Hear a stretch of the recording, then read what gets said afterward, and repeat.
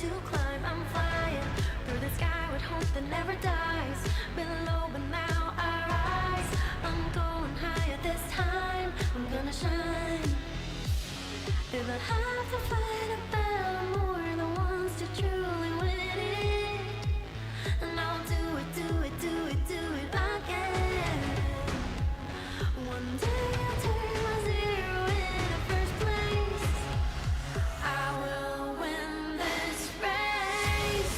Walking through all the flames, gonna get there someday. Getting closer to my dreams, even if it's just 1%. And after all the rain, I can still feel the fire in me. Watch me, I will reach 100. Walking through all the flames, gonna get there someday. Getting closer to my dreams, even if it's just 1%. And after all the rain, I can still feel the fire in me. Watch me, I will reach 100. If I wanna prove how to move ever forward,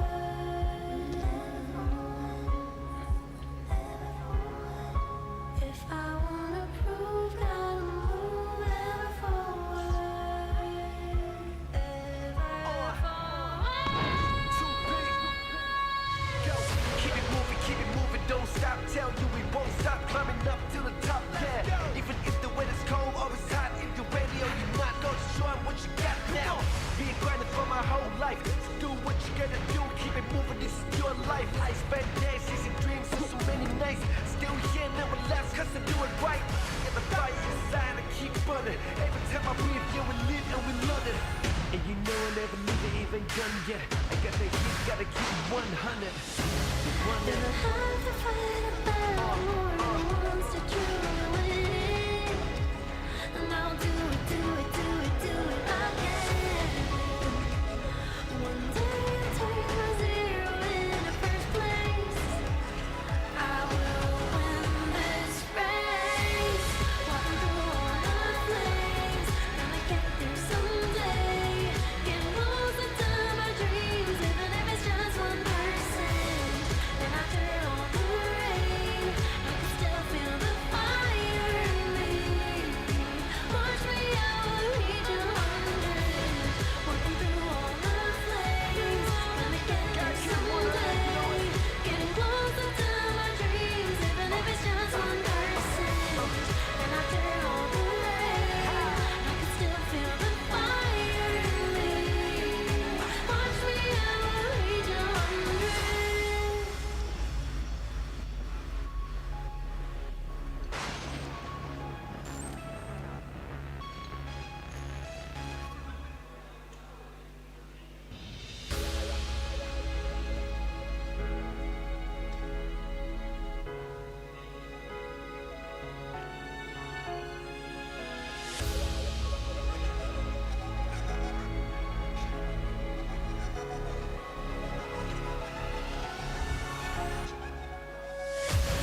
Walking through all the flames, gonna get there someday. Getting closer to my dreams, even if it's just 1%. And after all the rain, I could still feel the fire in me. Watch me, I will reach 100. Feel the light, the dream is calling in the night, telling me that this is what I've needed all this time. It feels so right. Nothing could ever pull me down. The stars are shining now. Ready to fight. It's my time. Oh, though I spend days and nights just chasing the right flight for my own life. Not 1% could change the length of straight through every fall I dared to climb. I'm flying through the sky with hope that never dies. Been low, but now I rise. I'm going higher this time. I'm gonna shine. If I have to fight a battle, more than once to truly win it. And I'll do it, do it, do it, do it again. One day I'll turn my zero into first place. I will win this race. Walking through all the flames, gonna get there someday. Getting close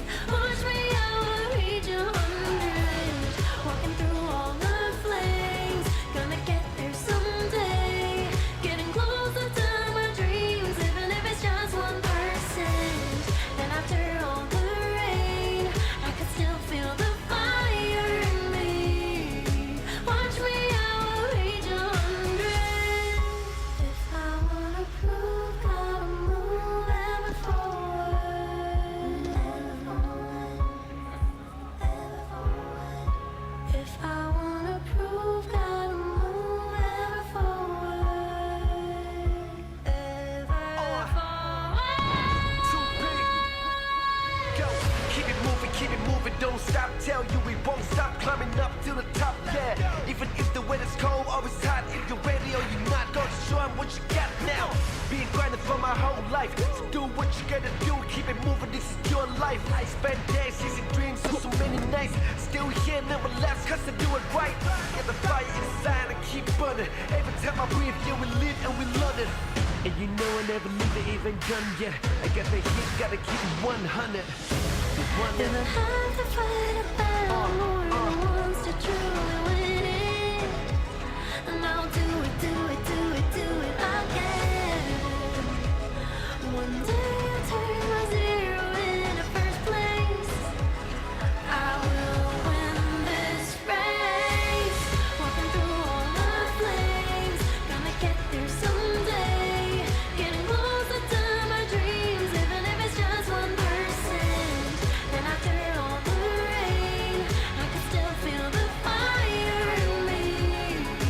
Watch me, I will reach 100. Walking through all the flames, gonna get there someday. Getting closer to my dreams, even if it's just 1%. And after all the rain, I can still feel the fire in me. Watch me, I will reach 100.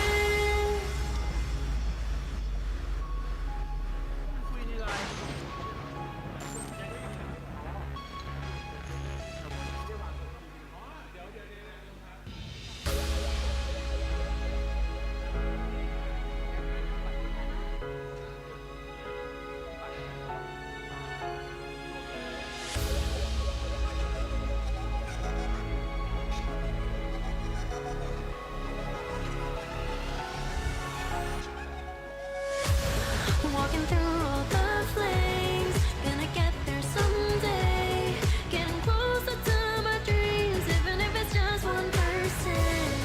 And after all the rain, I could still feel the fire in me. Watch me, I will reach 100. Feeling light, the dream is calling in the night, telling me that this is what I've needed all this time. It feels so right. Nothing could ever pull me down. The stars are shining now. Ready to fight. It's my time. Oh. Though I spend days and nights just chasing the right flight for my own life. Now 1% could change the lane of straight through every fall I dared to climb. I'm flying through the sky with hope that never dies. Been low, but now I rise. I'm going higher this time. I'm gonna shine. If I have to fight a battle more than once to truly win it, and I'll do it, do it, do it, do it again. One day I'll turn my zero into first place. I will win this race. Walking through all the flames, gonna get there someday. Getting closer to my dreams, even if it's just 1%. And after all the rain, I could still feel the fire in me. Watch me, I will reach 100.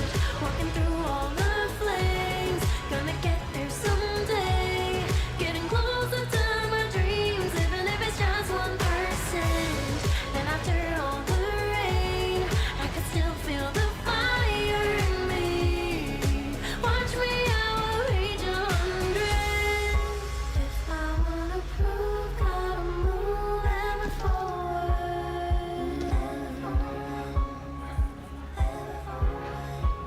If I wanna prove, gotta move ever forward.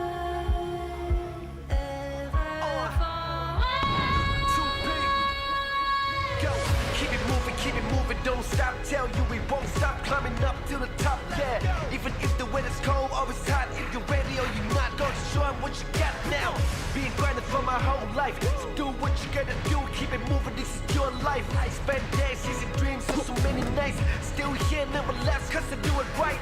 Get the fire inside and keep burning, every time I breathe, yeah, we live and we love it.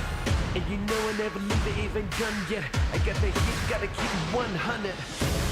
Never have to fight a battle more than once to truly win it. And I'll do it, do it, do it, do it again.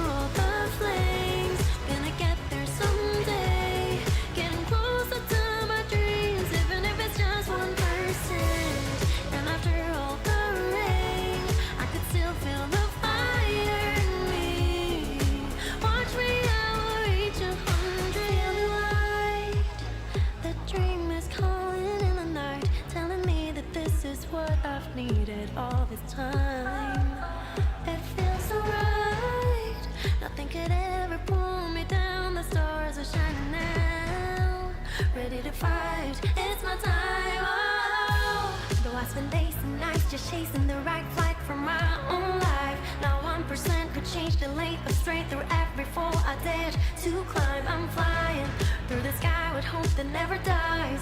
Been low, but now I rise. I'm going higher this time. I'm gonna shine.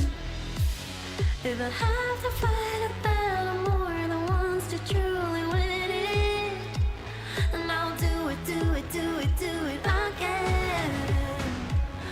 One day I'll turn my zero into first place. I will win this race. Walking through all the flames, gonna get there someday. Getting closer to my dreams, even if it's just 1%. And after all the rain, I could still feel the fire in me. Watch me, I will reach 100. Walking through all the flames, gonna get there someday. Getting closer to my dreams, even if it's just 1%. And after all the rain, I could still feel the fire in me. Watch me, I will reach 100. If I wanna prove, gotta move ever forward.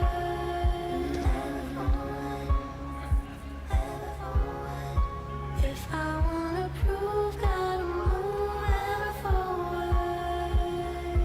Ever forward. Too big. Go, keep it moving, don't stop. Tell you we won't stop climbing up to the top, yeah. Even if the weather's cold or it's hot, if you're ready or you're not, go to show 'em what you got now.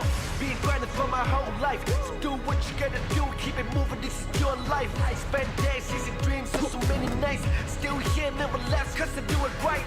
Get the fire inside and keep burning. Every time I breathe, yeah, we live and we learn it. And you know I never leave it even done yet. I got the heat, gotta keep it 100. If I have to fight a battle, more than once to truly win it, and I'll do it, do it, do it, do it again. One day I'll turn my zero into first place. I will win this race. Walking through all the flames, gonna get there someday. Getting closer to my dreams, even if it's just 1%. And after all the rain, I can still feel the fire in me. Watch me, I will reach 100. Walking through all the flames, gonna get there someday. Getting closer to my dreams, even if it's just 1%.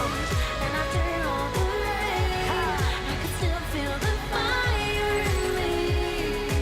Watch me, I will reach 100.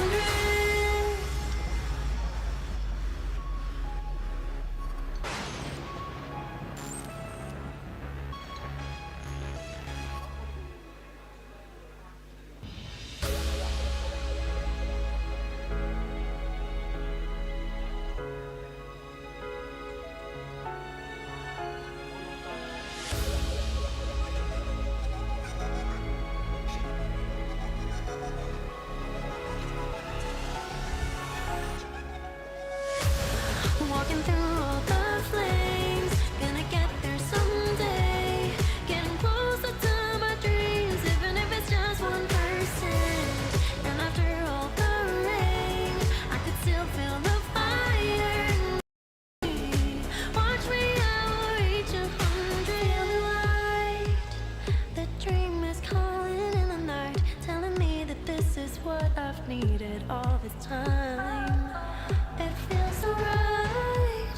Nothing could ever pull me down. The stars are shining now. Ready to fight. It's my time. Oh, though I spend days and nights just chasing the right flight for my own life. Now 1% could change the lane, but straight through every fall I dared to climb. I'm flying through the sky with hope that never dies. Been low, but now I rise. I'm going higher this time. I'm gonna shine. If I have to fight a battle, more than once to truly win it, and I'll do it, do it, do it, do it again. One day I'll turn my zero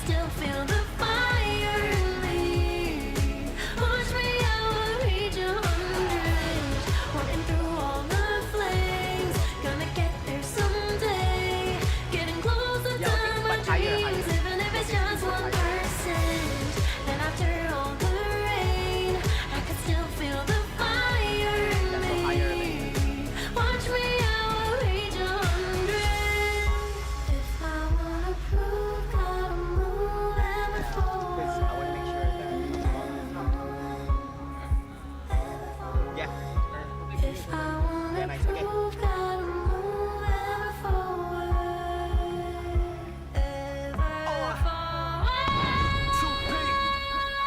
Go, keep it moving, don't stop. Tell you we won't stop climbing up to the top. Yeah, even if the weather's cold or it's hot, if you're ready or you're not, go show 'em what you got now.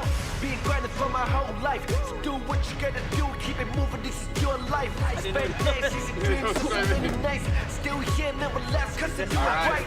Get the fire inside and keep burning. Every time I breathe, yeah, we live and we love it. And you know I never leave it even done yet. I gotta keep it 100. I don't need to go.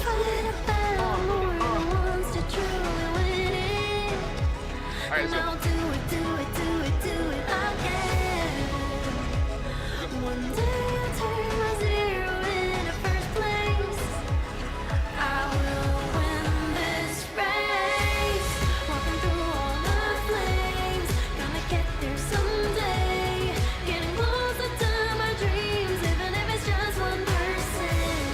And after all the rain, I can still feel the fire in me.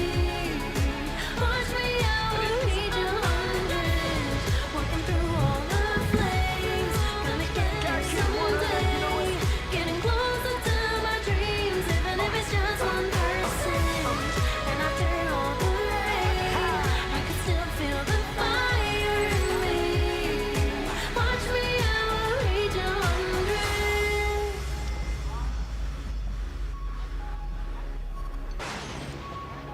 All right.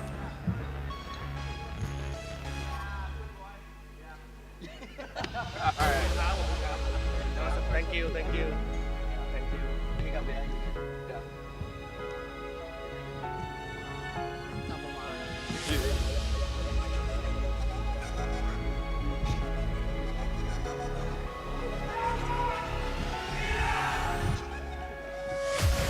Walking through all the flames, gonna get there someday.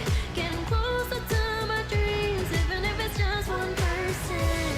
And after all the rain, I could still feel the fire in me. Watch me, I will reach 100. Feel the light. The dream is calling in the night, telling me that this is what I've needed all this time. It feels so right. Nothing could ever pull me down. The stars are shining now. Ready to fight. It's my time. Oh. Though I spend days and nights just chasing the right flight from my own life. Now 1% to change the late, but straight through every fall I dare to climb. I'm flying through the sky with hope that never dies. Been low, but now I rise. I'm going higher this time. I'm gonna shine. If I have to fight a battle, more than once to truly win it, and I'll do it again. One day I'll turn my zero into first place.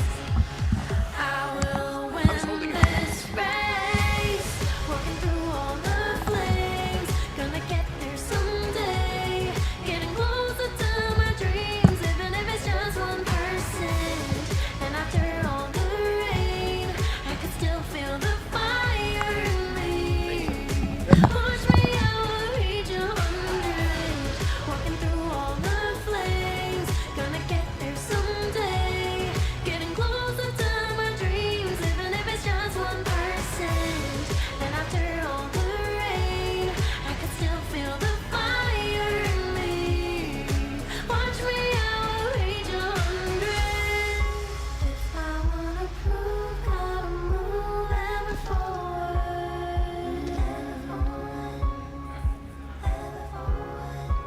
If I wanna prove, gotta move ever forward. Ever forward. 2P. Go, keep it moving, don't stop. Tell you we won't stop climbing up to the top. Yeah, even if the weather's cold or it's hot, if you're ready or you're not, go show 'em what you got now. Been grinding for my whole life. So do what you gotta do, keep it moving, this is your life. I spend days chasing dreams for so many nights. Still here, never last, cause I do it right. Get the fire inside and keep burning. Every time I breathe, yeah, we live and we learn it. And you know I never leave it even gun yet. I got the heat, gotta keep it 100.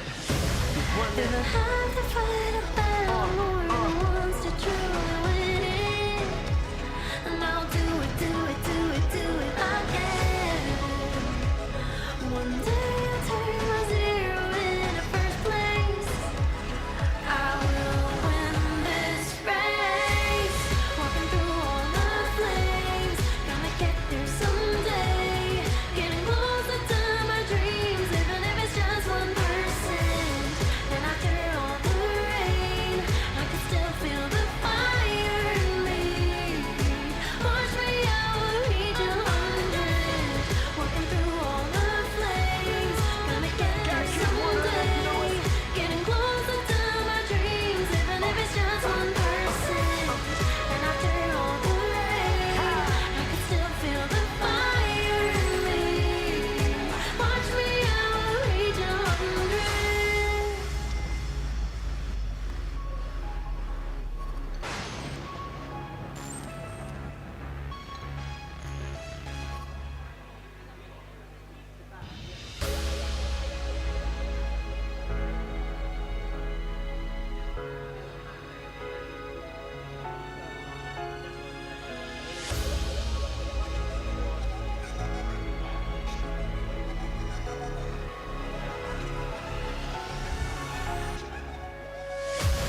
Walking through all the flames, gonna get there someday. Getting closer to my dreams, even if it's just 1%. And after all the rain, I could still feel the fire in me. Watch me, I will reach 100. Light, the dream is calling in the night, telling me that this is what I've needed all this time. It feels so right. Nothing could ever pull me down. The stars are shining now. Ready to fight. It's my time. Oh. Though I spend days and nights just chasing the right flight for my own life. Not 1% could change the length of straight through every fall I dared to climb. I'm flying through the sky with hope that never dies. Been low, but now I rise. I'm going higher this time. I'm gonna shine. If I have to fight a battle more than once to truly win it, and I'll do it, do it, do it, do it again. One day I'll turn my zero into first place. I will win this race. Walking through all the flames, gonna get there someday. Getting closer to my dreams, even if it's just 1%. And after all the rain, I can still feel the fire in me. Watch me, I will reach 100. Walking through all the flames, gonna get there someday. Getting closer to my dreams, even if it's just 1%. And after all the rain, I can still feel the fire in me. Watch me, I will reach 100. If I wanna prove, gotta move ever forward.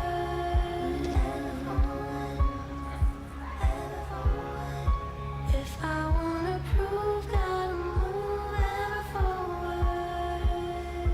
Ever forward. 2P. Go, keep it moving, don't stop. Tell you we won't stop climbing up to the top, yeah. Even if the weather's cold, always hot. If you're ready or you're not, go to show 'em what you got now. Been grinding for my whole life. So do what you gotta do, keep it moving, this is your life. I spend days chasing dreams for so many nights. Still here, never last, cause I do it right. Get the fire inside and keep burning. Every time I breathe, yeah, we live and we learn it. And you know I never leave it even gun yet. I got the heat, gotta keep it 100. If I have to fight a battle more than once to truly win it, and I'll do it, do it, do it, do it again. One day I'll turn my zero into first place. I will win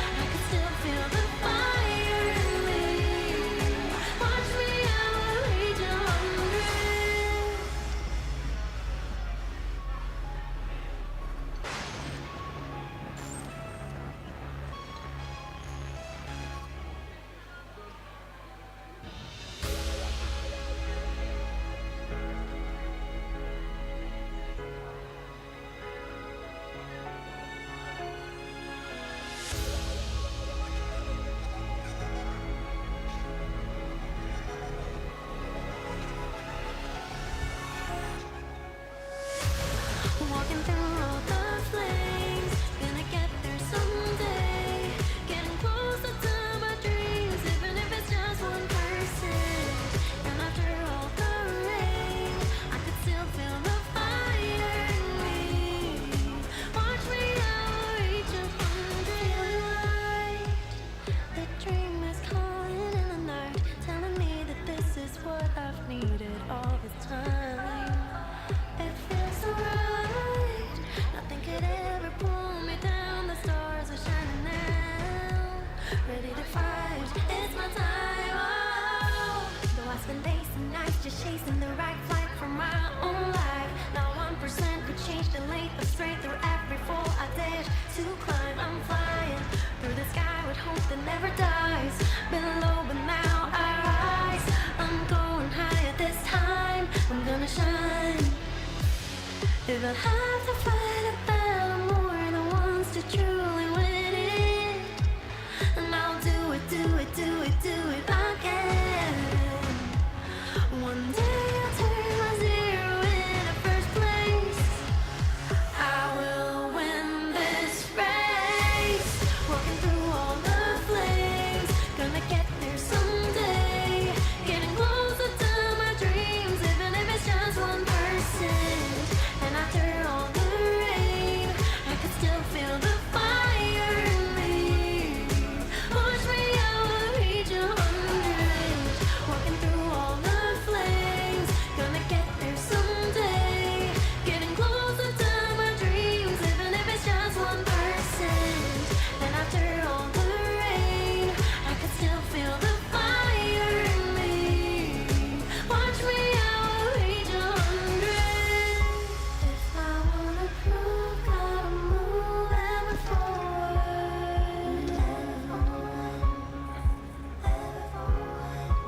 If I wanna prove, gotta move ever forward. Ever forward.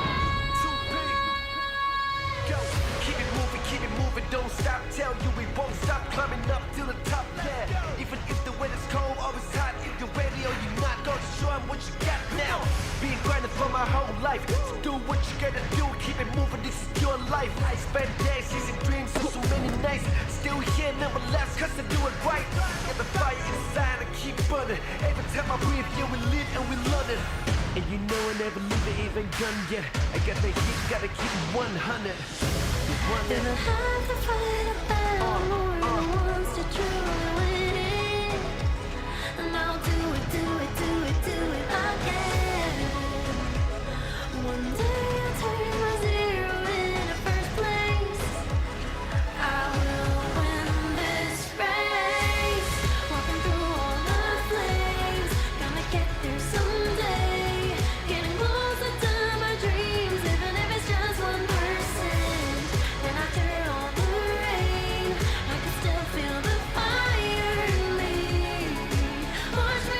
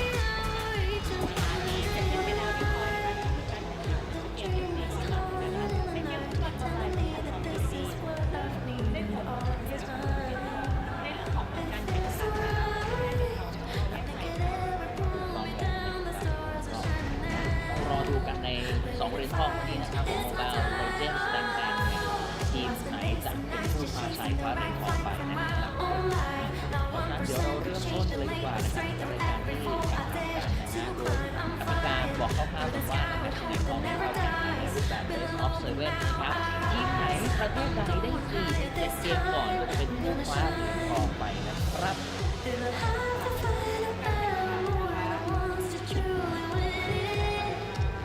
And I'll do it, do it, do it, do it again. One day I'll turn my zero in first place. I will win this race. Walk through all the flames. Gonna get there someday. Getting closer to my dreams, even if it's just 1%. And after all the rain, I can still feel the fire in me. Push me out, reach 100. Walking through all the flames, gonna get there someday. Getting closer to my dreams, even if it's just 1%. And after all the rain, I can still feel the fire in me. Push me out, reach 100.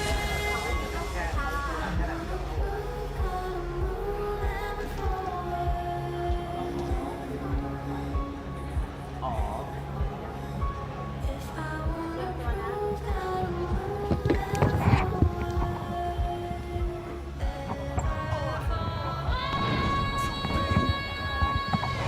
Keep it moving, don't stop. Tell you we won't stop climbing up to the top. Yeah. Even if the weather's cold or it's hot, if the radio you're not gonna show 'em what you got now.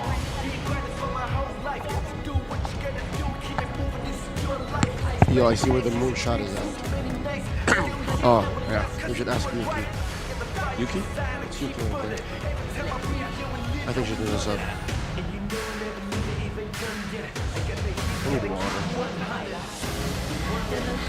สู้ๆนะครับ I'm gonna go run for a while. Sure. There's time. Yeah. And I'll do it, do it, do it, do it again. One day I'll take my zero in first place. I will win this race. Walking through all the flames. Gonna get there someday. Get closer to my dreams, even if it's just 1%. And after all the rain, I can still feel the fire in me. Push me out, reach 100. Walking through all the flames, gonna get there someday. Getting closer to my dreams, even if it's just 1%. And after all the rain, I can still feel the fire in me. Push me out, reach 100.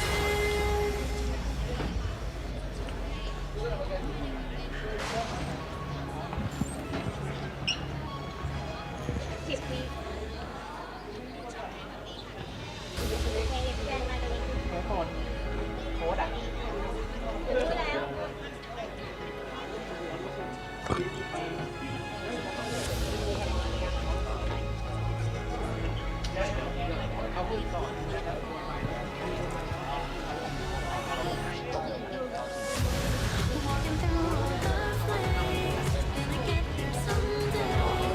Getting closer to my dreams, even if it's just 1%. And after all the rain, I can still feel the fire in me. Watch me out, reach 100. Dream was calling in the night, telling me that this is what I've been.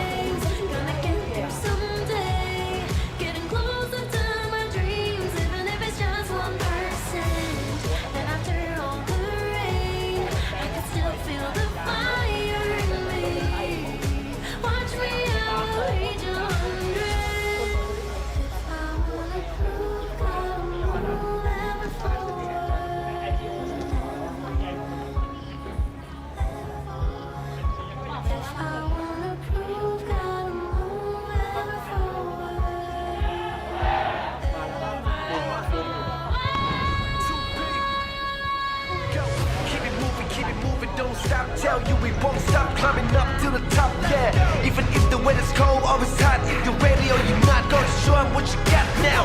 Been grinding for my whole life, so do what you gotta do, keep it moving, this is your life.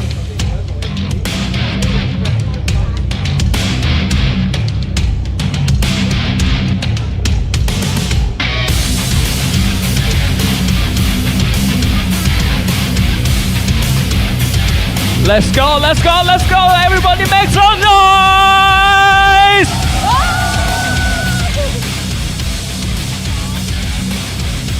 สวัสดีค่ะ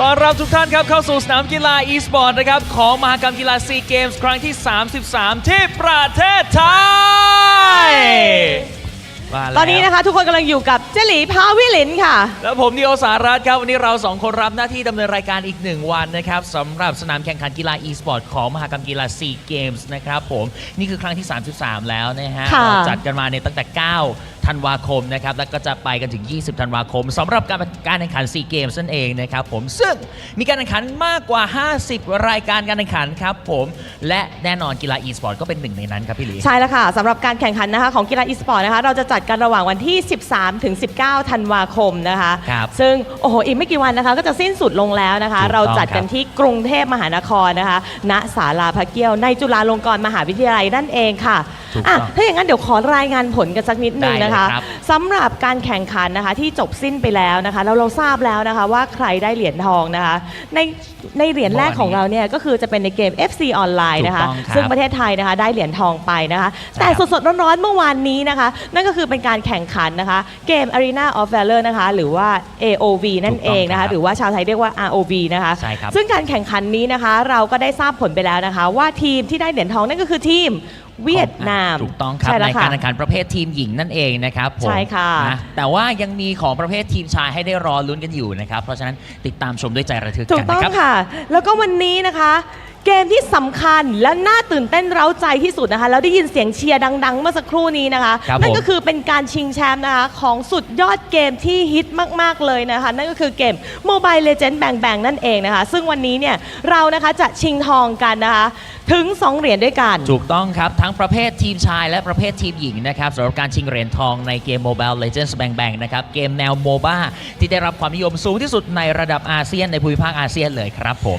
ใช่แล้วค่ะ แล้วเมื่อสักครู่นี้นะคะเรานะคะก็พูดถึงนะคะอีก 2 เกมไปแล้ว ถูกต้อง เพราะว่าการแข่งขันกีฬา e-sport ของเราเนี่ยก็คือมีทั้ง Mobile Legends นะคะ ครับ แล้วก็มีทั้งที่เรา AOV นะ ถูกต้อง ที่เราได้เหรียญไปแล้วทีมหญิงแล้วก็ FC ออนไลน์แต่ว่าอีก 1 เกมนะคะที่มีการแข่งขันนะคะแล้วก็จะเริ่มแข่งขันกันในวันนี้ที่นี่นะคะนั่นก็คือเกม Free Fire นั่นเอง ใช่แล้วค่ะ ซึ่งวันนี้นะคะก็มาให้กำลังใจนะคะนักกีฬากันนะคะว่าทีมไหนที่บอกว่าจะไปกันได้นะคะแล้วได้ถึงเหรียญทองนะคะ แล้ววันนี้นะคะในเรื่องของการแข่งขันเรากลับมานะคะที่ Mobile Legends Bang Bang นะคะที่เราจะชิงกันนะคะทั้งทองชายทองหญิงนะคะสำหรับ Mobile Legends Bang Bang นะคะก็เป็นเกมประเภทโมบ้านะคะที่แบบว่ายอดนิยมมากๆเลยนะคะ แต่ว่าในเรื่องของการเล่นเกมเนี้ยจะใช้เทคนิคในเรื่องของการวางแผนแล้วก็ทีมเวิร์กในระดับสูงนะคะ ซึ่งนักกีฬานะคะก็ต้องมีการเตรียมตัวกันมาอย่างมาก แล้วก็มีการฟิตซ้อมกันมาอย่างดีค่ะ ถูกต้อง แต่ในส่วนของกติกาการแข่งขันล่ะคะ ในรอบนี้นะครับในรอบชิงเหรียญทองนี้นะครับผม Gold Medal Match นะครับผมจะเป็นการแข่งขันในรูปแบบ Best of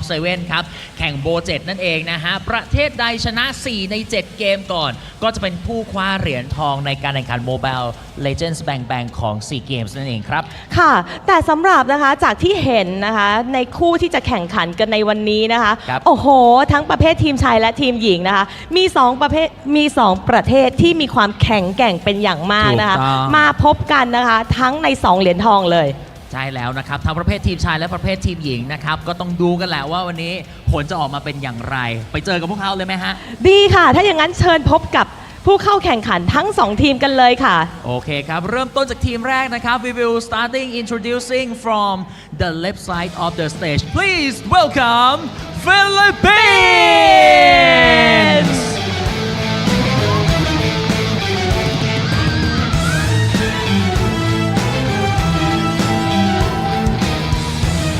นี่แหละตัวแทนครับจากประเทศฟิลิปปินส์ Let's go ฟิลิปปินส์ โอ้วันนี้กองเชียร์หนาแน่นเรียกว่ากองเชียร์หนาแน่นเลย Okay, please proceed to your position, please. Can you you can You can go to prepare your yourself. station now. Okay. Give them another round of applause, Philippines. และอีกหนึ่งทีมนะคะที่จะมาพบกับพวกเขานั่นก็คือทีม Please welcome from the right side of the stage, Team Malaysia.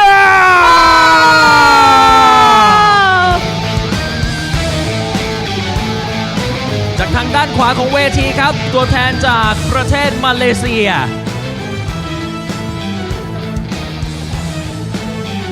และนี่คือทีมจากมาเลเซีย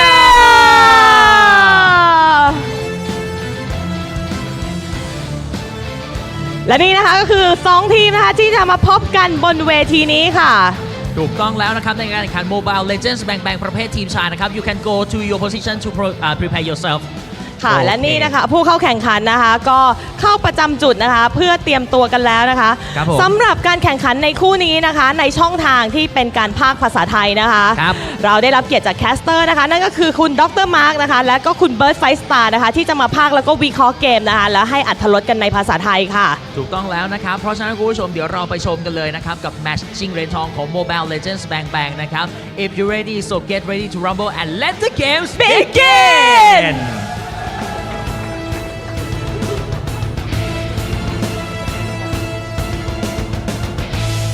Thank you very much to our gracious host and welcome, ladies and gentlemen, to the 33rd SEA Games here in Thailand. This is the gold medal match. Myself, alongside me is Leo at your service. Coming at you live from the Sala Frakiao Hall in Chulalongkorn University. It's been a hectic week for Mobile Legends Bang Bang action. We have come to this point where in a single day, through a series of best of 7 matches, we'll be crowning 2 SEA Games gold medalists. We'll start off with the men's. And for both, it is going to be Malaysia going up against the Philippines. And throughout their journey from the group stage, knockout stage, semifinals, both teams from both men and women have been having amazing bouts. But it's all come to this. This is going to determine who gets the gold and who gets the silver. I'd like to know what the stage feels like. We've been here for a bit now, and our hosts, Dio and Lee, have introduced our athletes. Again, on stage is Team Philippines and Team Malaysia. Lafel, did you get a quick chat with your fellow countrymen? Yes, a bit. Honestly, we were able to meet both Team Malaysia as well as Team Philippines in the back. It's a lot of mixed emotions. You know, there's happiness, there's excitement. You can see that some players are just locked in, and now we got to look at the brackets here to see the movements from the knockout stage forward. The movements for Team Philippines as well as Team Malaysia are different because Philippines, they started up top at the semifinals, able to win against Team Indonesia 3-1, and now in the gold medal match, Malaysia had to start from the knockout stage, able to defeat Thailand with 3-0. Afterwards, in the semifinals, defeating Team Myanmar 3-1, and now again in the gold match, Malaysia against Philippines. This is just a product of the very, very grueling and I'd say difficult group stage. Team Malaysia had to go through the knockouts because they were grouped with the Team of Philippines, and Team Myanmar was the one who sat up and skipped that whole best of 5. But with that said, I understand why it might be mixed emotions. For Team Philippines, I'll tell you now, I've gotten word that they're a little restless. Yeah? They really just want to play. Again, it's in and out, a day here and a day off, and then back on stage. You can see that just via their body language, and you can see the GOAT, Carl Tizzy, aka Philippines de Pomoceno, just locked in a state of flow. I mean, here's the thing. We've been talking about this all week, which is everyone on stage, including us, we all love MLBB. Like, the moment we get to play, we're like, yeah, now. No, don't even need to think about it. If you can skip the draft, you just skip the draft. And by the way, we want to take this moment to shout out to everyone watching all across Southeast Asia and even beyond, even Trex watching this one. So shout out to Trex. Herbert Wagner from all the way into Florida, United States of America. I don't know if Marco is awake, but hey, if he's doing a watch party, hey, shout out to you. If he's not, and he's literally in the same, no, he's not. Yeah, he is in the same time zone. Yeah. Why is he not watching? Well, right now we are looking at the players here. Malaysia going up against Team Philippines, and I gotta say this is gonna be nerve-wracking for both. Team Malaysia, this is I would say their second attempt to get a gold medal, and it's the same rival, different players, the same rival of Team Philippines. That's right. The last time they did this was about 2 years ago. Yep. And Team Malaysia, that was an all-star team, I'll tell you now. I have a question. This is something we have not addressed. This team, Team Malaysia's fielding, is a majority the team that has been dominating in the professional scene of Malaysia right now in the realm of MLBB, right? Yeah. But their captain is not a part of this lineup. Who is the team captain in this current roster? I would say the one that is holding the reins is the legend in the making, Yums, or Kayum, the roamer, is because out of all the players on stage, everyone has their accolades, everyone has their achievements, but from Malaysia, he is the one with the most. Hey, that's why I'm bothered when you said a legend in the making, because in my heart, he's already the GOAT, the Malaysian GOAT. We're about to begin game number 1. We're picking our map enhancement, and we're going Flying Clouds. We've seen quite a lot of flying clouds here in the SEA Games, and at this point, for both Malaysia as well as Philippines, every single map has an advantage for both. In terms of the lanes, man, I feel like every single lane is a lane to watch because Adrian has been amazing throughout this the SEA Games, but going up against Vinuya, what a monster. Speaking of, right now, Team Malaysia and Philippines, we have started draft. Best of 7, Malaysia is first pick, betting out the Gato Kacha. Philippines reply with a ban on the Fanny. Between these two teams, Team Philippines has only played Flying Clouds once in the playoff stage of the SEA Games, while Team Malaysia has played it twice. Once against Team Thailand in their sweep, and then another against Team Myanmar as they dropped them to the bronze medal match. So, if anything, I'd like to think Team Malaysia has a slight advantage. Because between the two teams, Team Philippines is the more macro-centric squad. They're the ones who really don't mind not dying or not fighting as much, while Team Malaysia, I can see that, especially through Idrin, they would like to have this advantage of okay, I kind of died, then I can get back into the fight much faster. The Jushin gets banned by Team Philippines and Malaysia, banning out the Eve. This opening draft will really set things up for both, because I'm pretty sure between Team Philippines and Team Malaysia, Malaysia has to be the one coming up with the surprises, because it looks like for Team Philippines, they have a very rock-solid plan, especially coming in as a full team. Compared to Team Malaysia, it's a bit of a mix and match because Adrian as well as Elton came from different squads, but joining Hag, Hazik, as well as Kayum to form this all-star team from Malaysia. It looks like Yuzong gets banned, and that's a big respect onto Vinuya. That's one of Vinuya's signature heroes. Based on their previous outings, Team Malaysia rarely bans the Yushong. Yep. But this showing up here in the first phase alone shows much respect and priority towards who they call the apex predator in the realm of MLBB Esports. First pick here for Team Malaysia. Quite a lot is still open. The Grok, Yisun Shin, The Lance. the Lancelot, even the Kimi. We've seen quite a few Kimis getting first pick here in the SEA Games. We even seen a Lapu Lapu first pick, and now with the Yuzong out, I wonder if Team Malaysia wants to consider that. But instead, they go for the Hilda here at Flying Clouds. Hilda was used by De La Cruz in his MVP performance in his recent campaign and conquering of the recent outing in MPL Philippines. Team Philippines opens up strong with a signature pick on Nepomuceno, gets his hands on his Lancelot. About 6 years ago, Lafel, 6 years ago, Nepomuceno won his first gold medal in the SEA Games when it was first introduced as a competition sport, and now we get a Lapu Lapu on the hands of, in my opinion, should be on Vinuya. Yep. It really should be on Vinuya because Team Philippines, they're opening up with very strong picks, Lancelot as well as the Lapu power picks. In fact, for Team Philippines, how does Team Malaysia respond? The Hilda is a good first pick, should be able to deal with the Lancelot, but only able to deal up to a certain point, and really requires a really strong mid trio to be able to utilize this Hilda well. Once the Hilda is stopped in the first 3 minutes, it's going to be quite difficult for this Hilda to really contribute in the map. We got a full house here in the Sala Frakiao Hall. Chulalongkorn University welcomes plenty of visitors, supporters from both Team Philippines and Team Malaysia. Team Malaysia closing off their draft with a Hayabusa and a Kimi. it's almost like for both teams, they understand what is the power picks coming in from both and kind of allowing it just to see for game number one. Because again, this is a best of 7. It's all about momentum, and at the same time, it's all about getting that information. So I think this is good. Both teams opening up in a way that I feel like both teams really wanted. Yep, Team Malaysia getting a lot of range, a lot of power to check with relative ease, while Team Philippines slowly but surely winning in the short range. They have really good dive. I wonder how Hazik will be playing up against Lapu-Lapu, because the threats just keep on coming. Range invested in by Team Philippines, putting a Granger in the hands of Soriano. And again, it looks like for both teams, they're getting all their signatures here. What a good way to open up the gold medal match. But now with the Granger picked up, Esmeralda is next to get banned, because there is still an opportunity, even though it's less likely when you have a Hayabusa to play double fighters, but it still has to be respected. Esmeralda also has a pretty good lane against the Lapu until the Lapu gets level 4. So now for Team Malaysia, what is going to be up for the bans here? There's still no mid laner. Attack Pabico. I'll tell you now, Pabico still has access to the Farsa, still has access to the Lunox. These are very dangerous picks in the hands of who they call the Chef. Even Selena.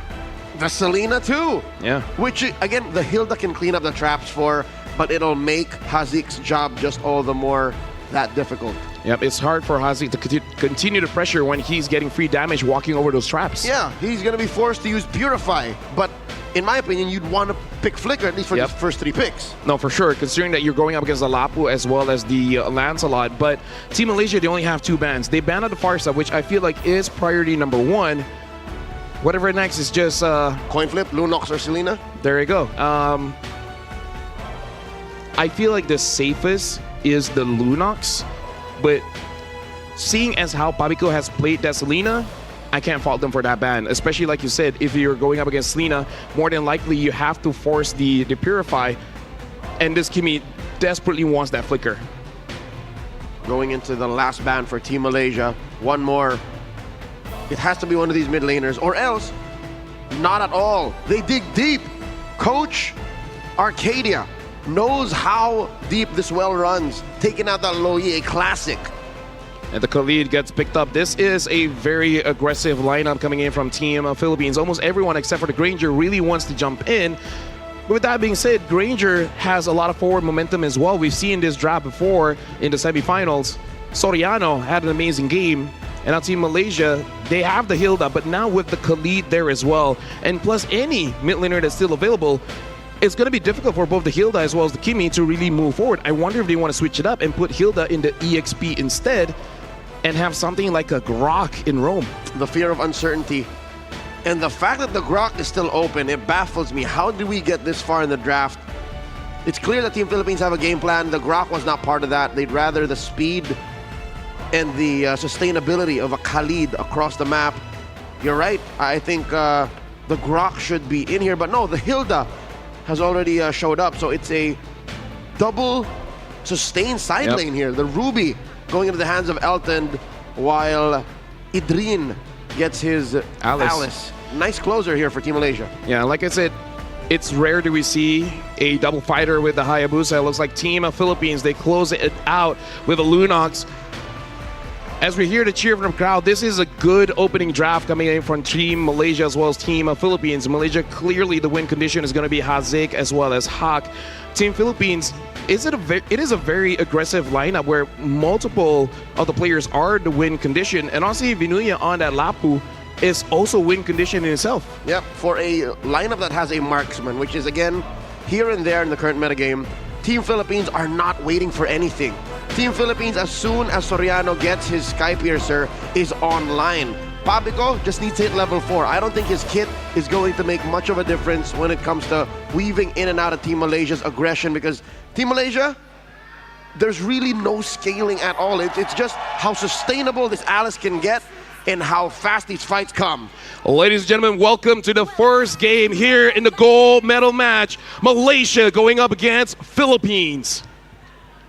Initial rotations showing Team Philippines helping Nepomuceno get that purple first, while Team Malaysia invests very little in helping out Hawk.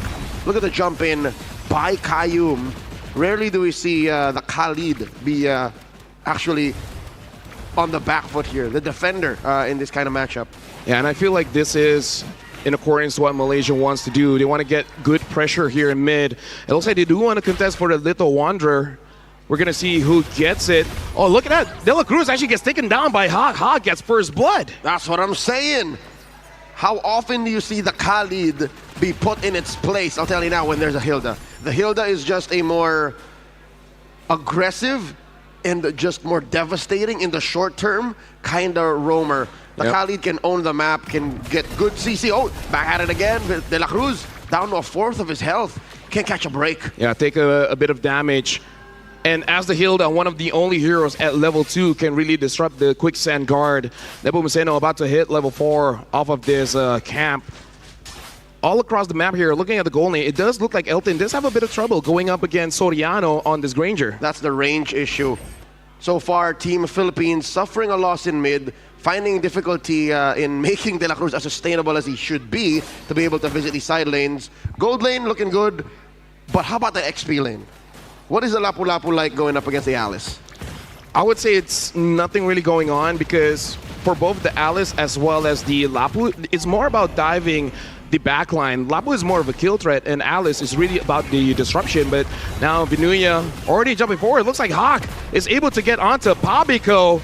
It looks like Nepomuceno is able to grab the turtle, but Adrian goes in, able to get 2. De La Cruz tries to get out, same as Kayum. Kayum survives, but Adrian gets a kill onto De La Cruz, already forcing out the flicker from Vinuya. A lot of wins for Team Malaysia in the here and the now. 2 kills for Hawk so far, 1 for Adrian, but the turtle still goes to Team Philippines. Pabico forced to use the brilliance, getting on out of there. Elton throwing out a nuke, trying to take down Pabico.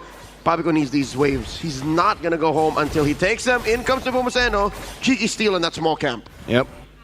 Out a while, Team Malaysia, even with 3 kill advantage, but looking at the goal, there's really no big difference. Team Philippines equalizes by stealing camps here and there. De La Cruz forced to move forward, able to get a kill onto Hawk.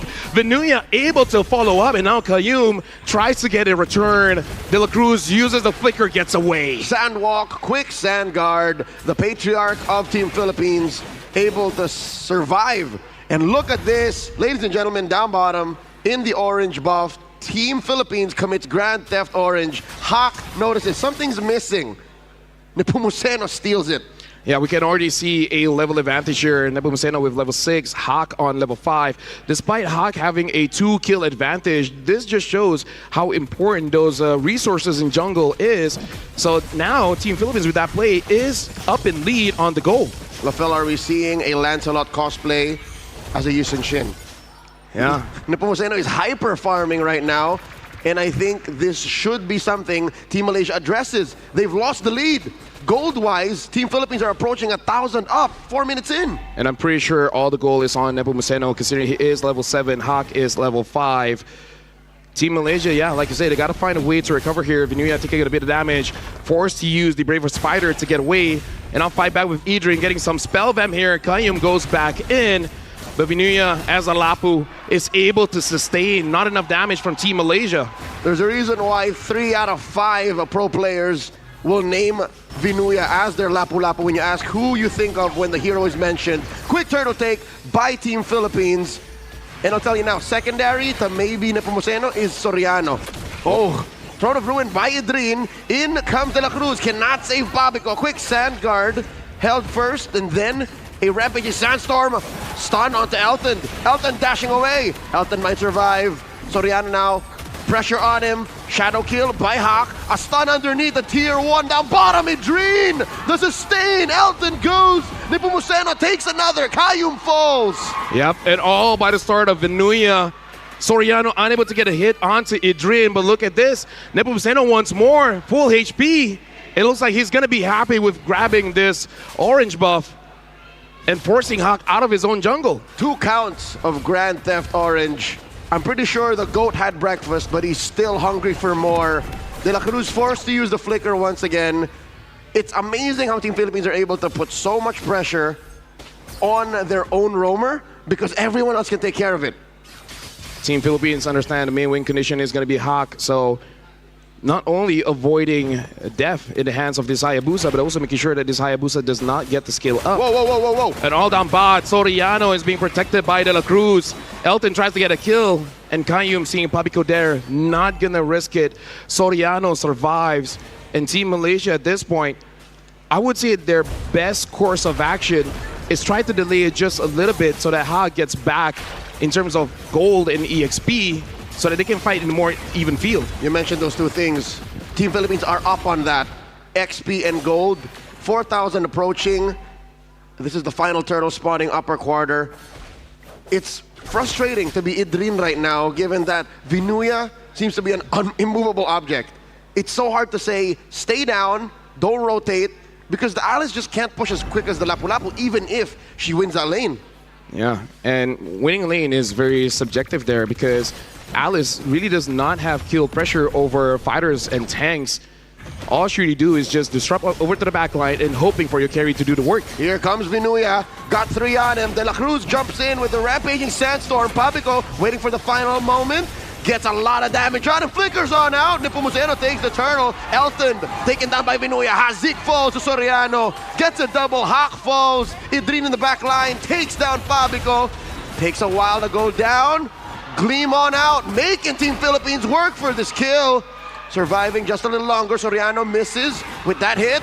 Going through these turrets might be an execute, but De La Cruz still scores. That's the correct play because you do not want to give more Sky Piercer stacks over to Soriano. So Idrin understood there was no way that he was going to survive. Might as well give it over to the Khalid rather than the Granger. So good play. Lafel, this is a huge XP gap between Hawk and Nepomuceno. You see that 12 to 8.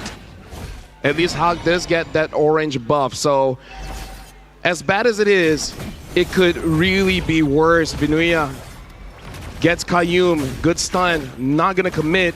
And Team Philippines is there, gets onto Vinuya. Do they really want to go for this? Setting up the Throne of Ruin. Idrin finds 2. Vinuya falls, serving up a kill to Hawk. Again, it's all about slowing it down just a little bit, stop the bleeding, and then eventually they'll be at least in terms of items, at an even pace. Hawk getting the support of Team Malaysia, making it so that he doesn't lose by that much. But hold on, quick engage by De La Cruz. Looks like Hazik is able to get that kill, but Team Philippines, they really just want to get this mid turret. And look at Idrin, forces Pabico to use his dash away. Nepomuceno is low, Hazik wants to go for the kill. Nepomuceno trying to get away. Level 13 here, might get caught. Hawk is not able to do it. Nepomuceno gets away, and Vinuya is there onto Idrin. Nowhere to go. Killing spree for Soriano. From Manila with love, signed, sealed, and delivered in Bangkok, Thailand. Nepomuceno runs through the competition and survives what must have been a lethal dive. I mean, Team Malaysia did get the push out, got a kill here and there, but now it's a 6,000 gold lead with the Lord spawning. Lafel, is there room for them to contest? I think instead of contesting, you really want to get some kind of pickoffs here because, again, you want more farm onto Hawk. And at this point, you know, being this low, maybe not. Oh, Hazik moves forward, but De La Cruz is there to block for Pabico. De La Cruz here, acting as a shield from minute 0. 3 kills, that's actually more than you can ask for. Rampaging Sandstorm, point blank. De La Cruz falls, in comes Idrin. Kayum gives a stack over to Soriano. And Soriano gets caught out, Hawk with a shutdown. Elton holding on, gets a sustain. Nepomuceno on man-to-man defense, gets taken down. Hazik falls as well, 2 for 3. Team Malaysia getting some on the way out. And this is the kind of player Hazik is. He is selfless. He's not thinking about his own. Can he hold on? Ogi Shadow kill use. Nepomuceno still grabs the Lord. Hawk tries to get away. Vinuya is there. Flickered by Pabico, unable to get Hawk. Back to my point, this is the kind of player Hazik is. He understands what he has to do, even if he has to sacrifice his own life. Dying, but able to get onto Soriano. It's more about resetting those stacks rather than those kills. Vinuya looks like overstepping a little bit. Hazik secures the kill. It's come to the point where Team Philippines are approaching the late game mark, and there's very little they can get without full committal. And I think Team Malaysia is so good at reading that they're saying, hey, there's nothing Team Philippines can get without fully doing it all the way. And that is the space Team Malaysia should play in right now. It's come to a point where 6,000 gold seems to be the max that Team Philippines can get. So with that said, Team Malaysia should just, I'd say, welcome this Lord. Yep. Accept the fact that these tier 2s might fall and at least keep themselves close. Like, don't let this grow up to an 8K gold lead. Dangerous item build here. Nepomuceno is in the fray. The Lord is about to jump in. Looks the Holy Shields will protect Team Malaysia. Should be able to deal with the Lord, but not like you said. This tier 2, Team Philippines is on it. Kayum gets caught by Vinuya as well as De La Cruz, but in mid, Hazik as well as Elton are doing their very best to clear the minions, and looks like for now they're able to. Vinuya is there all alone, is going to get taken down by Ha. Killing spree for this Hayabusa. Not much De La Cruz could have done to save his XP laner. Vinuya constantly, I think for the second time now in 2 minutes, actually just overstepping, overcommitting, getting taken down. That's free economy for Malaysia, XP and gold they need to stop the bleeding. 11.5 minutes in, Lord spawning in the lower quarter in about a minute.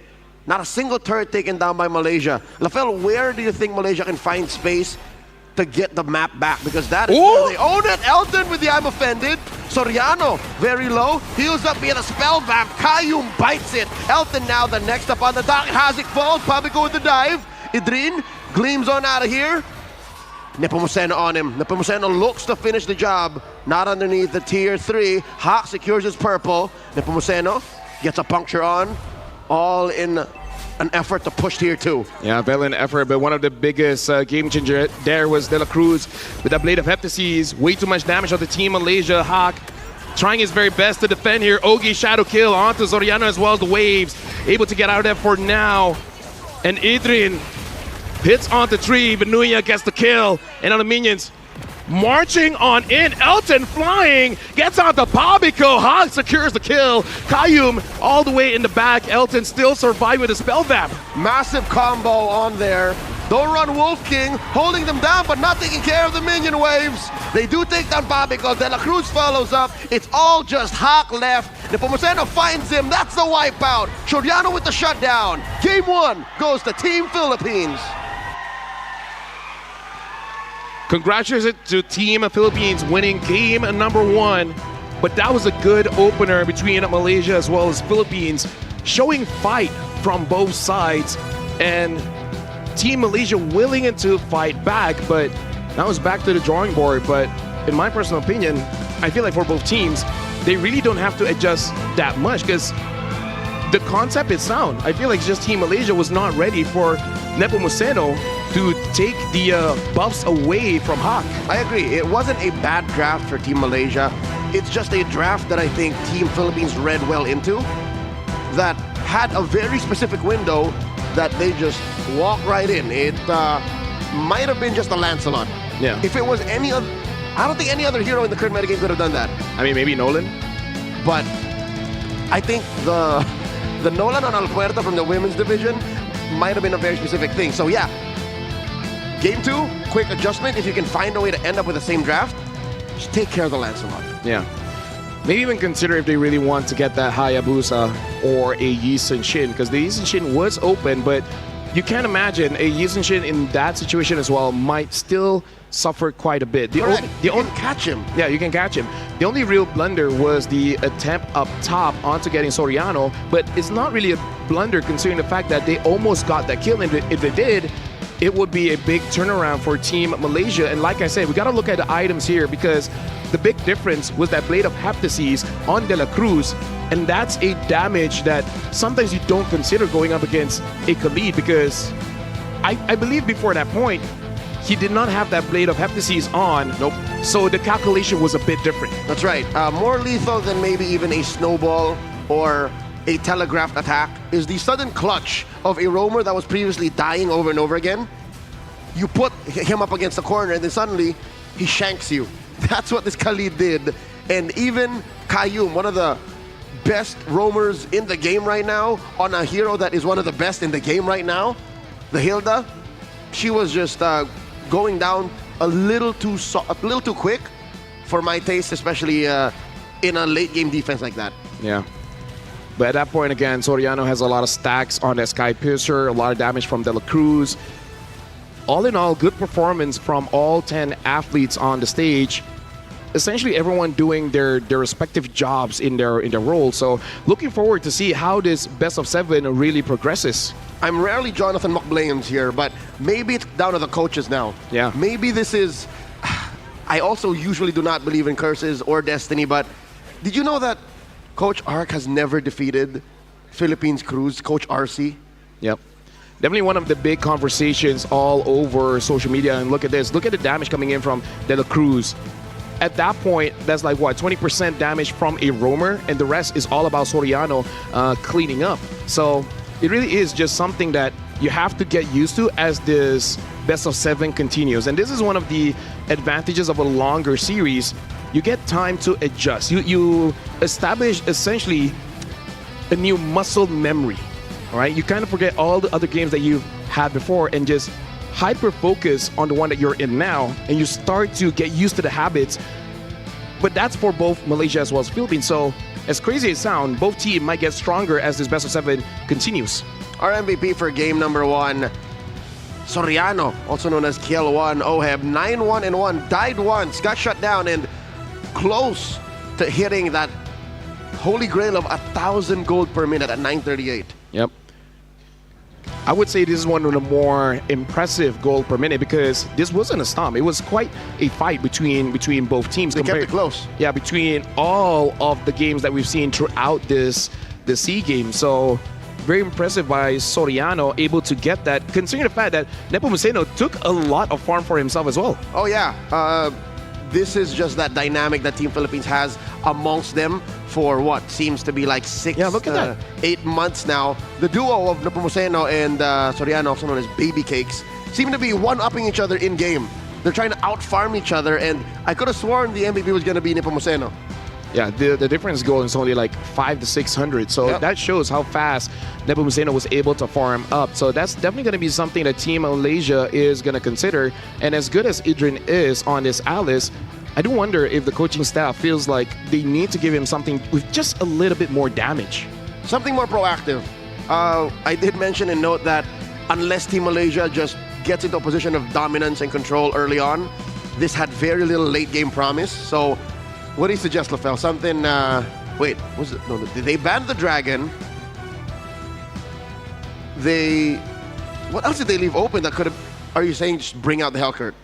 Hellcurt, Arlet, we really have to see, because I feel like this Alice pick was because of that Hilda. You kind of need someone else to frontline that can actually has a big AoE setup. Despite that, he did the most damage for Team Malaysia, 24%. And it really is just because he's able to stick around against Team Philippines for quite a while. So there you go. Game number 1 has concluded between Team Malaysia as well as Team Philippines. And that was a good starter. And just to remind everyone, this is a best of 7. So the first 2-4 wins. We are 1 point on for Team Philippines. This gives Team Malaysia a little bit of space. I don't think they're sweating though just yet. Yeah. I think this game 1 should be a vibe check as to how much Team Philippines wants to fight. And if you're going to watch the first 2 to 3 minutes, the answer is still not as much. They still want to invest in where they think their power spike really hits. Yeah, and I agree with you. This is more on the coaches at this point because they saw the map as a whole. You know, they see everything that the players don't see, right? So they see the macro for both Team Malaysia as well as Team Philippines. So it really is about those macro changes, because I feel like the players on stage, they're at the height of mechanics, macro. Now it really is kind of like a chess match. MCGG. And now with that, we're going for a short break, but after return, we will resume the gold medal match between Malaysia against Philippines.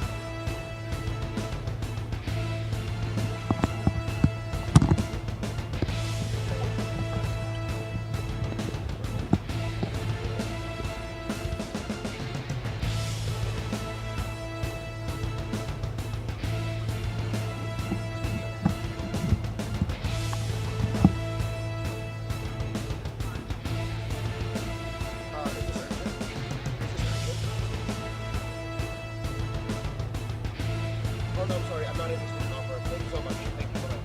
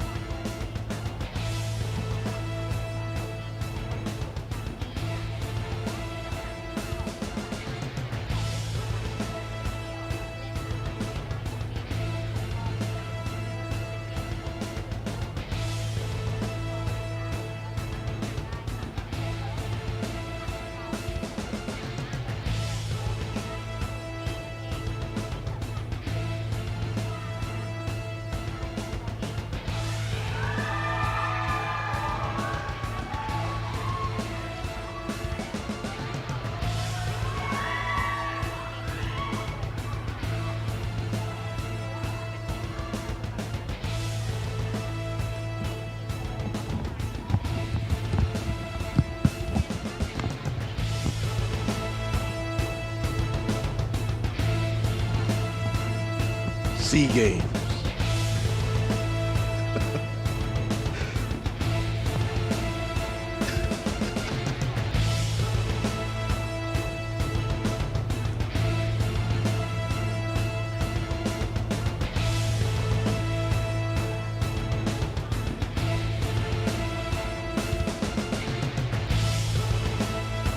Welcome back, ladies and gentlemen, to the 33rd SEA Games here in Thailand. This is the gold medal match, Malaysia against Philippines. My name is Rafael, alongside me is Leo, and this is going to be game number 2 where Team Philippines was able to get point number 1. I actually forgot there was so much happening in that post game. How long did game 1 last? It felt 12 minutes. There 12 you minutes, go. 12 12, 13, yeah. single lord. Yes, yes. So if anything, Team Malaysia in their game 1 draft, again, we mentioned how it's more on the coaches because we're assuming that it's an equal mechanics and macro matchup between the players. We agree that maybe XP Lane was, even if Idrin dealt the most damage and possibly even took the most, he needed something more proactive. He needed something that was more online in the moment. I actually feel like he did his job very well. It's just I feel like for Team Malaysia, they just need something a little bit more. That's it. Because you cannot say that he had a bad game. Exactly. What if he did his job? Yes, but what if it's the wrong job? For the moment. Moment. The moment. Moment. There you Yeah. go. But again, his Momo, he can't say no. Give him whatever the team needs. Exactly, and that's not on him, right? Yeah. I think it's more on the powers that be, Veki and Arcadia. So, on paper, what was left again, the Hellkurt, which again is not as weird anymore for me. The Arlot going up against the Lapu-Lapu, sure. I now get why Team Philippines banned the Esmeralda so quickly. It just made so much sense. Because in games that Team Malaysia is having a hard time, you got to look at Adrian. He finds a way to delay the game enough so that eventually you're able to fight on an equal field. And at that point, I would say it's more fair. That's the good thing about what Team Philippines is doing, is that skewing the favor towards them, making a bit unfair so that whenever Hawk does jump in, either he doesn't have enough HP or damage. Now you mentioned it. Having known these players and this team for a while, they're reviewing their performance there. What else could I have done? Yeah. Where do you think Hawk's mind is right now? Because that wasn't a Hawk game, man. That's not how the Sky Prince flies. Actually, I was quite impressed with his performance despite all the pressure that he had. He looked like he had a very cool hit. He didn't force too many kills. Like, he did attempts. It just didn't work out. So I feel like for Hawk, I think he's in a very good mindset where he understood the possibilities of what is happening in this game and is taking it strong and still doing his very best for the country. And that's just what makes him who he is. That's why that shows that he has matured. He doesn't let his emotions cloud his judgments. He's like, okay, I gotta take it slow. If I find my opportunity, I'm gonna go for it. If not, he's like, you know what, game number 2, I'm gonna make sure that my jungle is safe. And talking to Kayum as well as Hazik is like, you guys need to help me out just a little bit more. Go again. Go again, yeah. That is why he's the Sky Prince. But truly, the way you explain it sounds like king-ish to me. You know what I mean? Yeah. But again, he is going up against the GOAT. And they're friends. Like, even the GOAT. They are. Yeah, even the For more GOAT. than a year now. Nepomuceno publicly said, like, yeah, he likes Hawk. They are friends behind the scene because Hawk, honestly, is just, he's still a kid. He's very nice, very humble. Nepomuceno sees himself in Hawk. Yeah. So, And that is one of the highest kind of compliments you could get in the realm of MLBB. like, on stage, these are rivals and friends. Like, no matter the result, we know that all the players will be happy with each other. Whoever gets the goal, good for you. And I'm sure they're having fun because each of them are being pushed, right? They feel like they're having a real game here in the grand finals in SEA Games 33rd here in Thailand. You know what I think? I think Team Malaysia is waiting for their supporters and countrymen to come in because is it just me or did that crowd get a little thicker? Oh, yeah. I mean, again, this is in the morning. Shout outs to everyone because here it is 11. It's just right about brunch. Yeah, just about. on a Wednesday. On a Wednesday, and there you go.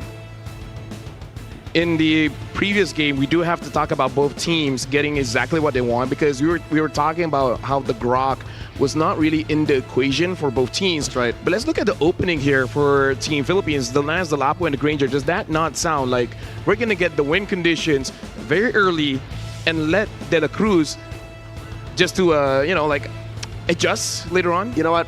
A little bit of a peek behind the curtain. Before the competition began, I bumped into Team Philippines coach. Yep. Coach Cruz. And this will be on video in just a bit, but when I asked him, when I name these players, which heroes do you see when you put that picture in your head? And I said, Nepomuceno, Vinuya, Soriano. It's these heroes. He was Literally. He was telling you to draft before the game even started. And I don't think that's a secret anymore. I don't think I'm breaking any ethics here, because they literally did it. Yeah, there's no NDA.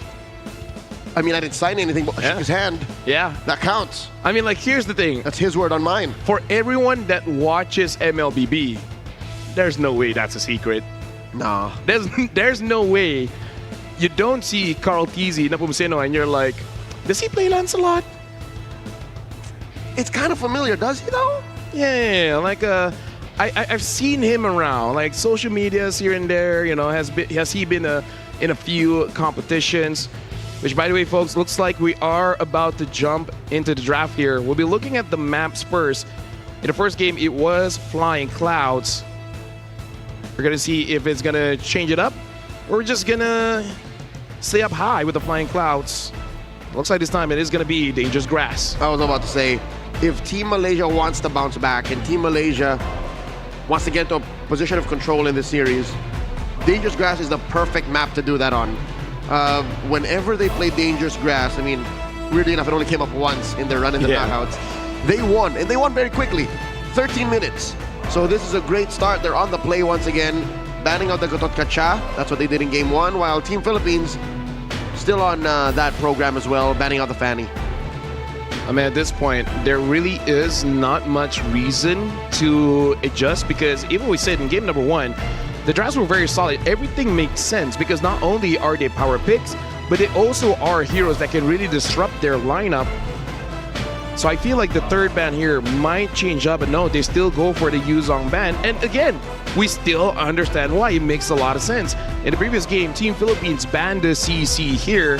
Is that still going to be the play? CC Red 3 ban.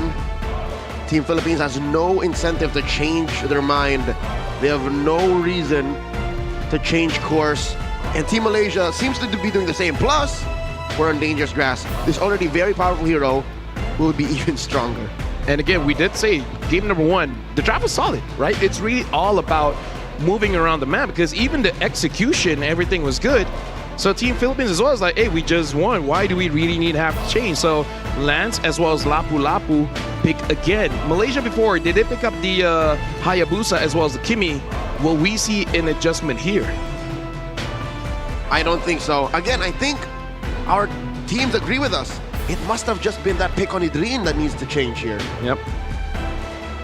But then it becomes question, what? Team Philippines previously picked up the Granger and still gonna go for it.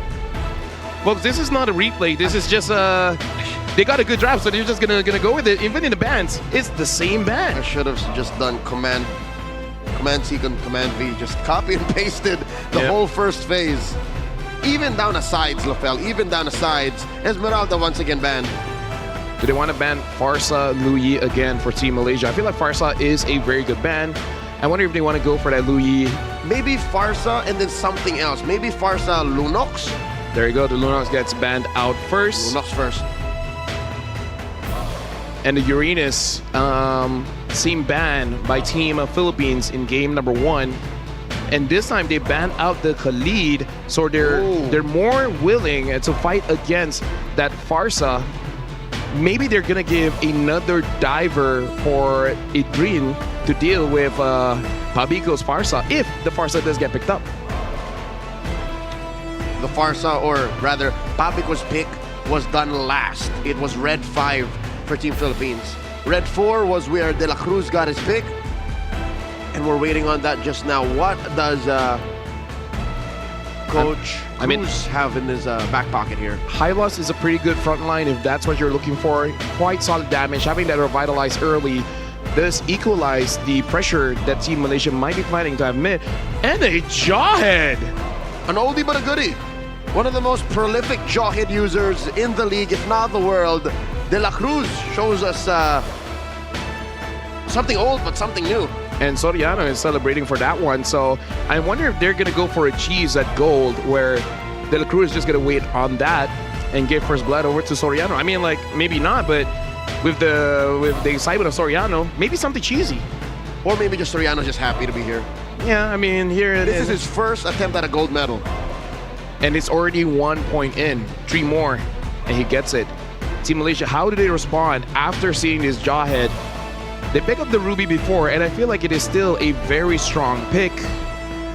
Looks like the pick has been chosen. It's going to be the same pick here. It is going to be the Alice as well as the Ruby, and now the Farsa that we have been speculating. Other than the jawhead, this is the draft that we expected coming in from both teams. Team Philippines closing up strong with the Farsa we saw from a mile away. And Team Malaysia just ends up with the same. Was it really the Khalid that changed the game for them? Perhaps, because again, that engage up top against Soriano could have changed the course of the game. And I understand there were other follow-ups coming in, but it could have set something up. So right now, Team Malaysia against Team Philippines. Team Philippines change up 2 heroes. This time using the Farsa as well as the Jawhead. Team Malaysia with the exact same lineup. Ladies and gentlemen, we're about to jump into game number 2. Malaysia against Philippines. Will the score change towards Malaysia, or will Team Philippines continue on their rampage? 100% the same draft for Team Malaysia. They have muscle memory, they have recent mechanics, and they have Team Philippines' tendencies guiding them throughout this attempt to try and equalize, while Team Philippines end up with a very different mid lane duo. A lot of range control, a lot of burst compared to what they were playing with in game 1. Look at this, Nepomuceno is already going towards Team Malaysia's jungle. Sees Hawk there and gonna not contest for that one, showing respect in their early game. Instead of going for the mid, they might set up something against Hazik here. Hazik has to be careful. Looks like they're just gonna be happy with the Little Wanderer. Kayunu gets picked off, has to use the flicker, and Hazik with the Starlium stops the movement of Team Philippines, helping out Kayum. Hawk coming in with a quad shadow, threatening a good amount of damage on Pabigo. Pabigo wings on out of there. So mid lane, again, a little bit more proactive from Team Philippines. We saw a little bit of the gold lane there. Soriano gets the crab, so I'd assume that that's a win for him. Team Malaysia, I think they have to also respect how they play against Vinuya. Again, through the days and the almost week-long competition, we've seen Lapu-Lapus just get much, much stronger when they fight against Plenty. So that's something that they have to consider. Vinuya flickers on out. Yep. Shadow kill underneath tier 1. Ooh. De La Cruz might have regretted that.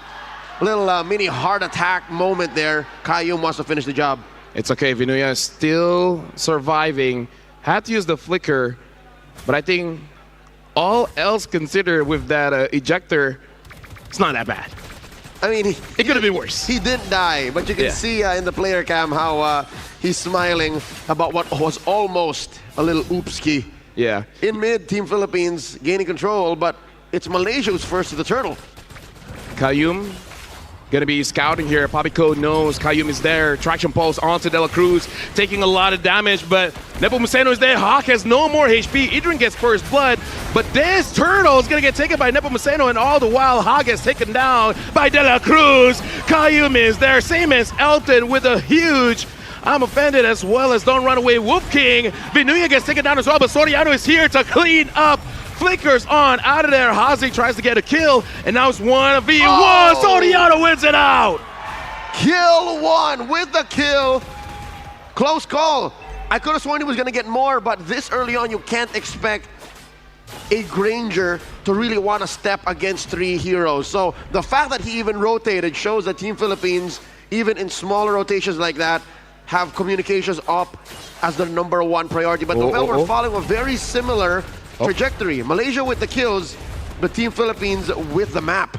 De La Cruz is there. Hazi has to be careful. He finds De La Cruz. Gotta be careful there because he is rocking that. No! Oh, Kayum gets a kill onto Soriano. So equalizing things out a bit. Flicker ejector gets onto Haziq, and now De La Cruz is in dangerous territories. Haziq secures the kill. Team Philippines wants to pressure this purple buff. Haziq might get taken down here. Able to use the regen. Idrin stops Pabico. And looks like he is happy just to zone Team of Philippines away. Nepomuceno able to get that purple buff. So we're seeing De La Cruz risk life and limb just to repeat what happened in game number 1. Operation choke out Hawk, because that was all for Nepomuceno to steal away the purple. Yep. We can definitely see some changes in Team Malaysia's rotation here. Protecting Hawk quite a bit more. Not even going for those kills. Making sure that he doesn't die as well as he doesn't lose out in his farm. 1,000 gold ahead here. Team Malaysia, Pabico gets found out by Hawk. Looks like Hawk just wants to get that fed airstrike before the turtle spawns. Turtle already up. Hawk, knowing the taste of what it's like to not have any farm, goes for a small camp and then will eventually rotate. Kayum clearing out these brushes. That's a for ruin going in, not able to stop Nepomuceno from securing. Phantom Execution on out. Vinuya taking a lot of damage, reducing a lot of it too amongst the 4 members of Team Malaysia. Gets taken down. Idrin traded out for Soriano with a kill. Elton backing on out. Team Philippines will take that trade, getting the turtle for their EXP. But I feel like Hawk, as long as he doesn't die, he is pretty happy with that. Nepomuceno goes forward, and Pabico to the side. They want Haziq, they want Elton, but Kayum is there. Haziq gets taken down, and now Kayum wants to get Soriano. Gets the wrong basic attack. Elton gets away, but a double. And now that's like, what? 3 stacks on that Sky Piercer, that's 30. Team Malaysia understanding that if it's just raw damage, they cannot face Team Philippines right here, right now. So they get to go for the map instead. First turret taken down by Hawk. Looking at the levels 7 to 8. So this is a much better situation, but Nepomuceno at it again, stealing away the orange. Shadow kill plus a traction pulse. De La Cruz looking to escort Nepomuceno for the retreat. Good on Team Philippines, making sure that Nepomuceno is not on a solo mission, considering that Team Malaysia this time is protecting the jungle a little bit more. But still, Team Philippines has great success on making sure that Hawk does not get to farm up. Level 8 for Hawk, level 9 for Nepomuceno. Not as bad as game number 1, but still, there is a lead. And the map is looking much, much better. Ejector onto Kayum. Kayum flickers on out. Half health, almost immediately. Feathered airstrike. Hawk goes in and goes out just as quickly. Pabico is monstrous with this feathered airstrike. They were not ready for that all coming in from Soriano. The Death Sonata, that was a big, I wasn't surprised. Team Malaysia was definitely not ready for that, but they should remember that moving forward. Looks like Elton trying to get more pressure down bot, getting the minions. Team Philippines so far has been on top on this turtle all the way through. They should be able to get this one as well. Nepomuceno with a secure, taking that turtle, and it's happening again. Nepomuceno at 10, Hawk at 8. Team Malaysia, it seems like almost is never enough. Hawk is getting the farm, yes, but Team Philippines are also adjusting to what Malaysia's doing. Is this because they're friends? They're like, They hey, know each other. They're like, hey, we got to take him down. Like, just trust me, guys. Elton taking quite a bit of damage from Pabico here. And look at the jungle. Team Philippines is controlling the lower portion of the map here. Despite, in terms of turrets, only 1 turret has been taken down in this 7-minute bout. But still, Team Philippines the one in control. Pabico, how often does that happen? Afarsa stopping the Hilda from checking the brush. Pabico has been very good at reading situations. And finally, Team Philippines with a push. What this is doing, not just the Hawk, but also Team Malaysia, is they're denying the engagements. In goes Vinuya. Look at the back line. Kayum takes a good amount of hits. Soriano gets the kill. Pabico with the feather airstrike. Haziq bites it. Elton 2. Idrin between 4. Shadow kill by Hawk. Quad Shadow 1 through another kill for Soriano. Idrin, the only survivor. Team Malaysia in shambles. And we can see this is the I would say the signature style of Team Philippines here, boxing Team Malaysia in, attacking from different angles. From the side, we got Pabico. From the front, we got Nepomuceno. And all the while, De La Cruz separating Kayum from the team. So their protection, the Hilda was not there. That was one of the cleanest fights that Team Philippines has showcased going up against Team Malaysia here. The San duo, just these two pushing back 4 or 5 members of Team Malaysia, allowing Nepomuceno to escort a huge chubby wave down bottom. This is a playstyle we've seen through Game 1, now Game 2. If Team Philippines has been cooking this in the oven, this is a brand new style of what they call a liquid stampede. It's a slow start, but once they get that chokehold, it's almost unstoppable. A 6,000 gold lead incoming with the Lord spawning up top. It's really about Team Malaysia. How are they going to defend this time? Because there were quite a few things that they have to remember what Team Philippines did. Number one, De La Cruz, he is not aiming for Hawk, he's aiming for Kanyum, making sure that this Hilda does not get onto Nepomuceno, Vinuya, or even Soriano. So a different way to play here for sure. Whoa! The combo between the far side and the jawhead. Idrin didn't even get to use his ult there. Pabico falls. Hawk gets out of there. Kayum is down. One more for Soriano. Triple kill on this Granger. Hazik just trying to push back that wave, and Nepomuceno finds his friend in Hawk. Hazik falls. It's a wipeout. And a maniac for Soriano. And with this wipeout, this should be Team Philippines closing out game number 2 here. Idrin has respawned, but don't think he can do much. Jawhead ejector, unable to get it, but Team Philippines grabs game number 2. Could possibly be a 2 full minute faster game, but with a similar play style and outcome. One more and it's match point for Team Philippines in this gold medal match. Again, Team Philippines, they are so close, they can really taste it. And for Team Malaysia, they have tried the same strategy twice. And we can definitely see the idea of that draft, but if you're gonna change it up, game number 3 is gonna be it. And if you change up, what really is gonna be that change? Because they change up the macro a little bit, but still, the jungle, it's for Team Philippines. Yeah, what I worry about is, yes, there were adjustments. Yes, there were tweaks, but I don't think Team Malaysia tweaked it enough. There has to be, now for sure, before we reach match point, a change, much like Team Indonesia did in their bout against Team Philippines the other day, wherein they went from hyper experimental to just super conservative. That was the one game that Team Indonesia won. I would say in this game, it's really about the surprises that Team Philippines was able to show. One of it was definitely the Jawhead. And funny enough, the change is really for, I would say, the mid game. We're able to take Kayum basically out of the game much faster. Pabico just forces out kills onto Kayum. So yeah, I feel like there were moments of brilliance that we see Team Malaysia. If able to clutch it out just a little bit more, they could have gotten a very good early game, especially the highlight earlier where 3 members were very low. Soriano was there.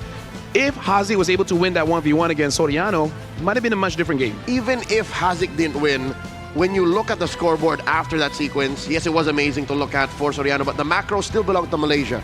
And I think that was a really good start for them. But it's the mid-game again. I agree with you. It's the mid-game that changed. Yep. And I think they need to understand where Team Philippines is coming from. Yes, it's a very we fight, then we win kind of dynamic and relationship. But truth be told, I'm looking at it now, macro-wise, big picture, it's economy. Yeah. They're still attacking Hawk. They're still putting a lot of pressure on De La Cruz because he can afford to do that. And Team Malaysia is here still looking at literally a similar draft we're in. It's a split responsibility. I don't think they can fight Team Philippines this way. Yeah. Because it looks like Team Philippines, despite Malaysia adjusting, could not stop that economic change, right? The MVP for this one is still going to be Soriano, 10-1-1. Same approach, same outcome. Yeah. And again, Soriano having an amazing game. Even if he gets taken down, he will find a way. Heck, Team Philippines gives him that opportunity for him to really shine. This is the killer in Soriano. There's a reason why they call him the Filipino sniper. He always finds his mark. this is a much faster game, henceforth a much lower GPM. Not even a full build. This was a brute force breastplate when we finished game 1. And looking at it all, it's interesting how it was Team Philippines who had to change their draft. Yeah. But the change, I'd say, benefited them. I would say because they still got their cores, right? The Lancelot, the Lapu, as well as the Granger. Those three are really the key pieces. But I feel like amongst all, it's definitely on that Lancelot because, like you said earlier, before we started game number 2, the Lancelot was responsible from getting to the jungle, stealing those camps away from Hawk on this Hayabusa, and I feel like that's a big game plan for Team Philippines, right? Of course, they have other plans as well, but that really sets the tone. That really sets the gears to turn. Yep, that was the foundation. And that is contrary to what we've seen in the week-long competition here at the SEA Games. In terms of the metagame, when you see a draft, teams are more comfortable letting go of the Lancelot. Sometimes, again, how the Grok is in this draft is how Lancelot is in most other drafts in the many games we've casted here. It's usually Lancelot, forget about him. Yeah. So we'll see how Team Malaysia adjusts because right now, Team Philippines is clearly in the lead. We're going for a break. After we return, it is going to be game number 3. Ladies and gentlemen, I'm pretty sure this is a hot mic, so I'm going to take this time to ask, how you guys feeling? You know, have you guys eaten? Have some lunch? We hope you're having a great day and enjoying the matches. Yeah. If you guys haven't got breakfast, brunch, make sure you guys grab that. All the way from Malaysia, you guys can grab some nasi lemak.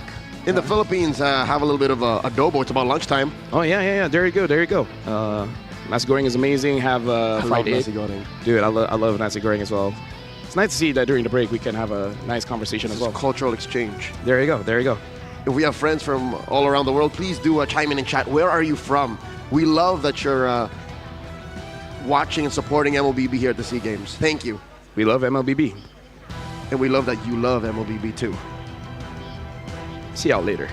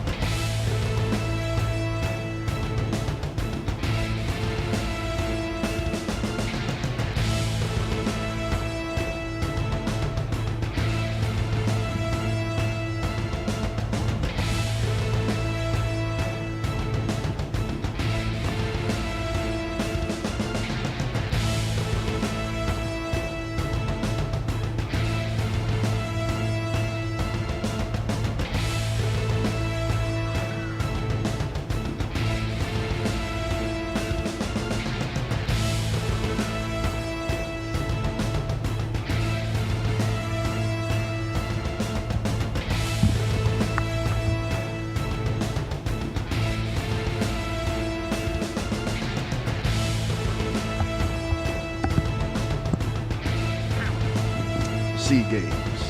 There you go. Starting in 30. Well, 25. I'm going to be checking the comments, guys. Yep. Where are y'all from? This is the Mobile Legends Esports channel that we're going to be checking, all right? All right. I'll check somewhere else. Mobile Legends bang bang. Where are y'all from? Where are y'all from? I want to see where y'all from.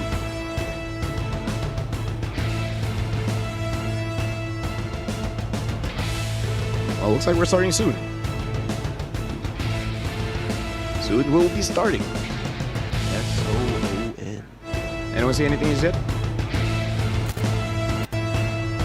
I would assume there's a lot of Filipinos and Malaysians. Oh yeah. Oh yeah.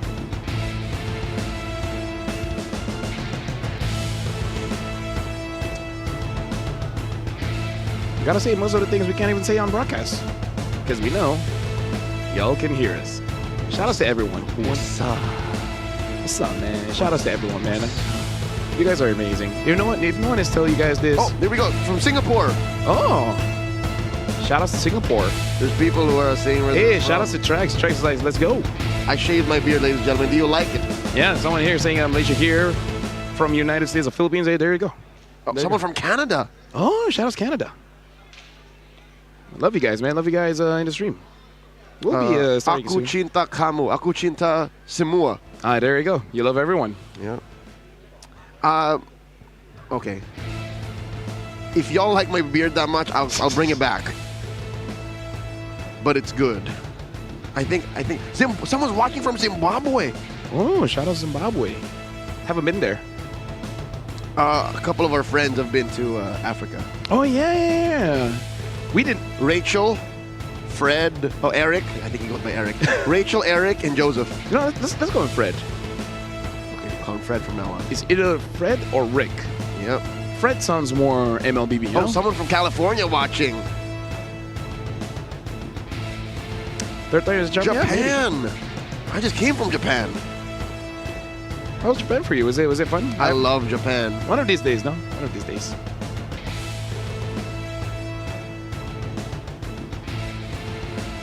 Okay.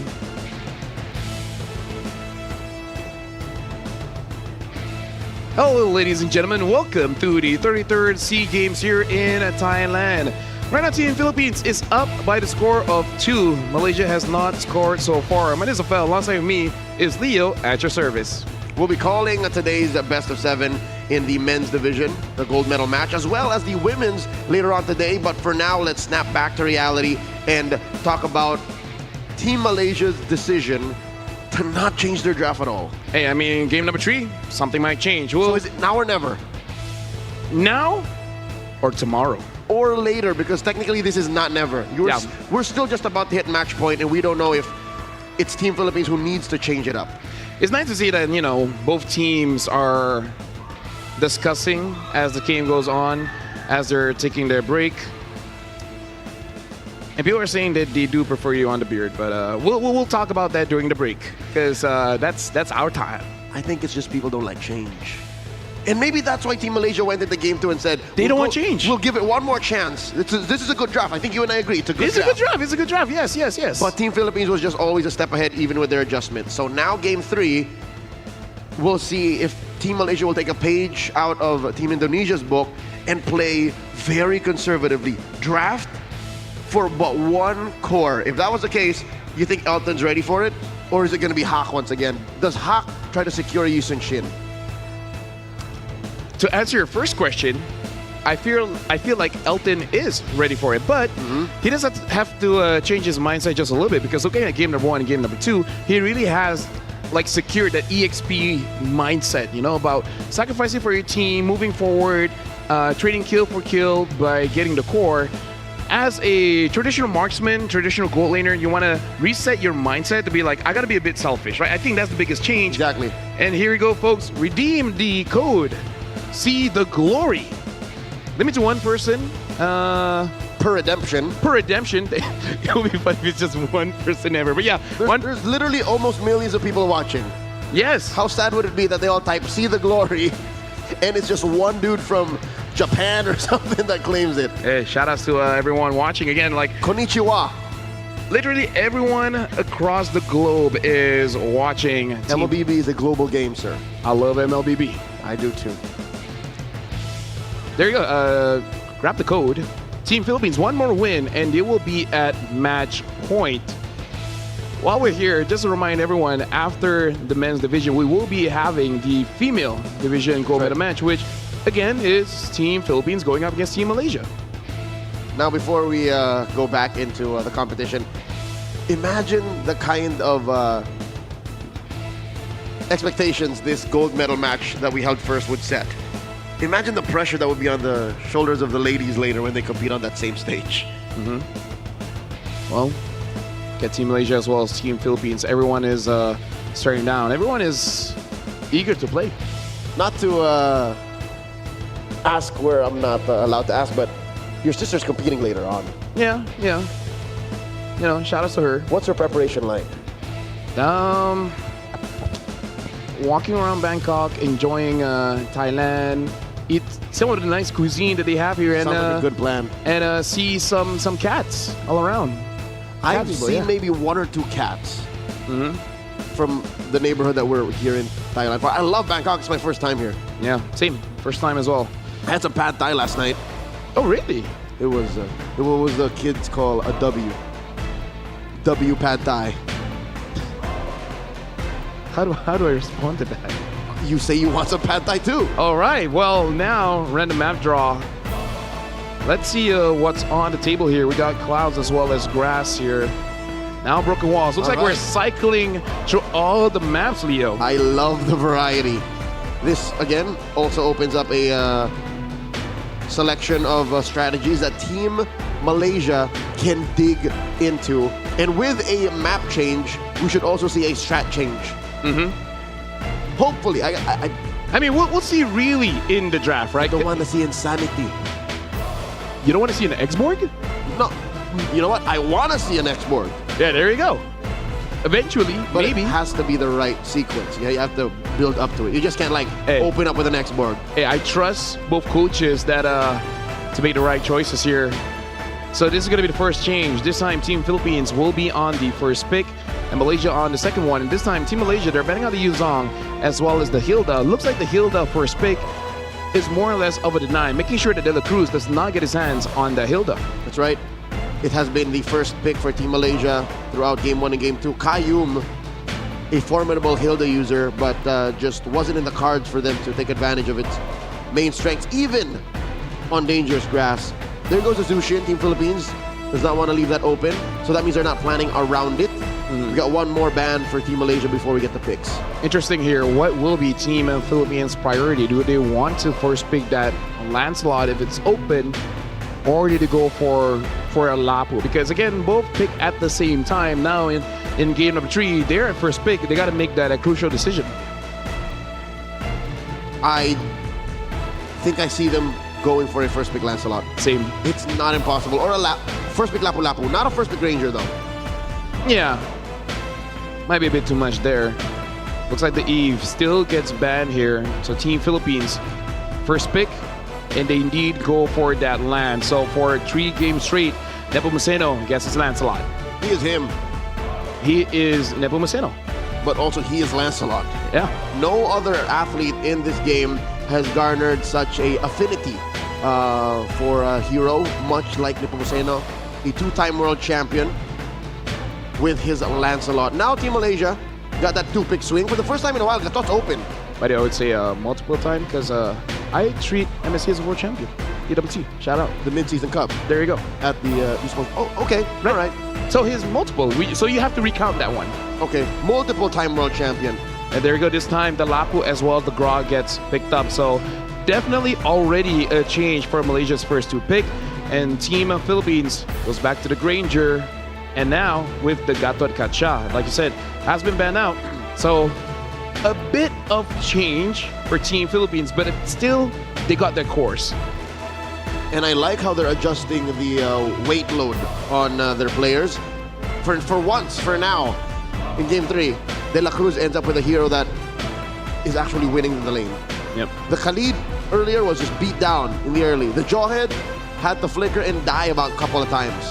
Now, it's all about him having a little bit more fun, being a little bit more reliably on the map. Team Malaysia got one more pick. This is where the Hayabusa once was. This is where they usually close up with the hero on Hawk. Yeah, or they got to pick up that Kimi. A lot of picks here. Looks like they do go for that Kimi. And I feel like at this point, Team Philippines, as what they've been doing in the rotations, might go for more jungle bans. Lafel, is this right? Is Team Malaysia's sixth player coming in? Is this Danish? Oh yeah, this is Danish. I didn't notice that. Yeah. So is Danish stepping in to the jungle? Yes, this is Uni. The other jungler for Team Malaysia, but this guy is also amazing. But this is gonna be going up against Team Philippines. It'll we'll be see. different. We'll see how it adjusts. Talk about changing things up. Not only are you changing the draft, but even changing the players. So maybe they're thinking Nepomuceno knows Hawk a little bit too well. You gotta go for something that, fundamentally is quite different. A relatively younger player in a sea of veterans competing in this gold medal match. Uni of Team Malaysia. I think, is it just me? I'm speculating here. Is it because they want this jungler to be synchronized a little bit more with that EXP laner? Danish and Idrin are actually teammates even outside of the SEA Games. Yes, they are. Honestly, Danish has a lot of strengths for himself. Number one, that you have mentioned, that built-up synergy between Danish as well as Idrin.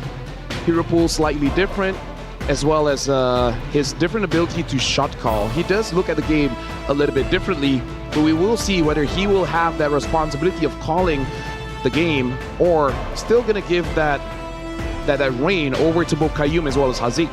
For about 2 games now, we kept saying Malaysia changed something. Malaysia changed something. This is not what I expected. A huge change. And that's why it might work, because I didn't expect this. Exactly, a vital role, the jungler, the center of the map almost, or the nerves, the veins that roam around secondary to Qayyum.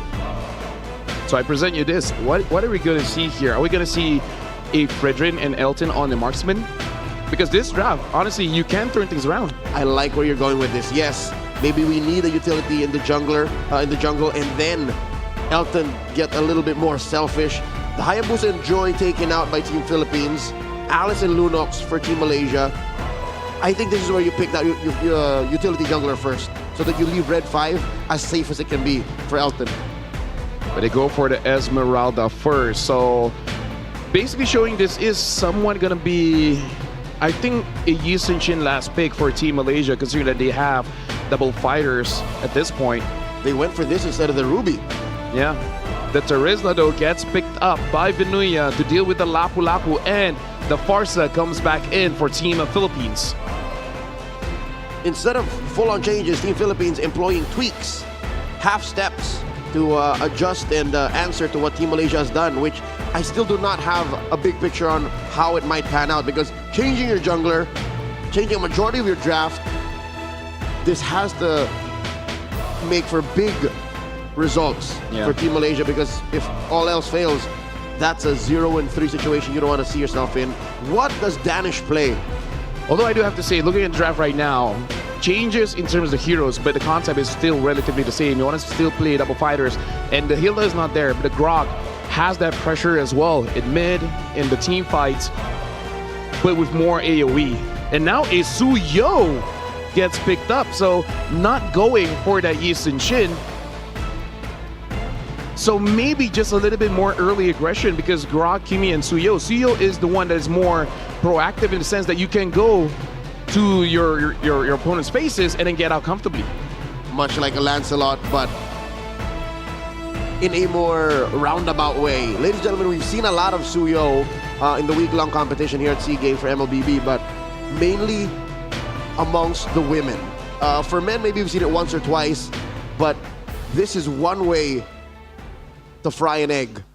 I'm at a loss for words. It's so unorthodox. Well, if you're lost for words, let me take it over, because, ladies and gentlemen, we're jumping into game number 3. Team Philippines is 2-0. Team Malaysia, with this change, can they keep up? they have to keep up. It's not a question of can they, because Team Philippines showing no signs of slowing down. On broken walls, maybe this should just act as a force multiplier for Danish's mobility on the Suyo. You have the dashes through the walls, and then you have the movement speed buff to walk through. De La Cruz making a good amount of damage, forced to use that Revitalize.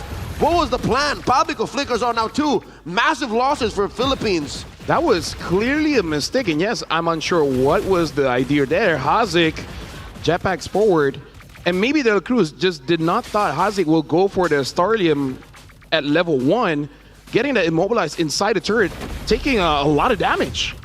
Kayum compromising Nepomuceno's farm here. Elton and Danish comes in, helps secure that Little Wanderer. Already to a great start.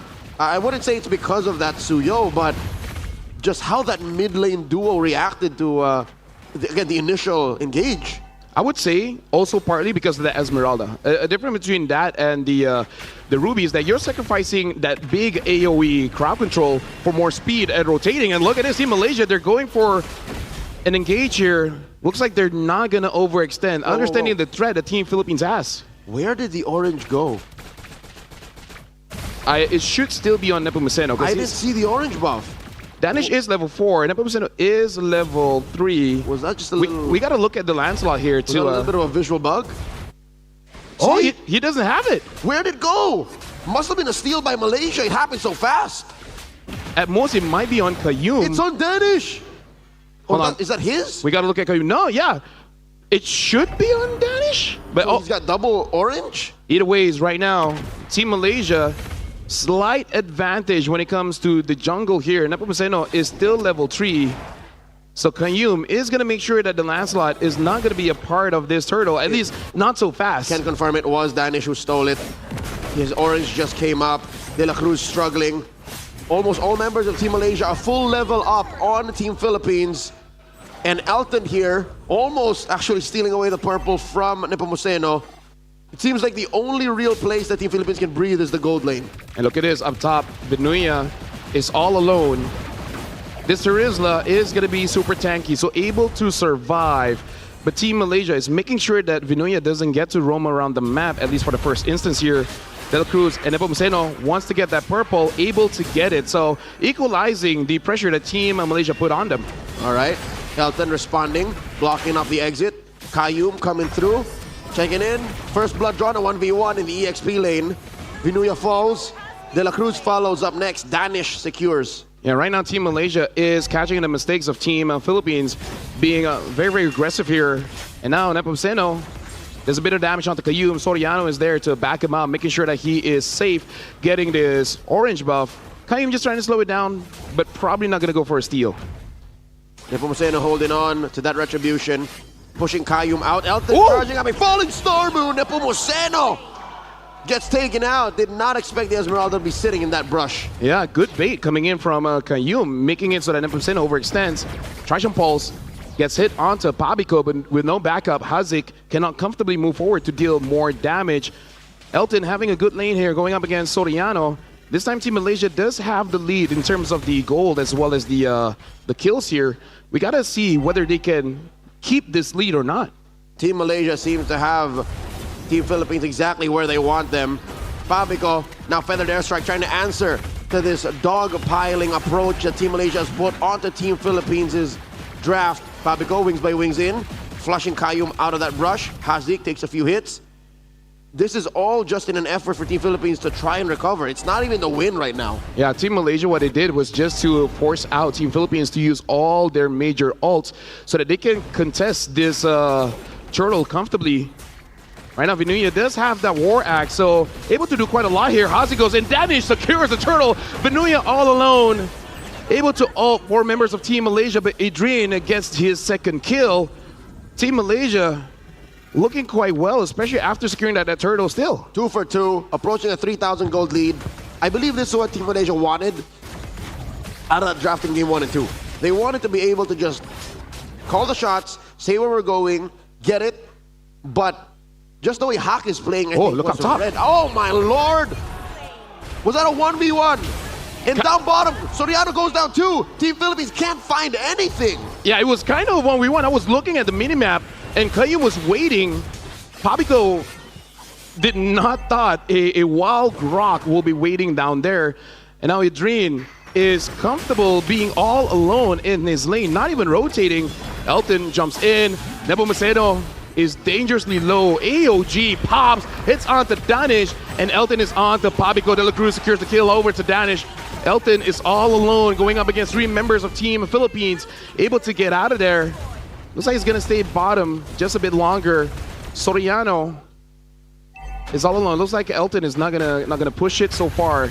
Their objective here is probably just to get that turret. The Filipino contingency here in Sala Frakiao in Chulalongkorn University comes alive for Team Philippines' first kill in this 6-minute game, and it was on Danish, taking advantage of the Suyo's natural weakness towards magic damage. Team Philippines now finding some time up in the upper quarter of the map to try and steal small camps, but I think Nepomuceno should watch his steps slowly. He's still 2 levels behind Danish. We'll see whether Team Malaysia is able to get those ults away from Team Philippines. We can see even with Elton diving onto Pabico, Pabico really wants to save that Feda airstrike. Team Malaysia, they're really trying to force it out, trying to confirm this turtle take, and Team Philippines still holding strong. Elton gets out of there almost with impunity. Has to use a sprint, but not going to be as important when it comes to this turtle dance. The final turtle, a power spike for both teams if they're able to secure it. Rampart blocking out De La Cruz's exit. They answer with a revitalize, not letting go. AOG on out. Danish coming in, looking to take down Binuya. Binuya flickers on back. Not much of an answer, Team Philippines. 3 for 3, Team Malaysia. Elton is having an amazing game here as an Esmeralda, really pushing out Team Philippines. Malaysia, the biggest lead they had so far in this best of 7, 4,500 goal lead. And with this change, this is quite a big change for Team Malaysia, but looks like this is what they wanted. It looks like a change in function, but that's not true. It's just a change in form. It looks different, but it plays the same. Idrin, I think this is the kind of sustain he wants. Elton, it's the same. A very good hero that plays in the paint. And Danish, I think I get now why he did not pick the Hayabusa, because the Hayabusa is more, I'm in, I'm out. But a Suyo can actually fight much, much longer in long team fights. A minute before the Lord spawns, Team Philippines is the only thing they can do, Lafel. They can just go around as 4, as 5 to try and secure farm for Soriano and Nepomuceno. Looking at the goal here as well, Danish does have the War Axe as well as the Hunter Strike, so a lot of penetration, but more importantly, able to stay in the fray for quite a while. Elton now having a Brute Force Breastplate is going to be able to dance around much more comfortably, making sure that even if he does get stunned up, he will be able to shake it off quite quickly. Up top, it does look like Nepomuceno was found out, has to use his puncture as well as his ult just to make sure that he gets away. De La Cruz, though, now does have that dominance eye. Should be much more tankier going up against Team Malaysia.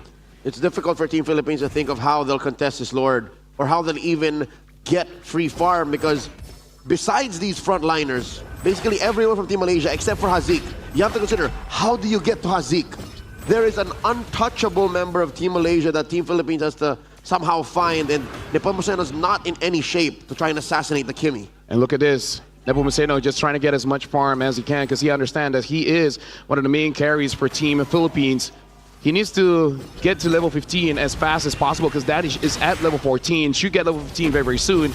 Elton doing his very best to zone everyone away. Pabico looks like he is caught there.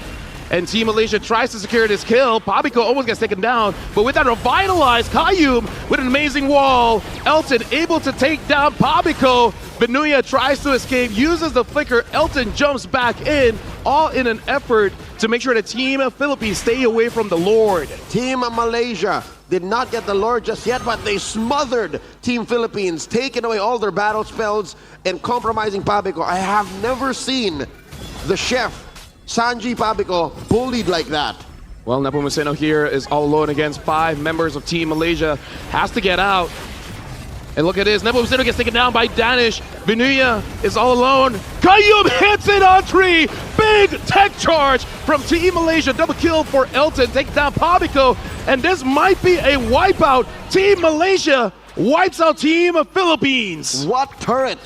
Team Malaysia have garnered a lead so gargantuan that they can fight underneath the turret, not even juggling that aggro. Team Malaysia have come alive in this series, a best of 7. Game 3 is looking like it's theirs. How does Team Philippines even consider coming back? Well, they got to take it step by step. Team Malaysia able to get the holy shields at mid. Nepomuceno is going to be one of the main ways, him and Pabico, to clear out the lanes. So goes forward, tries to get onto Idrin, deals quite a lot of damage, but now he is all alone. Soriano is going to provide some backup, and Kayum charges in, finds Soriano. Kayum tanks the turret, gets taken down by Pabico. Elton is in the back and finds Soriano. Soriano still surviving, but all the while, look at this, Elton is 1v3, gets a kill. AOG onto Elton. Elton is okay with dying here, but it is taking quite a while. Jumps in! How is he gonna die? Elton, someone do something! Is playing to the margins of this map. He's denying the extra firepower coming in from that base. And Team Philippines gets a successful defense, but at what cost? In comes Pabico, flickering forward, looking for Hazik. Now Idrin gonna punish the chef. Pabico with a fair airstrike, only one salvo, gets popped by Idrin. Team Philippines, a moment of bravery, but the truth still stands. Team Malaysia are putting them up against the wall. Dangerous ground by Hazik as well as Idrin almost got caught by Pabico, but good on Idrin with this Lapu-Lapu able to brave a spider back in, and this is still big for Team Philippines because that was a big defense. All in all, Team Malaysia, they did not get... Oh, hold on. Nepomuceno has to get out. Tech charge, unable to hit onto Nepomuceno. And now brave a spider looks like not going to be able to catch this landslide. But yeah, Team Philippines still hold on to all of their inhibitors. So this is still a comebackable game. At about 5,000 gold between these two teams, 12 minutes in. It's comebackable, yes, but it'll be very difficult. Team Philippines, there's so many things they need to do to make sure that they get where they need to go. Nepomuceno gets popped. What was the play?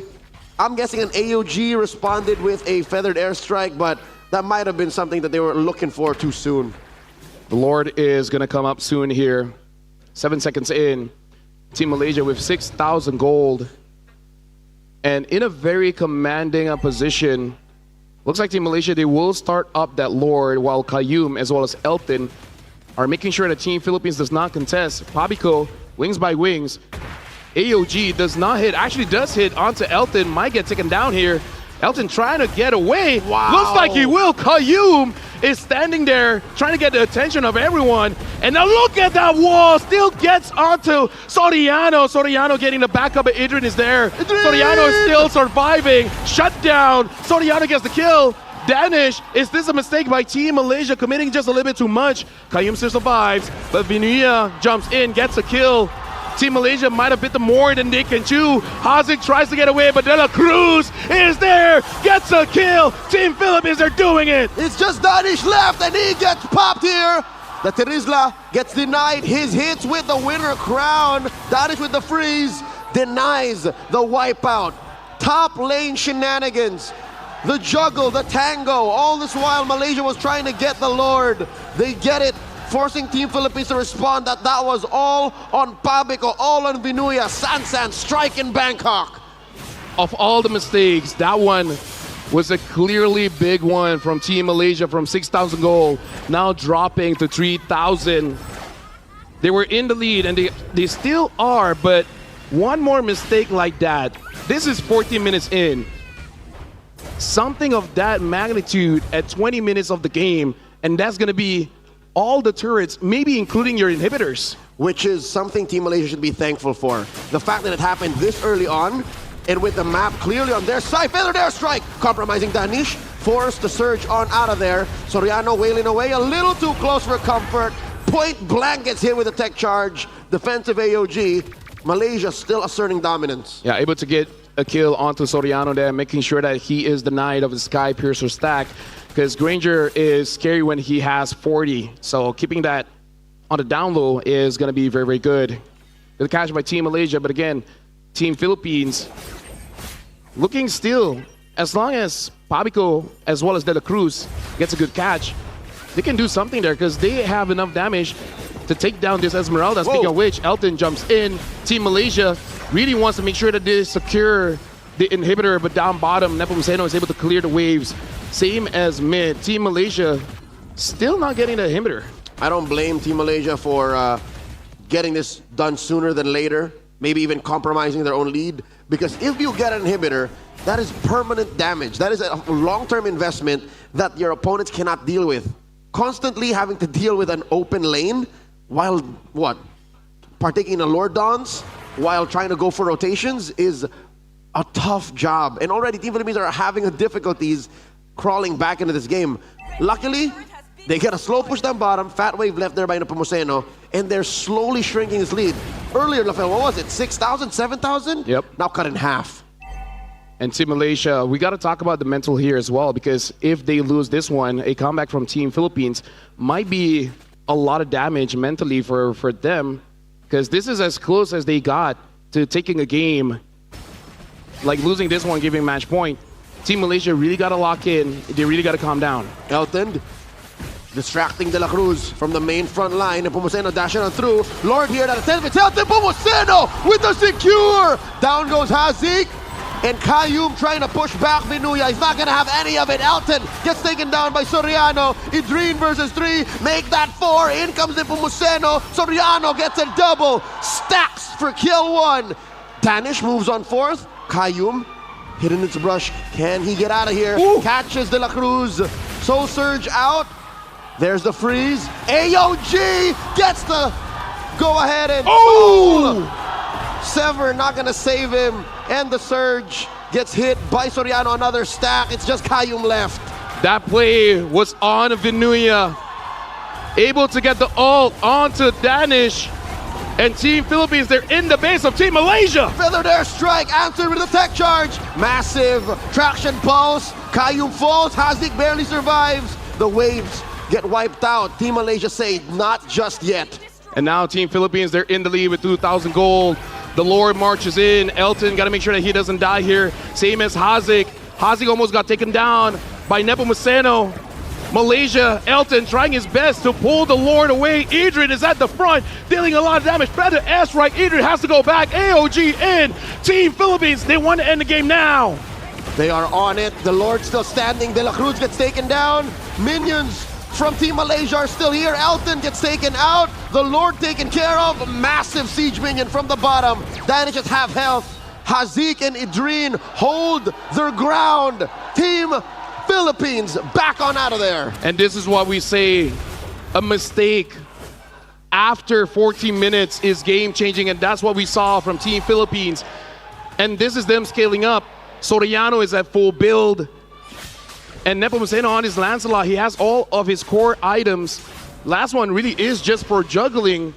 So now both teams are playing at an even field. Team Philippines is no longer at a disadvantage when it comes to levels or items. If anything, they have the advantage from barely keeping their inhibitors up to now looking at a bare base to manage. This is where Team Philippines really relishes. The fact that they can send Nepomuceno, take care of that long lane from where the Lord is going to spawn about 40 seconds from now, to actually hiding in brushes, forcing Kayum to respond with a tech charge. What changed? Is Team Malaysia just not used to playing on the back foot? Because now they have to suddenly change gears.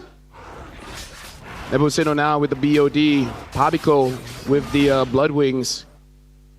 Both Team Malaysia and Team Philippines, they're waiting for an opportunity for a big team fight here, because with the Grok as well as the Terizla, the big engage is there. And at 19 minutes of the game, as important as the Lord is, kills is more important, because those death timers is going to be very punishing. And we see from Team Philippines, with Soriano skilled up, they have the advantage when it comes to the damage. Vinuya finds Elton. Elton has to get away, and Elton might get taken down. Idrin jumps onto Pabico, flickers forward. Pabico is out. Vinuya chases Hazik. Vinuya way too much damage onto Hazik. Nepomuceno gets onto Idrin. Soriano getting chased by Danish. Vinuya gets Hazik. So now the main damage dealers from Team Malaysia, including Danish, has been taken down. Team Philippines, they might end this. Vinuya in the back line, playing 1v3, finally takes down Elton. Kayum with the flicker, putting up the rampart, gets jumped on by De La Cruz. It's a wipeout, the waves crashing in. Team Philippines, a game away from gold. Team Philippines is one game away This is match point. The closest Malaysia has gotten to take down Team Philippines. But one good catch up top where both Pabico as well as De La Cruz getting Elton. And after that, everything went downhill for Team Malaysia. You know what? I'd like to call back to a small phrase I mentioned prior to that massive sequence at the Lord Pit. Is Malaysia just not used to playing on the back foot? Not really. They are okay. It's just that I feel like with the momentum that they had, Elton could tank the damage of Team Philippines. And he wouldn't have thought that a big engage like that, expanding the AOG, using the feather airstrike just to get an Esmeralda. And then again, Team Malaysia tried to fight back, but at that point, you know, context is very, very important because yes, they were leading, but by that time, Team Philippines has got their core items. The damage is there. So it was a lapse of judgment and a big surprise. I would say that was more on Pabico and De La Cruz making that play, because if it wasn't for that, if they were passive, did not go for Elton, Team Malaysia would still be in the lead. And it all started inside Team Philippines base. All this while being able to save their own inhibitors. I think that was key to the defense as well. What an odyssey for Team Philippines to have been put up against the wall like that. See, Team Malaysia had moments. Team Malaysia, you watch, what? You watch 18 minutes of this game, you watch 17 minutes of the game, and you'd say that definitely was Malaysia's win, but even here, this is what you're talking about. No, later on, we will see. Not this. Not this. I could have sworn this was the beginning. This was the beginning, yes, but it was still Team Malaysia, and this is the one where we saw Elton all the way to the back, first one to drop, and then at this point, again, the damage from Team Philippines is already there because you see Team Malaysia, they could not tank it anymore. This was the deciding factor. At about 13, wow. This game ended just about at 20, and it was an 8-minute long comeback for Team Philippines. And of course, there's Vinuia getting that penalty zone straight onto Hazik as well as Danish. If Team Malaysia secured the lure, there was a chance. With all the turrets that they have, it would have been enough. But this is just the nature of MLBB. Once a marksman gets his items, the damage is going to be there. You lost your window because again, you're playing double fighters. There's only so long that you can afford to give a lineup with the marksman. Impressive micro movements from Team Malaysia, though. I must give my flowers to Elton. You see how he delayed the minions there just by standing. I think that could have been a more important move to make instead of actually fighting Team Philippines, but I guess the rest of the map did not align with them for that to make sense or to make the most of that decision. After the wipeout, it's all Team Philippines. Do you think Hack comes back in? At this point, I don't know, because that's got a big blow for Team Malaysia. Because again, we talked about it like what? After the first blunder where Team Malaysia essentially got wiped, that if you lose this one, how is the mental toll going to be onto you? Because you would think we did all that we can and we still could not end it. And who's responsible for the mental on Team Philippines? The veteran, the father, the patriarch of Team Liquid, Team Philippines' own De La Cruz, 2-4-12, almost died in the opening seconds of this game and held on for dear life, communicating with, I'd say, everyone plus their coach. Mentally, telepathically, while everything was going on, because how do you keep the center of the map alive when Team Malaysia was coming at you that hard? And if Team Malaysia really wants that gold, they only have one life left. For them to make it happen, they gotta go for a reverse sweep. And seeing what happened in game number 3, that's definitely going to be difficult. This is definitely the longest game that we had so far, 20 minutes in. Team Malaysia probably needs an extended break at this point just to make sure that their head is in the right space. This has been one of the faster elapsed games and series we've had all week long. Just the pacing of everything. We've gone through 3 games already at match point, and it's just about lunchtime. I think Team Malaysia need to consider this whole Danish hack swap, but I get it, I see it. also maybe putting a little bit more on Elton. Because it's clear that Elton knows how to make the right calls when it matters. But maybe switch it up from the fighter side lanes to maybe something a little more selfish, something that has better scaling. Yeah, a lot can be said in terms of the mistake. But right now we are going for a break because coming back might be the final game of this gold medal match. We'll see you guys right after this. Okay, it looks like we're going for a 2-minute break. Hopefully everyone here is feeling good. Make sure you keep yourself hydrated. And for the people in chat, Don't forget to use the bathroom. don't forget to use the bathroom. You can go on ahead. You know, just remind everyone, make sure that you're nice to each other. Here in the SEA Games, we'd like to promote. What do we want to promote? Celebrating each other's differences. There we go. There we go. Celebrating each other's differences. How's everyone in chat doing? Hopefully y'all doing quite well. That was a close game though. Malaysia did well. But shout out to the Philippines, able to come back from that one.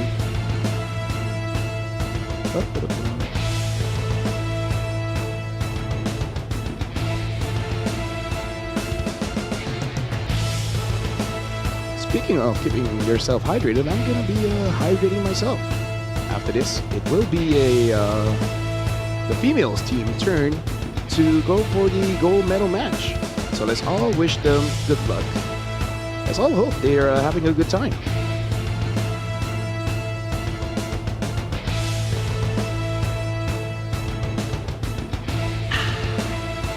Water is amazing.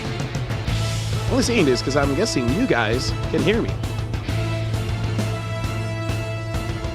Shout out to, you know, all my friends, the casters, production back in Malaysia. You all look great, man. I miss you guys.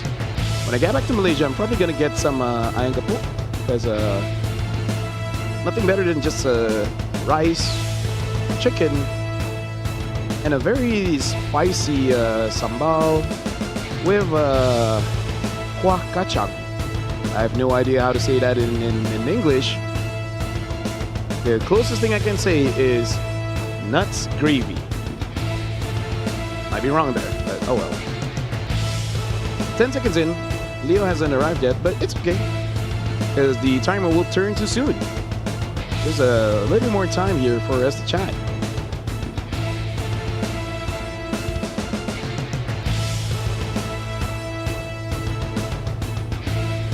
What do you guys think about Leo shaving?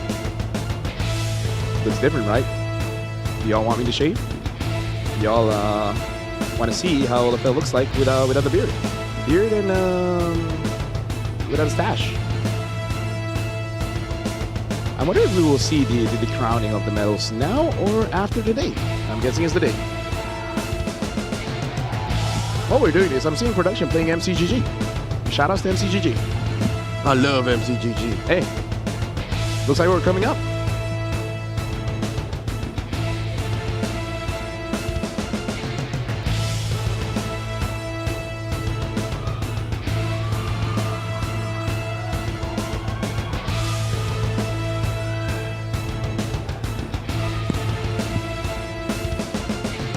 Welcome back, ladies and gentlemen, to the 33rd SEA Games here in Thailand. And right now, it is match point for Team Philippines. One more win, and we will solidify that Team Philippines has won the gold medal. Welcome back, my name is Rafael. Alongside me is Leo. At your service for the remainder of this best of 7 and the following one. Still up to come on stage are the ladies of Team Philippines and Team Malaysia. But for now, we lock in. I think that's all that Team Malaysia can do right now. Lock in. Lafel, as much as Game 3 looked like it was theirs, how do you think they reset mentally? Because a loss like that, just slipping from your hands, I can't even imagine where to begin.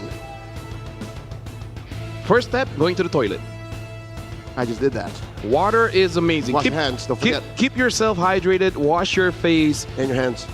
Like, you know, even my therapist said that's a good way for you to reset. So shout outs to all the therapists out there. If you guys need mental help, find a therapist. Might even need some meds. And then what's the next step? Like on the athletic side? The coach. It's on the coach, making sure that the players know that, hey, we came close.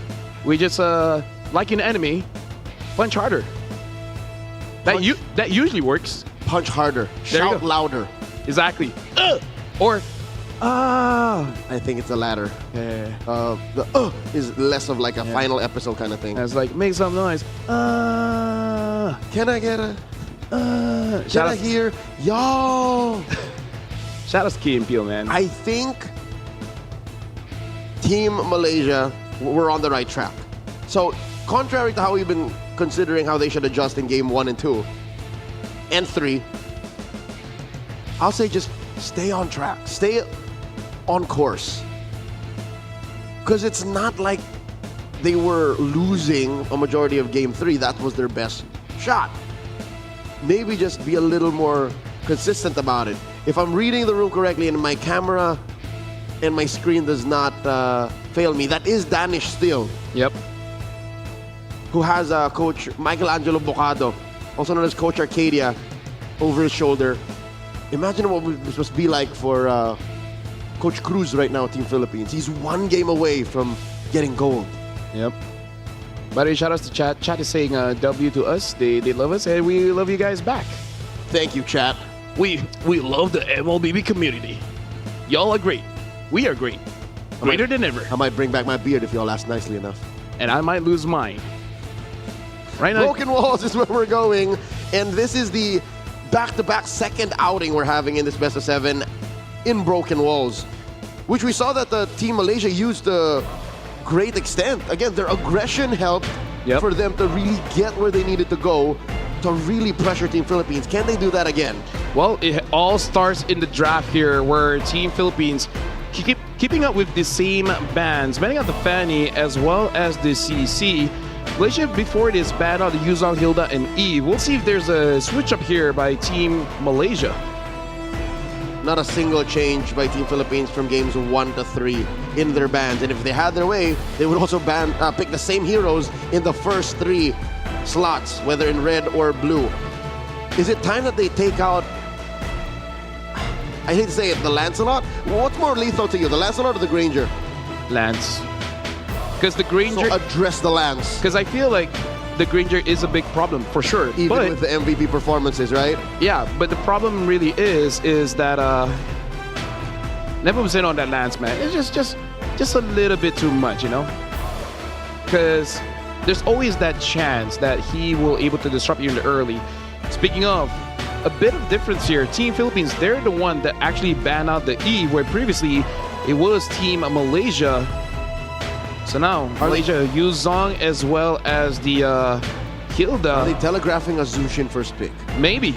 Or they're just forcing Malaysia to ban out the Jushin so that nothing changes. Meaning like instead of banning out the Lancelot, they ban out the Jushin. So now the Lancelot is true. Don't see a reason why Team Philippines need to adjust here. They can just go Lancelot again for the fourth game in a row. Nepomuceno gets his hero. Yep. And I'm seeing people say no respect ban on the Lance, but hey, I gotta say the 3 bans up top, kind of legit. You kind of do not want to let those through as well. Malaysia, those are already plenty of respect. Yes, that the bans is huge respect here, and so far, no changes. Looks like we will be going for more of the same bans as well as picks. God Thought and the Granger for Team Philippines. This has to be the Kimmy for Team Malaysia. If we're following the order. Or Esmeralda. Because I feel like the Esmeralda might get banned after this. And there's a little bit more breathing room in mid. Yeah, what if they go Esmeralda, ban, and then they pick the Farsa, and then they lock out Pabico? Yep. Well, Team Malaysia, 20 seconds in. Pick up the Kimmy, and we're having roughly the same start, just switching up the ban between Eve as well as the Jushin. And they go for the Esmeralda. Because again, you know that Esmeralda will definitely get banned after this. But this means that Team Philippines might go for Hazik. Because I feel like the Suyo does not warrant a ban. Yeah. Or even the Hayabusa. I was going to say, Team Malaysia ban out the Lunox. Already their first 3 heroes fold to the shred a Lunox brings. There's no room to be afraid of a carry since the Granger's already there. Hayabusa gets taken out by Team Philippines. and another mid laner, so that come Team Philippines turn to pick blue 4 and 5, they can just expect what comes out of Pabico. Well, the Hayabusa still gets banned out here, just in case. Team Malaysia in the previous game, they banned out the Alice at this point. Considering that Vinuya used that Teresa, they were able to have a good first 12 minutes. But again, around that Lord, that catch onto Danish, that was huge. But again, it could be a something that Danish just has to remember and just don't make the same mistake. Team Malaysia bans out the Alice, and the Team Philippines just bearing down on Danish. His hero selection is just compromised. They ban out the Joy. Team Philippines, they seem to be comfortable facing off against Ayusin Shin, which I get, because we've already proven through game 1 and 2, Team Philippines is good at attacking the economy. So if you can choke out Ayusin Shin out of its gold, then you should be fine. Team Malaysia previously, this is where they pick up the Esme. The Kimi is still open if Hazik still wants that. And his Kimi did do a lot of work here. I wonder, because at this point, there's no reason for Malaysia to change. It looks like they won't. They do pick up that Kimi left alone. So this is where we see the Farsa as well as the Terizla. Well, Team Philippines readjust again. I like the Farsa even if it got bullied hard. The Terizla, it did its job later on, but there might be easier to execute heroes in the EXP lane. Let's see if it's in the books for Coach Cruz as he consults his team. Big smile on Coach Arcadia's face. LaFell, I don't think he's feeling the pressure. Yep. Team Philippines now. Final pick. 12 seconds in. Looks like Team Philippines are really considering their final picks here. The Farsa, in my opinion, was game winning, so they do pick up the Farsa again. And they do pick up the Terizla, going for the same picks that won them game number 3. They won't budge. So is this going to be a Suyo, or will Danis switch it up? The Yisenshin is still there. Other than that, I don't think there's any other like meta S-tier assassins. Yeah. Unless there's a super pocket pick that Danish and Danish only can play. It's really just the Yusenshin or the Suyo. If they want to play game 3 again and do it better and not make any mistakes in the apex of that game, get the Suyo, go again. This is the last pick. Suyo will basically get a repeat of game number 3, but I feel like for both Philippines and Malaysia, they want to say, not again. You fool me once. It will not happen again. We'll see whether Team Malaysia is able to actually bring the pressure again. And even if they do, can they stop themselves from, for lack of a better term, throw the game away at around 12 to 13 minutes? Game number 4 is just around the corner. A breath away from playing the game of your life, for the pride of your country, for all the young men and women looking up to you. Esports athletes, a breed of their own. Team Philippines versus Team Malaysia, playing a very similar game from game number 3, running it back.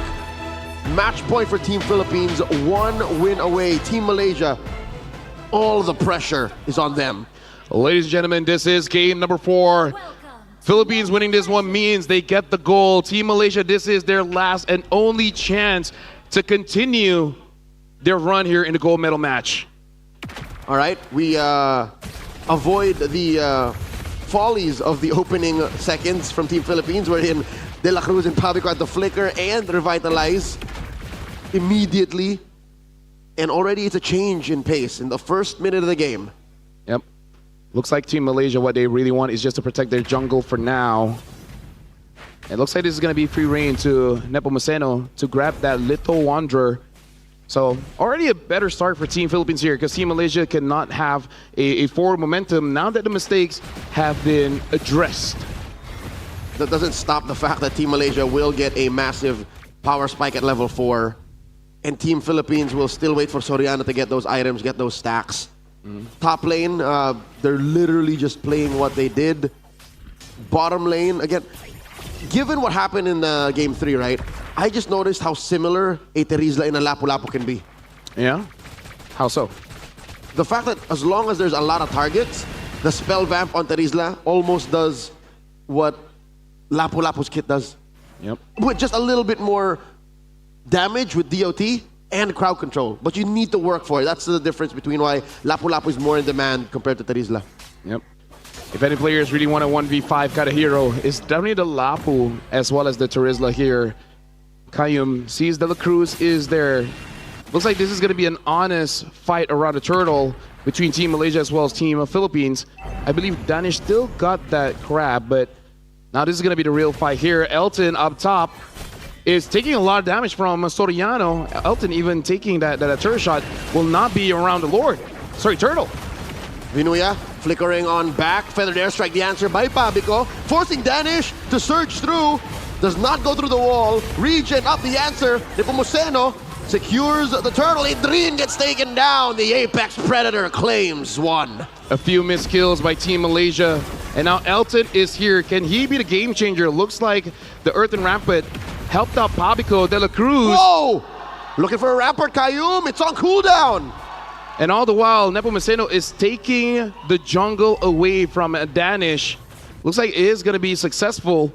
So it looks like Team Malaysia was not able to replicate the early advantage that they had in game number 3.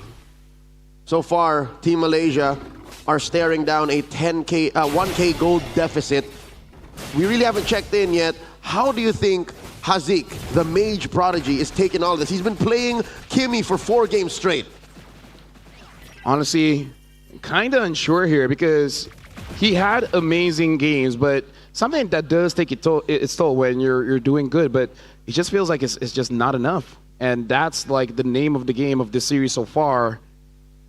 Team Philippines, like I said, is around 1,000 gold lead here. So Team Malaysia, they got to change their approach compared to game number 3, where game number 3, they were able to brute force their way in and getting those objectives. This time, they kind of have to wait for Team Philippines to make a mistake. Exactly. It's such a change in tempo that I'm not sure if it has bearing that Team Malaysia will be the one waiting for a blunder. Team Malaysia just bearing down on Vinuya. Not much of an answer. And looking at the map, it looks like Team Philippines can't capitalize on the trade. Vinuya just accepted the fact that he got ganked. Yep. Sometimes as a Lapu-Lapu, you know you're more of a team player rather than a solo carry there. Elton going up against Soriano and Pabico. Pabico using the Feather Airstrike, doing quite a lot of damage onto the Esmeralda. As tanky as the Esmeralda is, again, that damage coming in from that Farce is just way too big. And now Nepomuceno does have that War Axe. Gonna be able to fight for an extended period. Elton pushing back Soriano. Vinuya and Nepomuceno leaning hard into it. De La Cruz looking for an engage. Nepomuceno secures, dashing on out. Pabico holding strong, feathered airstrike. AOG, De La Cruz helping his team retreat. Vinuya jumps in with the penalty zone. Hits 3. All 5 of Team Malaysia are here. They take down Vinuya. Hazik gets popped by Pabico on the feathered airstrike. Kayum gonna be up next. Soriano finds him. Now the back line gets punished. But Soriano found Danish on the retreat. Elton dancing around. Pabico and Soriano back to the laning phase like nothing happened. Soriano again having an MVP performance. Team Malaysia looks like was caught by Vinuya again, making that sacrificial play, trading his health just to make sure that Soriano can get some kills. Elton trying to dance around. Soriano, so Pabico flickers forward. Elton gets taken down by Pabico. Will that be enough? Adrian is on to Pabico, able to fly outside of the map. But I think Malaysia is still okay with that trade, able to take down Soriano. Even before Soriano got stacks, they shut him down. He already has a Sky Piercer. Pabico with a feathered airstrike. That's 3 members of a Team Malaysia looking to trade for that lost turret down bottom via Nepomuceno's slow push. Malaysia not taking this lying down, closing that gold lead up, keeping it at 1,000. Yep. Gotta say, the athletes here from Team Malaysia clearly showing signs of fighting back, not giving up against the threat of Team Philippines here. Gotta say, they are really showing up here in the grand finals. Up top, though, it does look like Vinuya is doing quite a lot of damage onto Adrian. Vinuya gets caught by Kayum, but S.A. Tarizla. Oh, hold on. Pabico drops there, gets taken down by Kayum. Unfortunate timing on the wings by wings, closing out. Might not have been where Pabico anticipated he would land, but he will not be here for the opening seconds of this turtle take. Final turtle spawns lower quarter. That lead has shrunk once again. Team Philippines barely looking at 500 between them and Team Malaysia. Malaysia goes ahead and rushes this turtle take. All 5 members jumping in. Elton with a falling star moon. The answer from Vinuya, penalty zone. Danish with a secure, but Hazik falls. And they continue to wail away. Idrin gonna be up next here. More stacks for Soriano. Double kill for the Granger. I'm pretty sure that's what Team Philippines prefer. Even if they don't get the turtle, the fact that they're able to give more kills over to Soriano, and Elton gets taken down by him as well. The win condition of Team Philippines keeps on getting activated its entire best of 7. Talking about more stacks, he just got another. Down bottom, Kayum. Waiting for a response, Soriano. Not enough damage there just yet. Traction pulse thrown out by Hazik to try and slow the bleeding. The waves from Team Malaysia will push on through. Team Philippines claiming 1,000 gold up once more. Now at 2, Danish gets popped by Pabico. Hazik trying to save himself. Idrin gets taken down by Nepomuceno. Hazik is the double kill claim for Team Philippines. Nepomuceno running through them, 3 for none. Good ambush coming in from Team Philippines. Started off with that unbreakable being followed up by Vinuya with the penalty zone, able to catch Danish. And now Team Philippines with a commanding lead. They're already forcing out that holy shield from the bottom lane from Team Malaysia. Top lane, slow push by Nepomuceno. This is what Team Malaysia was avoiding. The fact that they were waiting for Team Philippines to overextend, yet Team Philippines playing an almost perfect macro game, allowing for certain trades, led us to this point where in defending and contesting this first Lord take, spawning in the upper quarter, might almost seem impossible. Yep. Now Malaysia, in the previous game, they were ahead and they were not able to close out the game. Now with Team Philippines in the lead, and again, they're having a marksman that is continue to scale up, same as Pabico on this Farsa, that is continuously scaling up as well. And it's going to be more and more dangerous. Unless Malaysia finds a crazy catch, it's not going to work. Elton might get taken down here by De La Cruz. One of the main frontliners from Team Malaysia just got taken down just like that. And what's painful is he had to spend his sprint, so he had plans of getting on out of there. It wasn't a sacrificial play. And now Soriano gets compromised. They're revitalized from De La Cruz. Vinuya gets taken down. Looking for 2, the trade. Kayum and Idrin fall. I would say that was an MVP performance coming in from De La Cruz, because he was the one that made it so that Soriano survived, not only with the revitalized, but also that unbreakable. Nepomuceno bloodthirsty in this game, playing more of a utility and economy type Lancelot in the first games of this series. Now at 4-0-2, building his malefic roar, now goes straight for the Lord. The map is all blue. Lafel, where else can Team Malaysia go? At this point, even I don't know, because Team Philippines, they're 7,600 goal lead, one of the bigger leads that they had all series long. And Team Malaysia, in terms of the wave clear, is not all that great. This really is a draft where you want to get ahead. You want to get ahead early. So once you lose that window, the first 4 minutes, that's where you're strongest. And now we're at 10 minutes in. Based on the draft, this is all Team Philippines. Team Malaysia, their number 1 priority now is to take care of these waves. I'd say over the next 45 minute long, use these holy shields. Holding on to these holy shields might cost you your lives, might even sacrifice a different inhibitor on a different lane. Almost 10,000 gold. Team Philippines is up. Elton has sacrificed himself. Idrin has died way too many times. Team Philippines slowly going in for what could possibly be the final push. Team Philippines with 9,000 gold lead. De La Cruz jumps forward. Nepomuceno tries to find his target. Fed an airstrike onto Elton. Elton has to go back into the base. Hazik is all alone, dealing with the Lord. Team Philippines able to get top, able to get mid, and now they want to push forward. The house is clean as Team Philippines goes ahead and takes one. Nepomuceno may have overstepped his attacks. Down goes Danish. The freeze by Vinuya. A wave down bottom, gonna take that last inhibitor. Vinuya spell vamping off of these minions. Team Malaysia, a 4-man defense against 4. Kayum with a tech charge. Rampart keeping them in. Pabico with a better airstrike. Hazik might have compromised him. There's the flicker. Kayum gets taken down. Soriano, the shutdown by Elton. AOG, De La Cruz calls it quits. Team Philippines cannot finish. And Team Elton- Malaysia lives. Elton wants to continue. He wants to get a kill, but Pabico does too much damage. Pabico gets a kill there, unable to punish Team Philippines. Team Philippines, even though they did die there, but still all the inhibitors are down. This is permanent damage on the base of Team Malaysia. It went from worse to bad. Team Malaysia are not out of chances just yet. The fact that the base still stands means they can still defend. 6,500 though, still a monolithic lead. This Lord, 30 seconds coming up, upper quarter. Am I right to say they cannot contest? They might have to.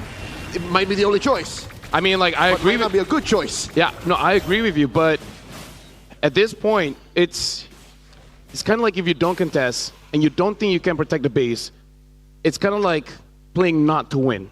And is that really the kind of mindset that you want in a gold medal match?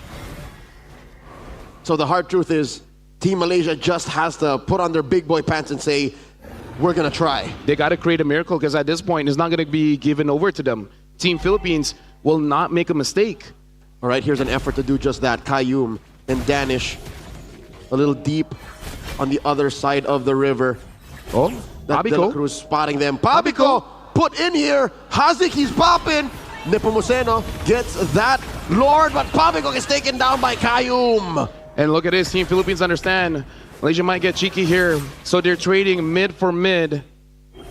Wait, no, Hazik's supposed to vice. Wait, Exactly, there's no kill for Team Philippines there. Oh, This slows down the push. The Lord in mid, but Pabico out in 20. all right. Legit, the Hazik would have been taken down there, and now Elton trying to clear the waves. Team Malaysia, this is still going to be a difficult push to stop. Vinuya hitting onto Noah and getting pushed back with the crown used, trying to delay his death. And Adrian as well, taking too much damage. Soriano all the way in the back, dealing free damage. And looks like Nepomuceno gets onto Danish. Look at the base. The base gets taken down. Philippines wins gold. Team Philippines, Sibo stands tall, walking strong, winning the gold medal match 4-0.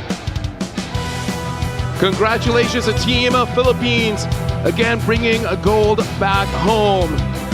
But congratulations still to Team Malaysia for going back with the silver, playing valiantly. We're seeing celebrations all around with their very best efforts.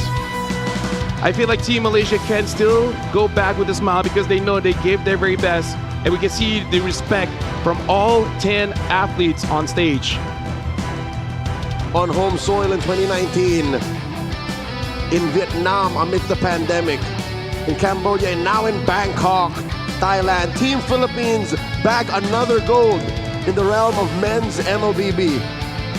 Again, big congratulations. This is, I would say the dominance continues here in the SEA Games. So we'll see what is up in store for the players. But for now, we're going to be looking at the highlights. And again, much different from game number 3, where this time Team Philippines, they got the advantage and they kept it. This is insanity on many different levels. Number one, the fact that neither team decided to change much, expecting a different result, that's insanity. The fact that Team Philippines maintains this level of consistency on top of the MLBB world, the apex of competition, that's insanity. The fact that Nepomuceno's Lancelot was left untouched and opened a majority of the series, the same draft for Team Philippines from rolls 1 to 5, that's insanity. That's the best way to talk about our gold medal match. It's just full of insanities from all sides. But again, this is huge. As we see, it looks like on the stage, we're seeing our gold medalists along with their flag. I understand why Team Philippines is so excited to celebrate. For a majority of this lineup, Team Philippines, this version of Seabold, it's their first gold medal. For Nepomuceno, might just be another Wednesday. Yeah. Shout out to everyone that likes Wednesday. You know, some people really do like it, but either ways, amazing attempt from Team Malaysia as well. We can see a lot of good defenses. They made plays and they took risk. So still, they should be able to go back home with their heads held high, because for Malaysia, they have done their very best. But this is just one of those situations where you say, try again. And I'm sure in the next major outing of Team Malaysia, they will find success and they will work hard. But today it's all about this gold medal match, the sweep, the victory. Once again for Team Philippines, watching that moment on camera and in-game, our MVP, none other than the patriarch of Cebol, Philippines, De La Cruz, the Gatot Kacha, his second game back-to-back, 1-1 and 18. And both with MVP performances, 90% kill participation, being able to protect all the carries, man. Every single time Team Malaysia attempted for a dive, he is there with the Unbreakable as well as the Revitalize, making it so that with all the attempt the Team of Malaysia tried, it was just not enough. The fact that he had the Encourage Boots as well, giving extra damage for Soriano, for Pabico. This is Team Philippines playing around De La Cruz so that they can have maximum damage and maximum support. Interesting call out. Yes, those red roam boots. Usually, more often than not, we've seen conceal so that they get better engages. Here, they're not thinking about that. Team Malaysia was the one coming to them about 90% of the time. So that's why they answered with a set of Encourage Boots, which did just that. Got Soriano to a level where he's dealing, 27% of damage, despite Nepomuceno having quite the game himself on the Lancelot. Personally, as a roamer, I do prefer the Encourage Boots as well. We'll see in the next patch how the changes really roll out. Right now, ladies and gentlemen, you are seeing on screen our gold medalists. Team Philippines celebrating this win on stage. I honestly don't know how to feel. It felt like this elapsed. It feels like a dream, how fast it all happened. And it's not over yet for us for today, because we do have the females gold medal match right after this. Philippines against Malaysia as well. Here, taking pictures on stage. They must be feeling very, very proud. The split between the MVP performances, 2 for Soriano and 2 for De La Cruz. It's all about the gold lane. It's all about the roam. Yep. Again, we're seeing on stage big congratulations all around. So we'll probably be seeing the award ceremony right after this. For you guys, make sure you guys redeem a code GOLD MLBB MEN, one time per person. So, with all of the thousands, nearing millions watching, there's one for everyone, all right? So click that in-game profile icon, click settings, and then type this redemption code in there once more. It's GOLD MLBB MEN. Yep.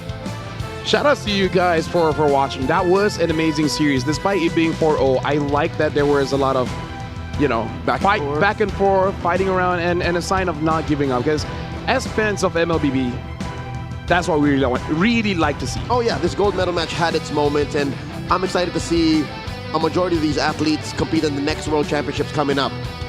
That is what's on the horizon. Yep, for sure. Looks like we are setting things up on stage. Having a good day here, Leo. It's a great day. I'm glad I get to do the SEA Games with you. Never rained in Bangkok while we were here. Oh yeah. So the weather was just compliments to the chef. That is the weather here. Nice way to put it. So yeah, as you guys can see over here, they're just celebrating their shout-outs Thailand 2025. The rain continues. So again, The rain, like Philippines rain. R-E-I-G-N. There you go. Yes. There you go. I thought like we just talked about the weather. Yeah. Speaking of weather, we'll see when we get back to Malaysia and Philippines, see how the weather is like there. I feel like a lot of people have catch our conversation during the break, so really looking forward for us to have breakfast when we get back home, which is going to be tomorrow, so that's going to be interesting. Gonna spend one more night here. I haven't been home in about a month. Later on, I won't be home for a month, maybe more. Home is great. If you guys are at home and you guys get to spend time with your pets, Appreciate it. appreciate it. Because me, I already miss my cat, man. My cat is a monster, but she's nice. I miss my boys. Speaking of cats, Yeah. Cups and Castle. All of my cats are females, and it's not by choice, by accident. I'm happy with my boys. Yeah. So it looks like we are going for a break, but when we come back, it should be the award ceremony. My name is Rafael, and this is Leo. We'll see you guys for the female gold medal match later on.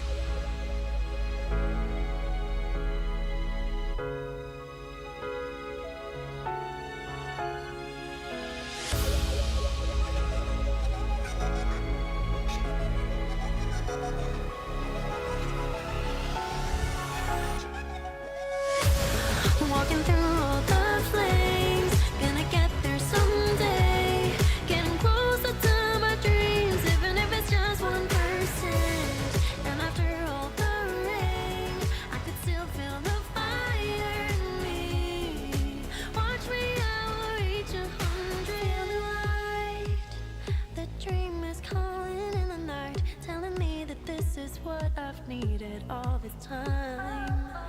It feels so right. Nothing could ever pull me down. The stars are shining now. Ready to fight. It's my time. Oh. Though I spend days and nights just chasing the right flight for my own life. Now 1% could change the lane of straight through every fall I dared to climb. I'm flying through the sky with hope that never dies. Been low but now I rise. I'm going higher this time. I'm gonna shine. If I have to fight a battle, more than once to truly win it, and I'll do it, do it, do it, do it again. One day I'll turn my zero into first place. I will win this race. Walking through all the flames, gonna get there someday. Getting closer to my dreams, even if it's just 1%. And after all the rain, I could still feel the fire in me. Watch me, I will reach 100. Walking through all the flames, gonna get there someday. Getting closer to my dreams, even if it's just 1%. And after all the rain, I could still feel the fire in me.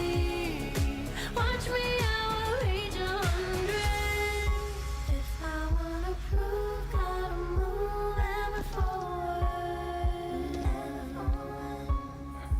Ever forward. If I wanna prove, gotta move ever forward. Ever forward. 2P. Go, keep it moving, don't stop. Tell you we won't stop climbing up to the top, yeah. Even if the weather's cold or it's hot, if you're ready or you're not, go to show 'em what you got now. Been grinding for my whole life, so do what you gotta do. Keep it moving, this is your life. I spend days chasing dreams, so many nights. Still here, never last, cause I do it right. Get the fire inside and keep burning. Every time I breathe, yeah, we live and we learn it. And you know I never leave it even done yet. I got the heat, gotta keep it 100. If I have to fight a battle, more than once to truly win it, and I'll do it, do it, do it, do it again. One day I'll turn my zero into first place. I will win this race. Walking through all the flames, gonna get there someday. Getting closer to my dreams, even if it's just 1%. And after all the rain, I can still feel the fire in me. Watch me, I will reach 100. Walking through all the flames, gonna get there someday. Getting closer to my dreams, even if it's just 1%. And after all the rain, I can still feel the fire in me. Watch me, I will reach 100.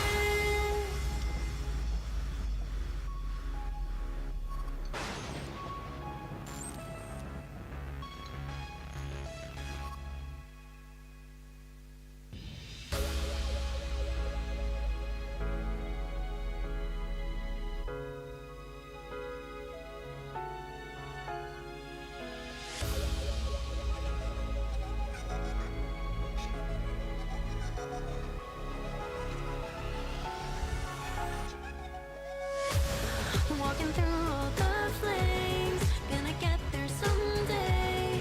Getting closer to my dreams, even if it's just 1%. And after all the rain, I could still feel the fire in me. Watch me, I will reach 100. Feel the light, the dream is calling in the night, telling me that this is what I've needed all this time. It feels so right. Nothing could ever pull me down. The stars are shining now. Ready to fight. It's my time. Oh. Though I spend days and nights just chasing the right flight for my own life. Now 1% could change the length of straight through every fall I dared to climb. I'm flying through the sky with hope that never dies. Been low but now I rise. I'm going higher this time. I'm gonna shine. If I have to fight a battle, more than once to truly win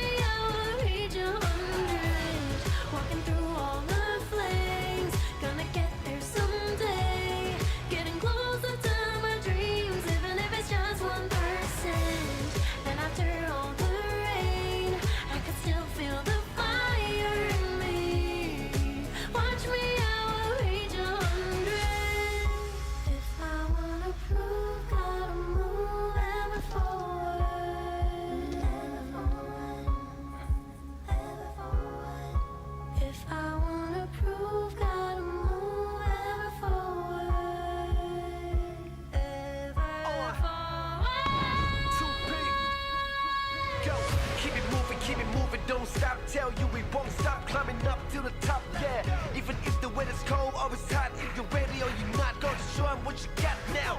Being grinding for my whole life. So do what you gotta do, keep it moving, this is your life. I spend days chasing dreams, so many nights. Still here, never left, cause I do it right.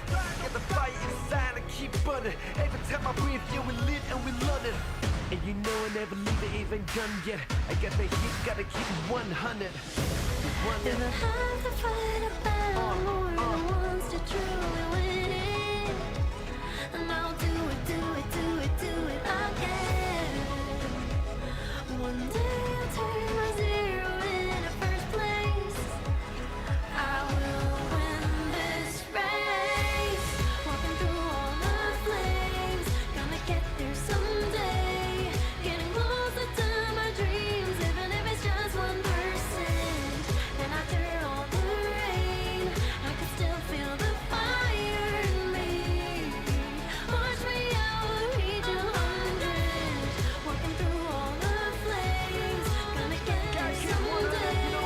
Getting closer to my dreams, even if it's just 1%. And after all the rain, I can still feel the fire in me. Watch me, I will reach 100.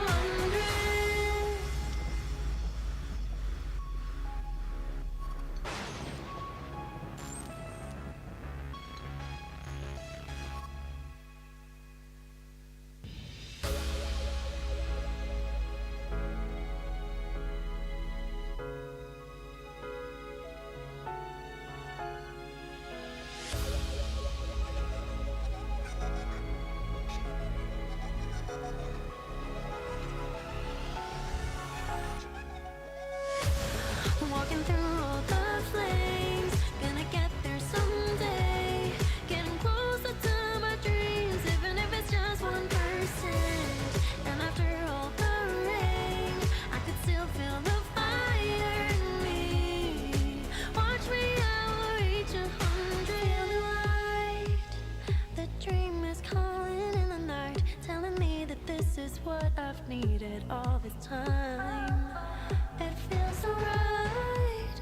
Nothing could ever pull me down. The stars are shining now. Ready to fight. It's my time. Oh. Though I spend days and nights just chasing the right flight for my own life. Now 1% could change the lane of straight through every fall I dared to climb. I'm flying through the sky with hope that never dies. Been low, but now I rise. I'm going higher this time. I'm gonna shine. If I have to fight a battle more than once to truly win it, and I'll do it, do it, do it, do it again. One day I'll turn my zero into first place. I will win this race. Walking through all the flames, gonna get there someday. Getting closer to my dreams, even if it's just 1%. And after all the rain, I could still feel the fire in me. Watch me, I will reach 100. Walking through all the flames, gonna get there someday. Getting closer to my dreams, even if it's just 1%. And after all the rain, I could still feel the fire in me. Watch me, I will reach 100. If I wanna prove, gotta move ever forward. Ever forward. If I wanna prove, gotta move ever forward.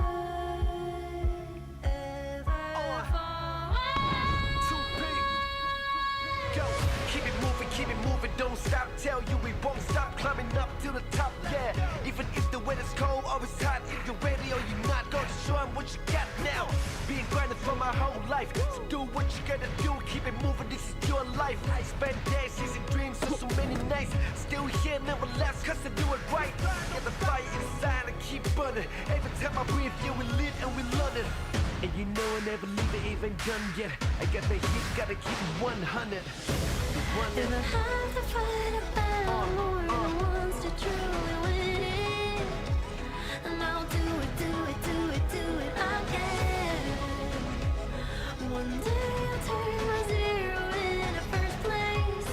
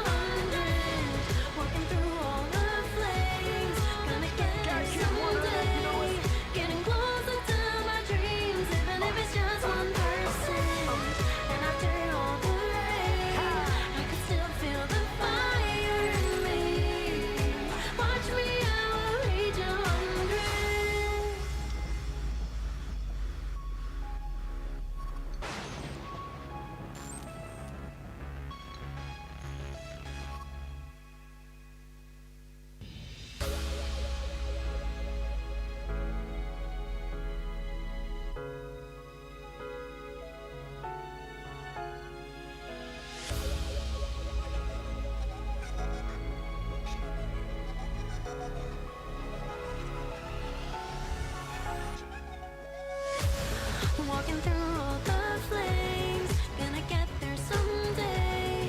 Getting closer to my dreams, even if it's just 1%. And after all the rain, I could still feel the fire in me. Watch me, I will reach 100. Feel the light, the dream is calling in the night, telling me that this is what I've needed all this time.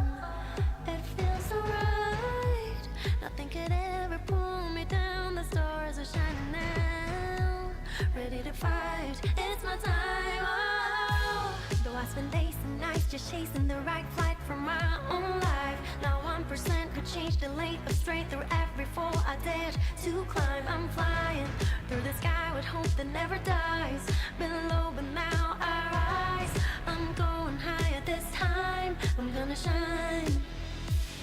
If I have to fight a battle, more than once to truly win it, and I'll do it, do it, do it, do it again. One day I'll turn my zero into first place. I will win this race. Walking through all the flames, gonna get there someday. Getting closer to my dreams, even if it's just 1%. And after all the rain, I could still feel the fire in me. Watch me, I will reach 100. Walking through all the flames, gonna get there someday. Getting closer to my dreams, even if it's just 1%. And after all the rain, I could still feel the fire in me.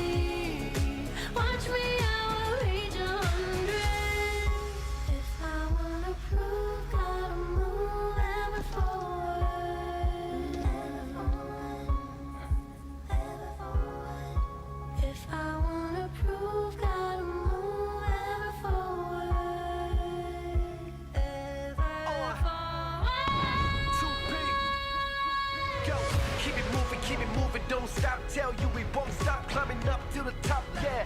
Even if the weather's cold or it's hot, if you're ready or you're not, go to show 'em what you got now. Been grinding for my whole life, so do what you gotta do. Keep it moving, this is your life. I spend days chasing dreams, so many nights. Still here, never last, cause I do it right.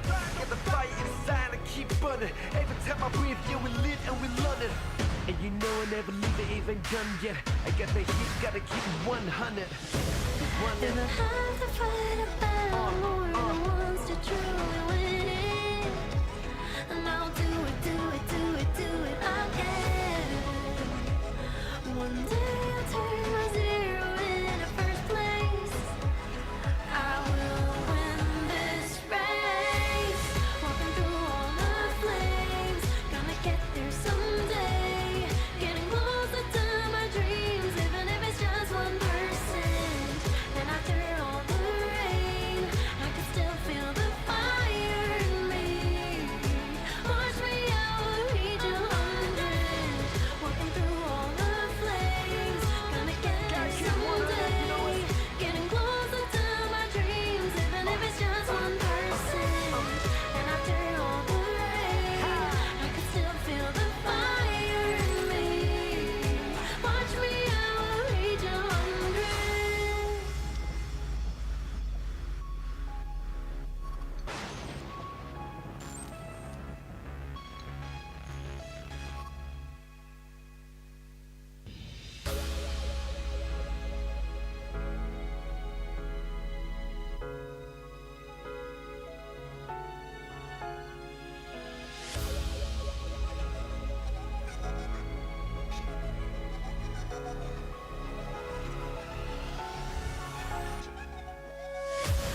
Walking through all the flames, gonna get there someday. Getting closer to my dreams, even if it's just 1%. And after all the rain, I could still feel the fire in me. Watch me, I will reach 100. Feel the light, the dream is calling in the night, telling me that this is what I've needed all this time. It feels so right, nothing could ever pull me down. The stars are shining now, ready to fight, it's my chasing the right flight for my own life. Now 1% could change the lane of straight through every fall I dared to climb. I'm flying through the sky with hope that never dies. Been low but now I rise. I'm going higher this time. I'm gonna shine. If I have to fight a battle, more than once to truly win it, and I'll do it, do it, do it, do it again. One day I'll turn my zero into first place. I will win this race. Walking through all the flames, gonna get there someday. Getting closer to my dreams, even if it's just 1%. And after all the rain, I could still feel the fire in me. Watch me, I will reach 100. Walking through all the flames, gonna get there someday. Getting closer to my dreams, even if it's just 1%. And after all the rain, I could still feel the fire in me. Watch me, I will reach 100. If I wanna prove, gotta move ever forward. Ever forward. If I wanna prove, gotta move ever forward. Ever forward. 2P. Go, keep it moving, don't stop. Tell you we won't stop climbing up to the top, yeah. Even if the weather's cold or it's hot, if you're ready or you're not, go show 'em what you got now. Been grinding for my whole life, so do what you gotta do. Keep it moving, this is your life. Spend days chasing dreams, so many nights. Still here, never last, cause I do it right. Get the fire inside and keep burning. Every time I breathe, yeah, we live and we learn it. And you know I never leave it even done yet. I got the heat, gotta keep it 100. If I have to fight a battle, more than once to truly win it, and I'll do it, do it, do it, do it again. One day I'll turn my zero into first place. I will win this race. Walking through all the flames, gonna get there someday. Getting closer to my dreams, even if it's just 1%.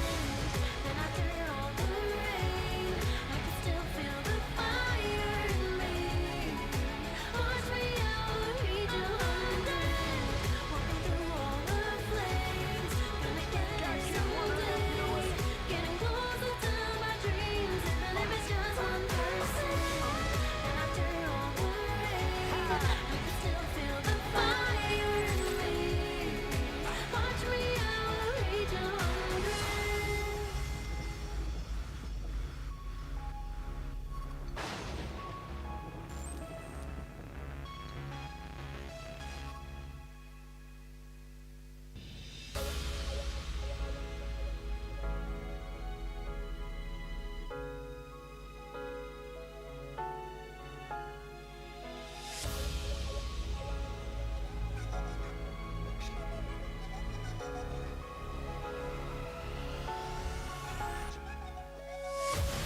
Walking through all the flames, gonna get there someday. Getting closer to my dreams, even if it's just 1%. And after all the rain, I can still feel the fire in me. Watch me, I will reach 100. Light, the dream is calling in the night, telling me that this is what I've needed all this time. It feels so right.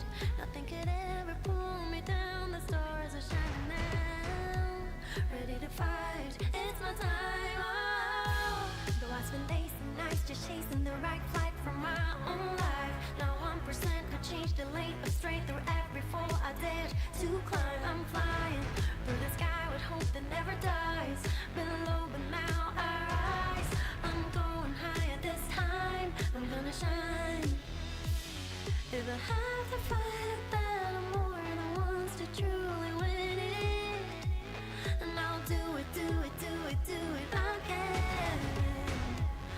One day I'll turn my zero into first place. I will win this race.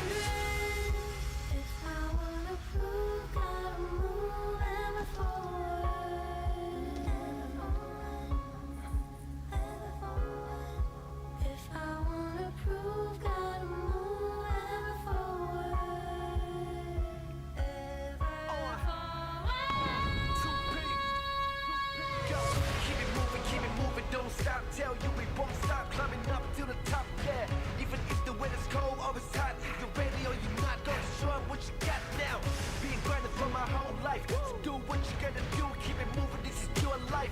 Spend days, chasing dreams, so many nights. Still here, never left, cause I do it right. Got the fire inside and keep burning. Every time I breathe, you will live and we learn it. And you know I never leave it even done yet. I got the heat, gotta keep it 100. If I have to fight a battle, more than once to truly win it, and I'll do it, do it, do it, do it again. One day I'll turn my zero into first place. I will win this race. Walking through all the flames, gonna get there someday. Getting closer to my dreams, even if it's just 1%. And after all the rain, I can still feel the fire in me. Watch me, I will reach 100. Walking through all the flames, gonna get there someday. Getting closer to my dreams, even if it's just 1%. And after all the rain, I can still feel the fire in me. Watch me, I will reach 100.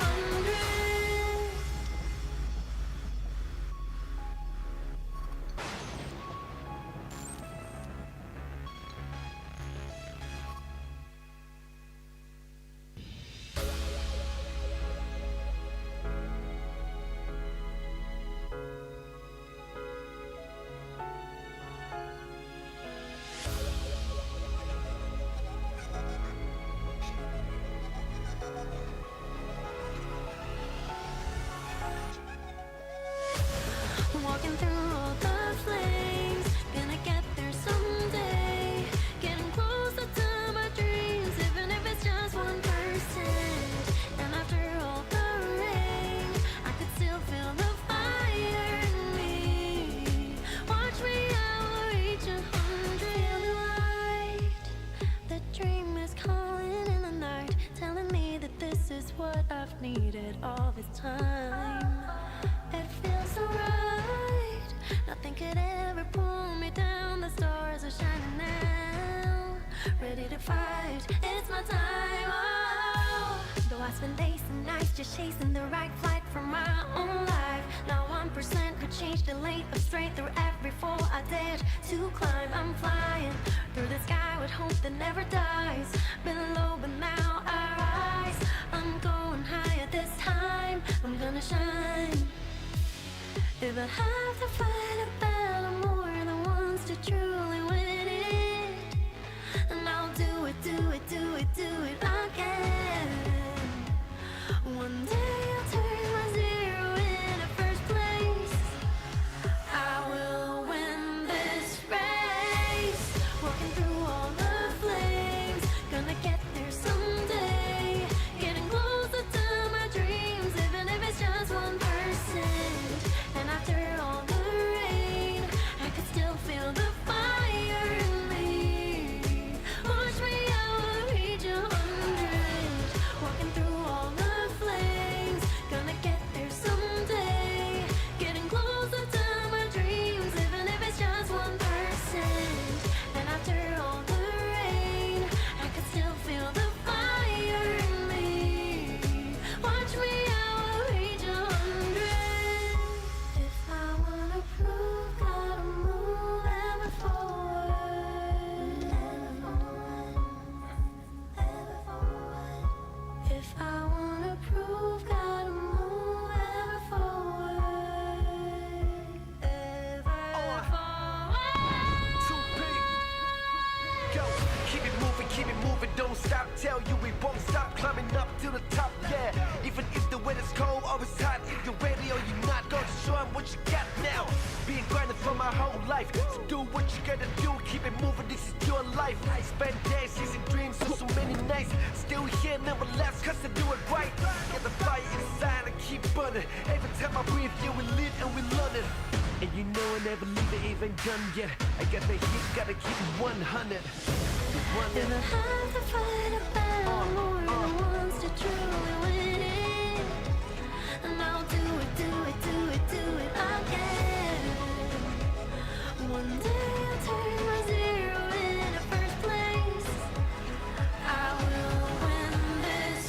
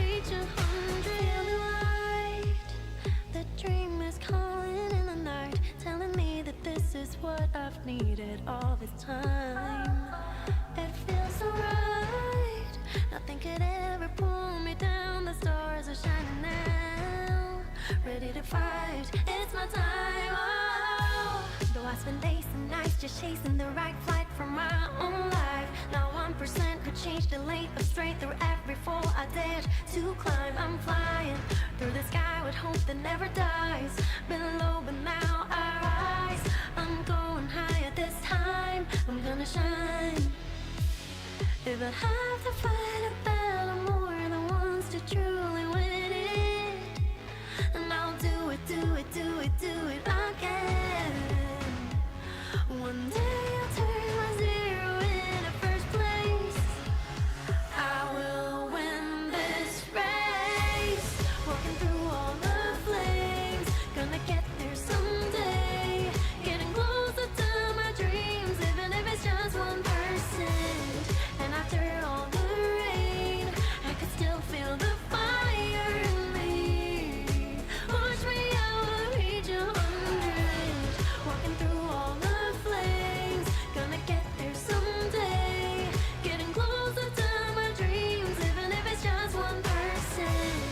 And after all the rain, I could still feel the fire in me. Watch me, I will reach 100. If I wanna prove, gotta move ever forward. Ever forward. If I wanna prove, gotta move ever forward. Ever forward. 2P. Go, keep it moving, don't stop. Tell you we won't stop climbing up to the top, yeah. Even if the weather's cold or it's hot, if you're ready or you're not, go to show 'em what you got now.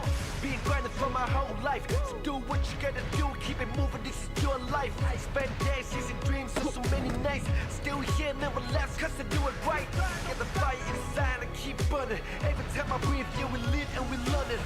And you know I never leave it even done yet. I got the heat, gotta keep it 100. If I have to fight a battle, more than once to truly win it, and I'll do it, do it, do it, do it again. One day I'll turn my zero into first place. I will win this race. Walking through all the flames, gonna get there someday. Getting closer to my dreams, even if it's just 1%. And after all the rain, I can still feel the fire in me. Watch me, I will reach 100. Walking through all the flames, gonna get there someday. Getting closer to my dreams, even if it's just 1%. And after all the rain, I can still feel the fire in me. Watch me, I will reach 100.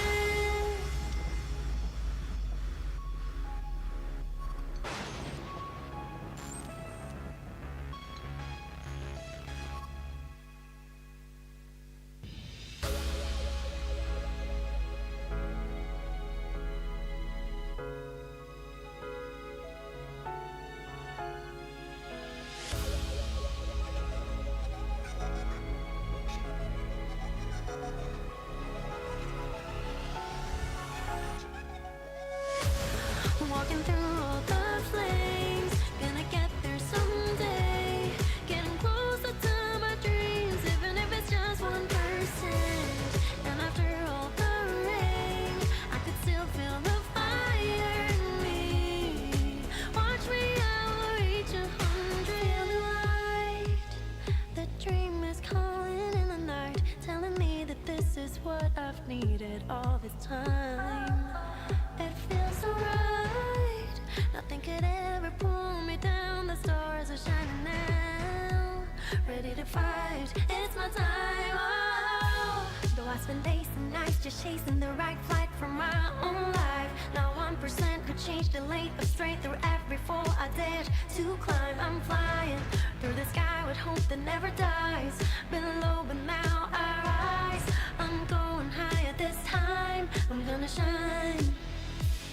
If I have to fight a battle, more than once to truly win it, and I'll do it, do it, do it, do it again.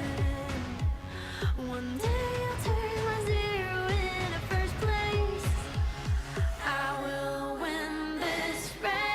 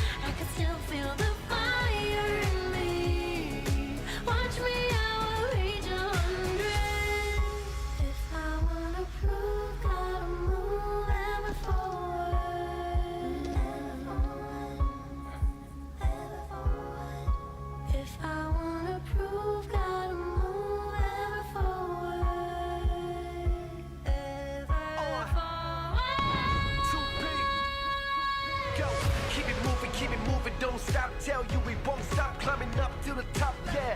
Even if the weather's cold or it's hot, if you're ready or you're not, gonna show 'em what you got now.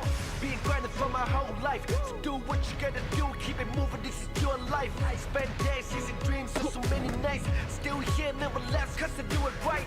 Get the fire inside and keep burning. Every time I breathe, yeah, we live and we learn it. And you know I never leave it even done yet. I got the heat, gotta keep it 100. If I have to fight a battle more than once to truly win it, and I'll do it, do it, do it, do it again. One day I'll turn my zero into first place. I will win this race. Walking through all the flames, gonna get there someday. Getting closer to my dreams, even if it's just 1%. And after all the rain, I can still feel the fire in me. Watch me, I will reach 100. Walking through all the flames, gonna get there someday. Getting closer to my dreams, even if it's just 1%. And after all the rain, I can still feel the fire in me. Watch me, I will reach 100.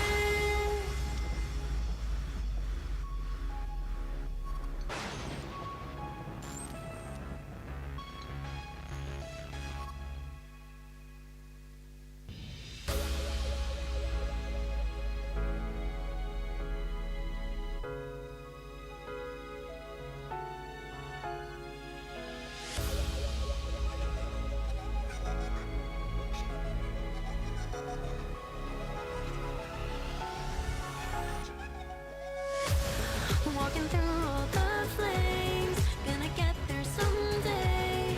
Getting closer to my dreams, even if it's just 1%. And after all the rain, I could still feel the fire in me. Watch me, I will reach 100. Feel the light, the dream is calling in the night, telling me that this is what I've needed all this time. It feels so right. Nothing could ever pull me down. The stars are shining now. Ready to fight. It's my time. Oh. Though I spend days and nights just chasing the right flight for my own life. Now 1% could change the lane of straight through every fall I dared to climb. I'm flying through the sky with hope that never dies. Been low, but now I rise. I'm going higher this time. I'm gonna shine. If I have to fight a battle more than once to truly win it, and I'll do it, do it, do it, do it again. One day I'll turn my zero into first place. I will win this race. Walking through all the flames, gonna get there someday. Getting closer to my dreams, even if it's just 1%. And after all the rain, I could still feel the fire in me.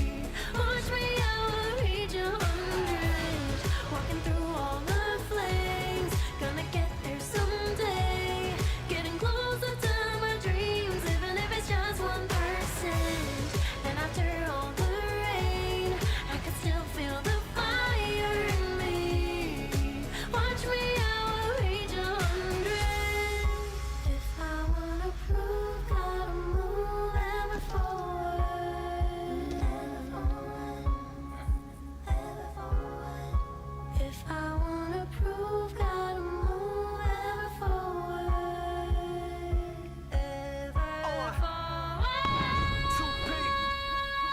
Go, keep it moving, don't stop. Tell you we won't stop climbing up to the top, yeah. Even if the weather's cold or it's hot, if you're ready or you're not, gonna show 'em what you got now. Being grinding for my whole life, so do what you gotta do, keep it moving, this is your life. I spend days chasing dreams for so many nights, still here, never last, cause I do it right. Get the fire inside and keep burning. Every time I breathe, yeah, we live and we learn it. And you know I never leave it even done yet. I got the heat, gotta keep it 100. If I have to fight a battle more than once to truly win it, and I'll do it, do it,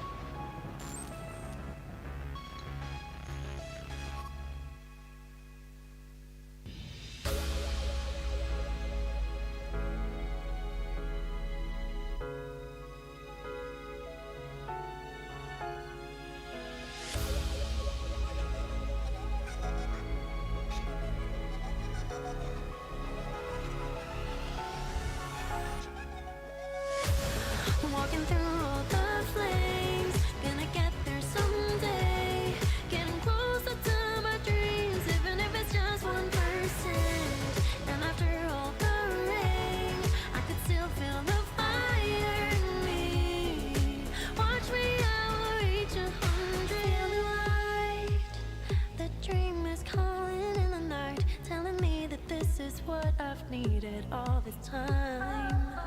It feels so right. Nothing could ever pull me down. The stars are shining now. Ready to fight. It's my time. Oh. Though I spend days and nights just chasing the right flight from my own life. Not 1% could change the lane of straight through every fall I dared to climb. I'm flying through the sky with hope that never dies. Been low but now I rise. I'm going higher this time. I'm gonna shine.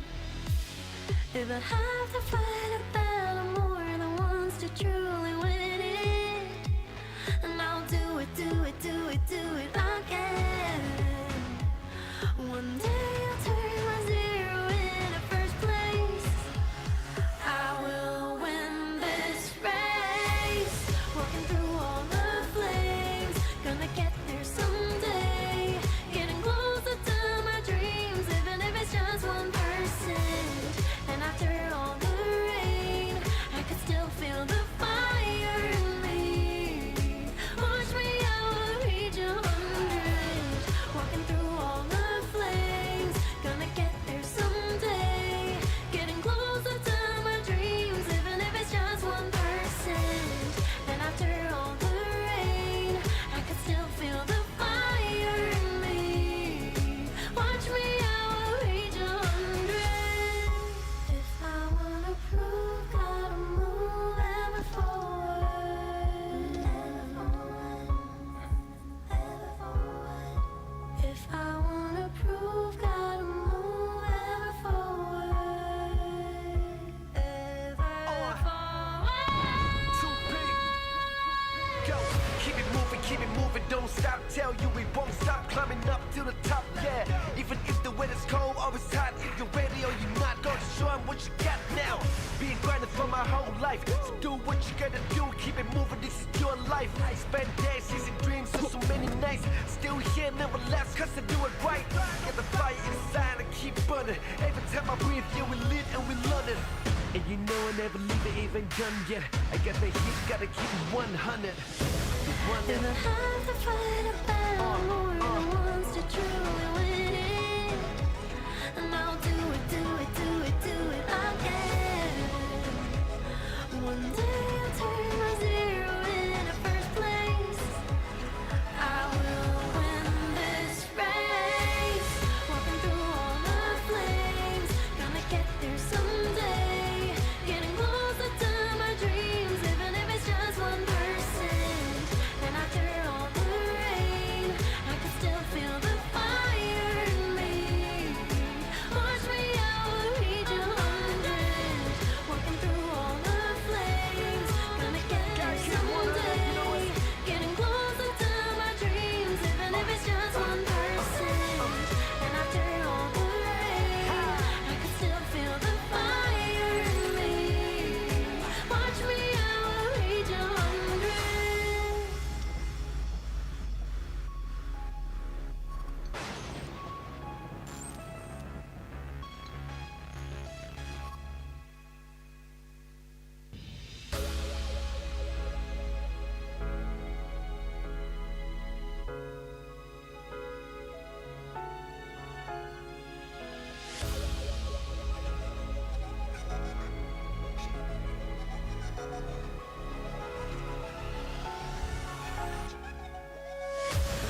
Walking through all the flames, gonna get there someday.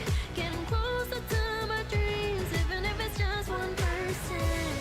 And after all the rain, I could still feel the fire in me.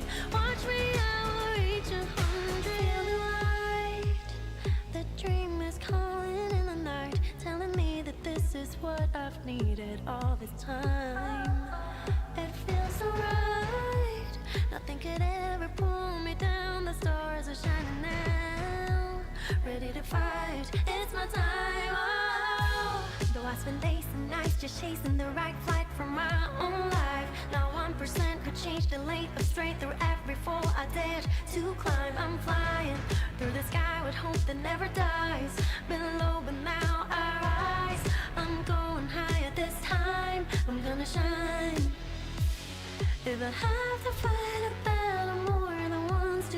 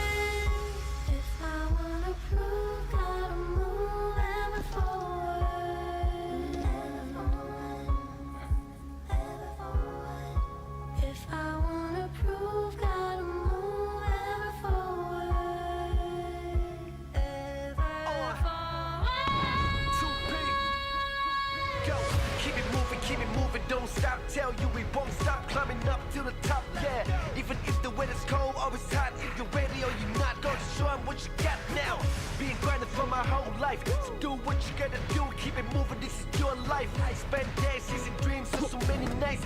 Still here, never last, cause I do it right. Get the fire inside and keep burning. Every time I breathe, yeah, we lit and we learn it. And you know I never leave it even done yet.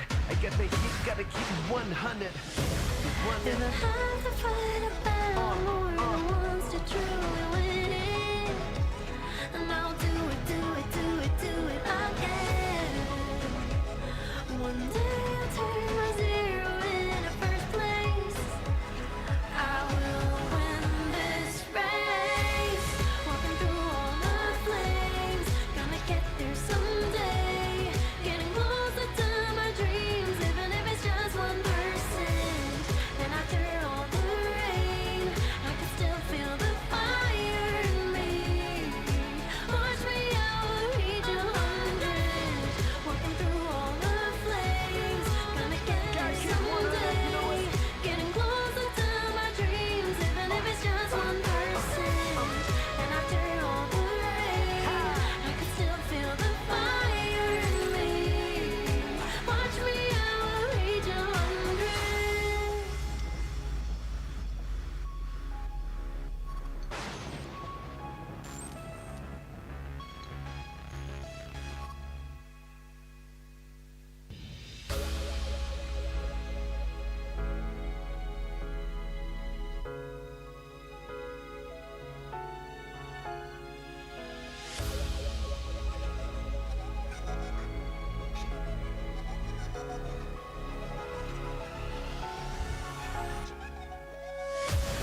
Walking through all the flames, gonna get there someday. Getting closer to my dreams, even if it's just 1%. And after all the rain, I could still feel the fire in me.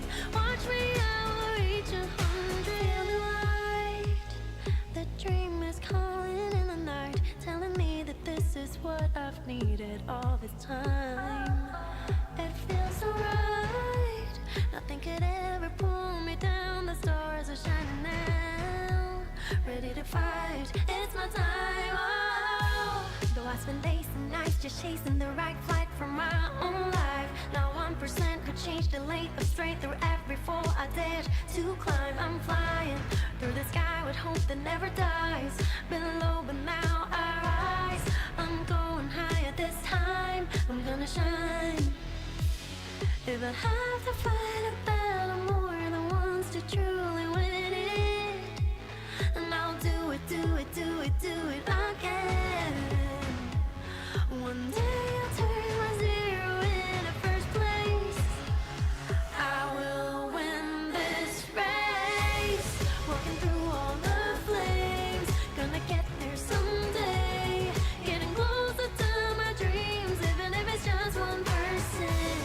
And after all the rain, I could still feel the fire in me. Watch me, I will reach 100. Walking through all the flames, gonna get there someday. Getting closer to my dreams, even if it's just 1%. And after all the rain, I could still feel the fire in me. Watch me, I will reach 100. If I wanna prove, gotta move ever forward. Ever forward. If I wanna prove, gotta move ever forward. Ever forward. Too big. Go, keep it moving, don't stop. Tell you we won't stop climbing up to the top, yeah. Even if the weather's cold or it's hot, if you're ready or you're not, go to show 'em what you got now. Been grinding for my whole life, so do what you gotta do, keep it moving, this is your life. I spend days chasing dreams, so many nights. Still here, never last, cause I do it right. Get the fire inside and keep burning. Every time I breathe, yeah, we lit and we learn it. And you know I never leave it even done yet. I got the heat, gotta keep it 100. If I have to fight a battle more than once to truly win it, and I'll do it, do it, do it, do it again. One day I'll turn my zero into first place. I will win this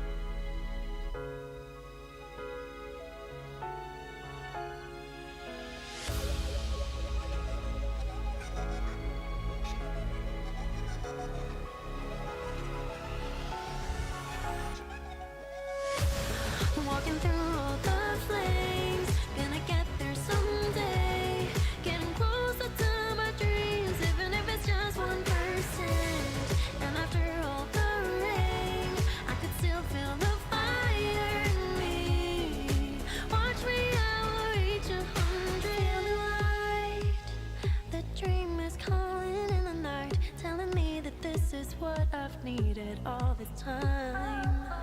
It feels so right. Nothing could ever pull me down. The stars are shining now.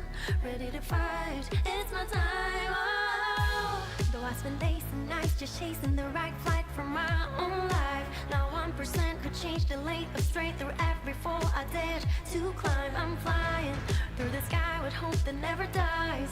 Been low but now I rise.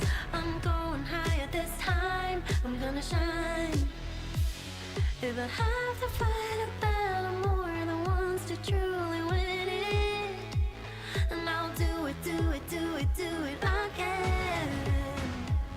One day I'll turn my zero into first place. I will win this race.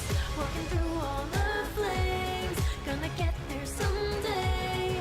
Getting closer to my dreams, even if it's just 1%. And after all the rain, I could still feel the fire in me. Watch me, I will reach 100. Walking through all the flames, gonna get there someday.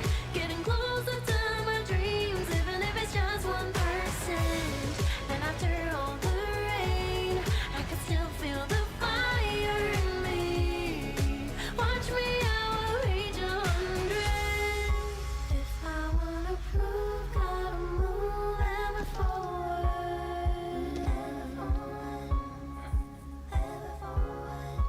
If I wanna prove, gotta move ever forward. Ever forward. 2P. Go, keep it moving, don't stop. Tell you we won't stop climbing up to the top. Yeah, even if the weather's cold or it's hot, if you're ready or you're not, gonna show 'em what you got now. Being grinding for my whole life, so do what you gotta do. Keep it moving, this is your life. Spend days chasing dreams, so many nights. Still here, never last, cause I do it right. Get the fire inside and keep burning. Every time I breathe, yeah, we live and we learn it. And you know I never leave it even done yet. I got the heat, gotta keep it 100. If I have to fight a battle, more than once to truly win it, and I'll do it, do it, do it, do it again. One day I'll turn my zero into first place. I will win this race. Walking through all the flames, gonna get there someday. Getting closer to my dreams, even if it's just 1%. And after all the rain, I can still feel the fire in me. Watch me, I will reach 100. Walking through all the flames, gonna get there someday. Getting closer to my dreams, even if it's just 1%. And after all the rain, I can still feel the fire in me. Watch me, I will reach 100.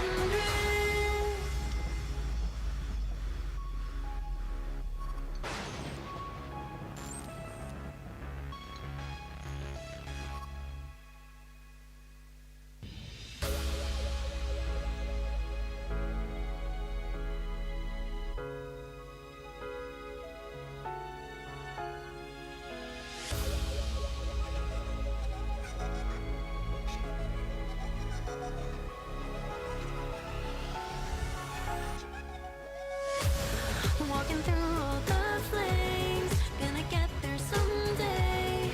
Getting closer to my dreams, even if it's just 1%. And after all the rain, I could still feel the fire in me. Watch me, I will reach 100. Light, the dream is calling in the night, telling me that this is what I've needed all this time. It feels down, the stars are shining now. Ready to fight, it's my time. Oh, though I spend days and nights just chasing the right flight from my own life. Now 1% could change the lane of straight through every fall I dared to climb. I'm flying through the sky with hope that never dies. Been low but now I rise. I'm going higher this time. I'm gonna shine. If I have to fight a battle, more than once to truly win it, and I'll do it, do it,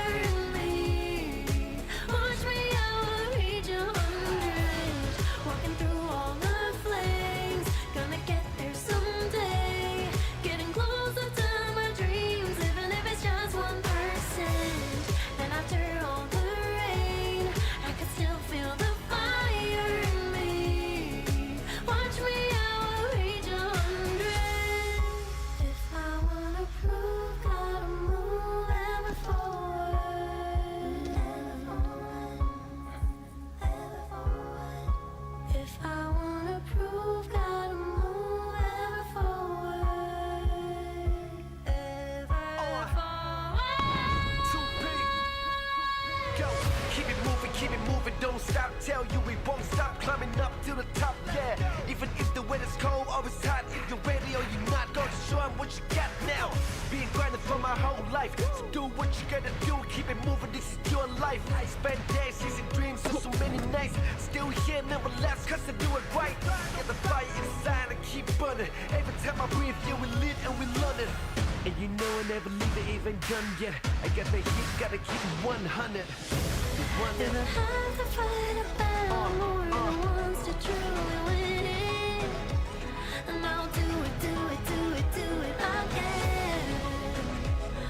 One day I'll turn my zero into first place. I will win this race, walking through all the flames, gonna get there someday, getting closer to my dreams, even if it's just 1%. And after all the rain, I can still feel the fire in me. Watch me, I will reach 100, walking through all the flames, gonna get there someday, getting closer to my dreams, even if it's just 1%. And after all the rain, I can still feel the fire in me.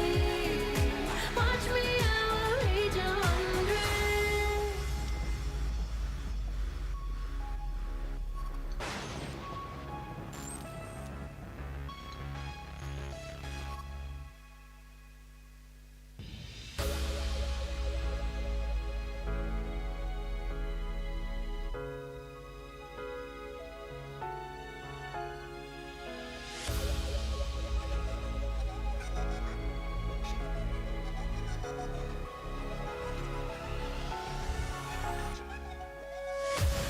Walking through all the flames, gonna get there someday, getting closer to my dreams, even if it's just 1%. And after all the rain, I could still feel the fire in me. Watch me, I will reach 100. Feel the light, the dream is calling in the night, telling me that this is what I've needed all this time. It feels so right, nothing could ever pull me down. The stars are shining now, ready to fight, it's my time. Oh, though I spend days and nights just chasing the right flight from my own life, now 1% could change the length of straight through every fall I dared to climb. I'm flying through the sky with hope that never dies. Been low but now I rise, I'm going higher this time, I'm gonna shine. If I have to fight a battle more than once to truly win it, and I'll do it, do it, do it, do it again. One day I'll turn my zero into first place. I will win this race, walking through all the flames, gonna get there someday, getting closer to my dreams, even if it's just 1%. And after all the rain, I could still feel the fire in me. Watch me, I will reach 100, walking through all the flames, gonna get there someday, getting closer to my dreams, even if it's just 1%. And after all the rain, I could still feel the fire in me. Watch me, I will reach 100. If I wanna prove, gotta move ever forward, ever forward. If I wanna prove, gotta move ever forward, ever forward. Too big. Go, keep it moving, don't stop. Tell you we won't stop climbing up to the top, yeah. Even if the weather's cold or it's hot, if you're ready or you're not, gonna show 'em what you got now. Being grinding for my whole life, so do what you gotta do, keep it moving, this is your life. I spend days chasing dreams for so many nights, still here, never last, cause I do it right. Get the fire inside and keep burning, every time I breathe, yeah, we live and we learn it. And you know I never leave it even done yet, I got the heat, gotta keep it 100. If I have to fight a battle more than once to truly win it, and I'll do it, do it, do it, do it again.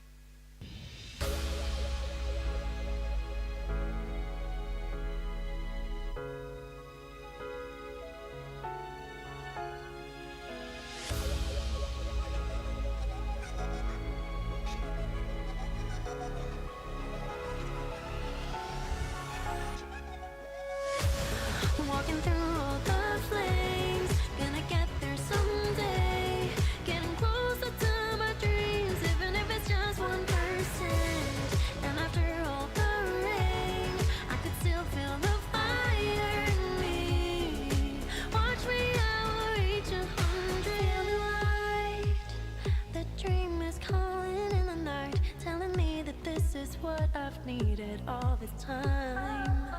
It feels so right. Nothing could ever pull me down. The stars are shining now. Ready to fight. It's my time. Oh. Though I spend days and nights just chasing the right flight for my own life. Not 1% could change the lane of straight through every fall I dared to climb. I'm flying through the sky with hope that never dies. Been low but now I rise. I'm going higher this time. I'm gonna shine. If I have to fight a battle, more than once to truly win it, and I'll do it, do it, do it, do it again. One day I'll turn my zero into first place. I will win this race. Walking through all the flames, gonna get there someday. Getting closer to my dreams, even if it's just 1%. And after all the rain, I could still feel the fire in me. Watch me, I will reach 100. Walking through all the flames, gonna get there someday. Getting closer to my dreams, even if it's just 1%. And after all the rain, I could still feel the fire in me. Watch me, I will reach 100. If I wanna prove, gotta move ever forward. Ever forward. If I wanna prove, gotta move ever forward. Ever forward. 2P. Go, keep it moving, don't stop. Tell you we won't stop climbing up to the top, yeah. Even if the weather's cold or it's hot, if you're ready or you're not, go to show 'em what you got now. Been grinding for my whole life, so do what you gotta do. Keep it moving, this is your life. Spend days chasing dreams for so many nights. Still here, never last, cause I do it right. Get the fire inside and keep burning. Every time I breathe, yeah, we live and we learn it. And you know I never leave it even done yet. I got the heat, gotta keep it 100. If I have to fight a battle, more than once to truly win it, and I'll do it, do it, do it, do it again. One day I'll turn my zero into first place. I will win this race. Walking through all the flames, gonna get there someday. Getting closer to my dreams, even if it's just 1%. And after all the rain, I can still feel the fire in me. Watch me, I will reach 100. Walking through all the flames, gonna get there someday. Getting closer to my dreams, even if it's just 1%. And after all the rain, I can still feel the fire in me. Watch me, I will reach 100.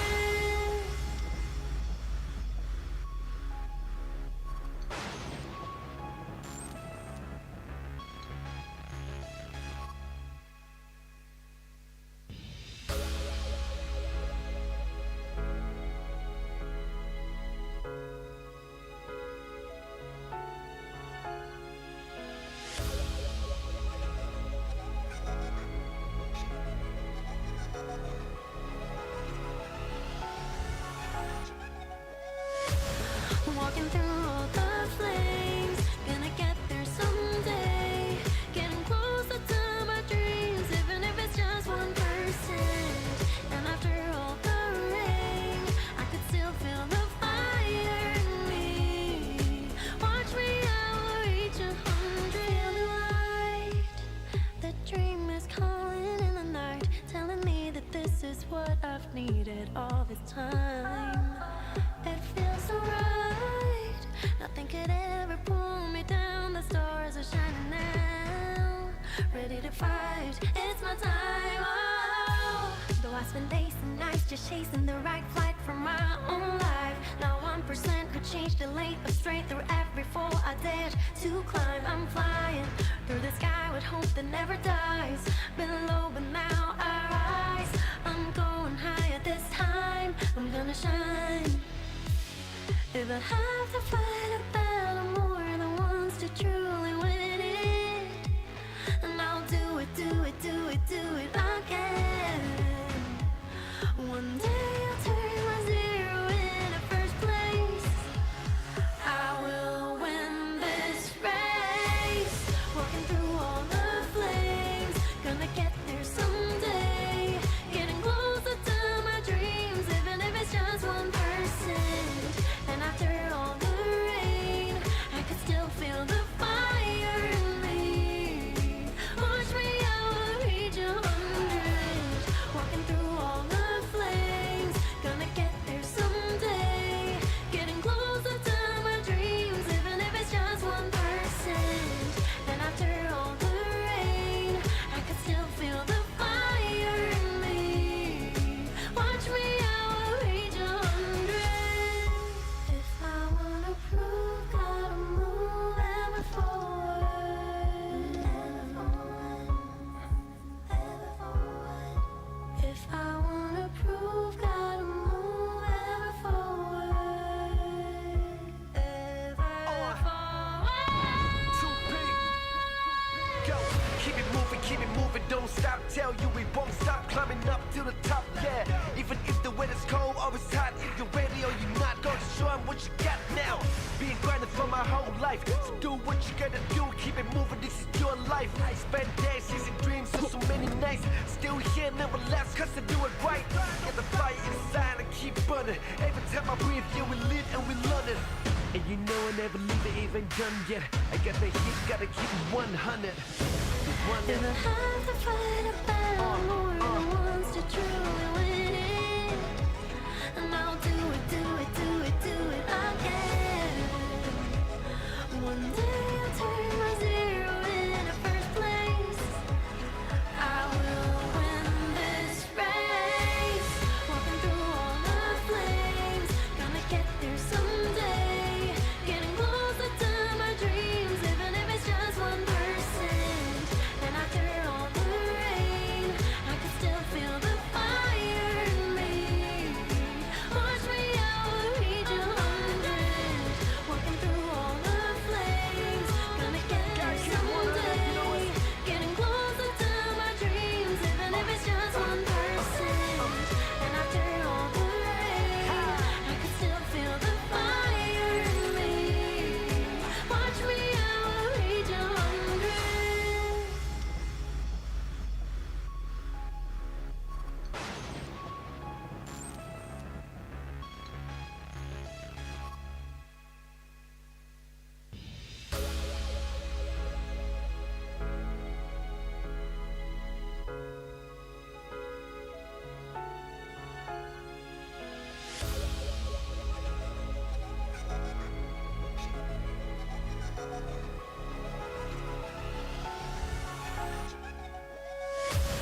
Walking through all the flames, gonna get there someday. Getting closer to my dreams, even if it's just 1%.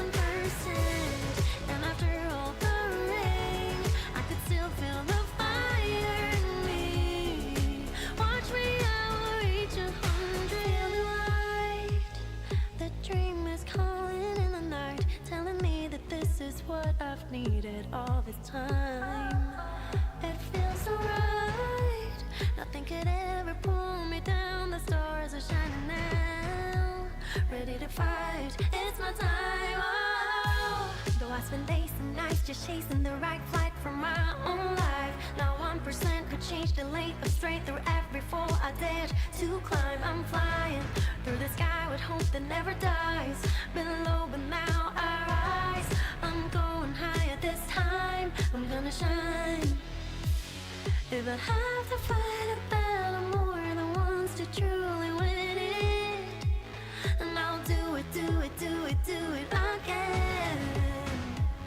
One day I'll turn my zero into first place. I will win this race. Walking through all the flames, gonna get there someday. Getting closer to my dreams, even if it's just 1%. And after all the rain, I could still feel the fire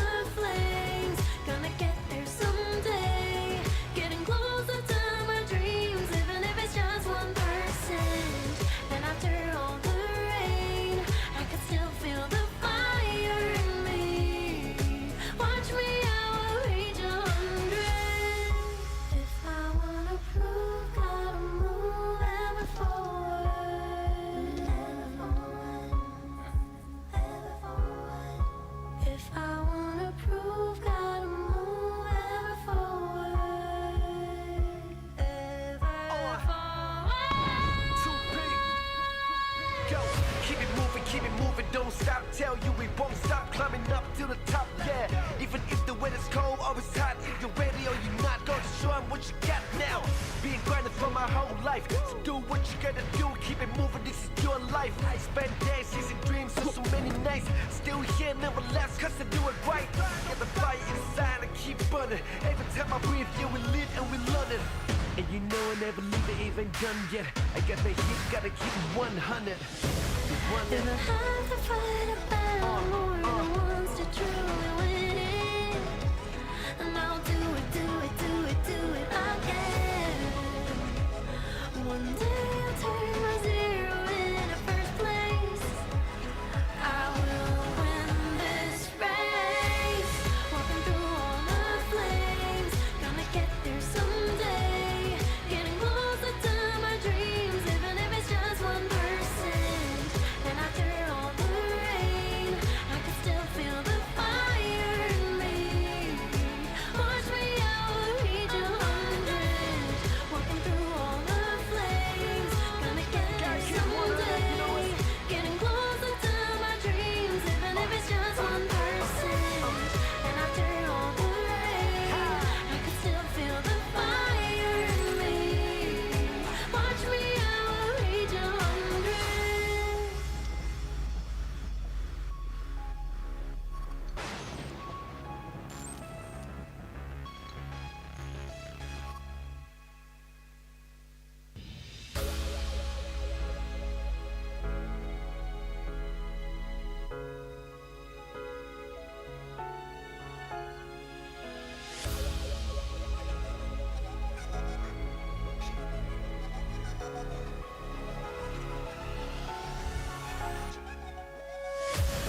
Walking through all the flames, gonna get there someday. Getting closer to my dreams, even if it's just 1%. And after all the rain, I could still feel the fire in me. Watch me, I will reach 100. Feel the light, the dream is calling in the night, telling me that this is what I've needed all this time. It feels so right. Nothing could ever pull me down. The stars are shining now. Ready to fight. It's my time. Oh. Though I spend days and nights just chasing the right flight for my own life. Now 1% could change the lane of straight through every fall I dared to climb. I'm flying through the sky with hope that never dies. Been low, but now I rise. I'm going higher this time. I'm gonna shine. If I have to fight a battle more than once to truly win it, and I'll do it, do it, do it, do it again. One day I'll turn my zero into first place. I will win this race. Walking through all the flames, gonna get there someday. Getting closer to my dreams, even if it's just 1%. And after all the rain, I could still feel the fire in me. Watch me, I will reach 100. Walking through all the flames, gonna get there someday. Getting closer to my dreams, even if it's just 1%. And after all the rain, I could still feel the fire in me. Watch me, I will reach 100. If I wanna prove, gotta move ever forward. Ever forward. If I wanna prove, gotta move ever forward. Ever forward. Too big. Go, keep it moving, don't stop. Tell you we won't stop climbing up to the top. Yeah, even if the weather's cold or it's hot, if you're ready or you're not, go to show 'em what you got now. Been grinding for my whole life, so do what you gotta do. Keep it moving, this is your life. I spend days chasing dreams for so many nights. Still here, nevertheless, cause I do it right. Get the fire inside and keep burning. Every time I breathe, yeah, we live and we learn it. And you know I never leave it even done yet. I got the heat, gotta keep it 100.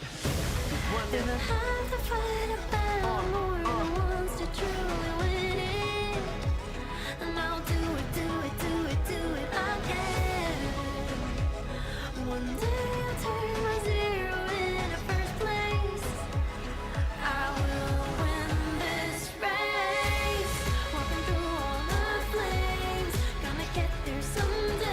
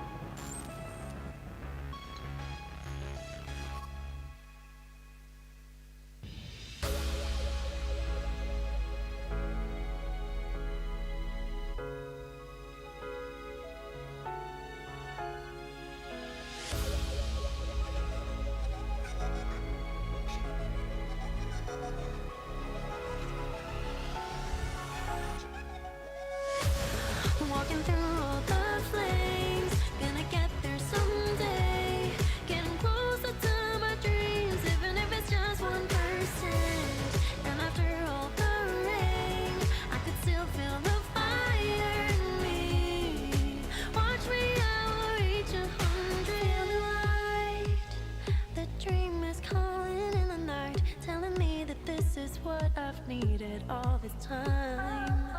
It feels so right. Nothing could ever pull me down. The stars are shining now. Ready to fight. It's my time. Oh. Though I spend days and nights just chasing the right flight from my own life. Not 1% could change the lane of straight through every fall I dared to climb. I'm flying through the sky with hope that never dies. Been low but now I rise.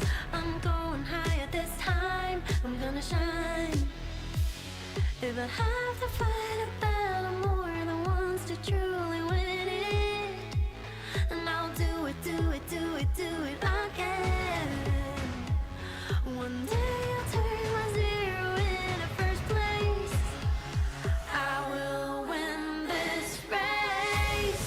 Walking through all the flames, gonna get there someday. Getting closer to my dreams, even if it's just 1%. And after all the rain, I could still feel the fire in me. Watch me, I will reach 100. Walking through all the flames, gonna get there someday. Getting closer to my dreams, even if it's just 1%. And after all the rain, I could still feel the fire in me. Watch me, I will reach 100. If I wanna prove, gotta move ever forward. Ever forward. If I wanna prove, gotta move ever forward. Ever forward. Too big. Go, keep it moving, don't stop. Tell you we won't stop climbing up to the top, yeah. Even if the weather's cold or it's hot, if you're ready or you're not, go to show 'em what you got now. Been grinding for my whole life, so do what you gotta do. Keep it moving, this is your life. I spend days chasing dreams, so many nights. Still here, never last, cause I do it right. Get the fire inside and keep burning. Every time I breathe, yeah, we live and we learn it. And you know I never leave it even done yet. I got the heat, gotta keep it 100. If I have to fight a battle, more than once to truly win it, and I'll do it, do it, do it, do it again. One day I'll turn my zero into first place.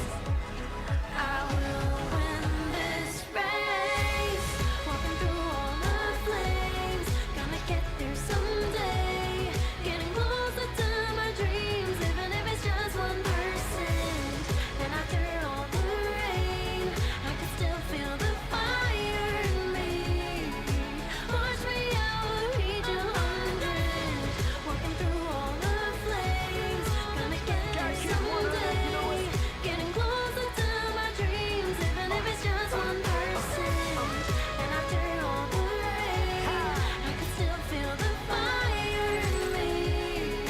Watch me, I will reach 100.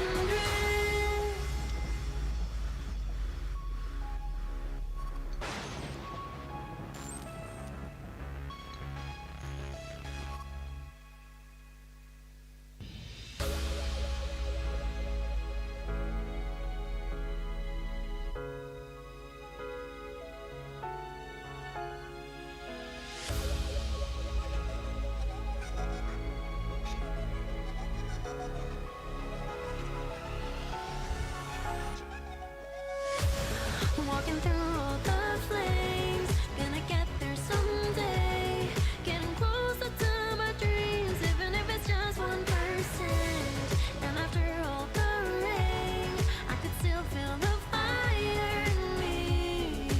Watch me, I will reach 100. Feel the light, the dream is calling in the night, telling me that this is what I've needed all this time. It feels so right. Nothing could ever pull me down. The stars are shining now. Ready to fight. It's my time. Oh. Though I spend days and nights just chasing the right flight from my own life. Not 1% could change the length of straight through every fall I dared to climb. I'm flying through the sky with hope that never dies. Been low but now I rise. I'm going higher this time. I'm gonna shine.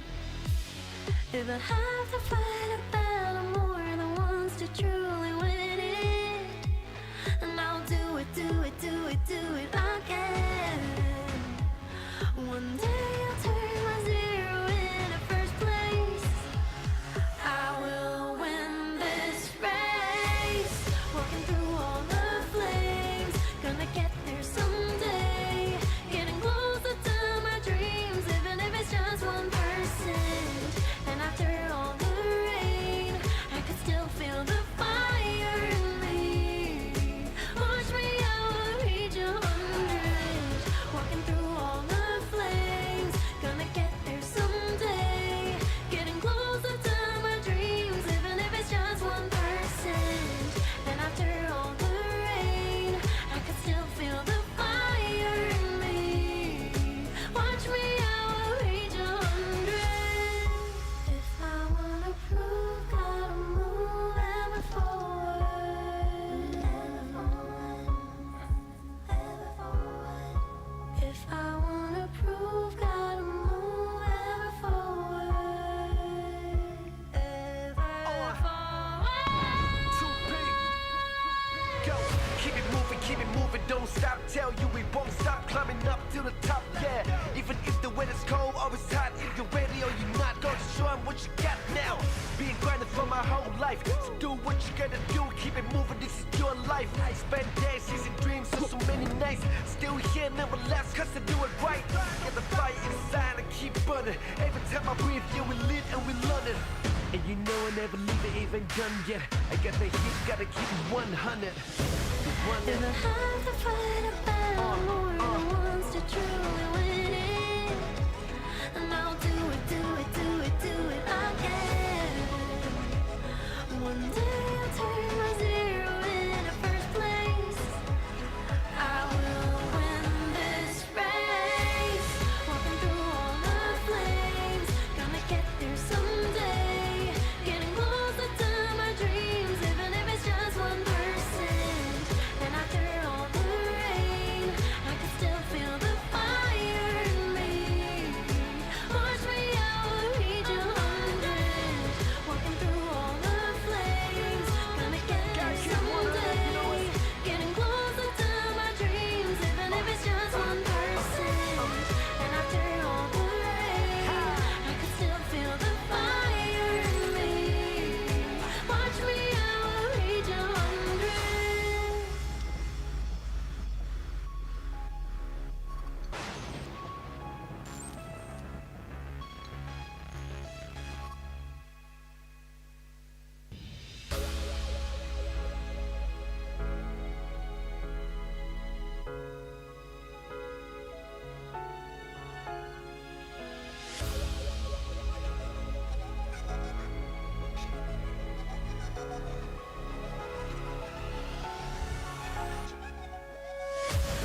Walking through all the flames, gonna get there someday.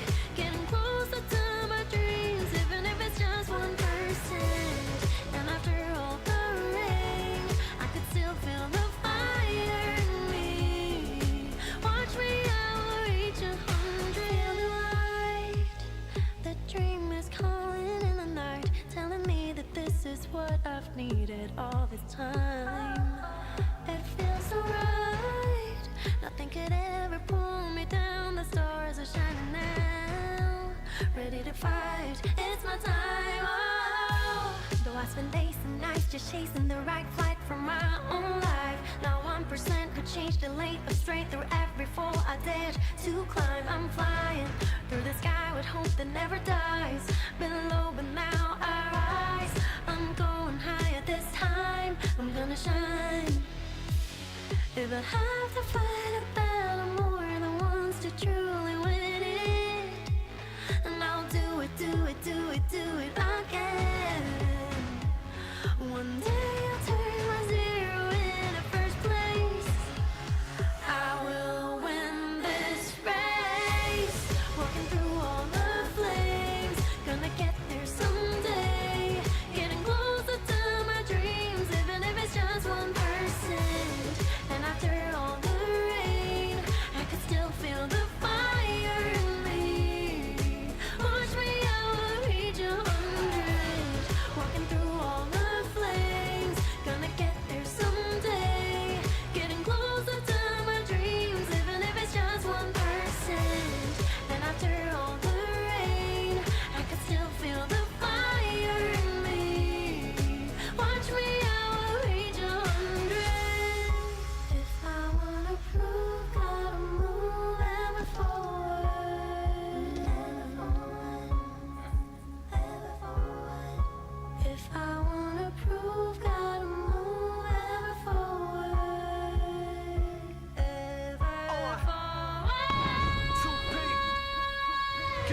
keep it moving, don't stop. Tell you we won't stop climbing up to the top, yeah. Even if the weather's cold or it's hot, if you're ready or you're not, gonna show 'em what you got now. Being grinding for my whole life, so do what you gotta do, keep it moving, this is your life. I spend days chasing dreams, so many nights, still here, never last, cause I do it right. Get the fire inside and keep burning. Every time I breathe, yeah, we live and we learn it. And you know I never leave it even done yet. I got the heat, gotta keep it 100. If I have to fight a battle more than once to truly win it, and I'll do it again. One day I'll turn my zero into first place. I will win this race. Walking through all the flames, gonna get there someday. Getting closer to my dreams, even if it's just 1%. And after all the rain, I can still feel the fire in me. Watch me, I will reach 100.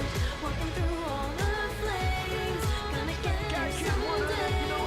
Getting closer to my dreams, even if it's just 1%.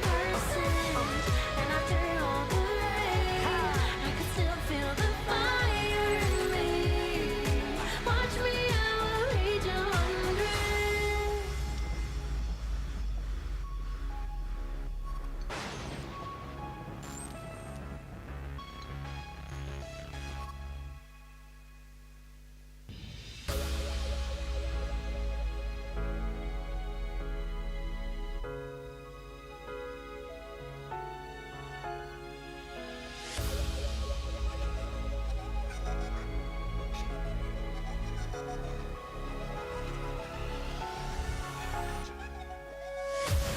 Walking through all the flames, gonna get there someday.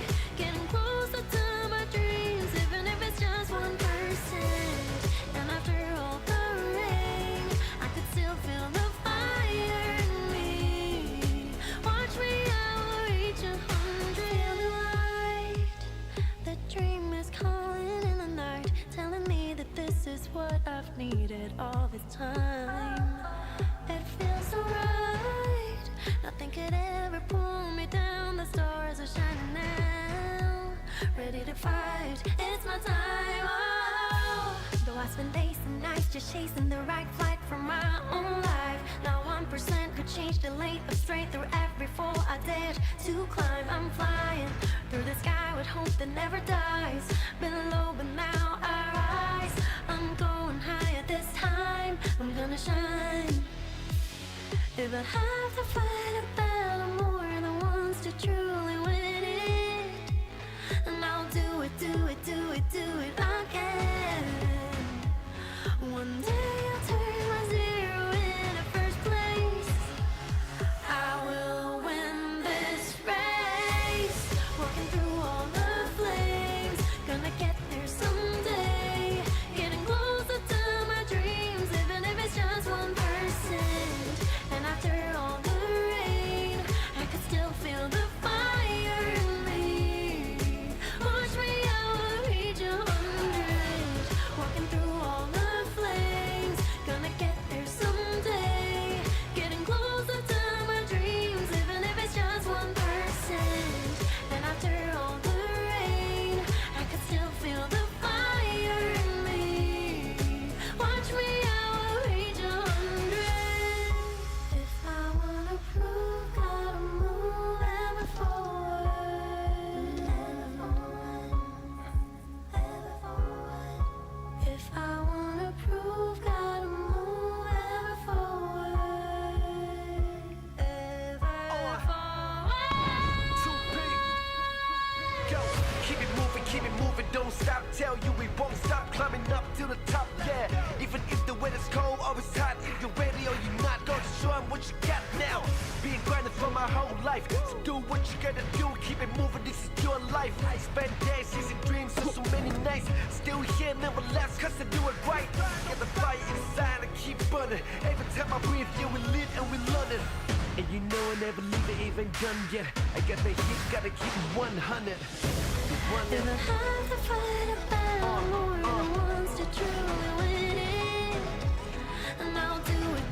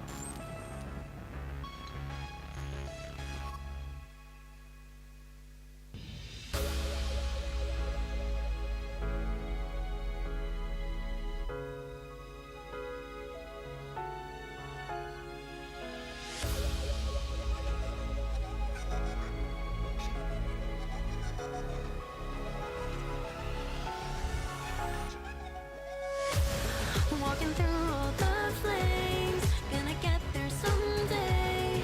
Getting closer to my dreams, even if it's just 1%.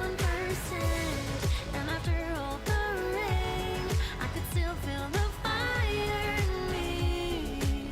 Watch me, I will reach 100. Feel the light, the dream is calling in the night, telling me that this is what I've needed all this time. It feels so right, nothing could ever pull me down. The stars are shining now, ready to fight, it's my time. Oh, though I spend days and nights just chasing the right flight from my own life, now 1% could change the lane of straight through every fall I dared to climb. I'm flying through the sky with hope that never dies. Been low but now I rise, I'm going higher this time, I'm gonna shine. If I have to fight a battle more than once to truly win it, and I'll do it, do it, do it, do it again. One day I'll turn my zero into first place, I will win this race. Walking through all the flames, gonna get there someday. Getting closer to my dreams, even if it's just 1%. And after all the rain, I could still feel the fire in me. Watch me, I will reach 100. Walking through all the flames, gonna get there someday. Getting closer to my dreams, even if it's just 1%. And after all the rain, I could still feel the fire in me. Watch me, I will reach 100. If I wanna prove, gotta move ever forward. Ever forward. If I wanna prove, gotta move ever forward. Ever forward. 2P. Go, keep it moving, don't stop. Tell you we won't stop climbing up to the top, yeah. Even if the weather's cold or it's hot, if you're ready or you're not, go show 'em what you got now. Being grinding for my whole life, so do what you gotta do, keep it moving, this is your life. I spend days chasing dreams, so many nights, still here, never left, cause I do it right. Get the fire inside and keep burning. Every time I breathe, yeah, we live and we learn it. And you know I never leave it even done yet. I got the heat, gotta keep it 100. If I have to fight a battle more than once to truly win it, and I'll do it, do it, do it, do it again. One day I'll turn my zero into first place, I will win this race. Walking through all the flames, gonna get there someday. Getting closer to my dreams, even if it's just 1%. And after all the rain, I can still feel the fire in me. Watch me, I will reach 100. Walking through all the flames, gonna get there someday. Getting closer to my dreams, even if it's just 1%. And after all the rain, I can still feel the fire in me. Watch me, I will reach 100.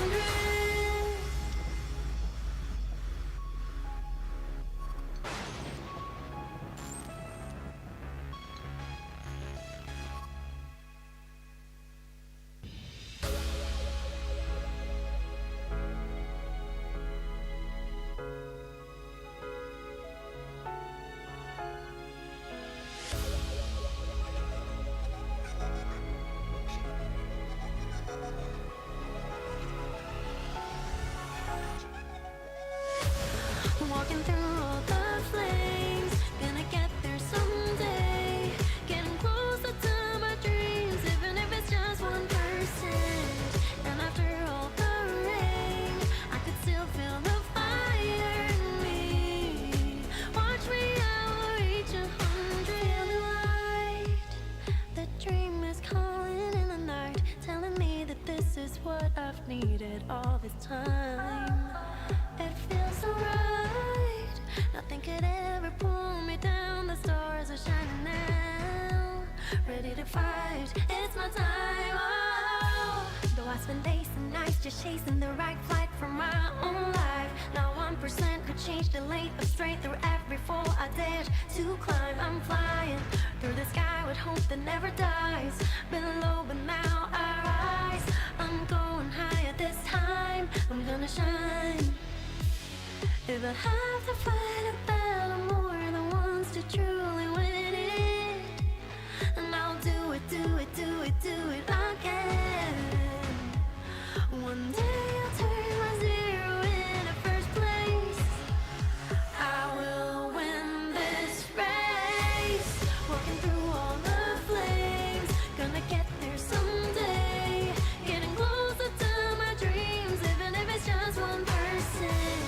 And after all the rain, I can still feel the fire in me. Watch me, I will reach 100.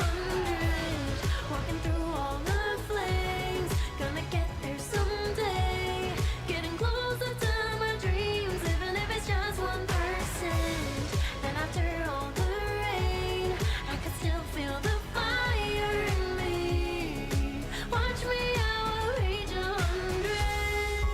If I wanna prove, gotta move ever forward. Ever forward. If I wanna prove, gotta move ever forward. Ever forward. Too big. Go, keep it moving, don't stop. Tell you we won't stop climbing up to the top. Yeah, even if the weather's cold or it's hot, if you're ready or you're not, gonna show 'em what you got now. Being grinding for my whole life, so do what you gotta do. Keep it moving, this is your life. I spend days chasing dreams for so many nights. Still here, never last, cause I do it right. Get the fire inside and keep burning. Every time I breathe, yeah, we live and we learn it. And you know I never leave it even done yet. I got the heat, gotta keep it 100. If I have to fight a battle more than once to truly win it, and I'll do it, do it, do it, do it again.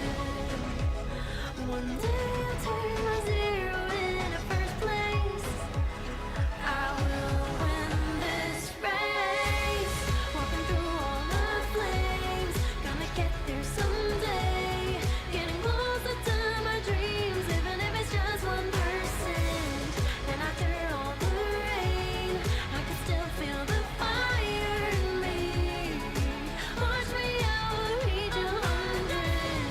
Walking through all the flames, gonna get there someday.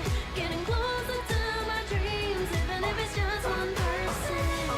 And after all the rain, I can still feel the fire in me. Watch me, I will reach 100.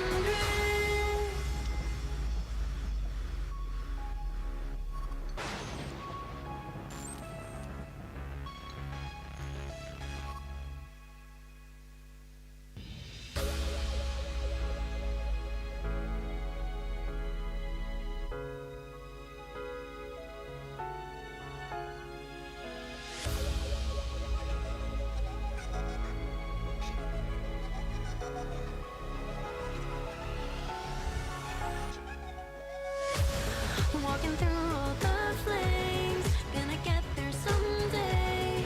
Getting closer to my dreams, even if it's just 1%. And after all the rain, I could still feel the fire in me. Watch me, I will reach 100. Feel the light, the dream is calling in the night, telling me that this is what I've needed all this time. It feels so right. Nothing could ever pull me down. The stars are shining now. Ready to fight. It's my time. Oh, though I spend days and nights just chasing the right flight from my own life. Not 1% could change the lane of straight through every fall I dared to climb. I'm flying through the sky with hope that never dies. Been low, but now I rise. I'm going higher this time. I'm gonna shine.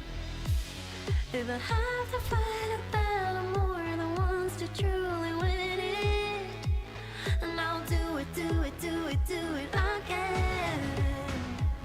One day I'll turn my zero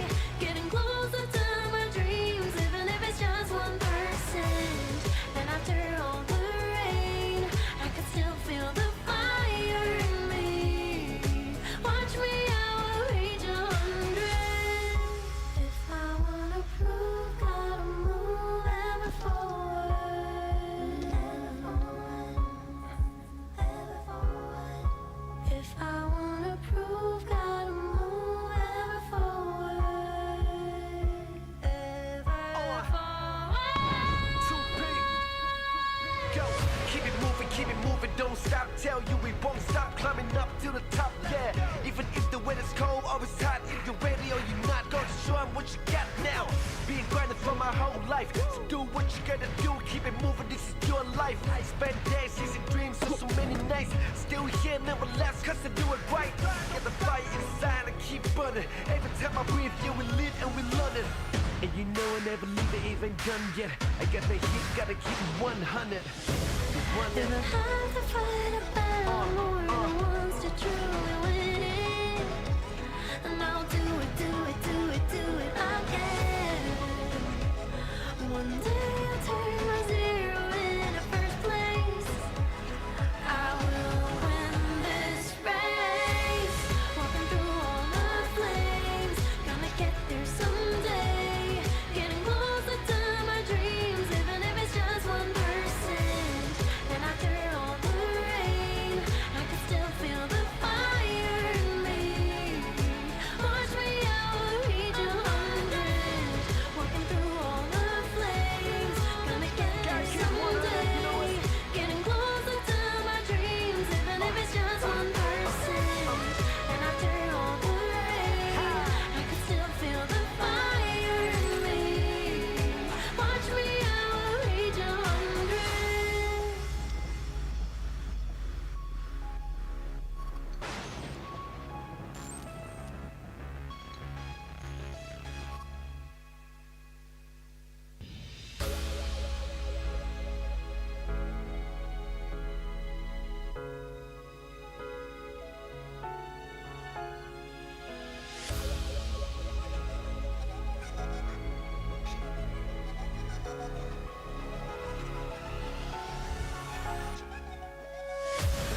Walking through all the flames, gonna get there someday.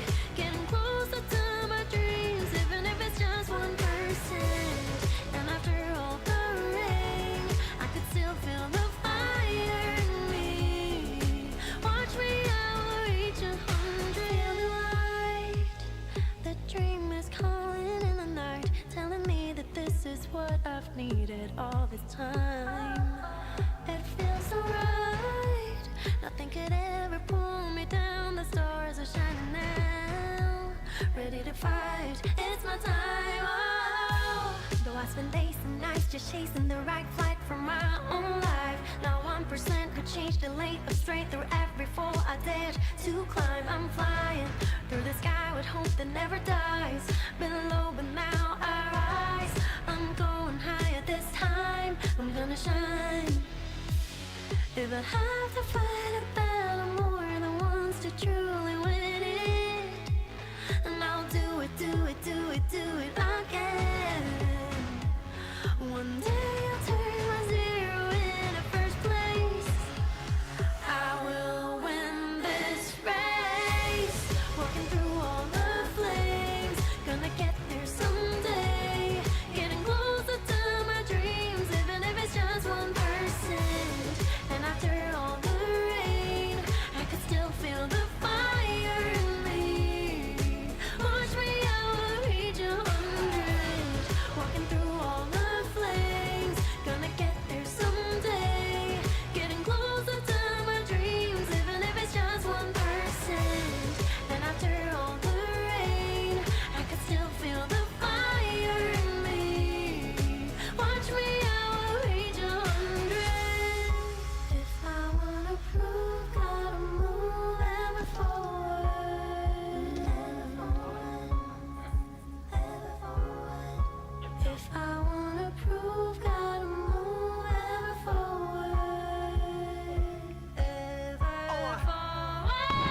2P. Go, keep it moving, don't stop. Tell you we won't stop climbing up to the top. Yeah, even if the weather's cold or it's hot, if you're ready or you're not, go to show 'em what you got now. Being grinding for my whole life, so do what you gotta do. Keep it moving, this is your life. Spend days chasing dreams, so many nights. Still here, never last, cause I do it right. Get the fire inside and keep burning. Every time I So, breathe, chat, if you guys get in tears, let us know. you know I never leave it even done yet. I got the heat, gotta keep it 100. If I have to fight a battle more than once to truly win it, and I'll do it,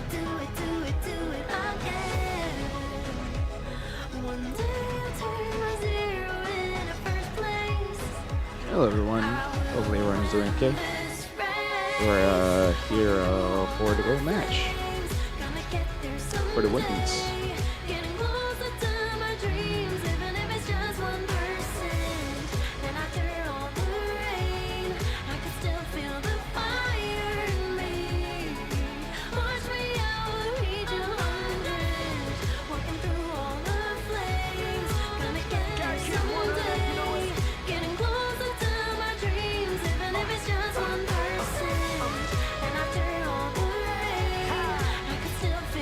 Okay, looks like the mic is on. Everyone can hear. Hope y'all are having a good time. The players might be ready, but I'm pretty sure we're gonna get the host first.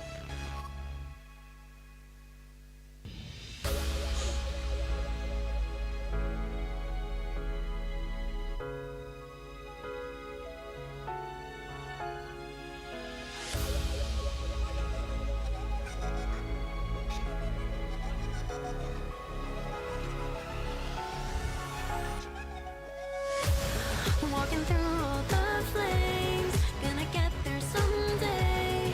Getting closer to my dreams, even if it's just 1%. And after all the rain, I could still feel the fire. Everyone's doing okay. Thanks for dropping by. Just we're waiting for the girls to get ready.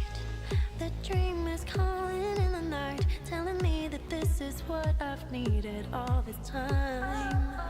It feels so right. Nothing could ever pull me down. The stars are shining now. Ready to fight. It's my time. Oh. Though I spend days and nights just chasing the right flight from my own life. Now 1% could change the lane of straight through every fall I dared to climb. I'm flying through the sky with hope that never dies. Been low, but now I rise. I'm going higher this time. I'm gonna shine. If I have to fight a battle more than once to truly win it, and I'll do it, do it, do it, do it again. One day I'll turn my zero into first place. I will win this race. Walking through all the flames, gonna get there someday. Getting closer to my dreams, even if it's just 1%. And after all the rain, I could still feel the fire in me. Watch me, I will reach 100. Walking through all the flames, gonna get there someday. Getting closer to my dreams, even if it's just 1%. And after all the rain, I could still feel the fire in me. Watch me, I will reach 100. If I wanna prove, gotta move ever forward. Ever forward. If I wanna prove, gotta move ever forward. Ever forward. Too big. Go, keep it moving, don't stop. Tell you we won't stop climbing up to the top. Yeah, even if the weather's cold or it's hot, if you're ready or you're not, gonna show 'em what you got now. Been grinding for my whole life, so do what you gotta do. Keep it moving, this is your life. I spend days chasing dreams for so many nights. Still here, never last, cause I do it right. Get the fire inside and keep burning. Every time I breathe, yeah, we live and we learn it.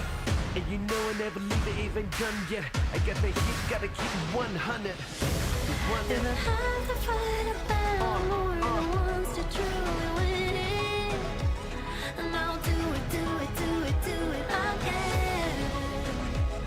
One day I'll turn my zero into first place. I will win this race. Walking through all the flames, gonna get there someday. Getting closer to my dreams, even if it's just 1%. And after all the rain, I could still feel the fire in me. Watch me, I will reach 100. Walking through all the flames,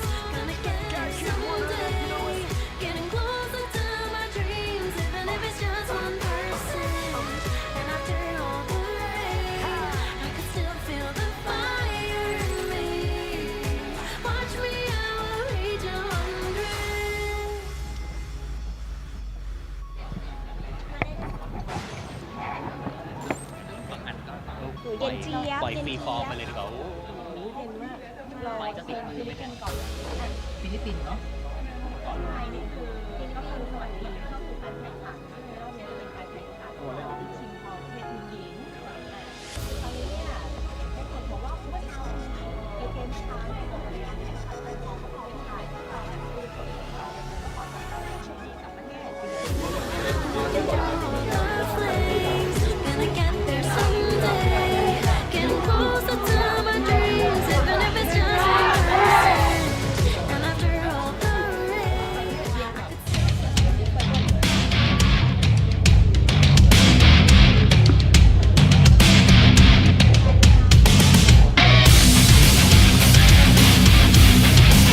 Everyone, are you ready to rumble?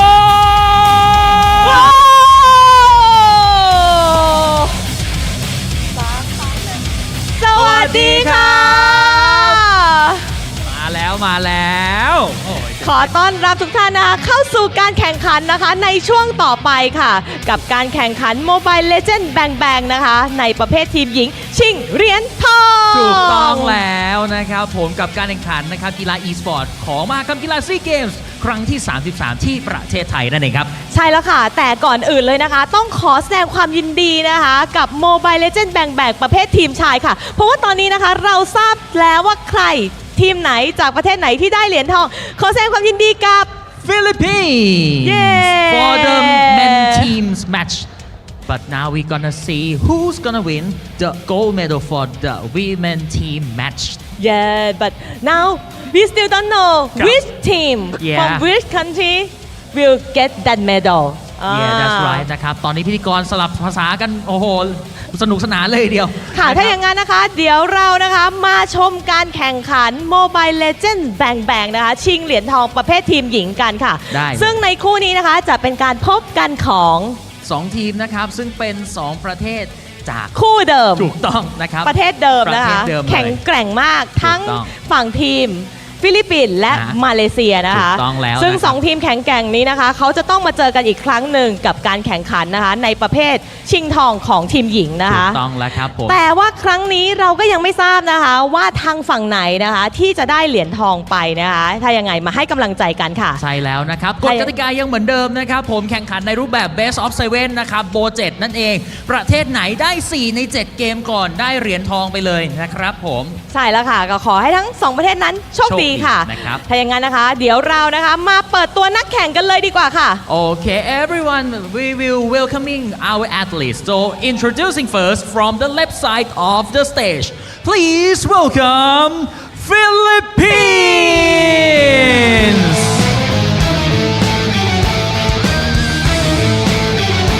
เริ่มต้นจากฝั่งซ้ายของเวทีนะครับคุณผู้ชมตัวแทนจากประเทศฟิลิปปินส์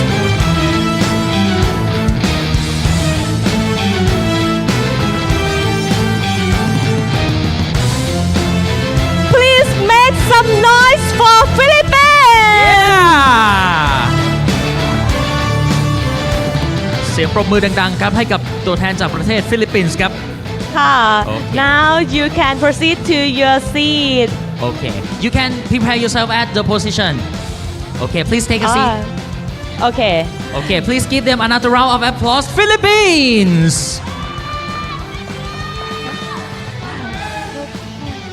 But Philippines versus and for the right side of the stage please welcome Malaysia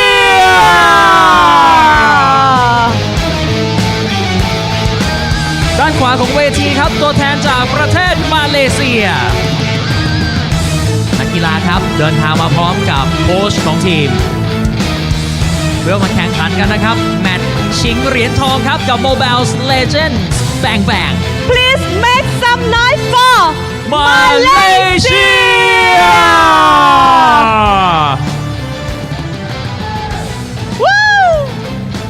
เ Okay, please proceed to your position, please. Thank you.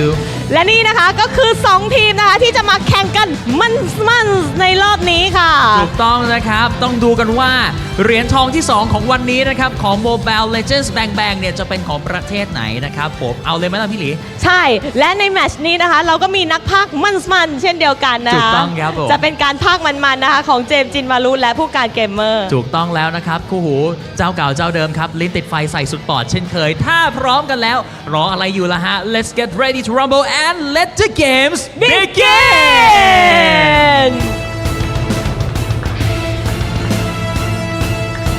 Thank you very much to our gracious host, and yes, welcome to the third SEA Games here in Thailand. This is going to be the gold medal match for MLBB Women's Division. Myself, along with me is Leo at your service. Taking care of the MC duties is Lee and Dio.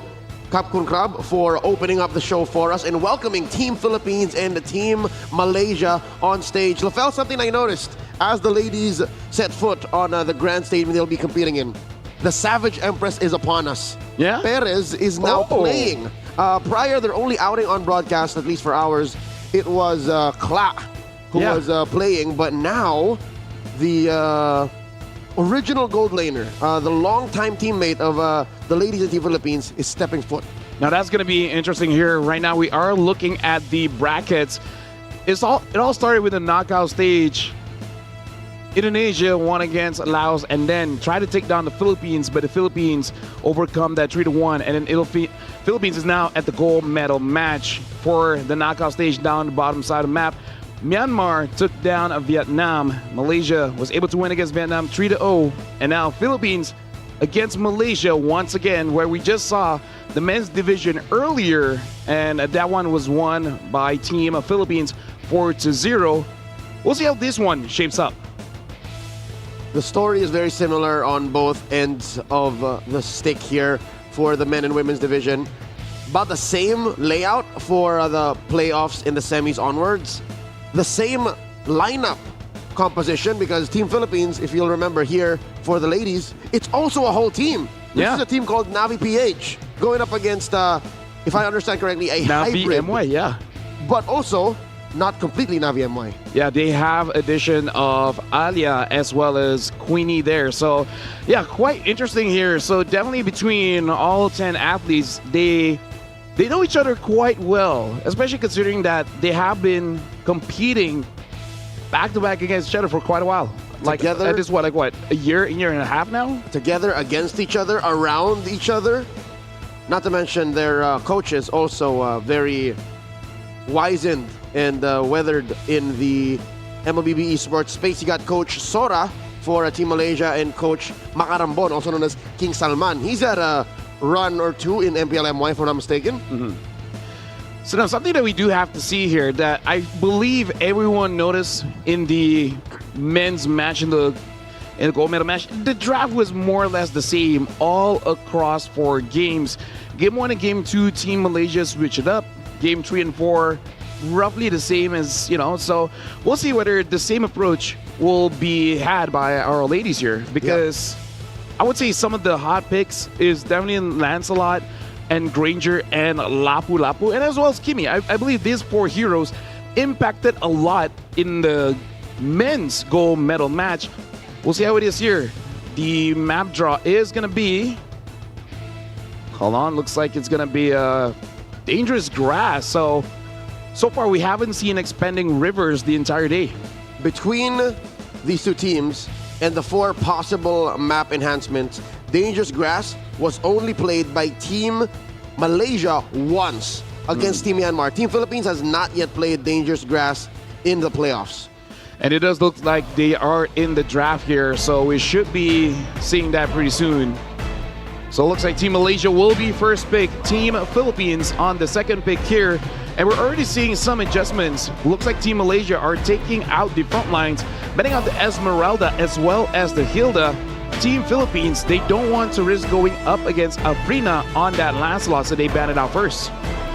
Lancelot, in the days leading up to the competition here in the gold medal matches of the day, seemed to be like the loser of that jungle trio of Hayabusa, Yusunshin, and Lance. But after what happened in the men's gold medal match, it seems like the scales have tipped. Yi Sun-shin, nowhere to be found in today's matches. And I feel like it's really all about tempo because we see for the teams, they try to get a lead for the first 6 minutes because once you establish some kind of advantage on the map, getting 2 turtles, getting some turrets from the outside, it makes it much easier to choke your opponents out. So I feel like for the teams, especially here at a gold medal match, we'll see whether they want to take that risk. Yi Sun-shin is an amazing hero, but it's not without its risk. If there's anything I'm thankful for is the fact that the metagame has evolved to allow for fighters in the gold lane without Yi Sun-shin. It's no longer jungle reliant. So this is another evolution, another growth in the development of our metagame. And again, I'll say it now. Our developers, our game designers at MLBB have really knocked it out of the park with this big patch. Zushin, enjoy the final bans for the first phase. This opens up the likes of a Eve, of a Grok, of a CC. Yeah, looks like Team Malaysia will pick up CC first, which is still very flexible, can go in the gold as well as the EXP. Team Philippines, now that the Grok, they got the Kacha is open, do they want to take one for them? And Diagon on that Yuzong made quite a statement, but looks like is opting for a Uranus first as well as a Boxia. But I feel like Team Malaysia is comfortable just because they do have that CC, so at least they have some form of shred. We'll see if Malaysia eventually will pick up something like the Lunox or the Eve to have someone to burst out his front lines. On broadcast, Diagon, also known as Nat Ayanami of Team Philippines, has a 50-50 win rate on this Uranus. She won with it in the opening match against Indonesia, game 1, and then lost in game number 3 when Team Indonesia kind of reverted to a very conservative draft. Let's see how she'll use it now. Given that there's already a Baksha, we rarely see a Baksha in the same lineup as a gold lane Uranus. Yep. Team Malaysia, looks like they are going to go for that Fredrin, so this might be a utility matchup. Team Malaysia close it out by picking up the Gata Kacha, so at least for now, both Malaysia as well as Philippines, they're looking to have more of a brawly, but at the same time, well-controlled macro because all the picks right now are all front lines. Very sustainable heroes, a lot of HP. That means heroes like Carry and Lunox will come into play as priority picks. One more for Team Philippines before we close up the first phase. I'd say invest in the jungle now and then choke out even more. It looks like it'll be the Selena first. Unless that's a Baksha, then they're good. Yeah, I feel like for both teams, they're looking at 2 heroes, which is the Lunox as well as the X-Borg, because both are actually pretty strong in this matchup. But I do believe it should get banned out relatively soon.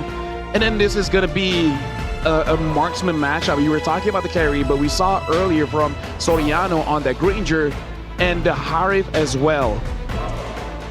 I don't think Team Malaysia or Team Philippines can really afford to play double fighters unless, like you said, this Boxia goes into roam and then they pick up something like a Yi Sun-shin in the jungle. The Lapu-Lapu goes. Team Malaysia has one more ban before we move on to Team Philippines' turn once more. I think these bans are going to be telling. These bans will show what priorities the teams should make on Red 4 for Team Philippines and what Team Malaysia might still be missing because we don't know where the CC is going. Yeah, they're banning out the Granger here. And personally for me, looking at the bans here, the X-Borg, most of the heroes that can fight against the X-Borg has been taken out. So I think for either Malaysia or Team Philippines, they might be able to get that unless Team Malaysia eventually picks up an Eve or a Barca. If Team Philippines pick up the X-Borg, it's going to be quite easy for Team Philippines to shred. So maybe Team Philippines will ban out the Eve. I think that makes the most sense. Eve and Farsa. Yeah. Eve or Farsa, since that Selena has been confirmed for Team Philippines. There's the usual. I believe Team Philippines will be investing in a very good back line. That's one of the specialties of Perez. Coming in now, she's more of a marksman specialist. Yeah. Speaking of one more ban here, I really want to go ban out either the carry or ban out the Harif because I feel like their lineup doesn't do all that great against the Harif. Maybe unless the CC and the Gata gets directly on top of the Harif there. But yeah, Team Malaysia final ban personally for me, it's either the Harif or the X-Borg. And it looks like they are going to go for a Harif ban. In terms of pick, Team Philippines, if they want to hide this box here, they will pick up a gold laner. But is it even really worth it? So they're showing it, they're picking up the Yeast and Shin, so this Baxia more than likely is going to go roam. Or they can throw it into the EXP lane. And let Uranus go, yeah. Either way, that might be a wild swing given that Perez is coming in. But who knows what's cooking in the playbook of Coach Macarambon. Now back to Team Malaysia once more. Coach Sora making a call, 2 picks to close up the draft. Considering that the Lapu and the Yuzong is out, I don't know what other options they want to put in the EXP lane to deal with this Uranus. Team Malaysia, the Ruby is still up if they want to put Ruby, CC in the same lineup, but that's a lot of control, not enough damage. I feel like the Eve should be here. The follow-up is just a bit uncertain. Oh, but no, they actually go for the Kimi as well as the Arlet, so this is essentially a lineup where you just want to protect that Kimi. All in on mid.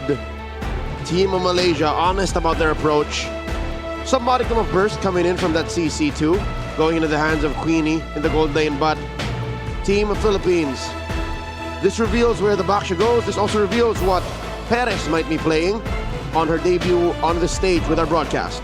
Let me just say, Team Malaysia, their draft are really saying, like, we really want to fight. You know, we really want to fight. We got to... Oh, hold on. Talk about new picks. Something about women's MLBB. Every single game, we will always be honored with a new and fresh pick, the Melissa. For about 2 seconds, I figured, what was the name of this hero again? Because we barely see her. This is another hero that, on paper, should provide some good utility in the current metagame. A lot of dive, go away. A lot of chunky armor and HP, solid shred with DPS. My only fear is that's 1, 2, at least two targets for Team Malaysia can build a Chastise Pauldron. So her work is cut out for her. Ladies and gentlemen, this is going to be a best of 7 gold medal match. Team Malaysia going up against Team Philippines. Welcome to the third SEA Games. Opening up on broken walls. The relatively chunky lineup from Team Malaysia should go ahead and work it out. I correct myself, it's dangerous grass. Yep. That's right. The only one time that they played was against Myanmar. Yep. So now it looks like in the mid lane, Team Malaysia putting a lot of pressure onto Amores, taking quite a lot of damage. Anis as well as Alia are trying to deny some of the farm, but Vivero as well as Al Puerto is there, making sure that Amores has no problem getting the farm. And now this early 3v3 for this little wanderer. That Melissa pick came out of nowhere and came pretty quick. I wonder how Team Philippines will be putting farm on both Perez and Al Puerto. Very rarely do we see now lineups with multiple sources of burst damage in the late game. How will they find the space to do that since Team Malaysia is expected to really gain control of the map early on? Yeah, I feel like with this kind of lineup, you need some kind of early advantage. So I think that's the idea with the Baxia as well as the Selena. Because on paper, it should be an easy engage where the Baxia rolls in, gets a stun, Selena follows up with the arrow and then full combos on it. And then you try to slow down Team Malaysia, slow it down enough so that both Perez as well as Al Puerto both are able to get that farm. Speaking of, looking at the gold lane, it does look like Perez is having a favorable matchup going up against Queenie, especially with that war cry. Probably easy to proc when your opponent is just far away, so not really punishing you out. That's right. Very rarely now do we see basic attack-centric heroes. Because even in the gold lane, right, you have Harith and Granger. They don't really basic attack, they use spells. Alia in trouble here, forced to use that Revitalize, respecting the trap set down by Amores. And again, aggression coming in from Team Philippines. Yep, that's what you want to see. The Baxia just roll in, follow up with the Selena Arrow and then full combo. If it wasn't for that Revitalize, Alia would have been taken down. And now, Team Philippines, they're the one aggressing. Mountain Shocker coming through, spots him, throws that turtle boat. Afrina taken out. First blood drawn by Team Philippines.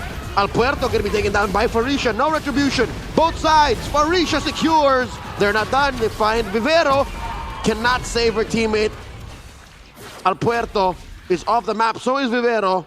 They might go for an invade, but without the Fredrin and with Al Puerto on their way back, Team Malaysia happy with the win. Yeah, this is Team Malaysia utilizing the draft very well because this is a very fight-heavy, combo-ish kind of draft where you have multiple ways to achieve a stun onto the members of Team Philippines, and then you want Farisha to be there. You want this Arlet to always be around. Speaking of, having a good time going up against Diagon on the EXP lane, winning up against this Uranus. So for Team Philippines, they got to be aware of this. Once someone gets locked down, that lockdown won't stop. It will just keep on continuing until this Arlet gets a kill. Which is a perilous balance, given that there's no Purify from Team Philippines.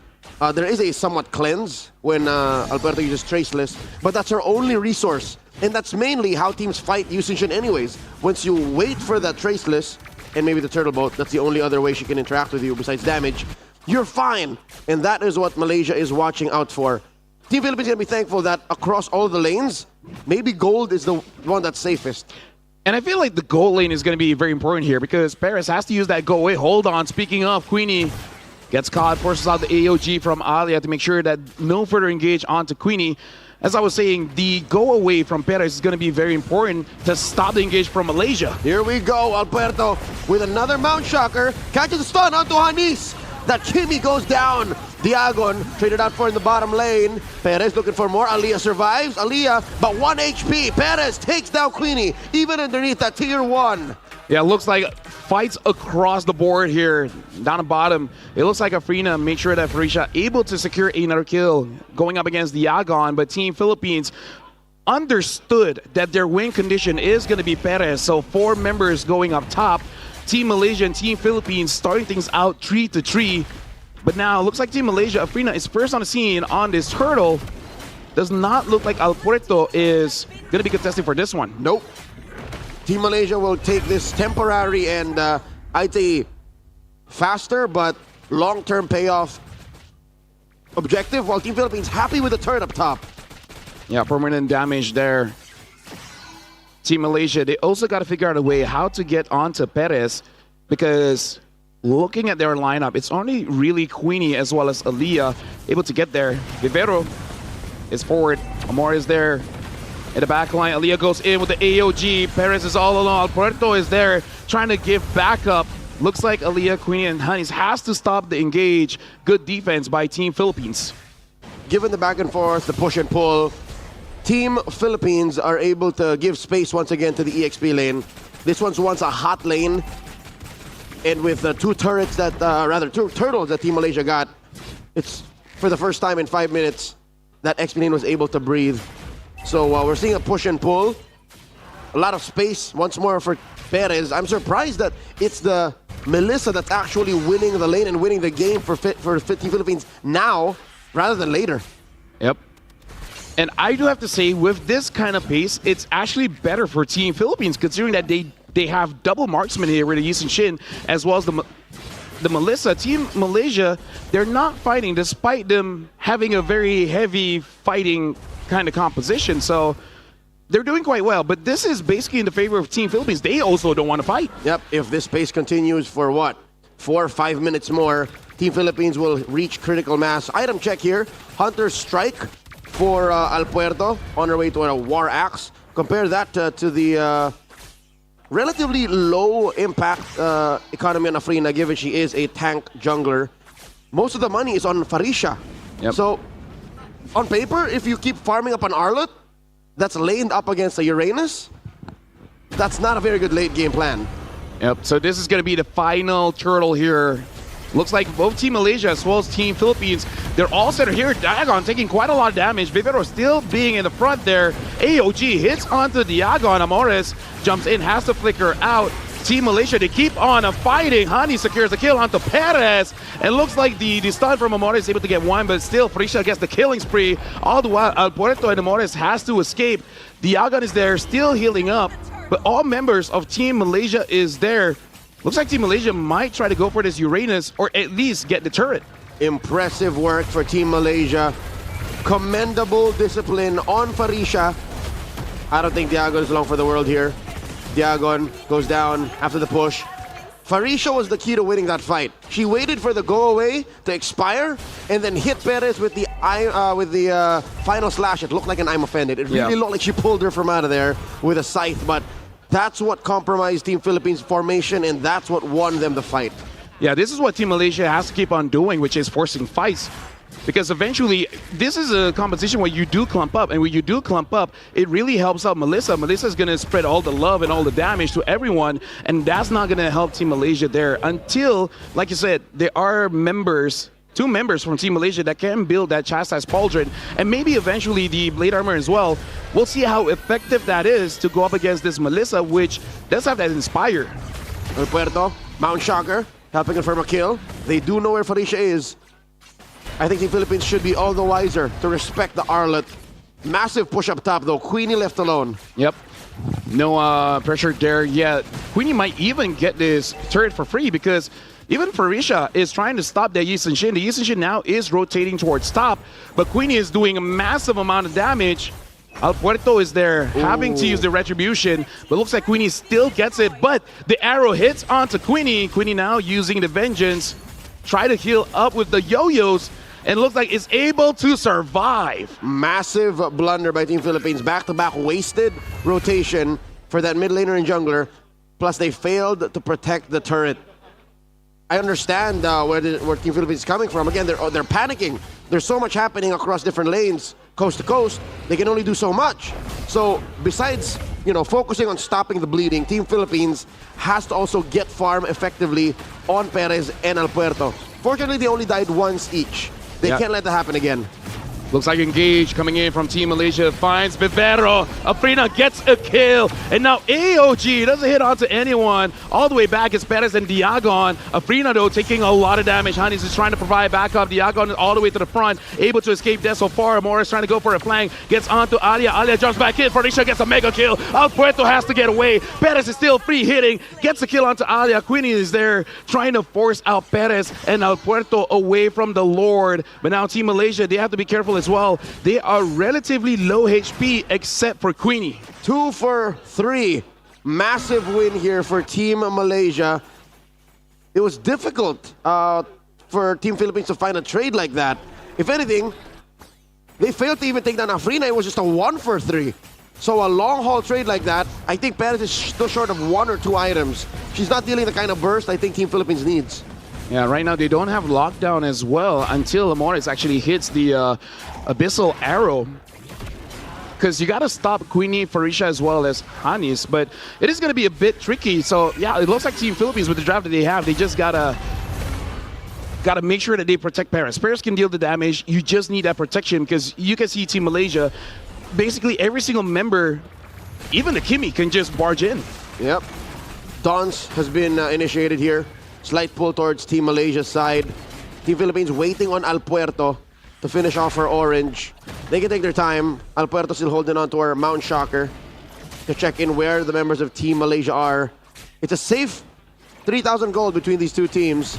And the map still get taken care of. No real advantage just yet. It's just huge turrets gained and taken by Team Malaysia up top. Afrina gets knocked up. Arrow thrown out, no one home. Yep, Vivero trying to push Queenie away.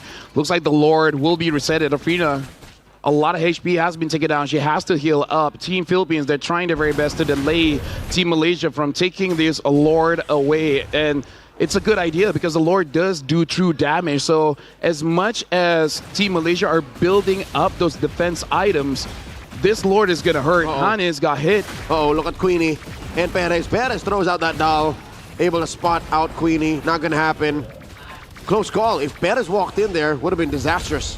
Yep, so far Anis does keep getting hit. Hold on, Afrina jumps in. Alia goes all the way to the back. A good traction pulse coming in from Anis. Gets a kill onto Perez. And double kill. Vivero is unable to get away. Alia making sure that Team Philippines cannot go back in. Staying in the fray. Good, unbreakable, unstoppable for Farisha. And now Diagon is the last from Team Philippines. Alia still survives. The unbreakable allowing Team Malaysia to follow up, and now Team Malaysia grabs the Lord. That's a 4 for none.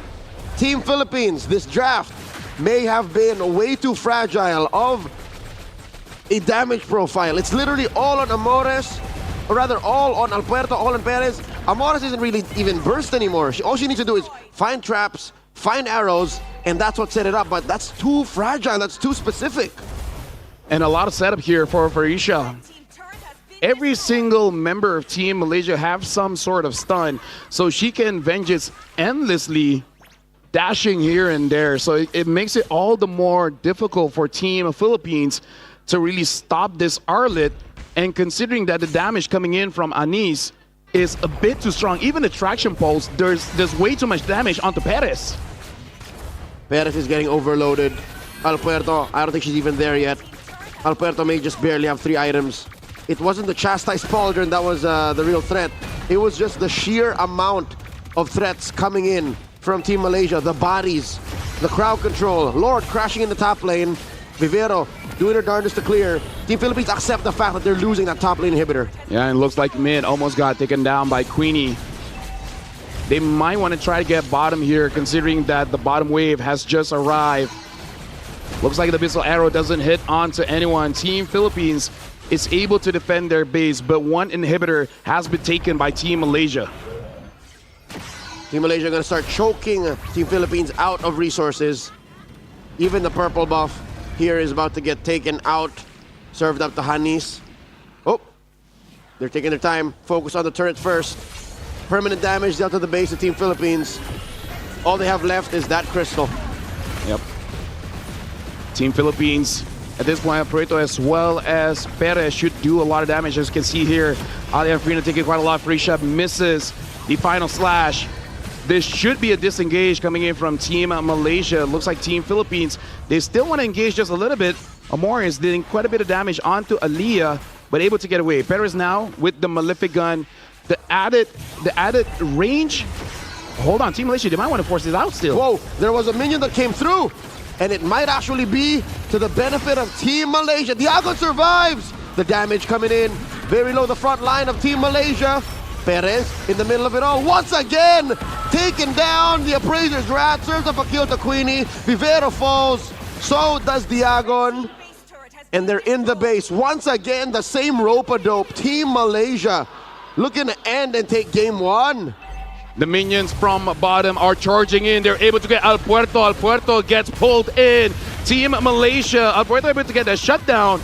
And now I don't know whether they can end this or not. They're trying. Amore is taking quite a bit of damage from Anis. And Alpuerto gets targeted. Farisha dives back. Looks like is gonna die there. Team Malaysia, they really should try to end game now. Looks like the first point for Malaysia. Could have gone either way. But at the end of the day, if waves are crashing from each lane, it was undeniable. It was inevitable for Team Malaysia to take the dub. What happened to Team Philippines? That was very uncharacteristic of them. Yeah, I would say this is one of the drafts where you might have overthink it just a little bit, because a lot of mechanics has to go correctly for them to work in comparison to Team Malaysia. This is one of those drafts where you might even say it can be autopiloted, because it's a relatively easy draft to pull off. All you have to do is fight. And I'm pretty sure everyone that loves MLBB loves to fight. Team Philippines spread their farm out way too wide, expecting that they would get a free go at getting gold on Perez, that Alpuerto's map control and vision would have been enough, but it was quite the opposite. Again, there's a reason why fighters in the gold lane have become such an in thing. It's a commodity that you can't deny. Again, more than half of the games that we have actually have a fighter in the gold lane. Yep. And it's become the norm. I feel like for Team Philippines here, may have to go back to the drawing board, because even with time being bought, Perez could not deal the damage, because again, there are a lot of tank items that can deal with attack speed marksmen at this point. That's why we only really see Granger, Harif. Those are the premier gold laners now. We see a Claude every now and then, but in terms of the win rate, it's not that great. Something tells me if this draft stayed the course and went the way we expected, wherein it was the Baksha in the jungle, this might have been better. Yeah. I think Alpuerto and Perez sharing the gold and the EXP on the map, especially when Team Malaysia just was this aggressive, was not helping the case. I think they really should have just agreed on you or me, or just one, and then you spread the core responsibilities, not like this. Yeah. I'd have to say that Malaysia took an interesting turn here with basically having a mid carry as well as an EXP carry, because again, this does look like one of those drafts where you can clearly tell whoever is playing Arlis, they're telling everyone else like, hey, you, Frederick, you, Kimi, you, Gatot, as long as you guys keep on giving me those stuns, you know I can jump in, and that's why she is the MVP. 5-0-10, 94% kill participation, even having that rose gold meter to help with the sustain. Farisha had so much help with this draft. From owning the Uranus, bullying Diagon from minute one, all the way to compromising Perez and denying that late game comeback from Team Philippines. 5-0-10. I did say that in the late game, if this continued, if it was Arlot all the way and that was the only real carry, quote unquote, for Team Malaysia, wouldn't have been good. Fortunately, they ended before 16 minutes. So they ended where they needed to, and they finished the job. And if we're looking at items here, El Puerto as well as Perez, they almost got full build. So they honestly already had the damage that they needed. It's just that, again, Team Malaysia, they just forced themselves. They understood that maybe one or two of us might get taken down, but you just trust everyone else to finish the job. And Ani is able to get 3 items. I believe even if this game extends, as long as it extends long enough so that Anis can have that Demon Hunter sword, eventually might be able to take down Diagon as well as Vivero, and then basically everyone just goes back onto El Puerto as well as Perez. I feel like Philippines draft, it has a good concept, and I feel like it can definitely work. It's just that there's too many things that you gotta hope happen well. For example, this Selena as well as Baxia having an amazing early game, which we saw, even with the arrows hitting, the Gato Gacha with the Revitalize helped out everyone from Team Malaysia. Maybe in a different metagame, maybe against a different team, this would have worked. But against Team Malaysia, and with the current patch we have, Team Philippines were really just shooting in the dark.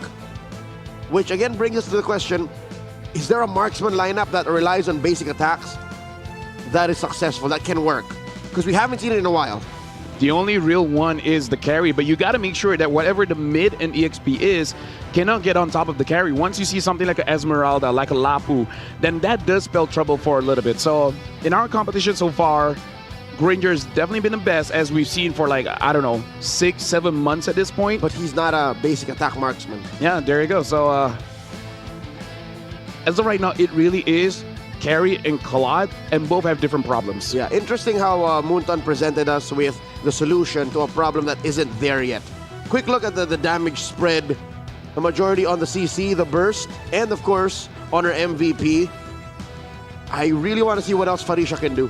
Yeah. I want to see if they attack her in the draft or if they put more of a presence and more focus on Diagon to help her win. Well, ladies and gentlemen, that was game number 1. We're going for a short break, but when we return, we'll be resuming the gold medal match.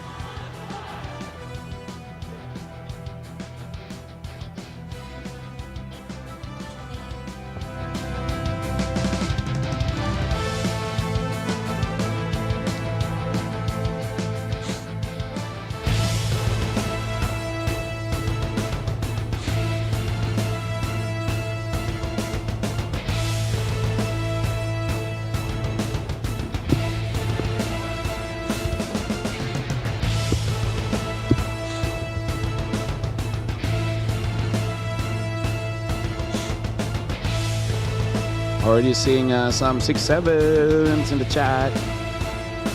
You guys can just draw the 6-7s.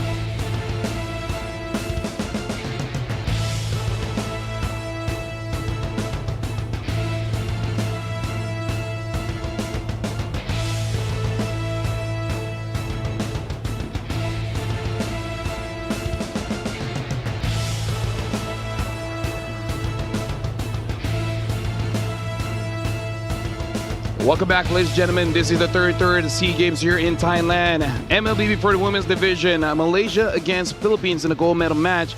As of right now, Malaysia is up on the board. Welcome, my name is Rafael. Alongside with me is Leo. 15 minutes, 32 seconds is all it took for Team Malaysia to take control and win in Game 1. A lot on the table for Team Philippines to consider. Multiple sources of damage, but a whole lot of farm needed. That was a story of their draft in Game 1. I think they should reconsider, go back to square one. Make a draft that is centered maybe on one core or 1.5 cores so that they're not as behind. They're not as slow to fight as we clearly see Team Malaysia is. Yep. Looks like the previous attempt was making sure that Afrina doesn't get her heroes because Hayabusa, Lance, as well as Joy has been banned out. And we are going to be playing on the flying clouds here. So we'll see whether Team Philippines will readjust their strategy because it does look like Afrina is relatively comfortable still on that Fredrin. Does not have the carry potential like when she's on a Lance, Haya, or a Joy. But looks like, at least for now, they will still be banning out the Lance. Welcome, ladies and gentlemen. Malaysia is going to be first pick. Philippines second. This time, Team Malaysia banning out the Hilda. About the same opener. Team Malaysia banned out the Hilda, the Esmeralda, and the Zushin in Game 1. While the Lancelot and a couple of other junglers for Team Philippines. If we're following that same pattern, Team Malaysia should now either be taking out the Zushin or the Esmeralda once again. There it is. Yep. The Esmeralda gets banned out. So looking at the bans, maybe they're just making a lineup that is good for both Farisha as well as Queenie, making sure that whatever matchup they have in both Gold as well as EXP are matchups that they can comfortably fight against. The Jushin is still up. We'll see whether Team Malaysia still wants to ban that out because Team Philippines are still going for the Hayabusa ban. The last ban for Team Philippines from before is Joy. We'll see whether they want to commit to that again. We're waiting on the Zushin. If it is indeed the Zushin, I think it makes sense. If Team Malaysia doesn't change their drafting pattern as much, it's actually on Team Philippines. It's their onus. It's their prerogative to switch it up. There goes the Zushin. Is this another attack on the Joy? There it is. The Joy gets banned. Team Malaysia, they still have the option to pick up the CC once again because they're opening where's the CC, Gatot, and Fred. I feel like for Team Philippines, they might have just delayed the Uranus pick. I think the Baxia is fine, but then go for something else. Go for something like the Gatokacha to deny at least Alia on that Gatokacha. If Team Malaysia open with the CC, I think Team PH should go for the Gatot. Gatot something. Yep. Although it does look like we have a technical issue here, but it's okay. We're just going to wait on our marshals to resolve the issue on stage because this is the gold medal match. We want to make sure every single player has top level experience to make sure that they give their very best on stage. Queenie here. On screen you see powdering up her device. So this must be a sign that they are jumping back in, and we are. The opener is a CC. Yep. So it looks like not a lot of adjustments here so far. I don't think you need to pick up the Uranus all that early. Nope. I feel like the box set still makes sense, but then maybe take away something like the Kimi, something like the Gatot. I would say Gatot Kimi to open. Yeah. But they still go for the Uranus for now, as well as the Baxia. So it does look like for the women's division here, as of now, mirroring what happened earlier today with the men's. But the other way around. Yes. It's Team Philippines who might keep forcing a strat that they could have sworn worked, but against this very specific opponent, just doesn't. Team Malaysia, they can go ahead and Fredrin Gatot again, or maybe even rush Gatot Kimi. Yeah. It's quick. I feel like Kimi would be a good contest here, considering that for Team Philippines, they might ban that out. But I feel like you got to take that Fredrin because if you don't ban out a Fredrin, then there's so much less heroes. So Fredrin Kimi. Yeah, in the. But I think, you know, why change it up? Just Fredrin Kimi. Fredrin Kimi. It does look like for Alia, she feels okay just in case if the Gato gets taken away. And Team Philippines, if they pick up the Gatot here, the Baxia is going to go jungle, but they do go for that Eve. Much better change because I would say Eve has a good range of power from early all the way to the end. Yep, and she plays very good with zones. She's able to really hold it down compared to Selena, who is more of a scalpel in a world full of shields, such as the draft that Team Malaysia brought in. Going to be difficult to interact with. So now they go ahead and ban out the Gatot Kacha since they have a roamer of their own. I like it. Good mid-draft adjustments for Team Philippines. Although I do have to say, if they ban other roamers here, it might open up Farisha's hero pool. Even though, yes, maybe she still wants the Arlip, but it will give an opportunity for the Yuzong or the Lapu Lapu to be used here. So Team Malaysia, they banned out the Hari first. So if we're going according to what happened in game number 1, we should be seeing a Granger ban. Yep. Interesting how Team Philippines suddenly pivots to banning out heroes on their opponent's roamer, Alia. Now they got to pick red 4. Last game, this was the decision. This was what the jungle was, where the jungle was locked in. Honestly, I feel like Yusen Shin is still a pretty good pick, but yeah, they can definitely hide that for now. If they want to pick up a gold laner, I do want to see whether they still want to try out that Melissa or they have another pick here and they go for the Khalid instead. So they understand that Team Malaysia wants to fight, so they're also opting for a more heavy fight-centric kind of composition where I feel like Baxia, Khalid, as well as Eve, that's a very strong mid-trio. And this is the kind of lineup where I would say it's okay, go ahead, pick a marksman. Yeah. I support what Team Philippines is doing here, and I appreciate the 2 hero adjustment so far. Execution is a whole nother story. Team Malaysia have to close up their draft. If we're going by what they played in game number 1, this is where they pick up the Arlot and a roamer. Yep. The Gatot is out. The Grok is still there. I wonder if Team Malaysia wants to consider using that Grok, or will Alia use something like a Cho? It looks like the Cho Lapu Lapu is going to get picked up. And again, this is what happens when you ban out the roamers. The EXP just opens up, and Malaysia still gets relatively the same kind of draft where all they want to do is fight all day long. The Cho a different kind of roamer from the Gatot Kacha, but it's more lethal. In my opinion, if you were able to catch whoever Perez will be playing, should be more of a threat. So that means Perez now might actually play a gold laner. Ruby's there. Rocks a Purify. If you pick Ruby, where's your damage coming from? All in on Amores? Yeah, it has to be Amores, but we'll see what kind of fighter, because the Esme is out. So they go for a Bruno, which honestly does have some success here, but does take a bit a while. And yes, I like that you say that this Cho is more lethal.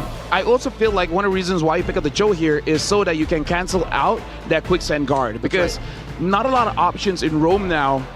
One of the best is the Hilda, but Hilda gets banned out, so Cho, next best pick. Yep. Relatively low barrier to entry to cancel that quicksand guard.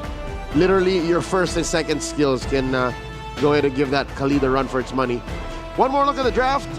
Team Philippines all in on Perez with that Bruno. While Team Malaysia, very similar to game number 1. Poked at Bruno. Responsible for possibly the only Savage out of the women's MLBB broadcasts. Yep. Ladies and gentlemen, welcome to game number 2 of the gold medal match. Malaysia going up against Team Philippines. And based on the draft, it looks like this will be an all-out brawl. And Team Philippines already starting it up, sending Vivero to check in on the purple buff take for Team Malaysia. Fortunately, Alia and Haris were there. They were able to stop the Khalid from jumping in. All this while, expect a dead lane in the EXP. But in gold, though, the Bruno, I think it still outranges the CC. Oh, yeah, for sure. I really feel like, but that's still a skill matchup. Here, Amores on that Eve should have a big advantage, but still, Afrina able to secure that little Wanderer. Rivero has to be careful. Alia is there trying to fight back, but Amores on this Eve always has the range advantage against that Kimi. So as aggressive as Anis wants to be, still got to be careful. This Eve is deadly. Whoa! In comes Aliyah. Amores wailing away. Hanis firing off. Rivero deals a little bit of damage, jumping in with the Sandwalker. Team Philippines not taking this line down. Yep. Even though it looks like Arya went a little bit too aggressive there, but the idea is to make it a fair 1v1 in both side lanes. She traded her HP just to make sure that Amores cannot rotate. So Team Malaysia just wants this laning phase to be just a little bit longer. You know, make sure that Farisha has a lot of free time. Keep it fair, because between Aliyah and, of course, all the members of Team Malaysia, they're always chasing Team Philippines. Alpuerto rotates faster. Vivero rotates faster. First turtle spawning in the upper quarter. See how Team Philippines, or lower quarter rather, has no commitment. Like, they can keep moving around. Turtle already at half health. Afrina at half health as well. Look at the stacks put on by Diagon. Farisha coming in, massive bravest fighter, forcing a quick sand guard. Amores swiping away with that real-world manipulation. Vivero first to fall. Diagon and Puerto in trouble. Down goes Aliyah. 1-for-1. Yeah, and this is all for the roamers. So it was actually good by Team Philippines. I could have thought that they would have won that fight, but a clutch traction pulse from Anis prevented more deaths there. So only Aliyah got taken down, but still good on both teams just to delay that turtle a little bit. Yep. 40 seconds elapsed since it spawned, so that means they fought very, very early and they both took heavy casualties. But now we're back to it.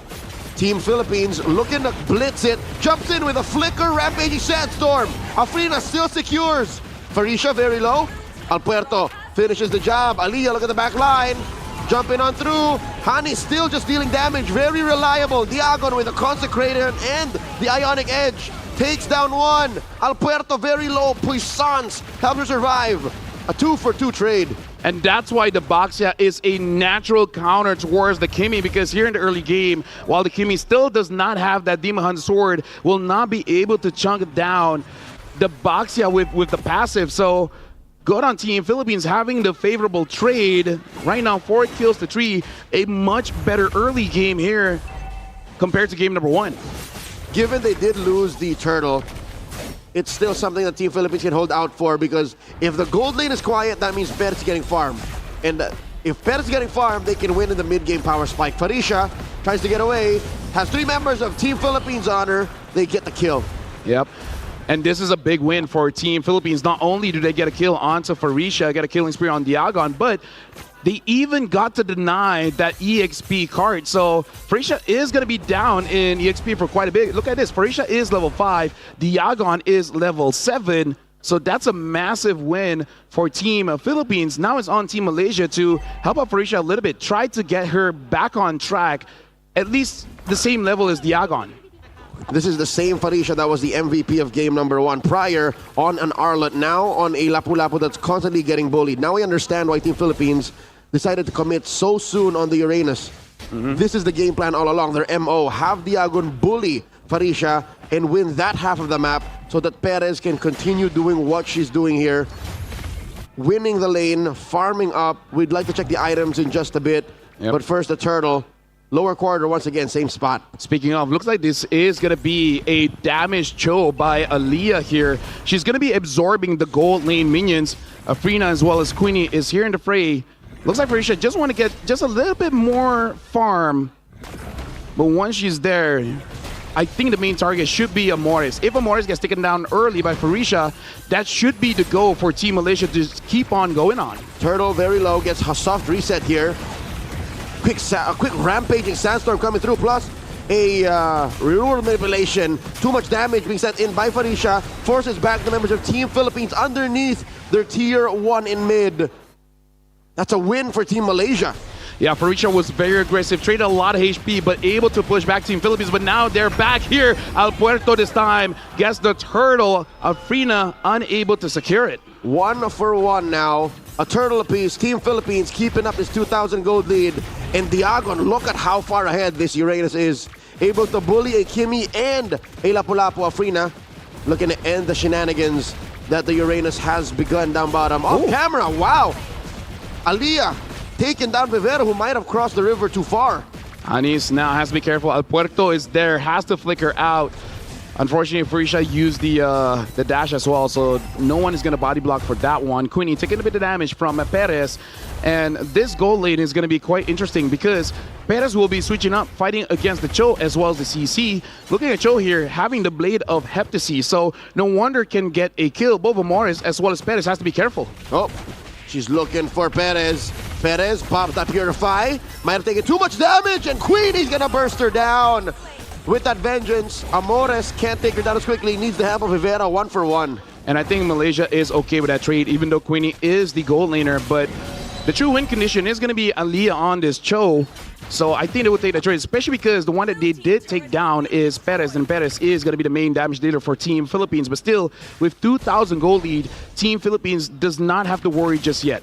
Did I hear that right? Is this a carry or core from the Rome?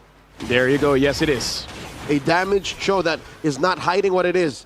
Her first fully built item is the Blade of Heptases. And I think she's on her way to what could be a Blade of Despair. Yep. And I feel like it's a sound idea because throughout all the chaos that Farisha will push through, either Perez or Amores will be all alone. And during all that chaos, it is really on Aliyah to get that kick, to get that kill. And it's going to be more dangerous during the Lord fight because she's going to be split pushing all the while. Did you say to get that cake? Yes. And that kick. And that kick. Turtle started up the final one, rubber match. A piece. Team Philippines and Team Malaysia have won. Who's going to get the last? Afrina deep inside the pit. Alpuerto gets hit by everything thrown at her by Team Malaysia. Vivero looking to protect and trying to reinforce his backline. Real room manipulation already used by Amores. Now it's all down to the Turtle. Afrina secures. It may have took too long for Team Philippines to make their move. Alpuerto in trouble. That's the Appraiser's Wrath. She's going to go down. Hanis gets the kill. Yep, and it looks like Hanis gets the shutdown and the double kill. Aliyah, although I do have to say, fought against Perez. Perez almost took down Aliyah. Aliyah was able to get away. And now she goes in, gets onto Perez, just one hit, already dealing quite a lot of damage. So Perez on this Bruno really has to be careful here. And that turtle fight was really on Farisha. Farisha able to push Amores away from the turtle, providing no damage for Team Philippines. Made it so that Team Malaysia was not really in any real trouble the entire time, dealing with the Khalid as well as the Baxia and the Uranus. Okay, to be fair, the reason why Team Philippines found it hard to engage on Team Malaysia there was they overshot and, moved 2 steps forward by sending Perez down to the gold lane or to the opposite lane from where the turtle was. So they went ahead and said, yeah, we want you to focus on the turtle, or rather the turret, because the turtle will use as bait. I think Team Philippines underestimated how bad that could have turned out for them. And they were basically being a little bit too honest here. So Team Malaysia looks like they want to control this lane, allowing Aliyah all the way up top. And yes, it is going to be the BOD. So quite a lot of burst damage at 9 minutes here. Vivero has to use her ult just to get away, but Afrina has used the retribution. So Afrina playing against 3. Traction pulse thrown out by Hanis. And there's the Appraiser's Wrath. Quick Sandguard keeps that front line alive, but just for a little longer. Diagon goes down as well. Perez burning up. She gets on out of there. Real world manipulation used defensively by Amores, plus the Poissons underneath tier 2. The pendulum has swung. Team Malaysia are now up by about 800 gold. Even though Aliyah does not have the damage just yet to one-shot Perez, but off of that play, now they have full control over the Lord Pit, able to get mid lane, and now Team Malaysia has taken the advantage on their side again. 1,000 up, and now they might get this Lord. Queenie doing a lot of damage onto Alpuerto. Farisha is there, making sure that Morris is nowhere near the pit. Alpuerto gets a kill onto Queenie, so now a bit dangerous here for Team Malaysia. Can Afrina do it? Farisha is there. Lord is low. Alpuerto secures the Lord. Afrina trying to get away, same as Anis as well as Farisha. Afrina, whoa, no HP left, gets taken down by Diagon. Now Uranus was chasing the Fredrin heavyweight track and field match in that little sequence, and now Aliyah trying to go through between 3. Does not. Sweet revenge for Perez as they push through mid. Just when we thought Team Malaysia was in control, almost 1,000 up, suddenly Team Philippines strike back with a vengeance. Look at this, Hani's put down to about a fifth of her health. Team Philippines takes care of that tier 2 just like that. Yeah, and looks like the Holy Shield has been used in mid. And the damage coming in from the Cho is strong, but when that Eve still has that shield, it is going to be very difficult to push through. The Lord is charging up top. Looks like we'll be getting that tier 2, no problem. Team Philippines controls the jungle, takes everything away from Afrina. Team Malaysia now, they have to defend against Team Philippines with 2,000 up. And Perez at this point should have a lot of damage. Diagon catching all this heat from Anis and Afrina. Lord crashes up into that tier 3. And the only Holy Shields left, extra resources for Malaysia's defense is down bottom. Real relation. Look at Aliyah trying to find Amores, but balls in her face. There goes Perez throwing it out. And this is dangerous. Down goes Aliyah. Vivero helps with the slow on that jump. And that's a free pickoff for Team Philippines. Yeah, looks like Alia walked into the real world manipulation, so she was stunned up even though she was using the conceal. And now Team Philippines able to get the first inhibitor at mid. Queenie trying to deal enough damage here. Alia now does have the endless battle, so gonna have just a little bit more burst damage. Team Philippines able to get 2 inhibitors, so now Team Malaysia, they're in trouble. Lord spawning in about a minute in the upper quarter. Team Philippines may decide to just freeze and let that Lord spawn. With a 4,000 gold lead, it seems like it's a sound plan. Amores drops that real world manipulation. They want this inhibitor down bottom first. They call it quits. They instead go for the orange. Yeah, so far, Ani's still having a good game here, 3-0-4. The only problem is Team Malaysia, they cannot overextend because we saw part of the reason why they lost the fight earlier when Al Puerto able to get a kill onto Queenie. And that's the go sign, because Team Malaysia, they got to consider when they do want to go for a fight, you got to look at your own HP. If your own HP is really low, even though, yes, you can heal back up, it's not going to be all that great considering that you are fighting against the Boxia. Looking at the items here for Queenie, does have 2 damage items with the War Axe as well as the Sea Halberd. We've got to look at Perez. Perez is 3 items here. The Hasclaw, the Berserker Fury, and looks like going to go for the Malefic Gun early. And also has the Wind of Nature just now. So good luck to Aliyah trying to find her and hunt her down. There's layers of protection. That Wind of Nature and that Purify. Luckily, Hanis is also building up, has not died just yet. A concentrated energy on this Kimmy should help. Rampaging Sandstorm coming in, plus the real world manipulation. Very difficult front line. Down goes Afrina. Farisha comes in, finds the back line, finds Amores, but not dealing enough damage. Double kill for Perez. Yeah, the damage coming in from Team Philippines is online now with both the Bruno as well as the Eve. This Eve is chunking down the front lines a little bit too much. And the burst damage coming in from the crits. Team Philippines, they're in a commanding position. And as strong as fighters are in the gold lane, now this is the time where marksmen shine. In comes Perez, dashing on through, throws out that worldie, but Hanis is dealing too much. The flicker back, Perez claims 1. Alia in trouble, throws out that traction pulse, and it's just too late. Team Philippines equalizes at 1-1. Ladies and gentlemen, looks like this will not be a sweep for either Philippines or Team Malaysia, because now the equalizer is here. Philippines score 1 over Malaysia, so now the score is reset. This has effectively turned into a best of 5. A race to 4 with 1 each on the board. Team Philippines, I said it once, I'll say it again. This is the kind of adjustment you need to do. You need to be able to acknowledge that maybe we put too much into too many baskets. Here it's all about Perez. Here it's all about that Bruno.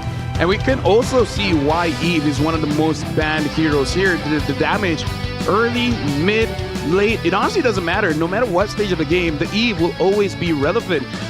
Not just with the damage, but with the utility of having such short cooldowns on all of her abilities, as well as the real manipulation there, makes it so that even though the Lapu Lapu jumps in, hitting onto 4, hitting onto 5, Wishing Lantern, Glowing Wand, all of that continuous damage alongside with the Bruno is just too much for a lone Lapu Lapu to deal with. You're right. I think this also opens up a little bit of an issue for Team Malaysia. Besides the Cho and the random traction pulse you'll be throwing out, your rockets as the Kimmy, where is the vision coming from? there is no safe way for them to check if there's a member of Team Philippines in these random bushes that could prove lethal. Again, even Vivero with a point-blank Rampaging Sandstorm flickery position could kill them. Even Alberto just randomly rolling around with a catch could be lethal. Honestly, to the point where I feel like gotta go back to basics here because they pick up the Kimi against the Baxia, which worked in game number 1, but game number 2, we can see the discrepancy there. Like, this is just one of those games where Kimi just doesn't feel good. You're going up against the Eve, you're going up against the Baxia, you're going up against 2 counters, and we can see that even with a damaged Cho, even with a Lapu Lapu, the shield on the Eve cannot be understated. That's why an Esmeralda is necessary to deal with the Eve, because that shield is just too much. Only someone that can penetrate shields is really viable to take down the Eve. And that's what the Esmeralda is built for, which oddly enough was banned by Team Malaysia early on, not knowing that they could have used that weapon very specifically. I'm excited to see who our MVP is and the details as to how Team Philippines got to this point. But there it is, the Eve, we talked about it. Where is the shields coming from? Amores built a whole lot of magic damage that's very low to the ground, easy and affordable.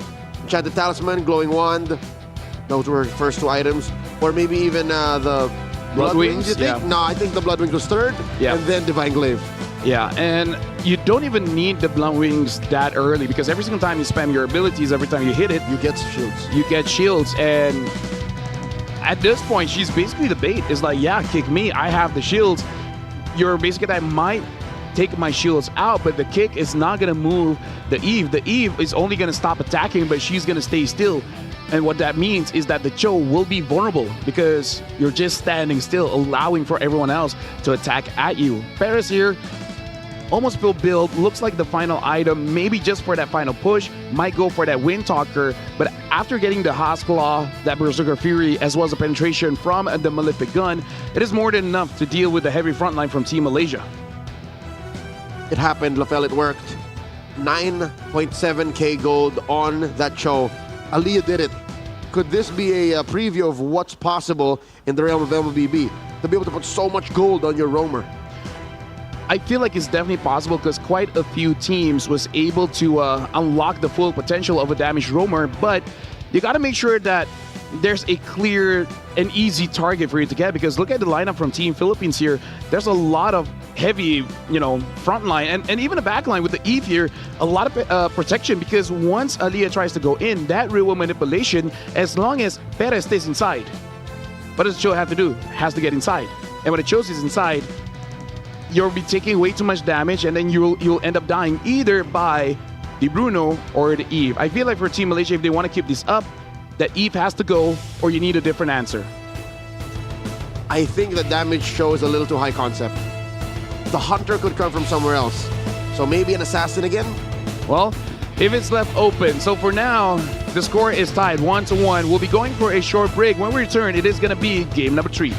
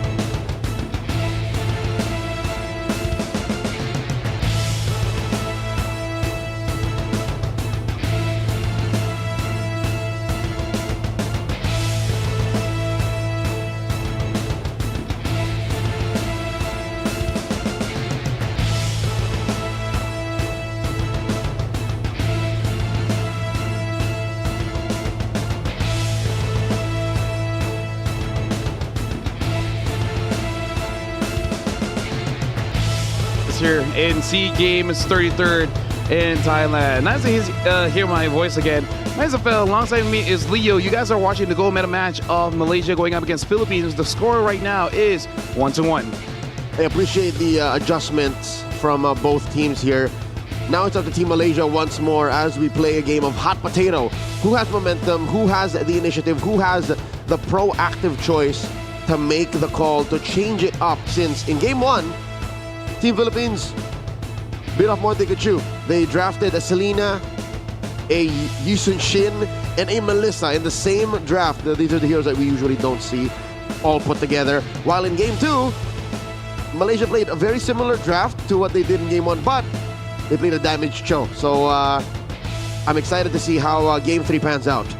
Well, right now you guys can get some goodies. Redeem code MLBB 33CGSEAG, and you guys can get something good for yourselves. And it's only one time per person, so grab it quick. Again, one time per person. The thousands and thousands, close to a million watching all over the world, everyone can do it. So open up that in-game profile icon, click settings, and there'll be a redemption code. That's where you put in MLBB 33SEAG. Thank you very much, sir. We're going to see what is the adjustments coming in for Team Malaysia. Because You're welcome. Anis has shown she can play a pretty good Kimi, but I feel like you got to make it so that she doesn't have to go up against so many natural counters, the Baxia, the Eve. I feel like one is okay. Like, you can deal with it. Multiple is a little bit too hard. So I am wondering what is going to be the change up here for Team Malaysia. And if they make that change, whether Team Philippines will change that as well, because looks like it is going to be a theme for the gold medal match. We're just going to change maybe one, maybe two, maybe even just half. If we're going to learn anything from the Team Philippines versus Team Malaysia match in the men's side of things, I think whoever discovers that one linchpin pick from their opponent and bans it out first should have a clear advantage. So right now in hindsight is a Lancelot. Yeah. So I'm hoping that both of these teams now find out what their opponent wants to really pick and then just bears down hard. We came from Dangerous Grass. We came from Flying Clouds. What's map 3 going to be? We haven't seen Rivers so far, but it looks like it's going to be broken walls. Now, I don't think Afrina will ever get an assassin other than a Yisun Shin, because I feel like Team Philippines, they're very much comfortable of making sure that the Lancelot, the Haya, and the Joy never get through the drafts unless she has something else hidden in her pocket. So far, we've seen Nolan, Suyos, we even saw the Ling. So we'll see what is going to be the pickup if Team Malaysia wants to go back to the assassins. How bad does Afrina want to play an assassin? Very. Because if I understand correctly, that might be what gets them across to a point of Team Philippines just giving up on banning assassins, you know? She played a Fredrin, succeeded. She played another Fredrin, came up short. So we'll see if it's time to switch it up. Team Philippines, even though they switch sides, decides to still attack the assassins in the jungle. There goes the Hayabusa, there goes the Joy, while Team Malaysia respecting the Agon's Uranus. I want to see if they will let go of that Lancelot, ban something else, and either forces Team Malaysia to ban out the Lancelot, or they try to pick it up for themselves. Because again, we've seen today, Lancelot is a pretty strong pick. Malaysia does end up banning out that Uranus. If they're going back, there's still the Hilda as well as the Jushin. I don't know between either which one they want to let through, because if they really want to play this heavy lineup, you really cannot let go of the Jushin. And if you ban something else, that might be an indicator that Team Malaysia wants to do a 180 and change out the draft. Team Philippines can ban one, Malaysia might ban the other, and then Team Philippines might steal the Lancelot. Yeah. And then that puts Afrina back. See? Ban one, ban the other. Lancelot for Team Philippines. What's next, Coach Sora? Yeah, this is on Team Malaysia now. Do you want to let go of that Lancelot, try to fight against it? Because in terms of what's been open, that's just it. Because Team Philippines, they themselves ban out the Jushin, so it looks like they will not take that chance in this best of 7. Team Philippines will be the first pick here. in terms of first pick, I wonder if they still want to go for that Baxia. If they go for the Baxia, does Malaysia go Esmeralda Eve? That sounds pretty good. What if Team Philippines takes that CC away? Because CC also, with a lot of shred can deal with the Baxia, but hasn't been the biggest problem that Team Philippines had to face. So instead of it being more of a steal, it can just be a block. But nope, they go for the Baxia. There's only 2 picks for Team Malaysia. I guess they'll end up with one or the other. Yep. Previously, they do go for the Gatot Kacha. Yep. They go to Fred and CC. Gatot Kimi. I feel like Gatot CC is still okay. I feel like if we go for the Kimi, Team Philippines will just pick up the Eve. So what if they go Eve? Honestly, Eve Gatot sounds pretty good. But Team Philippines will go Esmeralda. All right, fine. I go back. Gatot CC. You're right. CC was left around. Yep. Okay, Team Malaysia. Coach Sora taking his time with the ladies. There's the Gatot Kacha. And the Selena. Wow. Taking a page out of Team Philippines here. Okay. Very interesting choice here coming in from Team Malaysia. I'm sure Hanis plays the mean Selena too, though, but... She does. But like you said, a bit too high concept. There's too much room for things to not go well. Too much of a combo-wombo to begin with. Looks like this is going to be a trade. Kimi will be in the hands of Team Philippines. So now, instead of the Uranus, I wonder if they want to go for, they go for ACC. So looks like both teams are just trading at this point. Malaysia, what is going to be the final pick, considering that both the Kimi as well as the CC has been taken? Do they go for something like a Yuzong, a Lapu? Because I feel like even if you pick up the Fredrin, this is not a good draft for a Fredrin to fight against. CC, Baxia, Kimi. All 3 just eat him alive. All of them counter. This is not a good Fredrin game already. Team Malaysia has to come up with something else.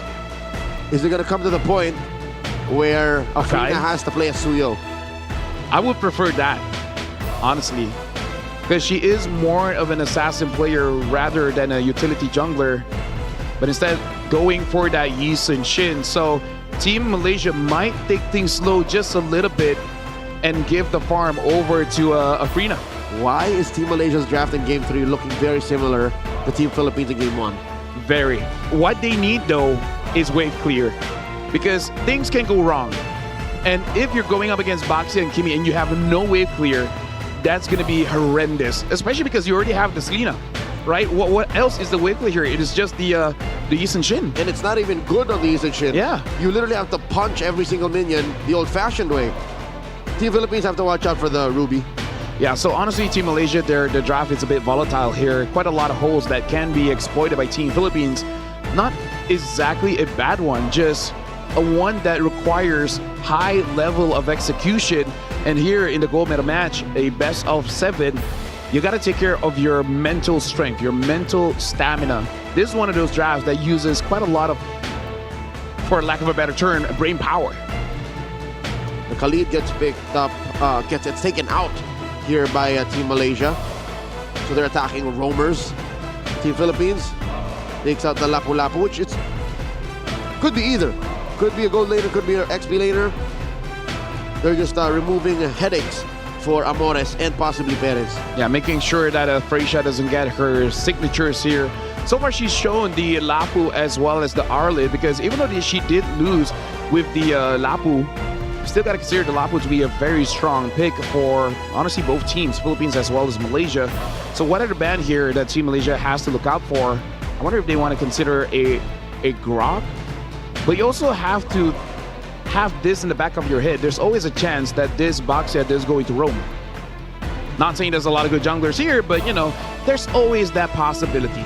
Yep. Game 1, it was actually a roam Baxia in the hands of Vivero. So we see here, Team Malaysia takes out the Grok. I think they're strong arming Team Philippines. Team Philippines bans out the Yu Zhong. So it's clear. It's a backline, a gold laner that are looking for to put on Perez. That's just her main strength. That's just who she is. The other diver I can think of right now is the Alice. Other picks that is a frontline, something like a Phobius and Arlid, they will take way too much damage from both the Baxia as well as the CC. So all I can think about right now is the Alice. I'm unsure if there's another pick that Farisha has in their pockets. So it looks like no, they are gonna go with the Arlet. Kind of a dive. Kind of a dive, but Not really. laning phase, if this CC goes on to EXP, Farisha will have a very difficult time, especially when Team Philippines does have this box here as well as the Kimi. I can only imagine that they will not allow Team Malaysia to rotate to help out Farisha in the EXP. Farisha had a MVP performance on this Arlet in Game 1. So Team Philippines, they have fresh scars to help them remember what they need to do. 2 picks to confirm where these heroes are going. And there you go. It is indeed a roam Boxia, Gold Lane CC, XP Lane Esmeralda, and an oldie but a goodie, a favorite from a couple days back, Alpuerto's Nolan. And I think I understand what they're going for here, but looks like to close the draft, it is going to be the Lunox, a Gold Lane Lunox to deal with the Esmeralda.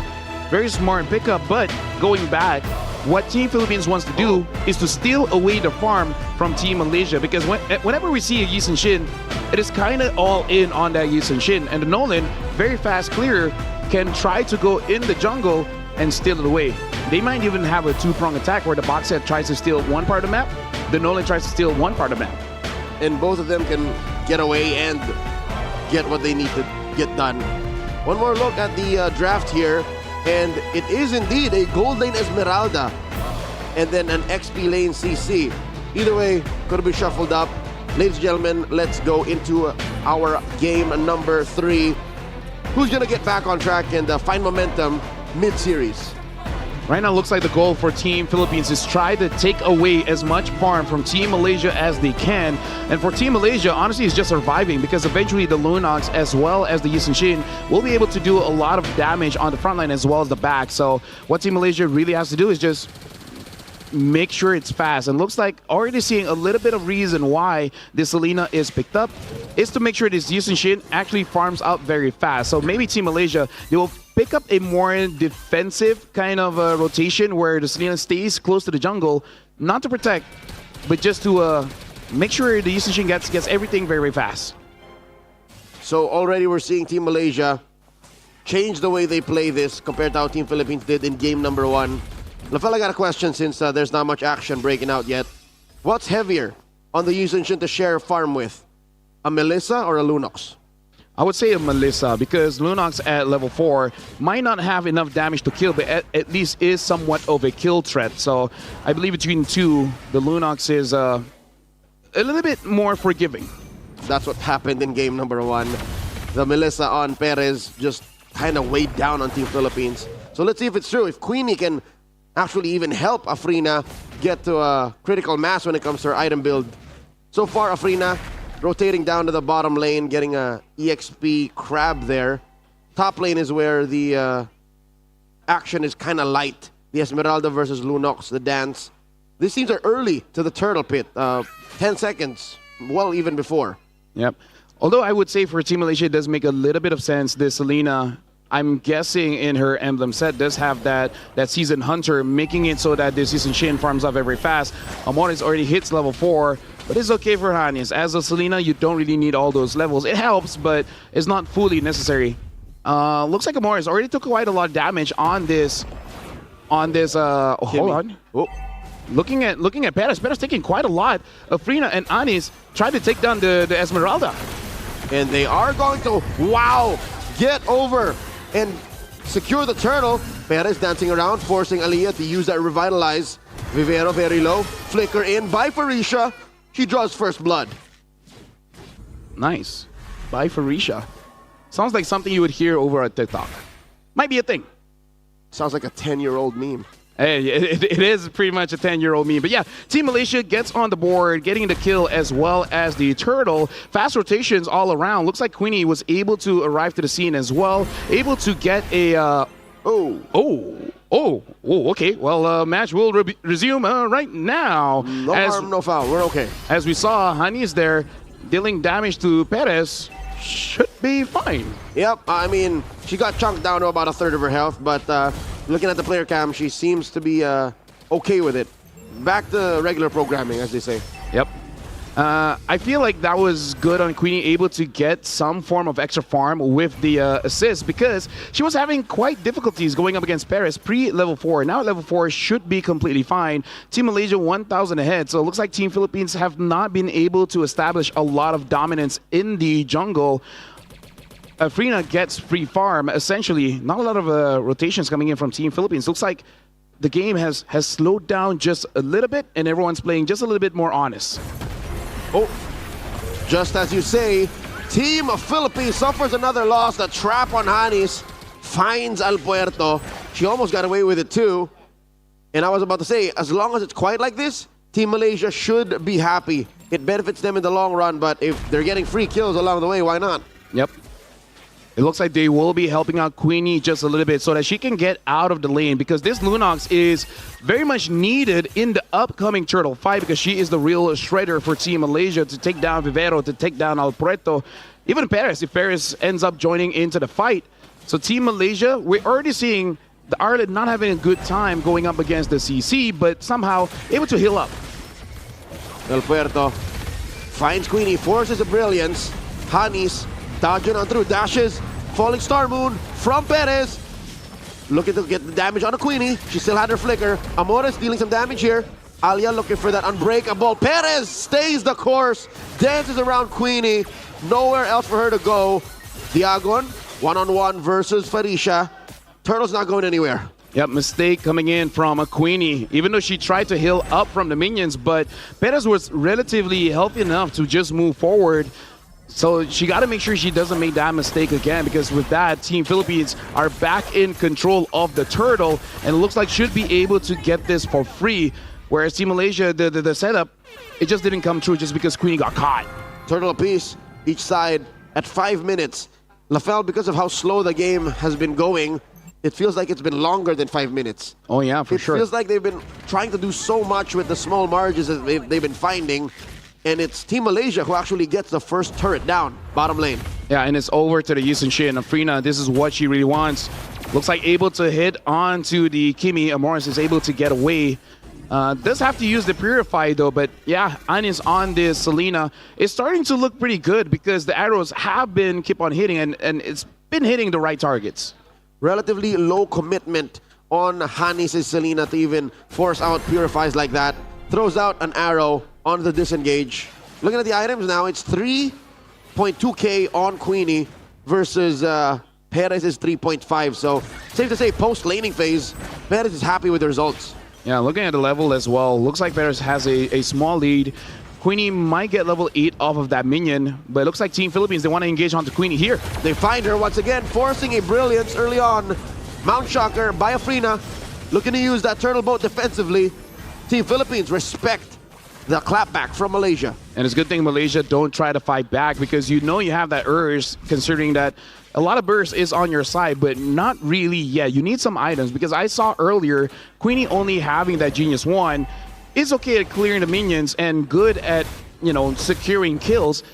But from full HP to 0, not just yet. You might need 2 or maybe 3 more items. Looking for a power spike. Could come in at the 8 or 9 minute mark. So far, Perez able to go 3v1. Team Malaysia not committing too much to that engagement. Look at the long lane. That is slow work by Diagon on that turret. Alongside a wave. Mount Shocker exposes her. Afrina knows. Anis with the traps, allowing Team Malaysia to rush this turtle take. Yep, able to get that pretty quickly. And Team Malaysia, looks like what they were looking for was actually Purify. Speaking of, looks like Vivero was caught. So Team Malaysia gets a kill off of that. Team Malaysia, 2 for 1. Forcing Al Puerto out of there. Farisha misses the final slash, but her job has already been done. Amores firing off Aliyah at about half health. It seems like Team Philippines find it hard to find safe engagements. They're always in and out, in and out. Team Malaysia's firepower and, again, on-demand crowd control are such lethal weapons. Yeah, and this also shows why Gato Kacha is such an amazing hero in the current meta, where one of the rare heroes that can still use a revitalize, so that even if someone gets taken down, you've used all your abilities. There's no more crowd control, no nothing. You're still healing them back up. And that is something that is very rare in the current meta. Before this, quite a lot of heroes can use it. Now, honestly, not so much. Look at this. Perez catches a face full of Mountain Shocker. Farisha dancing around. It's weird for the Esmeralda to have finally come through because I get why Team Malaysia doesn't like it. Diagon with the vengeance. Trading out with Hanis. Again, that was a 2v1 to begin with. But Team Philippines, what was the plan with that engagement? Yeah, I think Hanis has gotten a bit under their skin with this Selena, so trying to force out that kill, but I feel like it is kind of not worth it because you gave one over to Queenie, and between Hanis and Queenie is the one that really needs the farm. Hanis just needs to be around. So that was a successful rage bait by Team Malaysia. There you go. Forcing Team Philippines to engage when there was very little payoff from finding payback. Bottom lane worked on by Afrina. Again, that's a slow push. Up top though, Perez and Vivero dancing around Farisha. The Puissance has already been used. Amores, will she provide cover fire? Not gonna be able to help. Alia dancing on through, forcing Vivero to use that Revitalize. AOG on out. Alberto unable to find target. Finds Queenie, forces her to use that Brilliance. Traded out for with Perez.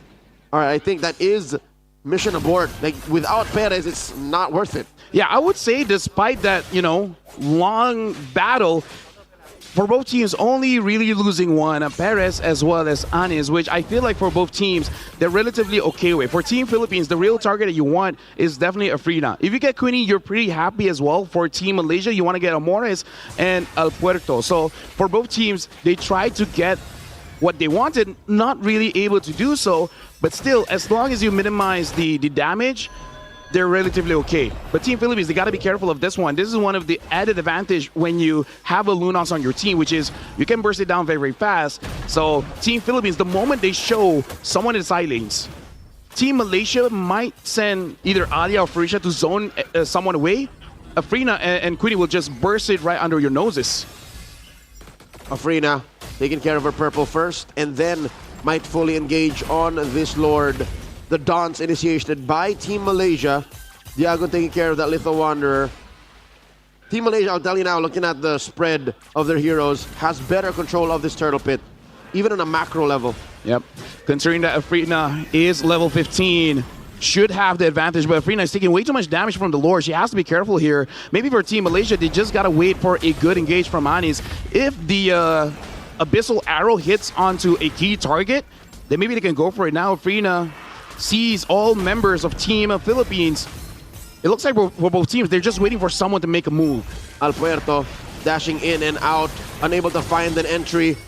Alia comes in, uses that Revitalize, gets popped by Amores. Farisha running away from 3. Might get taken down, double kill for Amores. And now it's 3v5. Team Philippines working their way towards an advantageous position. Alberto focusing on the Lord, gets the retribution.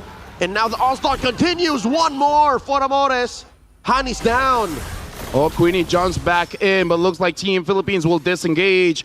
Team Malaysia, both Ali as well as Farisha, try to execute the combo of just getting endless vengeance. But looks like, again, Team Philippines, they have a lot of answers towards this Arlet. And now Team Malaysia, they are in a bit of trouble. 1,600 gold for Team Philippines. And again, the lineup from Malaysia, they don't have a lot of wave clear. So once Team Philippines has some form of advantage, they can honestly get quite a lot of turrets with this Lord. Lord in the bottom lane, Alpuerto up top. The rest of the ladies of Team Philippines rotating around. Pressure where it's most needed. The long lanes, the side lanes is where Team Malaysia have to face off against Team Philippines, who's relatively built now. Nice catch onto Diagon. Final slash puts her underneath a tier 3. Free pickoff. Yep. It was good on Farisha to actually get that. Perez is still doing her job, which is just to zone out Team Malaysia. I would say all the success when it comes to the team fight is off of Perez, even though you see her KD is just 1, 1, and 2. But this Esmeralda is doing such a good job to make sure that Queenie, Afrina, as well as Hanis is not really in the fray. So whenever Alia and Farisha goes in, it's essentially a 2v4. If you're looking at the numbers, 1 holding up against 3, that's a good trade. I think that's one of the main strengths of an Esmeralda ever since her competitive debut and peak when she would go up against the Uranus, because whoever would fully commit and send more heroes to answer to the Esmeralda was the loser. Again, macro-wise, there are ways to mitigate for that, but here we're seeing that now. Perez is forcing Team Malaysia to answer to her, and that's what allowed Team Philippines to move around and gain parts of the map, even if, on paper, Malaysia has better macro.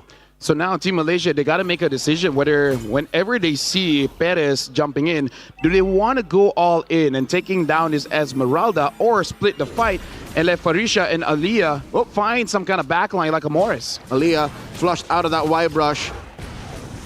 Traction pulse thrown out. AOG used defensively. In comes Farisha, dashing on between the softies, and Farisha gets bit down by Team Philippines. That's a free pickoff. Perez still looking for someone to dance with. Looking for the jump.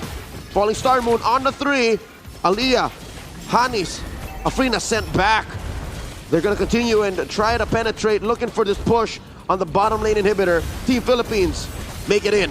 Yeah, one hit and actually quite a lot of damage onto Morris. But yeah, so right now for Team Philippines, they're the one rage baiting. They're like roar, trying to make it so that Farisha dives in, try to go for that kill. And you can see why, because it's a very fast engage, quite a lot of damage, but she herself can't take too much damage, especially when Morris does have that Sky Piercer, might be able to get a kill. At this point, probably about 30 stacks or maybe 20. So Team Malaysia, as much as it's Farisha's job, just to dive in, do a lot of damage, is not going to help the team out if it's forever a 4v5. They got to make it so that they split Team Philippines up, not the other way around. I think it's still doable. With a 3,000 gold lead, it's doable. But the map is not on their side. Long lane is the lane that got penetrated. That is where permanent damage is dealt constantly via waves. Mount Shocker, I think that's go time. Vengeance onto Diago and AOG. They fight Queenie in the back line. Aliyah with the Revitalize. Farisha doing her best. Final slash already used up. Alberto with a double kill. Amores gets another. Aliyah off the map. It's just Hanis and Afrina left. Yeah, Afrina so far at this point, she might be full build, but unable to really dish out the damage. Now with the Malefic Roar, I wonder if this is going to be enough to defend against Team Philippines here. Team Philippines jump in. Perez dancing around. Alberto finds Hanis. It's just Afrina. She had the farm. She had a great time spiking up to the late game, but not against 5 members of Team Philippines. Looking to crack another inhibitor. Up top, Immortality on. Vivero falls. Afrina traceless through. The base gonna be up next. They can't clear. Game 3 goes to Team Philippines. So right now the Philippines is up 2-1 against Team Malaysia. And I gotta say, so far between the teams, whoever goes for the more straightforward draft definitely does have that advantage. Team Malaysia tries to go for another high concept play with that Selena. And as strong as Ani Selena is, again, just too much has to go right with a draft like this. The Filipino contingency seems to have a dance party starting to celebrate the momentum swing for their squad, 2-1. Lafel, why do you think Team Malaysia went this way? What were they planning here? And again, it seems like it just fundamentally cannot work, the multi-core setup.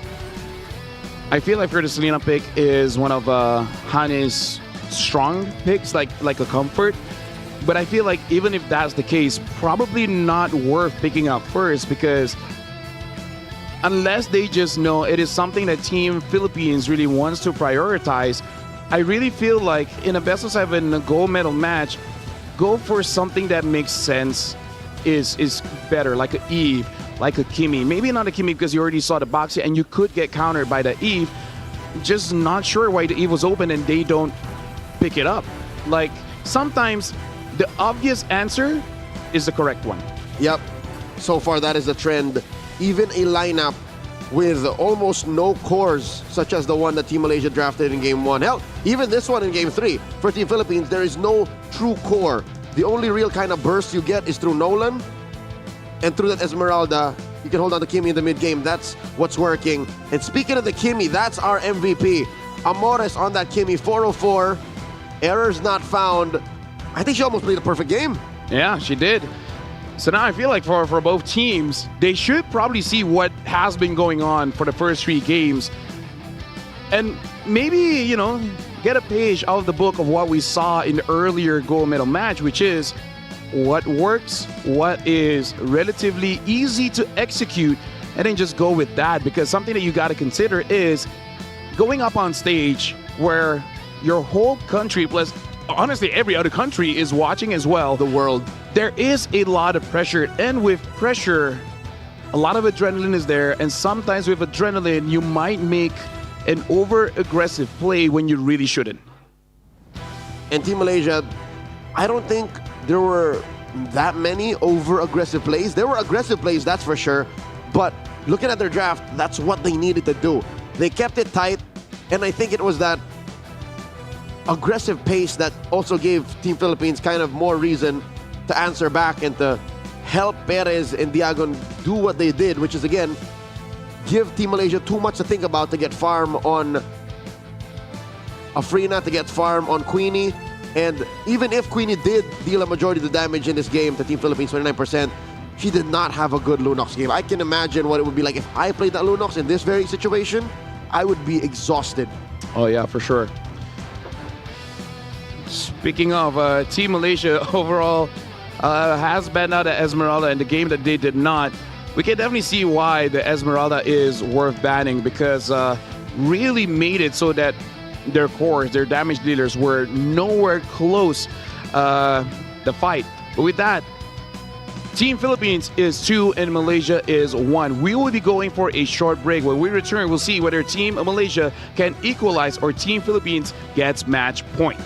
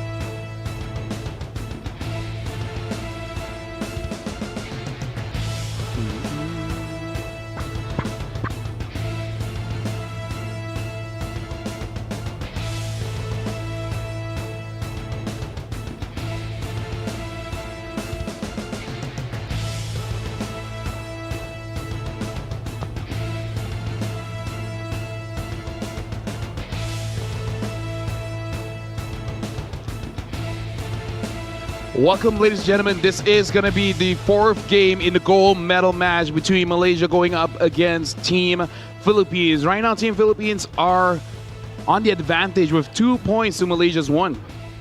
And I hate to say it, but this late into the tournament, again, better late than never. See now why Kimmy is possibly the most in-demand hero that really doesn't get banned out. Yeah. She's the most, I guess in terms of,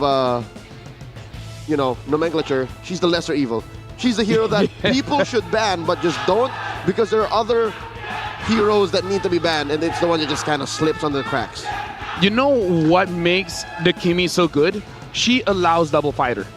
Because before this, with the Yusin Shin, you're allowed double fighters, but now with the Kimmy, you can do that too. And doesn't matter what your jungler is, because what a double fighter needs is one consistent damage. Before this, it was the Yusin Shin, but now Kimmy, she can do that too. Correct. Even with the Lunox in mid, you can't do double fighter. Yeah. It's not a sound. You kind of still need an assassin, Lunox, and then you can go double fighter. Yep. So that's really what has been afforded to whichever lineup has that Kimmy. I do have to say, I believe that to a different extent, the Eve can kind of do the same, where the Eve can give continuous damage, not like the Kimmy, but especially once you do have that Wishing Lantern, it is definitely possible. Yep. What the Kimmy lacks in zoning, she makes up for in the consistent damage, but Eve, on the other hand, makes up for the lack of damage that Kimmy has with zoning, and I'd say a little bit more sustainability. Yep. The extra shields she gets, she's, I think, one of a kind in the game as a battle mage. Choosing a random map draw this time around. Game number 4. We've been through Broken Walls, we've been through Flying Clouds, we've been through Dangerous Grass. How's about we make a round through the Land of Dawn? We get one unique map enhancement per game so far, Expanding Rivers. Yep. Now we're looking at the players of Team Malaysia as well as Team Philippines. We're able to see them backstage. All 10 athletes are really locked in for this one, because this is starting to become quite the series. But again, I feel like as casters, we just want to see a very simple opening. Team Malaysia will be the first to ban, and they ban out the Eve. How does Team Philippines respond? Guessing they will just keep batting out the Lancelot, the Hayabusa, as well as the Joy. Basically making it perma-ban that Afrina will not be using an assassin unless she wants to go for that Yusin Shin again. I think the draft pattern, especially in the bans, should change drastically for Team Malaysia. Team Philippines, I think they can get away with this. One solid ban, and then still continue attacking Afrina. But this is already switching things up just a little bit. Wonder if Team Philippines will let go of one, because they're batting out the Jushin. Yes, but also consider this is the same ban they did in game number 3. Zushin plus Joy plus Hayabusa. So they're kind of on the same track, despite switching sides. And it looks like the contest coming in from both teams will also be that CC, because both Queenie as well as Dagon actually had a pretty good game with that CC. Esmeralda looks like gonna have one game only. Well, one game so far, but I will accept if she keeps on getting banned out. You know what? I think it's fair. Esmeralda is kind of just a little bit too good right now. She's great in a meta game wherein not just fighters are big, but also the fact that heroes just really like fighting for a long time. Yeah. The sustainability on an Esmeralda and the amount of damage she throws back out at you is just too good to pass up on. Hilda is going to be the last ban for Team Malaysia. So this just, as per logic, has to either... Whoa, okay. Still a blonde jungler. It's Lancelot. So the Joy is open. I don't think you should first pick that. I feel like it's either the Kimmy or the CC. And between the two, I would actually take the Kimmy here, because again, it allows you to go double fighters if needed, because now the main predator, the Eve, is no longer there. It's just that you kind of have to accept that Team Philippines will always get that Baxia. So either or, CC or Kimmy, I feel like that's the optimum pick here. So they go for the CC. I wonder, with the Eve ban, will Team Philippines just take Baxia Kimmy? Oh, instead they go for Harith. Big swing for Team Philippines. Gatot Kacha and Harith. What a tempo breaker. Coach Maarambon making the call, allowing for Perez's hero after what? 3 games of saying, Perez, you wait. You are a last phase hero. She just says, Coach, I had it. I want it now. I need it. She gets it alongside a solid support in the hands of Vivero. I wonder if they want to take the Joy here, because if not, it will open up Team Philippines to ban out the Joy later. Kimi is a priority, but after seeing this Gatot and Harif, I wonder if they want to reconsider, because if you do go for a Kimi Joy, I think you have to go for double fighters. Like, well, the Joy has been picked up, or the Grok. All right, the Grok gets picked up. That is safer instead of going for Kimi Joy.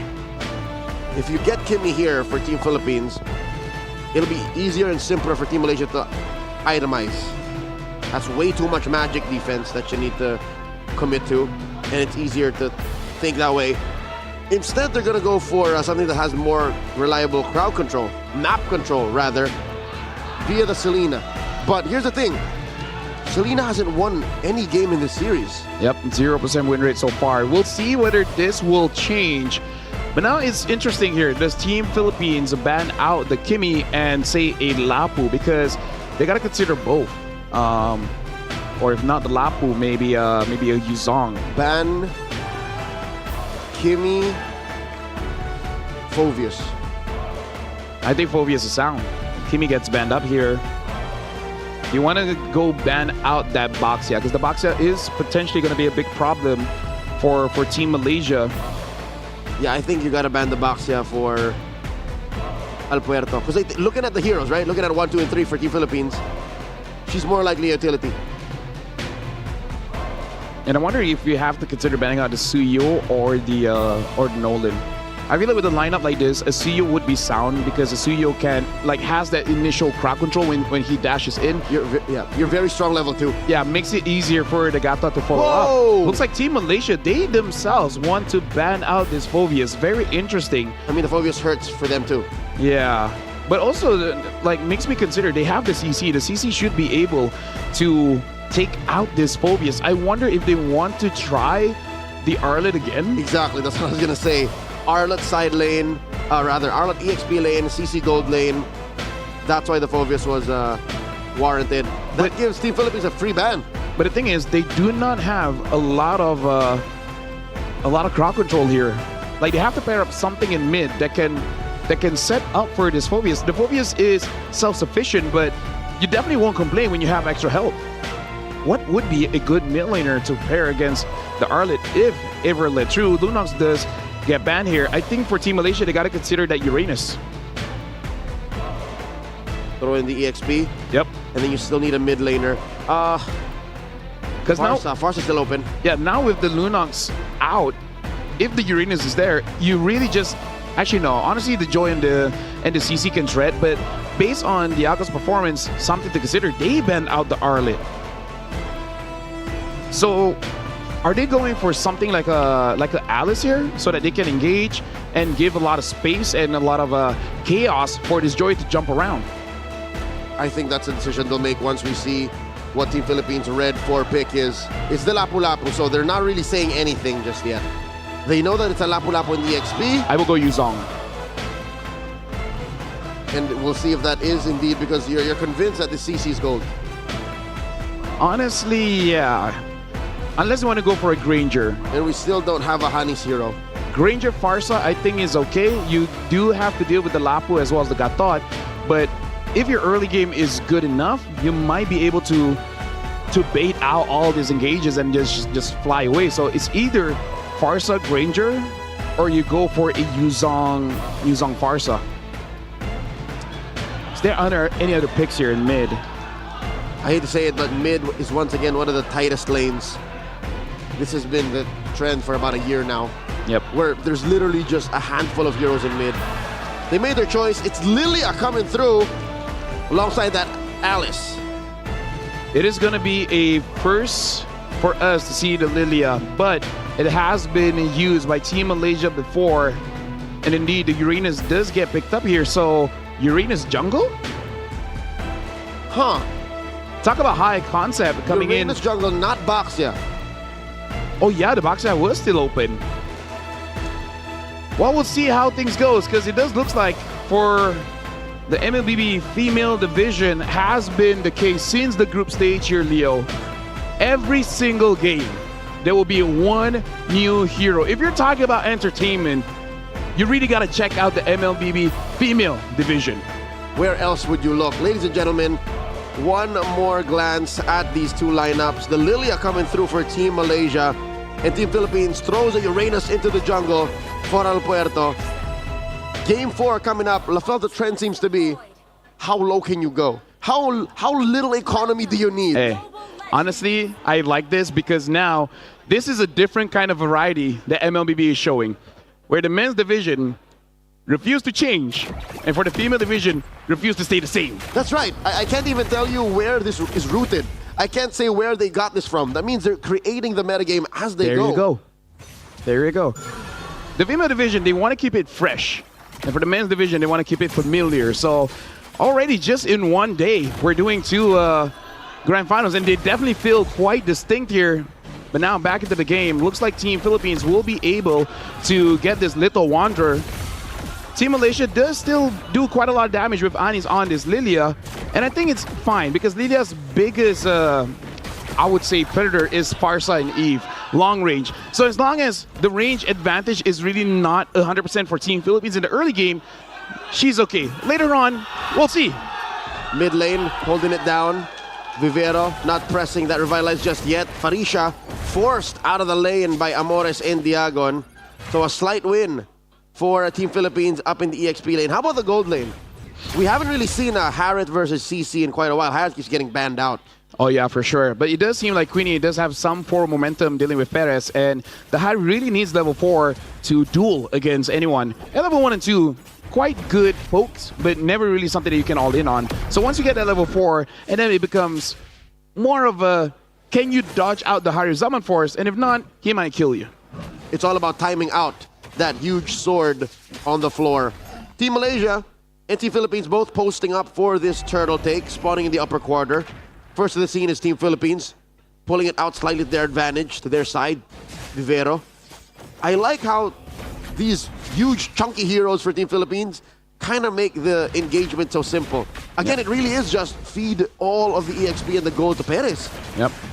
Farisha now level 4. Team Malaysia, they want to jump in. Afrina tries to get the turtle. Farisha gets the first kill, gets first blood. Frida secures the turtle, and now the damage coming in from Team Malaysia is quite high. Able to clean up 3 members of Team Philippines have been taken down. Now Morris has to get away. Good engage coming in from Farisha and follow up from Afrina.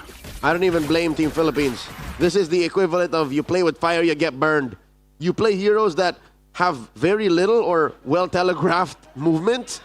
You almost make it impossible to dodge a Throne of Ruin. And here's the thing, Farisha didn't even flicker to do that. She literally just gleamed in, and that allowed her Throne of Ruin to hit all of Team Philippines and say, yes, they are chunky, but they're relatively immobile when it comes down to it. Yeah, also quite a lot of AoE coming in from Team Malaysia, even from the roamer, able to do a lot.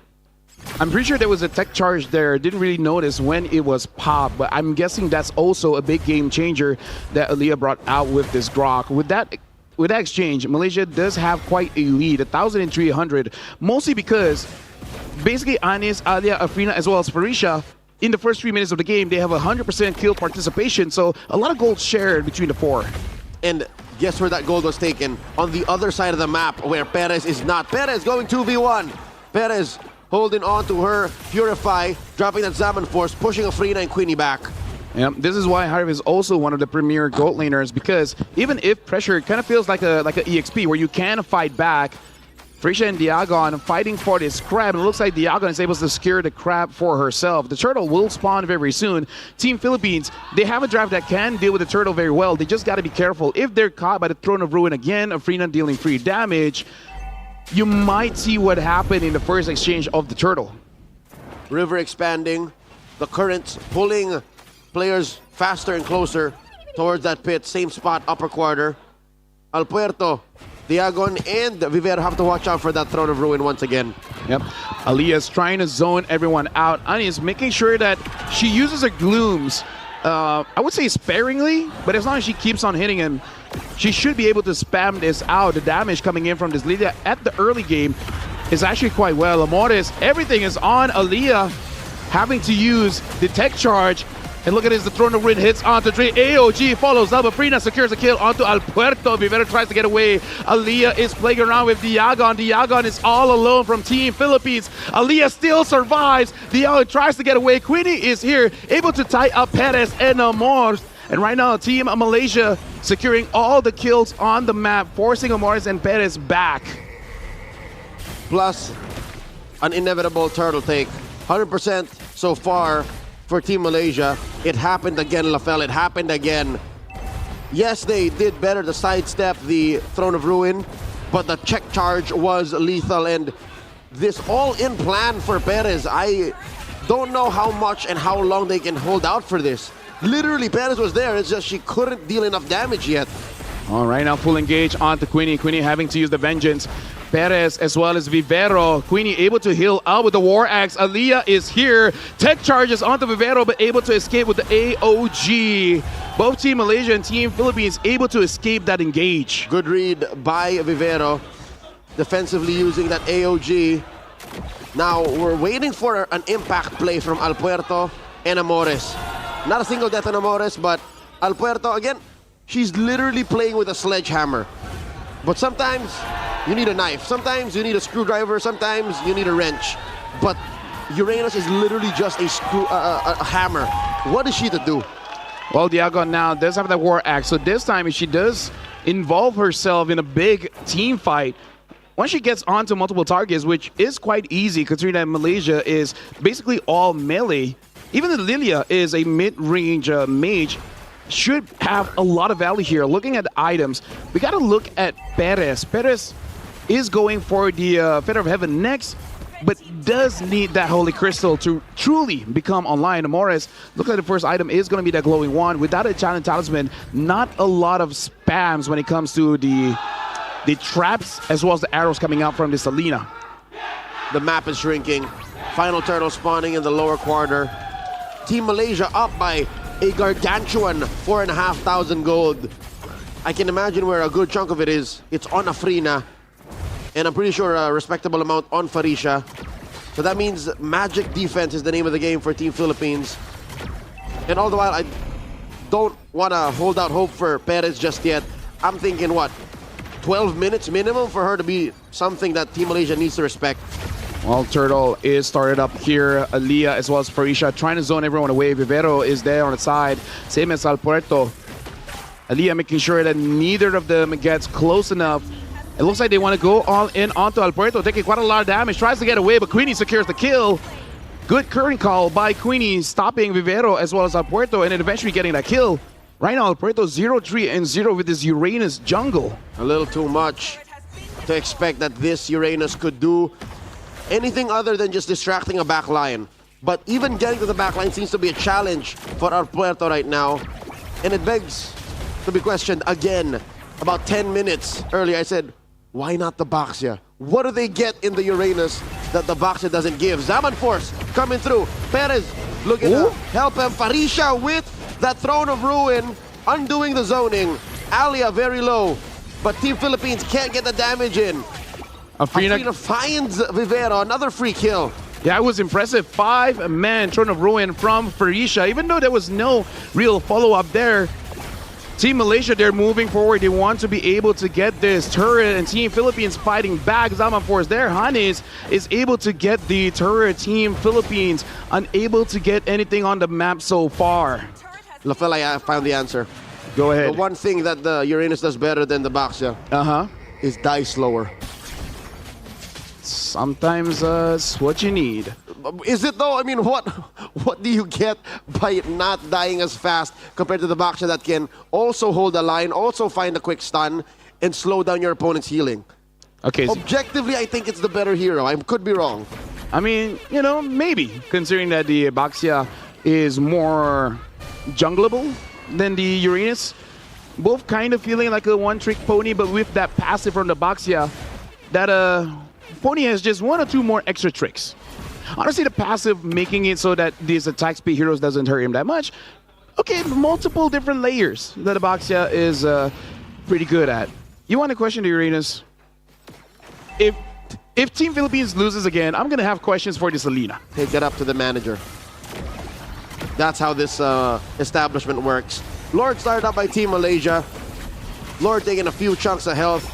Perez drops that Zaman Force. They're trying to take down Aliyah, but she answers back with a massive tech charge.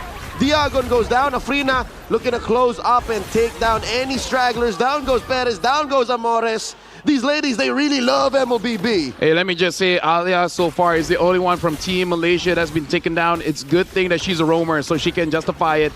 But Farisha on this Alice, a lot of good Throne of Ruins really setting up for Team Malaysia, especially Anis as well as Afrina, just to deal that damage. Even though Anis does not secure the kill, I'm pretty sure she still did quite a lot of damage. It's really just on Queenie, Farisha and Afrina just to get those kills. Team Malaysia, they're up by about almost 9,000 gold and grabbing all the turrets. Now only the inhibitor stand. Approaching 10. Lafel, I cannot see a world where Team Philippines comes back. It's very difficult to see a lineup that is so all in on a Harith that is easily counterable by anti-heal, anti-magic items and even anti-heal items for this to survive. Team Philippines may have outdrafted themselves. No, I do agree. This is just a theme of what's been going on the entire gold medal match here. Team Malaysia now with the Lord up top. Team Philippines with this Holy Shield able to protect this one because that's quite a lot of damage onto the Lord. So just a bit of hold on. Afrina able to get a Morris off screen. So that's already one kill for Team Malaysia. Now the siege from Anis. This Lilia at this point is going to be trouble because there's not a lot of range from Team Philippines to deal with this Lilia. Alpuerto taking damage across the threshold of their base. Zaman Force by Perez. AOG coming through. Even Perez can't stand underneath her own teammates. Revitalize. Diagon shuts down Queenie. They're taking care of the waves. Team Philippines able to save that top lane inhibitor. Even though that was a good engage from Team Malaysia, especially coming in from Farisha. But yeah, I think they just overstepped because, again, this is just 11, 12 minutes of the game. The turrets are still up. And Team Philippines, if you're allowed to give them more time, they're going to build up more damage. So Team Malaysia cannot afford to make those kind of mistakes anymore. Look at this. Vivero jumps in with the Unbreakable, tries to find someone from Team Malaysia. But they really got to be careful if they want to go for an engage because one of the persons that they really have to look out for is this Afrina because the damage coming in from the Joy, now having that Holy Crystal and the Divine Glaive, it really doesn't matter who the Joy finds, probably going to get taken down. Looking at the lineup of Team Philippines, I think Alpuerto is the only one who can realistically tank a barrage from Afrina. Everyone else, even Diagon, I'm telling you now, even Diagon folds within seconds. She has to get the spell vamp of a lifetime to be able to survive that. And Afrina seems to be unstoppable now. Aliyah put down about a third of her health, catches an arrow, treats it like it's nothing. How do they stop Afrina? There's no one who can hold her down. It's only Vivero. Vivero has to time that, but make sure that doesn't use it during the time when the Joy is CC immune during the electrifying beat. So if Perez has that Holy Crystal and you're able to hold down the Joy, just maybe 1.5 seconds. That should be enough time for Perez to deal damage to Afrina. But then becomes the problem if the damage is shared. If the basic attack goes onto Queenie, and then Farisha, and then Aliyah, Afrina will have more than enough time to get out of the way. Lord started up by Afrina. Aliyah going hunting. Alpuerto looking to get stacks. A mobile and tanky ward is what Alpuerto is currently. Diagon might be a little too deep. Bravest fighter on throughout these members. Tail end used the stun. I think Diagon accepted the fact that she might need to be a patsy. Oh! Massive Throne of Ruin here by Farisha. But Team Philippines able to back out. AOG keeps him down. Perez looking to swing back and forth. Not enough damage just yet. Vivero might fall. Farisha gets served up a kill. Oh, Afrina. And in comes Afrina. She freezes up and she gets shut down. Kill for Perez. And they're not done. Team Philippines looking to push out Team Malaysia out of their base. Another Zaman Force dropped in. Farisha catches a good amount of it. Perez dancing on through. Gleam out Team Malaysia. still confident they might be able to take this orange. Let me just say, as a roamer, I understand whenever I get a good engage, it really compels your team to follow up. So whenever you do engage, you got to be careful. Farisha having to use the tornado ruin just to survive, goes in, gets off the tree, gets Perez. Farisha is having an MVP performance. Diagon tries to get a kill, tries to stun them up, but gonna get taken down by Anis. Gonna be the first kill for this Lydia. And now Team Malaysia alongside with the Lord gonna crash in. And Team Malaysia with almost 9,000 gold. And look at that bottom wave as well. Team Malaysia might get all inhibitors here. Perez still about 15 seconds out. AOG, Vivero holding on for hope. Tech charge, stuns him up. The minions still crashing into the base. Amores flickers out very low. Team Malaysia equalizes. 2-2 after game 4. Ladies and gentlemen, this best of 7 might go all the way. After that equalization, 2-2, 2 more wins for both teams will get them the gold medal. So the next match will be match point for either teams. And you know what, questions will be held later on during this, when we look at the items. Right now we gotta look at the highlights here, and the easier to execute draft here really makes it so that good MLBB is shown. Speaking of, Farisha on this Atlas, nigh unstoppable. If not Afrina, maybe Farisha is the MVP. Oh, I thought we were gonna find out. Well, you were asking the question and they were very keen to answer. Yeah, Afrina having a good game, but at this point, I feel like Team Philippines might go back to square one and just ban out that Joy. Because maybe they're thinking, okay, high-end lens are dangerous, but the Joy can't be that bad. All right, looks like it is that bad. So something that they have to address. Maybe instead of banning out the Jushin, ban out the Joy again. Might open up a bit for Team Malaysia, but looking at how Afrina plays with an assassin, this makes all the more sense. Why Team Philippines keeps banning the Joy? Exactly. So for Team Malaysia, keeping it simple does look pretty good. CC seems to be winning all the bouts so far here in the gold medal match, and Selena keeps losing. Well, you know, someone has to, and it's just funny that no matter which team that Selena has, this get that loss. I gotta say, not looking good for Selena players. But if you watch the game, you'll understand why the Selena was losing. It's not her fault. It's the lineup built around it, and this throws back to maybe a couple days ago, unless that was just yesterday, where Team Philippines actually drafted the lineup that had a Uranus, a Farsa, a CC, a Khalid, and a Hanzo. Yeah. I remember that game. So I remember, I think someone, I got the lowdown, it might have worked in scrims. So maybe this whole Uranus jungle funnel all into the Harith might be a scrim thing, but obviously it's just too fragile of a lineup. I'm glad that no matter where you are in the world, that's something that you can always expect to hear. You know, in scrims it does well, so we're gonna bring it. Which again, it makes sense because what other data do you really have?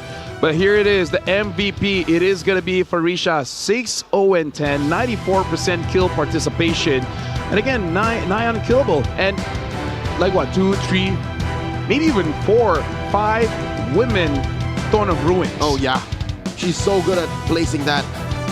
The first couple ones didn't even need a flicker. But again, that's what you expect when you're playing with a lineup that has almost zero range. Who want to fight in the paint. Ladies and gentlemen, quick look at the stats. 15 minutes is all it took for Team Malaysia to take this win. What is the plan for Perez? Again, it's just the usual Harith build. At some point, it felt like it was going to work, but it's just too much to expect, you know, an all-in plan for a single hero. After seeing how this gold medal match has been moving through, it makes all the more sense where certain things might just have to stick to its place, right? After this, we will be going for a break, giving time for both Team Malaysia as well as Team Philippines to re-strategize and see what do they really want to do moving forward in this best of 7, because the next one is going to be match point. And whoever is fighting against a team that has match point, it is going to be quite a lot of pressure. For Team Philippines, I feel like one of the answers is pretty simple. It is just to bat out that Joy, let do not let Lance Haya Joy through, because if you do, there's always a chance Afrina can pop off. And for both teams, maybe the other win condition is don't pick Selena. I mean, again, I'm sure there is a draft for it, but do you want to risk it? Do you really want to risk it at this point? Just to add layers, I think it's more don't pick Selena. It's don't rely on the Selena to make up for what else is lacking in your draft. Don't think she's an all-in-one Band-Aid solution. I just feel like she's just way too difficult. Something like an Eve always makes sense. But now we are going for a break to give time for the players to readjust. But when we return, it is going to be the match that will decide who gets match point.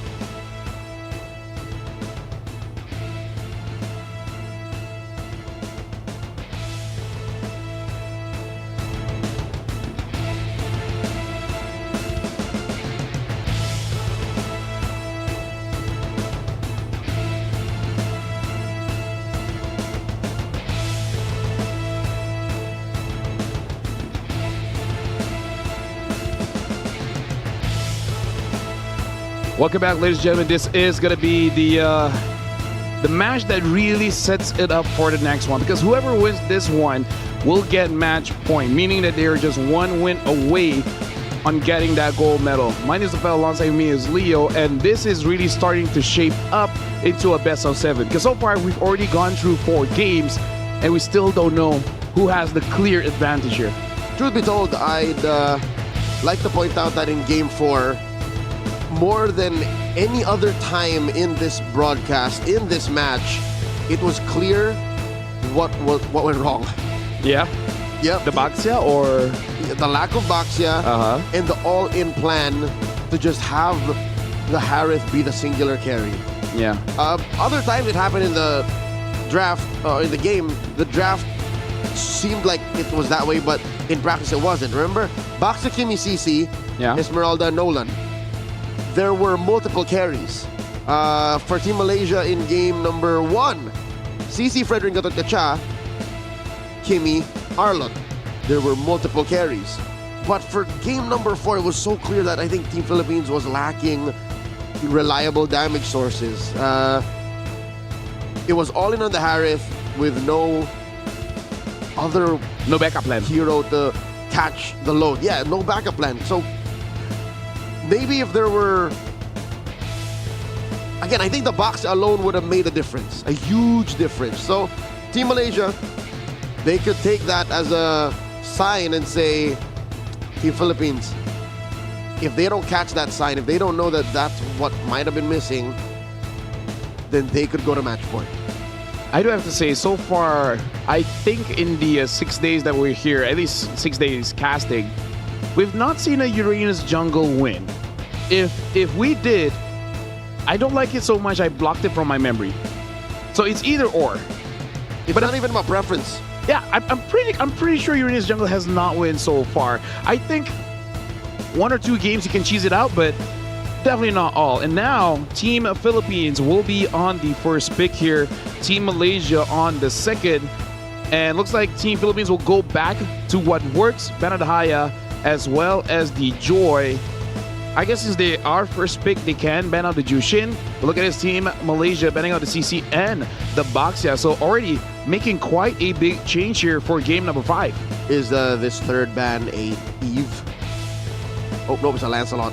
Okay, so Eve is left out on the open. So is Esmeralda. There you go. If it's kind of like asking Team Philippines, will you pick that up?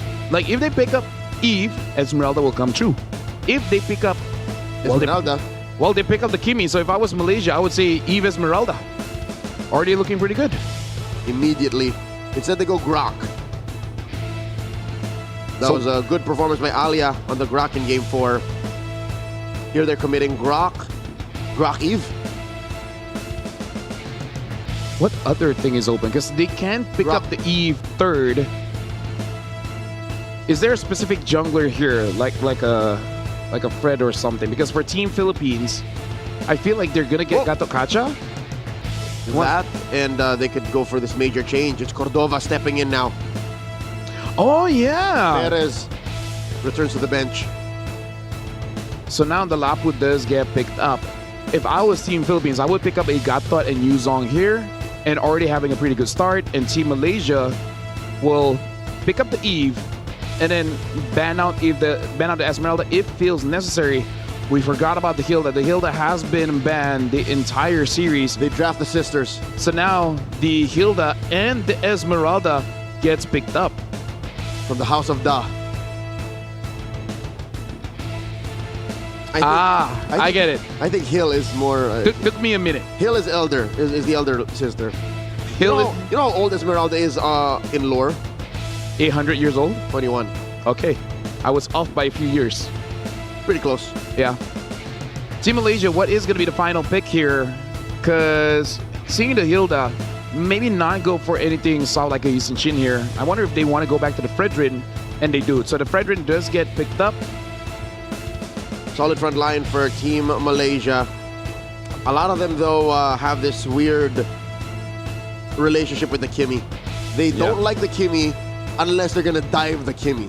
Team Philippines, they need to ban out something like a Parsa because, like the Lilia, Kimi doesn't like to fight with someone that has a lot of range.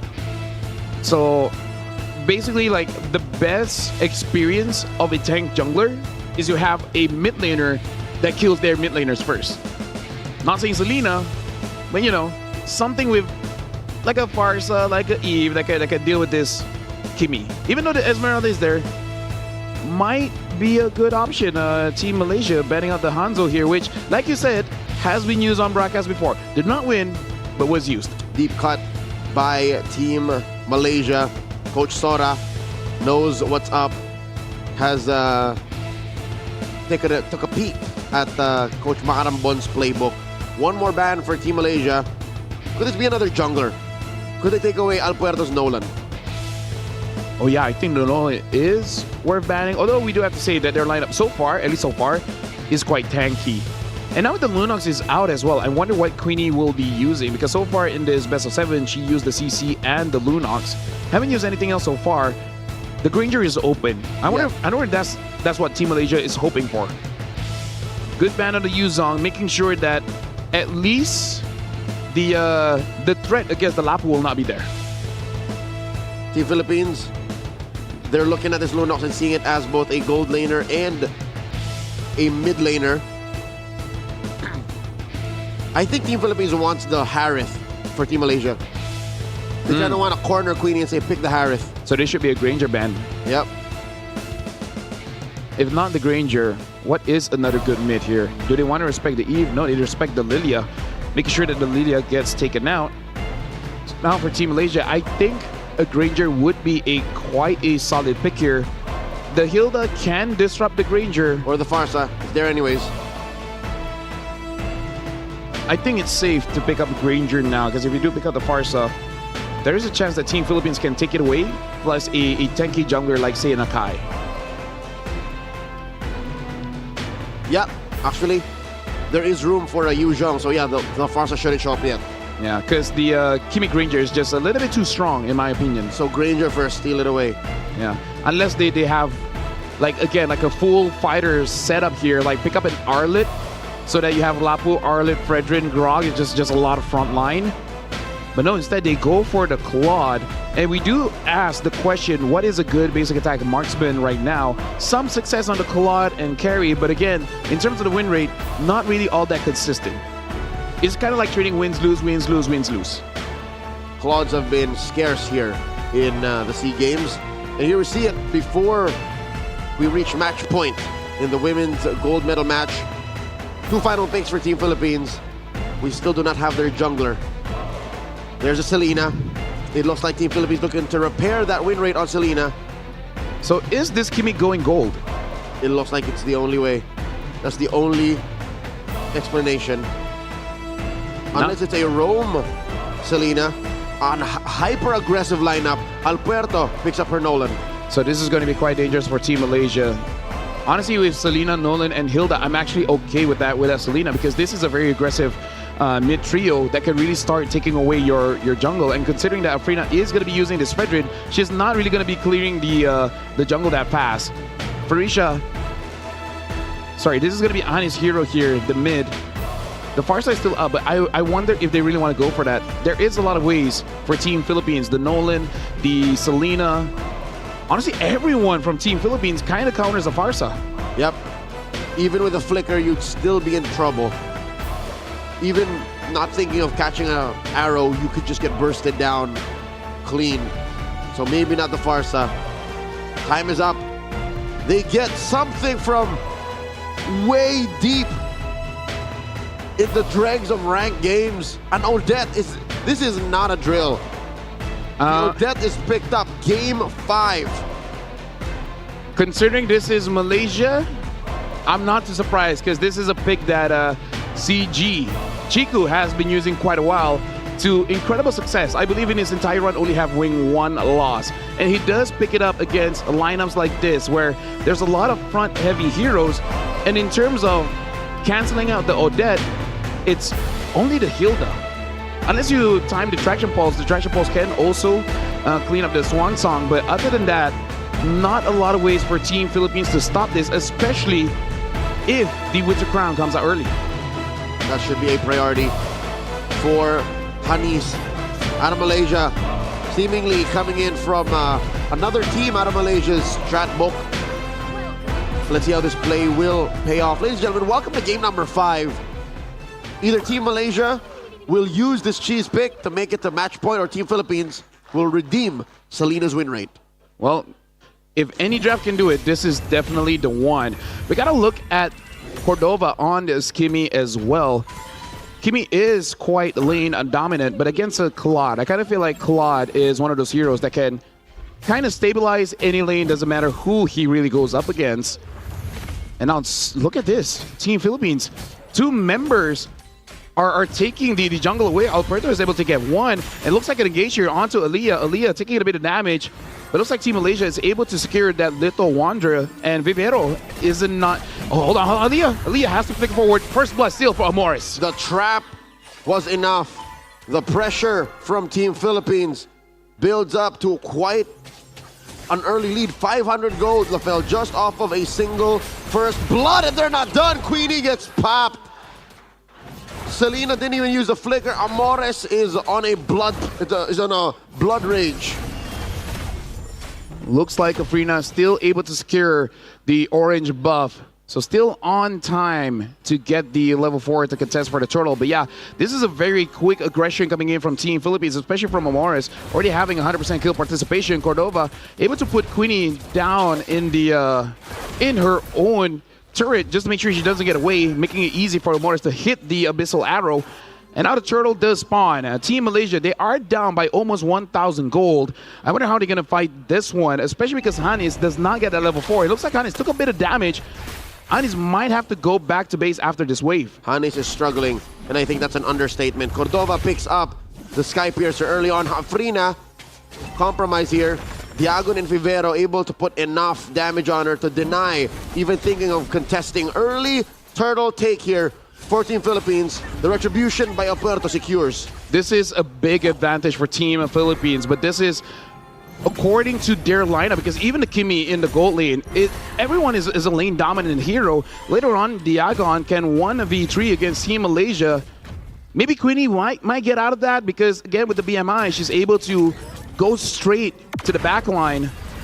Vivero, in the early game, she's the one slowing down Team Malaysia. All the while, Hilda has been banned. And now Vivero is showing why this should be banned, because I think this was the pick against Team Indonesia, where Team Indonesia could not figure out.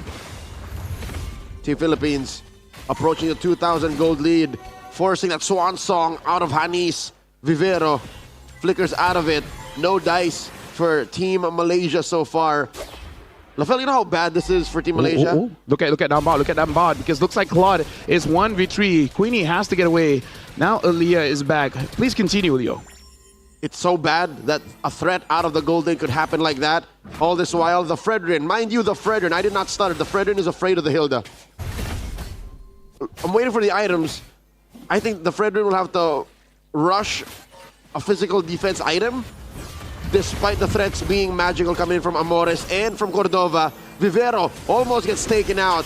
Diagon dancing on around them, and down goes Afrina. Well, you were saying Afrina is going to have a pretty bad game here. And again, going up against Kimi is not going to be easy. Hanis forces out Diagon to go away with that swan song. So we're already seeing quite a lot of damage coming in from this Odette. Just gotta be able to get to a point where you can survive. So this is why Team Philippines, they really want to rush this advantage, because going up against the Claude as well as the Odette, both kind of scaling heroes. And if they get the scale, it would be kind of scary. Queenie taking some damage from the trap.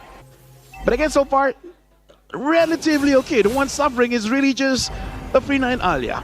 Afrina and Alia, 2 chunky heroes that Team Malaysia rely upon to hold the fort as Hanis sings her song to make this Odette work. Massive rampart, delaying the turtle, fully resetting it, forcing Team Philippines to look for payoff elsewhere. This is kind of what Alia has to do. Frisha flickers forward, unable to get Cordova. Cordova as well uses the flicker to get away, so equal trade at that point. Frisha now with the War Axe. It does look like Team Malaysia might want to contest this, but Frisha just used the Bravest Fighter. I think it's better off trying to get farm somewhere else. Look at up top. Queenie is trying to get some farm, but behind her is Alpuerto. Can she get away? There's the Blazing Duet, the answer. Alpuerto dashing on out of there, forcing the response. Mind you, that was after Alpuerto went for some drive-through. She stole the orange buff. At least as a Fredrin, you don't feel the pain too much. You're only in pain in terms of your levels being quite down. Able to get Vivero, Hanis gets the kill. Afrina still survives, even though gets hit by the trap. I think it was perfect timing. Before the power of wildness out of Vivero lands, she already died. I think Afrina was that close to going down. Yep, for sure. Now Team Philippines, they will try to extend their lead by grabbing this hurdle for themselves, because there's no way that Team Malaysia reliably can try to contest for this one. Alpuerto secures it. Aaliyah has to find a way to get away. Traction Pulse used. Aaliyah still tanky here in the early game. Diagon jumps in. Aaliyah flickers out. Cannot get away. Diago secures the kill. Cordova making this gold lane Kimmy work. The only way I think it's working is because she bullied that Claude out of range. And because of the aggressive rotations by Team Philippines, they're approaching a 3,000 gold lead now. Diagon! Didn't even see that coming. What an engage. She didn't have to flicker there. She just straight up compromised Farisha. Finally, Cordova gets that push. Swan Song used by Hanis up top. A lot of action across the map. Yep, Hanis has to get out. Takes a lot of damage. Same as Queenie. Queenie almost taking out Vivero. Able to. So at least for the Claude, getting some farm. Queenie, though, with no HP left, really has to be careful. Alpuerto gets another turret. Team Malaysia, they want to buy time, but they're losing by 4,000 gold. This is a little bit too much than they really want. Pushes across the board. Mid was taken by Alpuerto. Top lane taken by Amores. While Diagon dancing around 3, compromising Afrina's orange.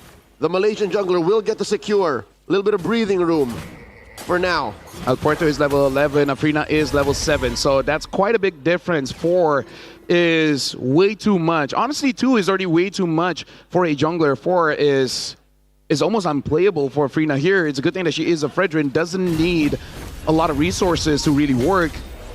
Giving everything to Queen at this point. So Team Malaysia, they're just playing this waiting game, playing turtle. Don't lose too much. It's kind of like saying, we can't lose. Just a little bit. Just a little bit. The long game is what Team Malaysia has to focus on now. A quick look at the items. Corrosion Scythe currently on Queenie. Hanis built the glowing wand and a smorgasbord of defensive items across the Grok and the Fredrin. They bear down onto Diagon. Swan Song by Hanis. Diagon survives. In comes Alpuerto. Might have been too much for Nolan to dive in there. Vivero takes down Afrina. Vivero goes down. Amores and Cordova looking to deal reliable damage. Rampart thrown up. That is a traction pulse, and Diagon ends what her teammates started. Aaliyah gonna be welcomed by Diagon. Flickers on out, but still the Grok falls. Cordova gets another. But I feel like this is okay for Team Malaysia, because all the while Queenie is getting all this free farm and gonna continue so, because Team Philippines, they're gonna send Vivero to answer that. I don't know whether Queenie got the Demon Hunter Sword or not, but either ways, level 10 is looking pretty good. But Team Philippines still secures that Lord, using the Blazing Duet just to get away from Vivero. So that bottom lane slightly gets corrected. Lord spawns as well. Top lane, the pressure continues. All 5 members of Team Malaysia responding. Traction pulse thrown out. Diagon says, let's take care of the waves first. I would say the defense for Malaysia should be pretty good here, considering they do have the Odette as well as they do have the Claude. A lot of wave clear and quite a lot of damage. And we saw if you go in willy-nilly inside the Swan Song, the damage might be way too much than you can really consider. Especially if you're a soft Nolan. Nolan is not built to dive into that many heroes and expect to survive unless they all die. So that's a lesson learned. Hard for Team Philippines jungler Alpuerto. Lord about to crash into that bottom lane tier 2. Tier 2 cracks in mid. Team Philippines taking it slow. Yep. Team Malaysia has to utilize their shields here.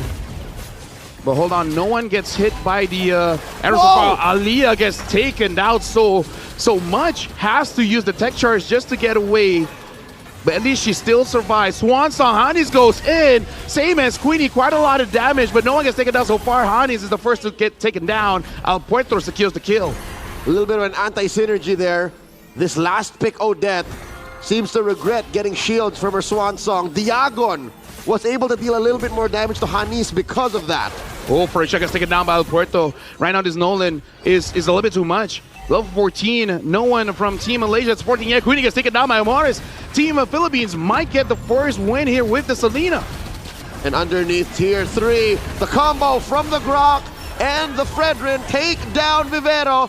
But the ladies of Team Philippines are already inside the base. Down goes Amores. Cordova still firing away. There goes the Swanson, taking down Diagon.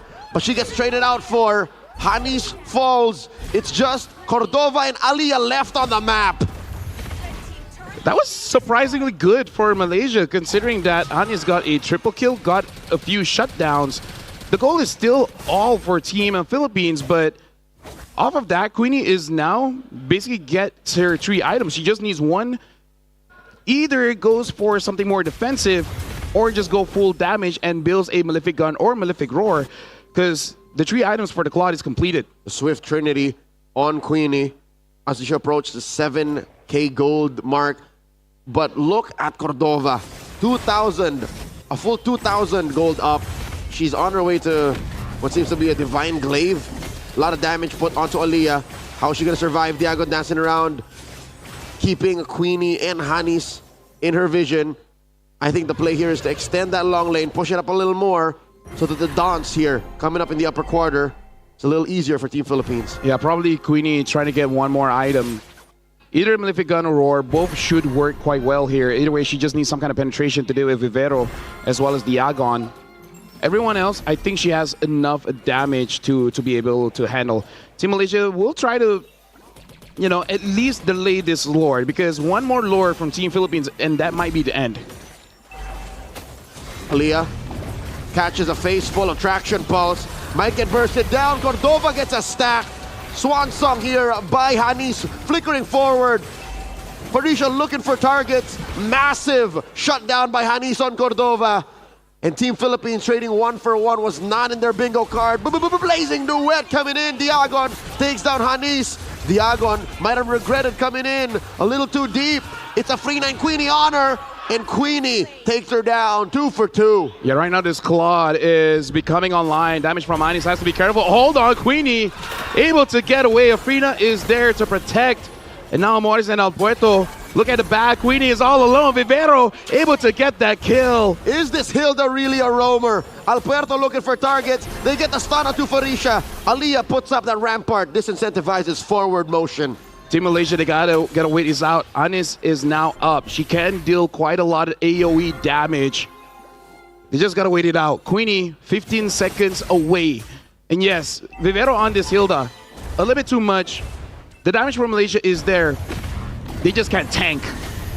Lord at a third of its health. Farisha deep into the pit, gets knocked up. Diagon dancing around. They need to wait for Hanis. Hanis here, ready to go. Has that swan song.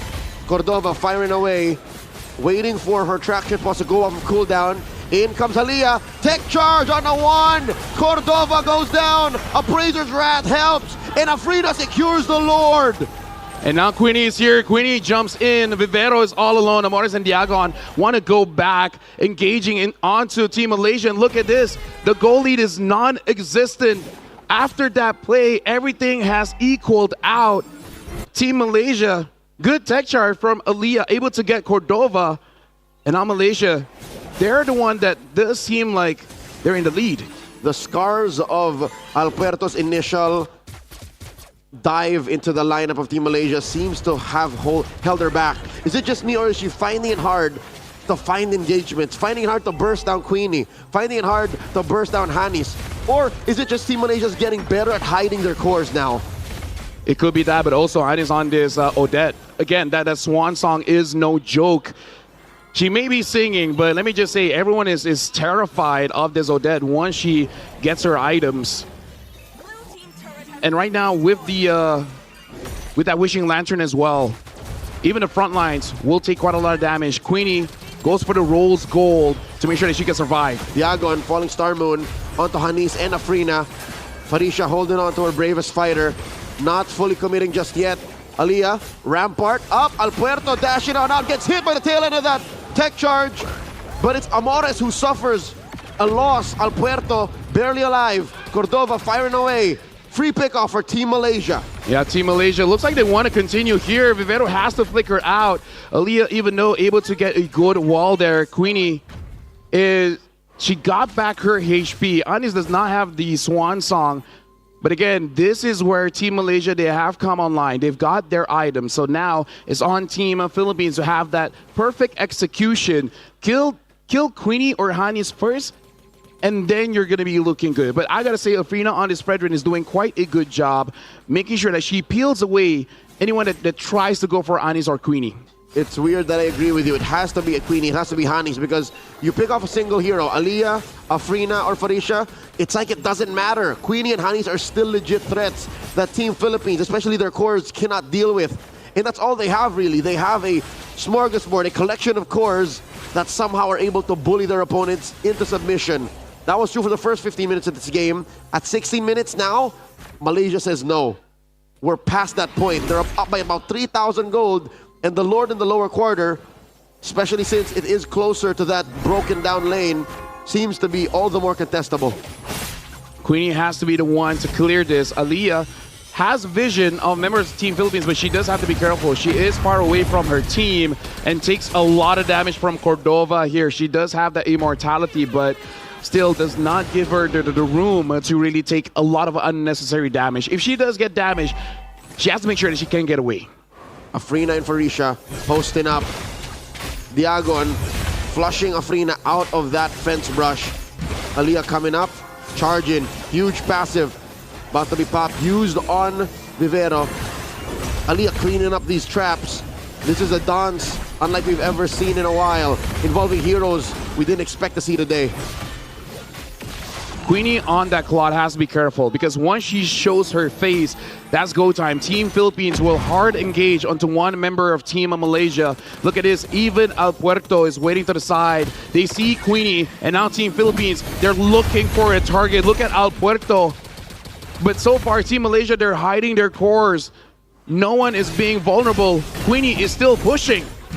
And it looks like El Puerto has to go back and repair that situation. Clear the waves. Force a response from Queenie. Queenie comes in. Queenie, I assume, gets blazing duet. She has a immortality, and in comes Vivero. Vivero forcing her response. No BMI on Queenie. They pop her immortality here. There it goes off of cooldown. Vivero does not have an ult just yet, wailing away. Punching, Queenie gets her down. Immortality for immortality. Cordova off the map. What happened there? Yeah, all the while, Hani is still way too much damage on the Cordova. And now look at the Lord. The Lord is very low. El Puerto gets it. Team Malaysia has to disengage. And now even Queenie has to go back. Quick rotation from this Nolan, helping out Team Philippines by securing the Lord. El Puerto, her instincts finally kicking in. The clutch play to rush on over. Zipping through the map, going to that Lord.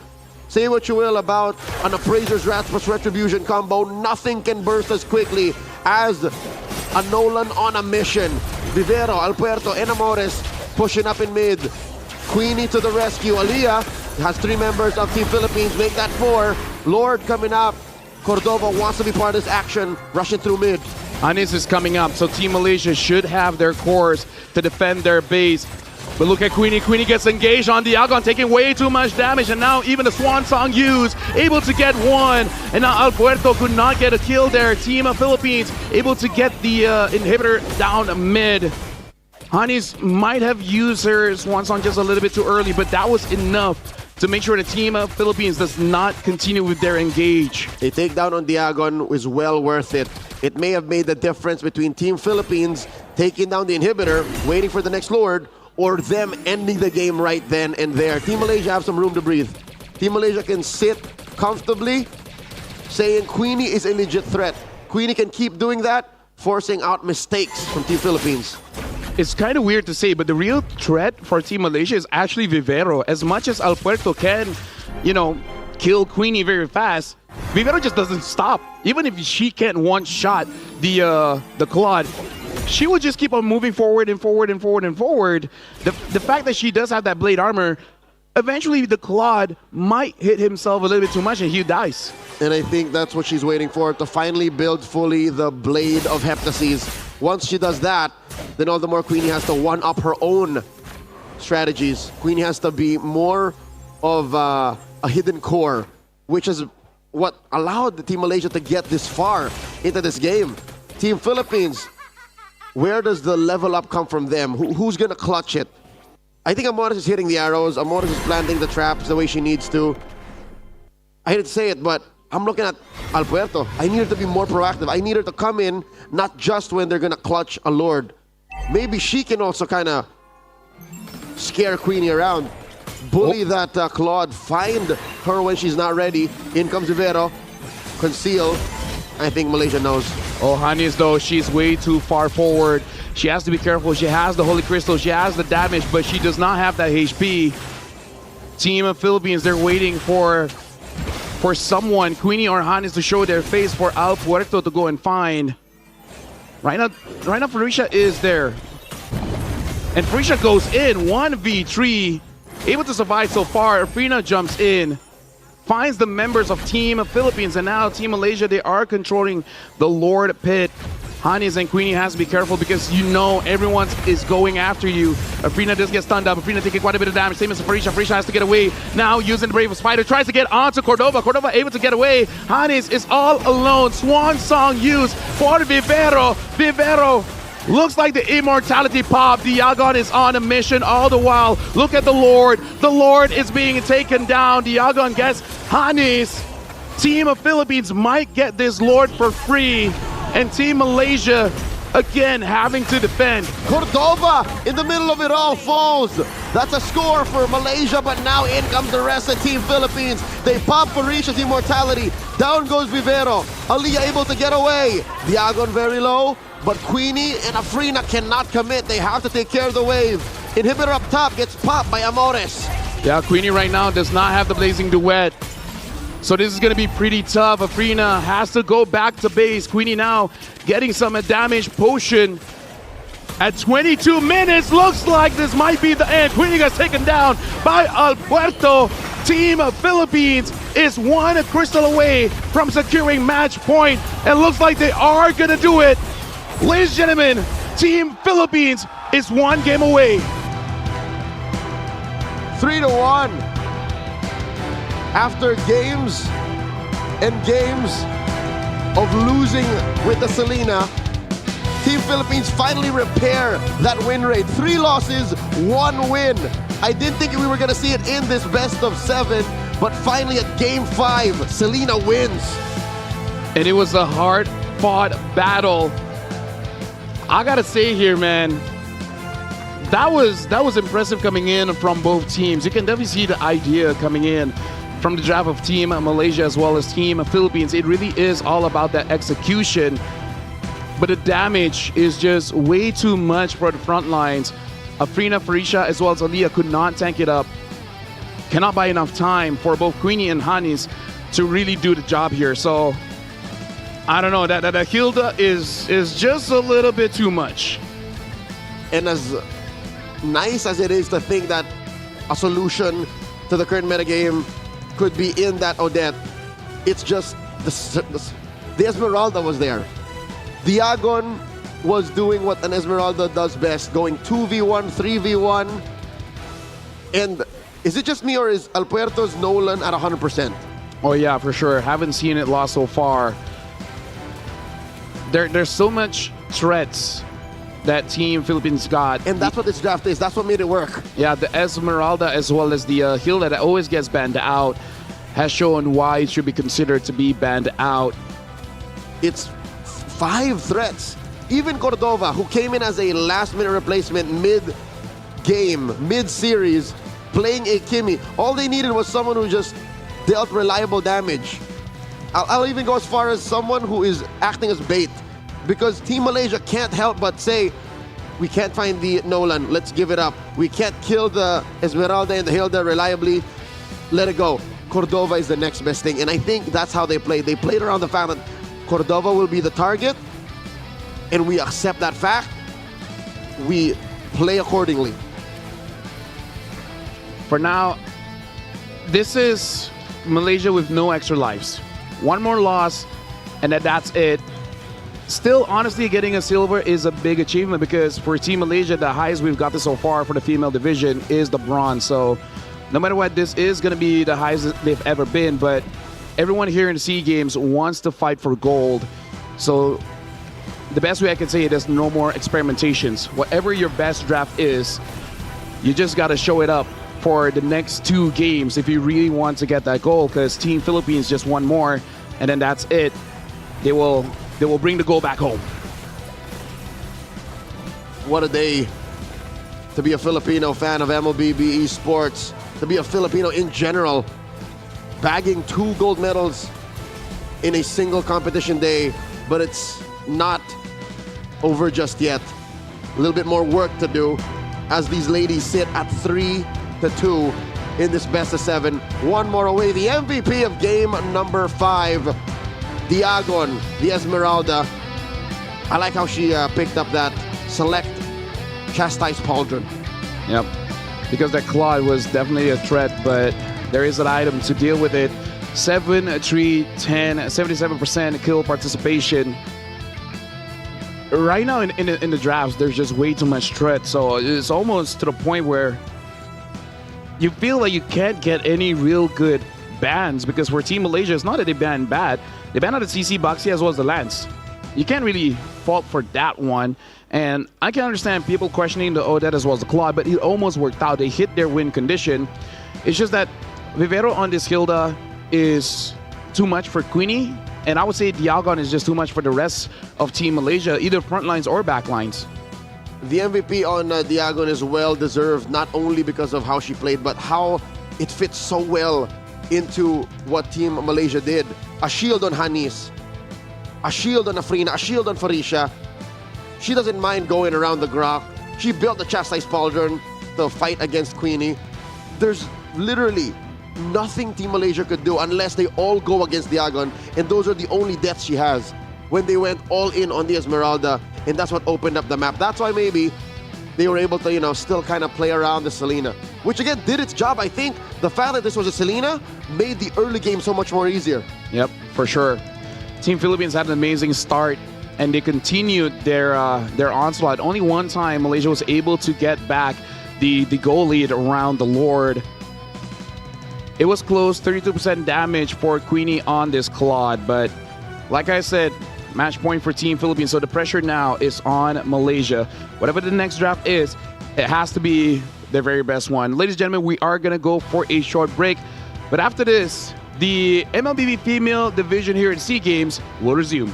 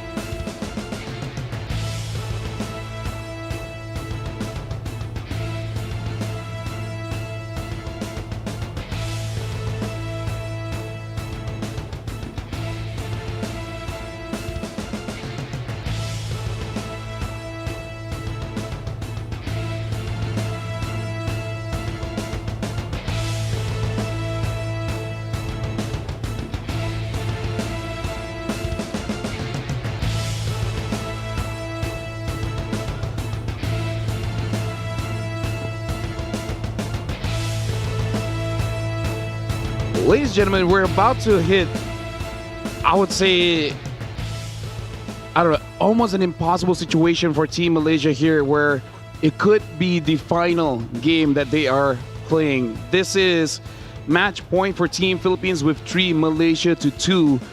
So every decision for both teams counts. Like this next game will be the difference maker for this gold medal match.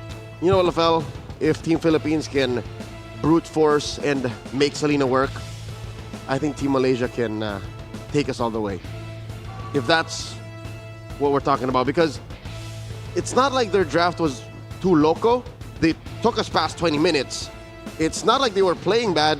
Whenever they had a chance and whenever there was a comeback imminent, they almost made it look like they could, right? At some point in game number 5, they even got a gold lead several times, in fact, in the 22-minute bout. So with that said, I think it really just comes down to comfort. Not just for yourself, but comfort in the metagame. Something that you're not forcing too much. And maybe the Claude plus Odette was just 2 picks too much. Maybe it was just one of them, and then they stuck with something a little more meta. Maybe that could have been Team Malaysia's win. Funny enough, I kind of feel like the one that's having the hardest time here is Afrina, because all of her comforts is banned out. And even though she's not bad on the Fredrin, it's just a pick that she can't reliably carry on. She's just supporting other people, and Queenie and Hannes can carry for sure. But it's really something that Team Malaysia does not want. They want Afrina to have an amazing game, and now we are in the draft. Malaysia against Philippines. This time Malaysia goes back to the Esmeralda ban. Team Philippines bans out that Hayabusa. I would say for Team Philippines, there's going to be no change. Team Malaysia, this is the change that we got to be looking for. I get where you're coming from. I understand that for a player such as Afrina, even if it does look good, even if it does seem like she's playing well or contributing, maybe she just isn't getting there and giving out as much as she thinks she could. Because I remember the Joy match, the Joy game in the series, she really bullied Team Philippines. Again, what was that, 15-18? Yeah. A really fast game in all things considered during the series. So, yeah, if Team Philippines continues down this route of taking out Hayabusa, Joy, Lancelot, forcing her on utility picks, then maybe, you know, the lineup really is strained that way. Well, the Lance gets banned out. Pretty sure the next ban upcoming is going to be that Joy. I wonder if Team Malaysia, now with Esmeralda no longer in the fray, will they pick up an Eve first, or they just ban out the Eve and try to take either the Jushin or the Kimi? Because Hannes also needs to be someone that can deal some form of consistent damage. Even though Jushin doesn't have the most amount of damage, I think it's enough. But with the Baxia ban, this is very interesting. So they ban the Joy. Team Philippines allows us to open up Pandora's box. There's so many open threats. CC, Kimi, Zushin, Lapu-Lapu, Eve, Brock. They go for the Kimi. So, like we said, they're going to go with their very best, right? Whatever is their best draft, try to get it. Team Philippines, the Eve is there. Would they go Eve Yuzhong? That will be the comfort of Team Philippines. That will look very strong. The Uranus is open too. It might be something Diaga want. Oh, and CC. The CC is there as well. Okay, so CC Yuzhong is a little too spelled out. I would say maybe take Gatot or Grok and then +1. Gatot Yuzhong. Sounds very solid here. Team Philippines really thinking about their picks here. But knowing their propensity for Uranus. Yeah, there's always that chance. Yeah, there's always that chance the Uranus pops out. And they go for a Lapu Farsa. So a bit different here. Okay, you know what? Maybe they don't have to bear down on the Yuzhongs too much, because these two heroes, what they end up with, already bully the Kimi plenty. Yep. I would go for either Yuzong or Alice. And unless Afrina has something else, you just gotta pick out the Fredrin, because once the Fredrin is banned, then you're really pushing her to what else does she have. Like, does she herself want something like a Nolan? Yep, she'd be forced, again, somehow draft around a Yi Sun-shin lineup or pick up something like a Suyo, which we've seen, you know, a couple times today not work out exactly well. 2 picks coming out from Team Malaysia, blue 2 and 3. There's the Yi Sun-shin and the Grok. I appreciate this. I actually like how Team Malaysia takes fate into their own hands and says, yeah, you're not going to bully me into picking this. Yep. I'll decide now. This is a Yi Sun-shin draft.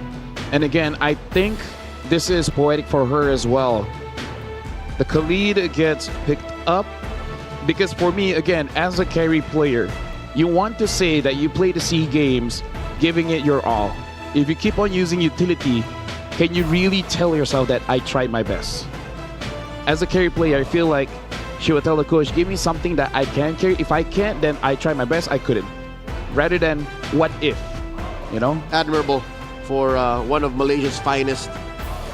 Afrina decides to take fate into their own hands. And again, kudos as well to her coaches, Sora and Rexvin, for allowing this. Going into the bans, again, even we can't believe how CC just went by like that. CC gets taken out by Team Philippines. I would say Nolan has to get out here because the farm from the Yi Sun-shin is going to get taken away. In fact, you already have the Farsa Khalid. So much for momentum. You give over Nolan, it's going to be very dangerous unless you have a specific mid pick that can really fight against that. So the Nolan gets banned. The other thing that maybe you can consider banning here, they banned the Hanzo before. I don't know if they want to go that far. Would you ban out something that Cordova can use?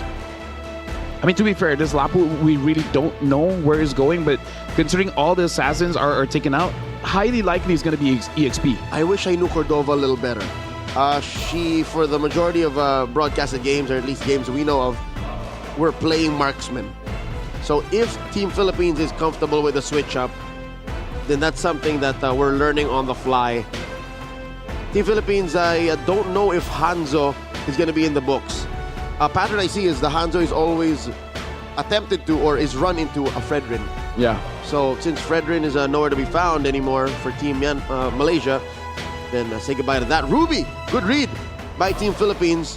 One of the most commonly used gold laners alongside the Yi Sun-shin. The Yuzong gets banned, so they understand a threat that is Lapu can go in the gold lane.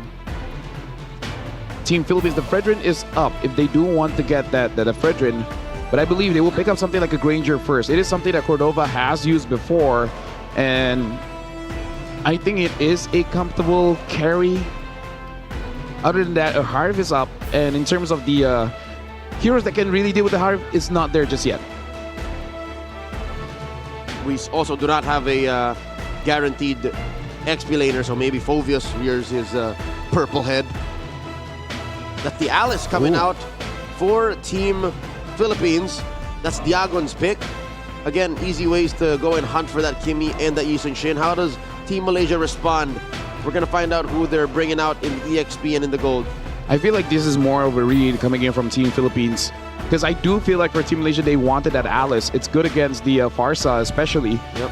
And Farisha is mean on that Alice. Getting multiple times, amazing engages with the Throne of Ruin. The Arlet is still there. It might be an Arletable game.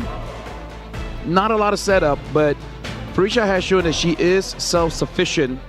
Other than that, I'm not entirely sure what other EXP laners are available here. The Uranus is there, but actually it wouldn't be that bad. Not a lot of shred from Team Philippines. Okay. Oh, another debut pick coming up. At least on this broadcast, we see a Benedetta. And it's going to be Queen's Benedetta. Yep. This is going to the gold lane, and the aforementioned Arlet for Farisha. Team Philippines, they do not have a jungler just yet. So it looks like Team Malaysia, they're basically just saying like, okay, everyone do a lot and try to overload a Team Philippines and a Ling. The Ling comes through. A nod to her longtime rival, Al Puerto. Looking out to the crowd, hoping to see Shen's smiling face. Shen of Team Indonesia just last night played a Ling. It's a lethal outcome against Team Myanmar in that battle for bronze. And now for the battle for gold. Alpuerto is looking to secure top finish with an oldie but a goodie. The Ling shows up here in game number 6. Ladies and gentlemen, right now it is match point for Team Philippines. For Team Malaysia, this is potentially their final draft. We'll see whether Team Malaysia can push us all the way for us to go all 7 games. Welcome to SEA Games 33rd. Here, Malaysia going up against Philippines in the gold medal match. Let's assess once again where the economy is at for these squads. In the gold lane, I think Queenie is doing okay. Queenie isn't exactly demanding too much of the farm. She can still give over plenty of it to Afrina. Hanis, farm will just find you as a Kimmy anyways. For Team Philippines though, I slightly worry. Oh, hold on. He's doing quite a lot of damage onto Vivero. Vivero still holding on to that flicker. Don't want to use it too early here. Farisha going up against the Alice has to be a little bit more careful. Have to just absorb those minion waves and try not to contest so much because the level 2 of an Alice is actually quite strong. She's fine. Diagon able to rotate, help out where she's needed. Speaking of which, Team Philippines, I think it's the same. Despite them being very different heroes, a Yi Sun-shin and a Ling, this is very all-in on their core, on their jungler. Amoras, they get a good amount of damage. Quick Sandguard by Vivero, forcing Aliyah to possibly expend her passive. This is miserable for Vivero. Can I just say, there's so many ways for that quick Sandguard to get cancelled out. Yep. But again, the reason the Khalid is here to force aggressions, to possibly jump on the Kimmy. I feel like that's the idea for Team Philippines here because they're overloading Anis here. Oh yeah, I think it's enough of a benefit to make up for that con. Yes, I cannot quick Sandguard as reliably, but I have just as much dive, just as lethal of an output as a Hilda. It's kind of like saying all of us are going to jump in.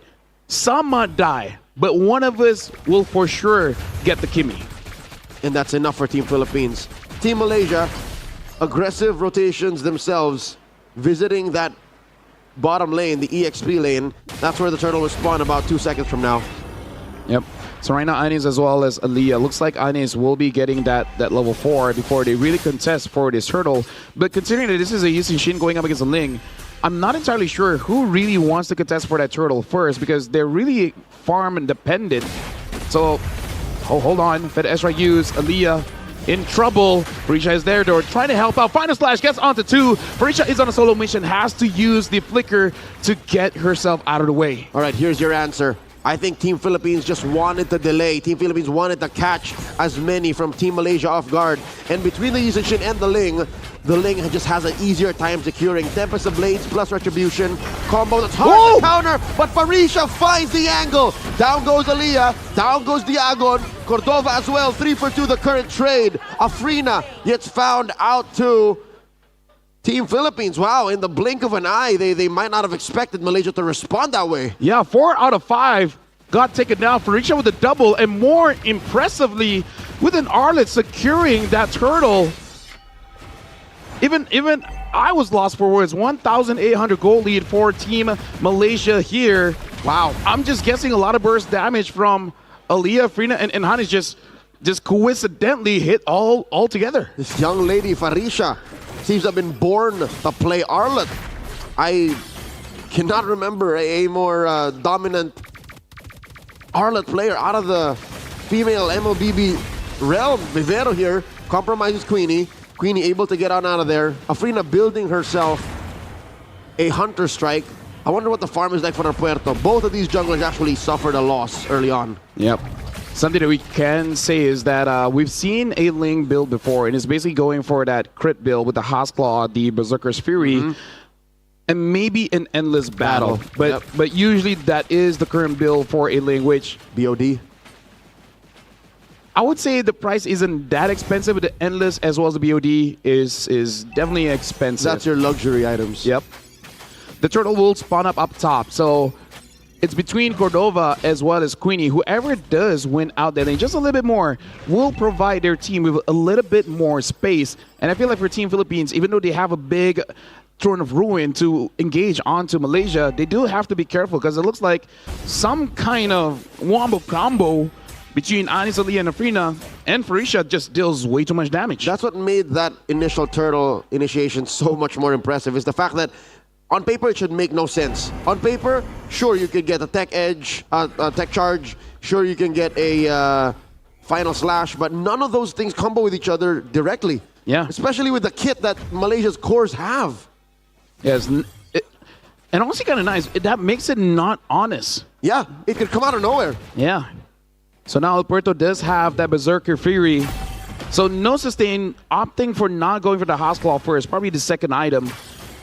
Team Malaysia might just try to delay here because it does look like Afrina just wants to get some farm. All the while, Queenie is pushing down bottom. So Team Malaysia, the communication here is just to stall them out and let Queenie as well as Afrina absorb the farm. This delay is benefiting Team Malaysia.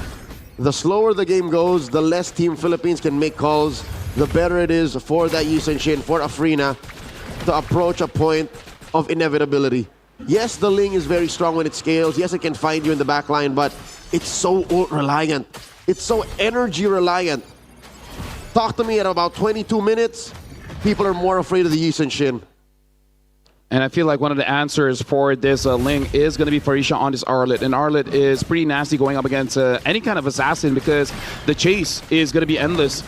Afrina sees everyone, so she's going to get the turtle, no problem here. Team Malaysia now with about 3,000. And Queenie here also pretty much undisturbed in farm. We haven't seen this on broadcast just yet. We know that the Benedetta is there.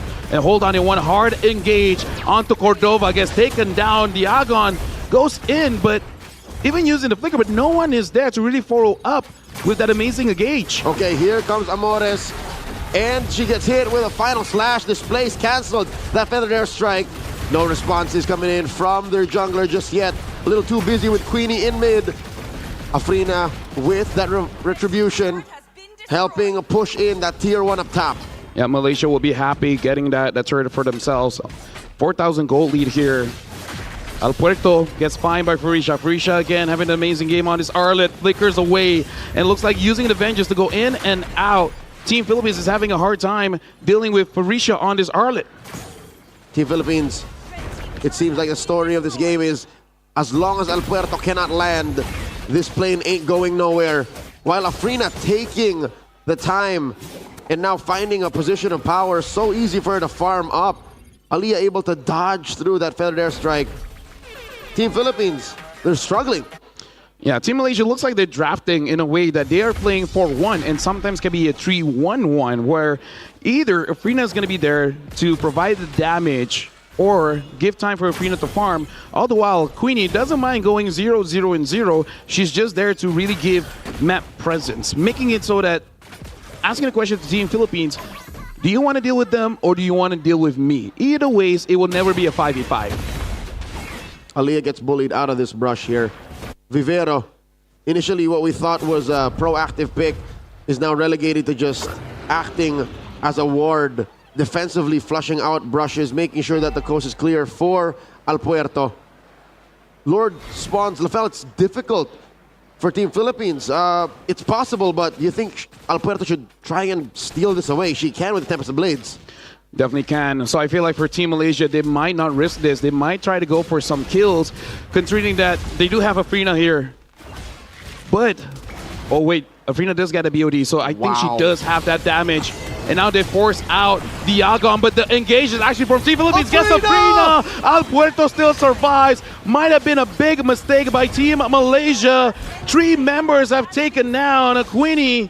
Able to get one, and now it's all on to Farisha as well as Queenie. Queenie gets a double, and Afrina there tries to fight against Cordova. Queenie has been silent all game long, and now makes the hero play. Cordova has to try to get away. Farisha as well as Queenie now getting a killing spree. 3 kills for Queenie, saving it, making sure that Team Philippines cannot get the Lord. Team Philippines may have overextended, taking too much time, relishing in the short victory that they got there. Shocking Team Malaysia into submission, delaying that Lord take, which was almost surely going over to Afrina. Queenie, from being the hunted to the hunter, she used to just use that sword intent to run away. Eye for an eye. All of Team Philippines is crowd control, but in that moment, she was her. Sitting at 3-0-0, forcing Cordova to respond to that split push down bottom. Team Philippines, they have to work for that moment again. They have to orchestrate a situation like that wherein they shock Afrina into a quick death and then try to split up all these threats coming from all different directions.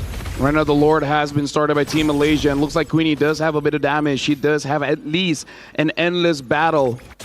10 minutes into this game, Team Philippines, they have been farming out quite well. Farisha has to be careful. Better airstrike use. Farisha wants to go back in. They're looking for a target. Afrina finds onto Diagon. Afrina able to dodge the stun, gets a kill onto Diagon. And now without the better airstrike, looks like Team Malaysia will attempt the Lord here. They still have to be careful though. El Puerto, level 13. Oh, it looks like they're going to engage here. It looks like they got Vivero, and then flicker forward. Farisha tries to get onto Vivero. Vivero still able to get away. Amoros taking quite a bit of damage, but all the while, El Puerto tries to get for a 1v1. Queenie gets Amoros. Afrina gets taken down by El Puerto, using this link just to execute onto Afrina. And just like that, with Afrina off the map, no retribution, Team Philippines delay the inevitable once again. Stop Team Malaysia from securing a Lord. All but 100% for them. The fact that there's a Ling in their midst makes them think twice. Team Philippines threading the needle. They are literally living on the edge. They force out Diagon just to move away. Team Malaysia is going to try to steal away this purple. Looks like El Puerto still able to secure it. Diagon taking quite a bit of damage. So Team Malaysia and Team Philippines both are trying to essentially delay the game. And again, it kind of favors both of them. At one point, it will just be a skill matchup. An anime fight, if you will. Team Malaysia back to regular programming. About 2 minutes ago, they wanted this Lord. Now they're going to try to get it again. Afrina underneath the pit. El Puerto, about 5 seconds until her retribution is off. Mountain Shocker coming in. El Puerto comes through! Mia with a Lord secure. Amores with a feathered airstrike. Down goes Vivero. Afrina gets taken down by El Puerto. Diagon down. Farisha gets a kill. El Puerto running for her life. Amores gets found by Farisha. 3 down for Team Philippines. Might not have been worth it to risk it like that. Yeah, Farisha, I gotta say, oh! Close. Okay, close. She thought no one was there, but yeah. Farisha is on a solo mission here, 5-0-6. She's saying, I'm gonna dive the back, same as Queenie. Afrina completely, always targeted by El Puerto. El Puerto so far is winning it out, but this is the advantage when you're playing a lineup that has multiple threats. One gets taken down, the rest pick it back up. Is it just me or it's Team Malaysia spreading out the objective takes? The first turtle, Farisha. Yes. The first Lord, Aliyah. This is Team Philippines struggling to maintain tempo, to get composure. El Puerto looking to shut down Queenie. Aliyah to the rescue. Tempest of Blades. I think she's all out of eyes for an eye. And Aliyah does stop the damage, but El Puerto had to sacrifice her tier 2. Yep. Team Philippines, Vivero gets taken down. And again, as of right now, El Puerto also kind of like a solo mission. Same with Farisha, finding anyone that's isolated, try to get a kill. And Queenie, I feel like she thought she could outplay that. But again, we haven't seen a Ling for a while, but we still have to remember Ling is pretty strong in a 1v1. Only certain matchups can really win against that one.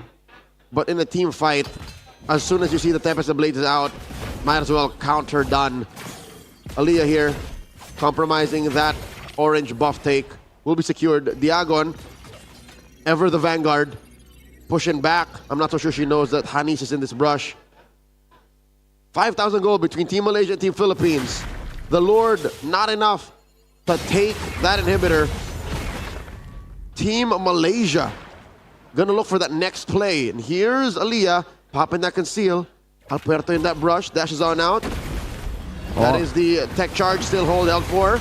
Rampaging Sandstorm. Just a scrum. Yeah. Forced out a few things, but looks like Aliyah did not find an angle for a good tech charge. And even if she does, everyone was kind of far away and a bit spread out that the follow-up was not going to be fast enough. The turtle is going to come up here. And I feel like it's kind of weird, but for both teams, they really don't have an advantage because even though Malaysia, yes, has secured, but it's off of Aliyah and off of Farisha. Both junglers are having quite a bit of trouble with both picks here to really secure that Lord. So I feel like for both teams, if at all possible, they don't want to go for a 50-50. They want to make sure that it's well secured. Go for the team fight first. True conversion. Afrina securing herself a malefic roar.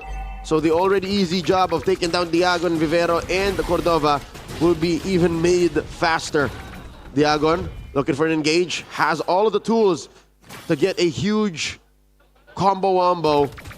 And this is difficult. Queenie is forcing Alberto to respond. Alberto has to jet it over to this Lord Pit if she wants to partake. I feel like for Afrina, one item that we got to look out for is going to be that Wind of Nature, because I feel like the Wind of Nature might be the only item that can really save her against El Puerto. Use that.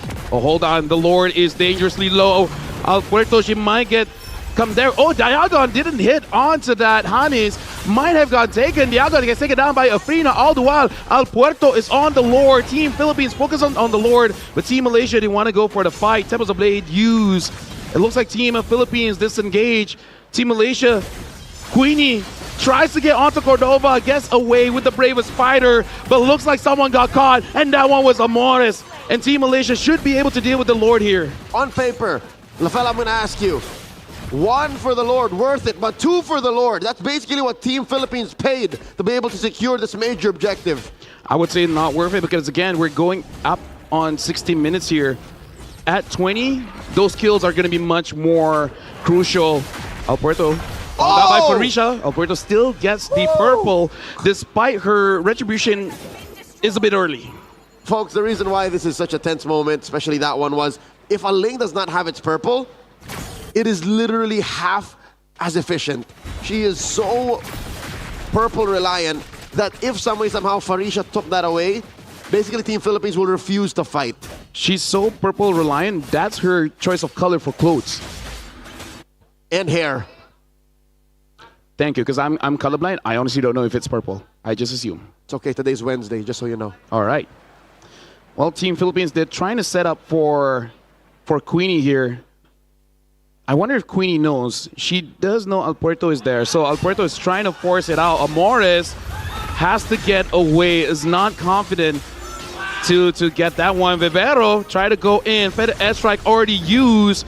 A lot has been used. Parisha has to get away. Probably cannot. Might get taken down. Still surviving. Shut down. Amores gets onto that. Shut down. Afrina gets El Puerto. And Team Malaysia, they're moving forward. They're trying to get a kill. Queenie has to use that immortality. Hanis gets caught by Cordova. Have to use that winter crown. Vivero all the way to the back. Queenie secures that kill. Team Malaysia, only one got taken down, and they're not done just yet. Better extra used by Amores. Aliyah cancels that out. Cordova on the job here, looking for more. Aliyah very low. Amores might help secure, popping that immortality. Clutch purchase. In comes Diagon.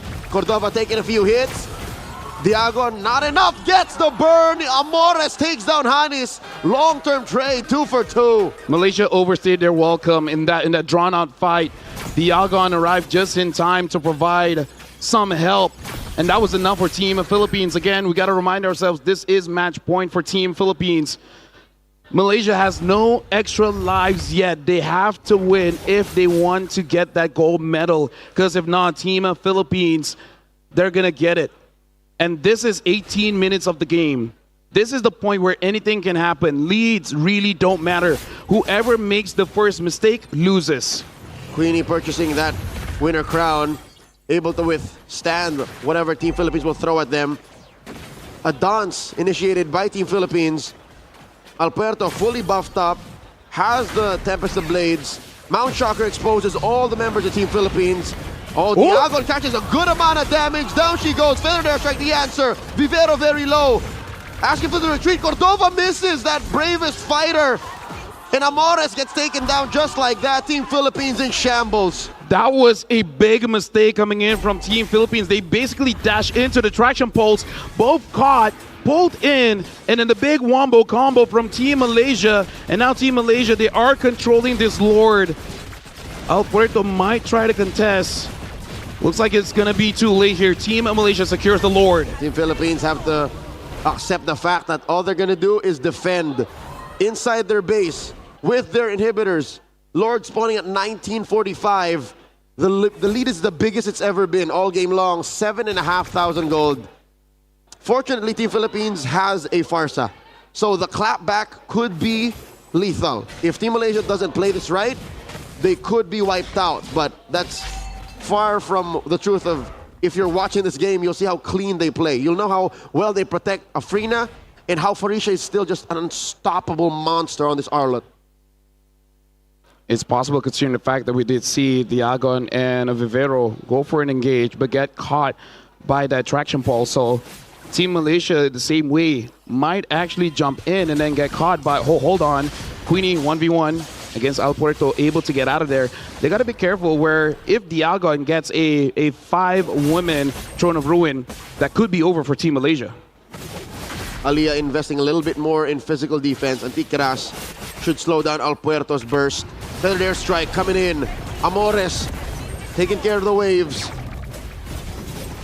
The turret will fall. And Cordova coming in with the bravest fighter. Oh, Hanis. Not much of an engage. Hanis low roll. Hanis is all alone there. It was a good thing that El Puerto did not find her. Could have been taken down. The Kimi is necessary for Team Malaysia to potentially end the game.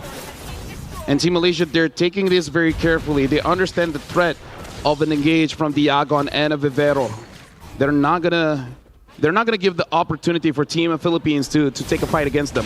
Aliyah is so good at checking range and at ensuring that these key pieces for the combo to go off aren't in range and aren't in the vicinity.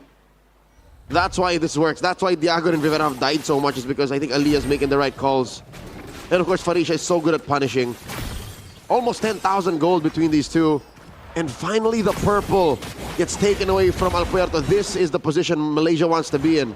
They want to starve that Ling. Aliyah as the shot caller, this time clearly locked in. 0, 2, and 16. Has to make all the right calls, because one back call can be the end game here. The Lord will spawn in 5 seconds. Queenie might go for the other wave. Gotta be careful. Aliyah providing as much vision as she can so that Queenie can make a good decision whether she should stay or not. Looks like El Puerto is onto her. El Puerto doing quite a lot of damage, going all in onto Queenie. Queenie tries to escape, but look at the Lord. The Lord is being contested here. Dodging Diagon. Afrina is there. Cordova jumps in, and now Traction Pulse gets onto Diagon. Afrina is dodging everything. All the while, Team Malaysia, they're kiting it out. Look at the Lord. The Lord gets secured by El Puerto. But El Puerto gets taken down. Afrina gets the kill. Team of Philippines has to disengage with the Lord. They should try to defend this one. Team Philippines making themselves scarce. Delta split throughout the map.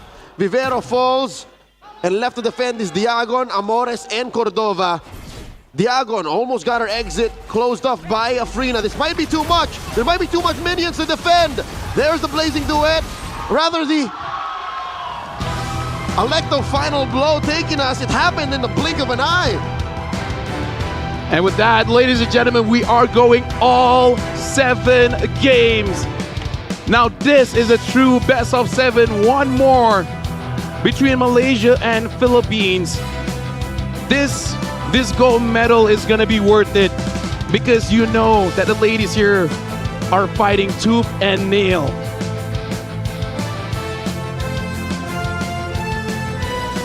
Let's think about that engagement range from Team Philippines. Very close. Literally the only range they have is from Amores. And Team Malaysia just welcomed that. They couldn't find the Afrina. The only one who could really find the Afrina was El Puerto. You think there's a little comms diff between Cordova and Diagon? Perhaps.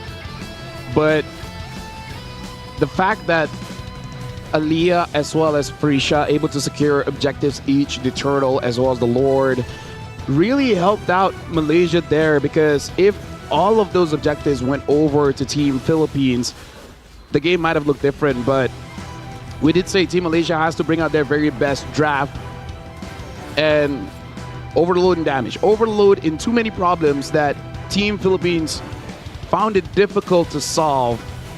And for either Philippines or Malaysia, this win is going to be sweet, because they gave it their very all. And here's the thing, folks watching back at home, watching this game, I can imagine the amount of I don't know, man. Stress watching is like, the games are close. It's close and it's gone the distance. Again, this was what, 20-something minutes? Both these teams are leaving it all out on the line. No holds barred. My question is, will there be another swap? Will Cordova stay for game number 7? This is And what kind of draft will we see? well, as much as we say Team Malaysia brought out their very best draft, the same has to be said for Team Philippines. This is just one more game. Even I don't know how this will turn out. This is quite a lot. And the MVP again is Parisha on the Arlet. Two-time Harlan MVP. But you cannot, I don't know, man. The moment they tried to ban out this Arlet, especially in first phase, one of the heroes for Afrina might let through. So I don't know if Team Malaysia will try to pick up the Arlet in the first 3 just to make sure that she secures it. But either way, 22 minutes and 44 seconds. Team Philippines has never banned the Arlet. In this whole 6-game series, now counting the 7, they've never banned the Arlet. The only times it never comes out is when they... That was once. But actually, that was from Team Malaysia. Malaysia was the one that banned the Arlet, yeah. Exactly. Team Philippines has never done that. The only time it doesn't come through is when they force her on something else. Or the one time it lost was when Team Philippines was overloading on damage. Kimmy, CC, Esmeralda, Nolan, that lineup. So what if we just see a game where everyone just build as much damage as they can? I think that seems to be the story. That seems to be what's needed. But in all fairness, Team Philippines had a decent amount of damage here. It's just maybe they skewed a little more to crowd control. And when you can't get the crowd control, much like how the Rampaging Sandstorm, the Throne of Ruin just couldn't land, then this is the situation you end up with. Ladies and gentlemen, I feel like the players need a break. Me and Leo, we need a break because we're going to game 7. But when we return, it will officially be the final game. And we get to see who goes back with the goal. Would it be Team Malaysia or Team Philippines? We'll see you guys right after the break.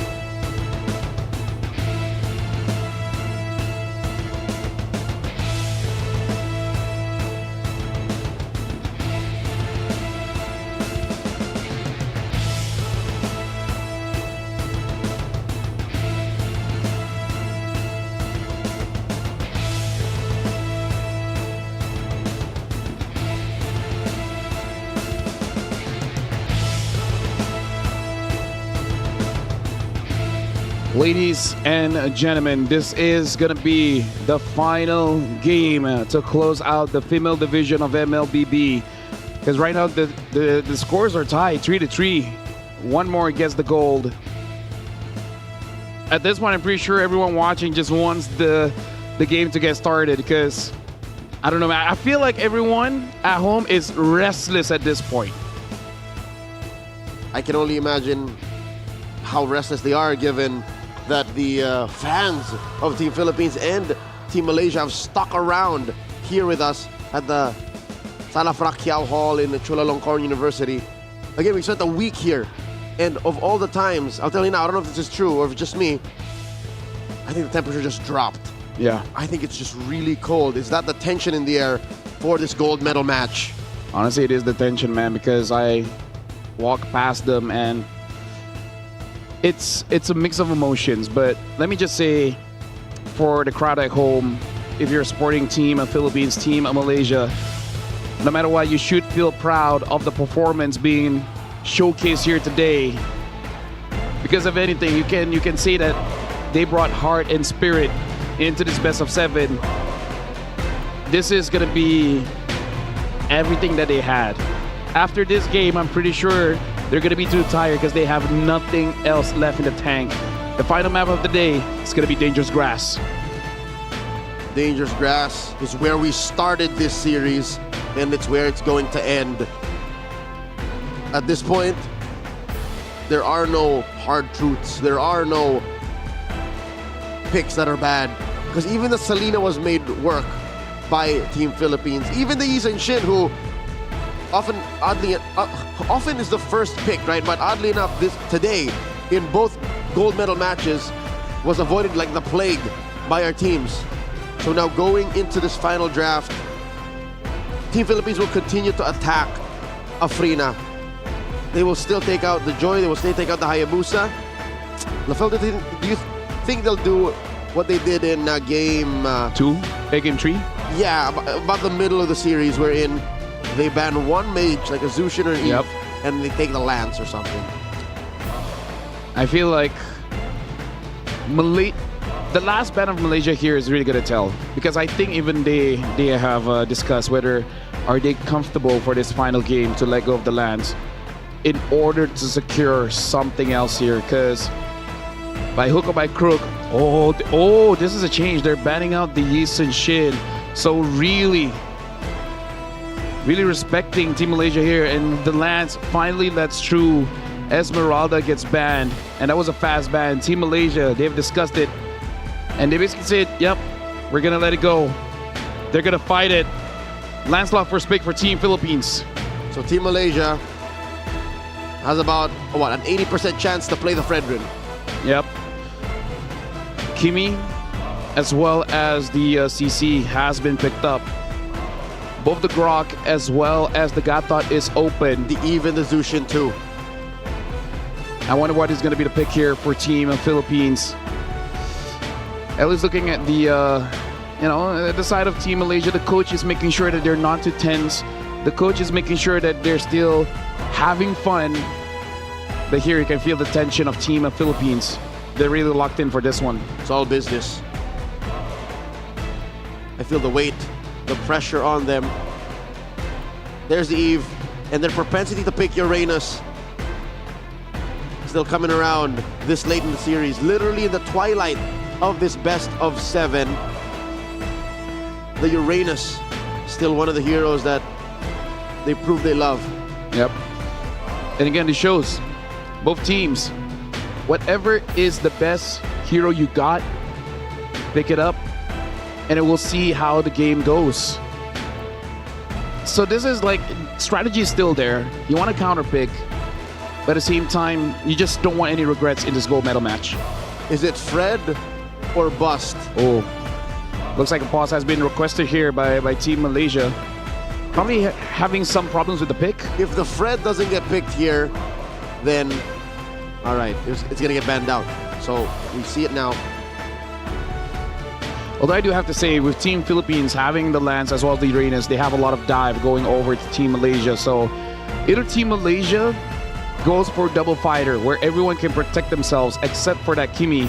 And basically everyone just tries to protect Kimmy or give Queenie a hero like Granger, Harif. Actually, you know what? Maybe even just give her the Benedetta again. Because the Benedetta, it was full build in terms of damage. Maybe it's just about, you know what? This is your best hero. Let's just try it out. I can see that. Her Benedetta was such a menace that needed to be addressed in game number 6. The Philippines was literally sending their core, the only hero that could find her and catch her reliably, the Ling. All right, the draft resumes. Bans first. Team Malaysia taking out a hero. They can attack the gold lane because they'll be first dibs. I gotta say, Philippines will ban that Arlet. They might even ban the Alice. So what's next that Felicia is gonna use? The Lapo will be open, but again, her best hero so far is that Arlet. They might even have to pivot and give the Arlet, give the CC to Felicia. Yeah, maybe. It's right there. Yeah, maybe. So what is gonna be the ban here for Team Malaysia? Because in terms of the roam, the Gatot as well as the Grok is still open, and they understand the comforts of Cordova batting out that Granger. The next ban for Team Philippines, I'm looking at the EXP because Felicia is having an MVP performance here in the gold medal match. She deserves the ban. The Granger taken out. Team Malaysia looking over at Team Philippines saying, we know Cordova likes marksmen. Let's take that out of the picture. We're expecting this to be Yu Zhong and an Arlet. Instead, they're taking out roam options. Aliyah, not gonna be able to use the high loss in this one. Gatot is still there too. Yeah, that's the thing. Out of Gatot and Grok, I thought either would be banned here, but I can see the idea of a revitalized hero like the high loss alongside with the Fredrin will be too much for Team Philippines to really stop. The X-Borg gets taken out. So what is going to be the final ban here for Team Philippines? And also Team Malaysia, they can actually go for that Harif. X-Borg is not there, Granger is not there, Esmeralda is not there. No room for a Phobius. And even if just not enough damage, you just have to rely on Eve as your long-range damage dealer. And we already know what Team Philippines looks like when there's only one solid source of damage. Just too fragile of a lineup. One more ban. They don't split any hairs here. They're going all in on taking Aliyah out of the picture, taking out that Gatot Kacha. And again, it really is just to make sure that the revitalized hero is not there. So Team Malaysia, they have an option here. Harif or Arlet, both are amazing picks. Both does do a lot of damage, but instead they go for the Grok first, not giving it over to Team Philippines. And not letting Team Philippines know exactly where the CC is going. So to keep that a secret up until Team Philippines makes their bed and lays in it, finishing the draft. Pick 4 and 5. Team Philippines need a gold laner and a roamer. Vivero's been committed to playing that Khalid throughout the series, so maybe another Khalid. Boxy and Hilda is no longer there. Same as Gatot and the high loss.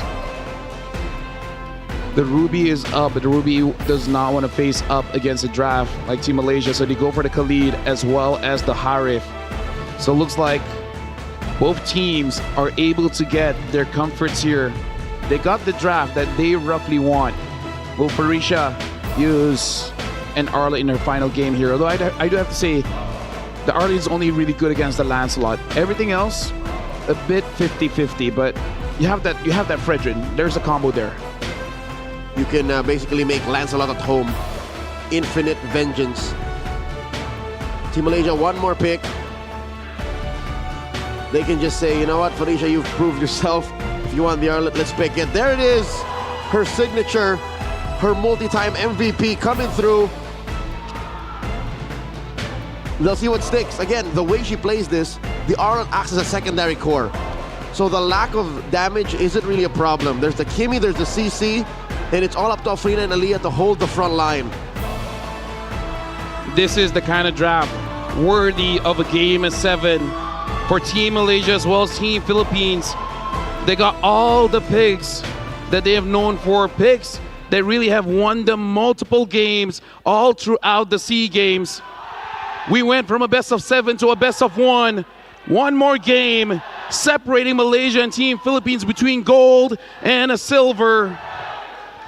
Ladies and gentlemen, make sure you cheer for both teams because this is going to be the final one for the female division here in the SEA Games. No turning back. We've gone all the way.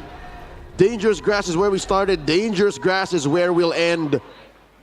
Looking at the rotations here, Team Philippines, similar to their aggression in game number 6 with that kind of lineup. In game number 5, they go ahead and push back Aliyah and Hanis. Afrina still able to secure her purple. Vivero tries to move forward, but Aliyah stops that. And now the contest for the Little Wanderer. Alpuerto on this Lancelot should have a pretty big advantage and able to secure it for herself. So small wins for now, but it will add up, especially later on in the turtle fight. Aliyah gets a lot of damage on her. Vivero keeping up the pressure. Passive popped on that Khalid. EXP lane. I think this is the best we can expect from Team Philippines. Given that Farisha is a known monster on this Arlot, if at least Diagon can keep her honest, at least we can expect that only team fights will really change the pace of that lane matchup. We can see down the goal lane, Cordova is trying to freeze the wave, making it so that Queenie will have a difficult time securing the last hits. And all the while, the EXP again is just trading upon trading upon trading. Queenie looks like able to secure her minion so far. Aliyah now with the rapid boots should be able to move around the map very, very fast. The turtle is about to spawn. It looks like for both Afrina as well as Alpuerto has level 4. Looking at draft, it could be even, but all throughout this best of 7, a big team fight win can really skew the favor to either team. I don't know the exact stats on turtles, but usually whoever starts with the momentum goes through the game with a much smoother pace, progressing towards a winning image. Team Philippines already has their mid laners level 4. Traction pulse thrown out. Diagon flickers through. Turtle gets soft reset. Alpuerto, Phantom Execution out. Farisha able to pressure Alpuerto out of that pit. Afrina gonna secure real world manipulation. Still it's Vivero who falls. Aliyah pulling back, making the rest of Team Malaysia safe on the exit. That was all for them. Farisha is doing an amazing job, but look at this. Team Malaysia, they're continuing through. They force out Alpuerto out of the jungle, slowing down her farm. Afrina is taking it away. And now Aliyah is trying to push Vivero back. Afrina goes back in. Now, they might want to go for a kill here onto Vivero. 4 members of Team Malaysia tries to stop her. Hani is trying to get a kill. But looks like Team Malaysia, they will just opt to get this orange buff. Oh no. Team Philippines, Amores and Vivero know that Alpuerto's buff got stolen away. There's nothing she can do about that. So it's clear. In the jungle, in mid, and in the EXP lane, Team Malaysia are calling the shots. How about the gold lane? Is this something that Team Philippines can look at and say, maybe we can make this work? Eventually, yes. This Hive is pretty, pretty strong. But you do have to be careful of Farisha there. You got to time your Purify the moment you see the final slash, which is going to be very difficult in a big team fight where a lot of explosions is happening. But yeah, Team Malaysia, they have an early lead, but they're not overextending too much. They understand what a big mistake can look like, and they don't want to risk it. Team Philippines focusing on getting farm back on to Alpuerto. There's a small level gap between that Fredrin and the Lancelot, and that's what they're trying to repair. Same spot is where the turtle will spawn, upper quarter. Queenie very low. Vivero jumps in. The veg is not going to save her. That's a kill for Team Philippines. Good rotations coming in from the Team Philippines, understanding that Queenie will be on an island. Not a lot of backup will be coming through from Team Malaysia, especially considering that the turtle is about to spawn. So now the last time we did this dance, with this tango, Farisha was all over Alpuerto. Probably going to do the same. I wonder how Team Philippines will respond this time against Farisha. Diagon looking to put stacks onto the front line of Team Malaysia. Real world manipulation starting it up. Farisha not letting it go. Inside the pit, Alpuerto holds on. The Appraiser's Wrath plus Retribution able to secure the low turtle. Second one for Team Malaysia. Down goes El Puerto. Amores as well. Cordova looking to save the situation here, but gets knocked up. Might get taken out here by Hanis. Diagon puts stacks on Aliyah. That's a 1-for-3 trade, but a consolation prize for Team Philippines. Frisha again having an MVP performance, pushing out Team Philippines, and now Malaysia. Afrina on this Fredrin will try to secure this purple buff. And it looks like is able to without that retribution. Ani is going to get 3 minions here up top. All the while, Frisha is going to clear mid. The turtle score is similar to the steel score of Team Malaysia. 2 buffs taken away from El Puerto. 1 purple, 1 orange, and not a single major objective over for Team Philippines. 2,000 gold under 6 minutes, that's huge. That is huge. And another big one is that El Puerto is level 7 and Afrina is level 8, a rare sight. Considering in this current meta, before, sure, you can think of the Fredrin always pressuring out the jungle, making it so that it's difficult for any assassins to really farm up. But after a few changes, the assassins has that advantage back, but not now. Afrina is level 9 to El Puerto's level 8. Cordova gets caught by the traction pulse, and now Queenie as well as Hans putting on the pressure, a lot of damage, but Cordova is able to get out. The hold on, looks like Vivero gets onto 2, tries to get a kill onto Anis, but look at that tech charge from Aliyah, making it so they're able to get 1, but El Puerto secures Hanis, so still Team Philippines got what they want. 1 for 1. And if you'll consider, that's a winning trade for Team Philippines, but the damage has already been done. Team Malaysia are taking permanent objectives from the map. Cordova drops the Zaman Force to stop Afrina from pushing on forward. I think there is still time. That Zaman Force should not come off of cooldown once a turtle spawns. Lower quarter, the final one. The turtle has been started by Team Malaysia with 2,000 gold lead here. Diagon is moving forward, trying to get the Ionic Edge onto the majority of Team Malaysia. El Puerto is there. A contest is possible, but looks like Afrina is going to secure it. El Puerto goes for the safe engage. Frisha 1v3 flickers out. Final slash. Vengeance is in. Tries to get a kill before she gets taken down, but unable to. Frisha is out. And now Team Malaysia tries to get the mid as well as the orange buff here. Aliyah just trying to slow things down. Team Malaysia, though, still secures that mid turret. That's literally 3v1. And Farisha makes Team Philippines work for that gank. Still keeping it close, about 2,000 gold. Team Philippines are able to score a little bit on the map, but the same story continues. We write another chapter in Team Malaysia's dominance going into the mid game. They're keeping this lead, and Afrina seems to be unstoppable. Afrina, as much as we like to think she is an assassin main, she's grown to flourish in the situation that Team Philippines put her in. And now Queenie is just trying to push out, making sure that Cordova doesn't have free farm here.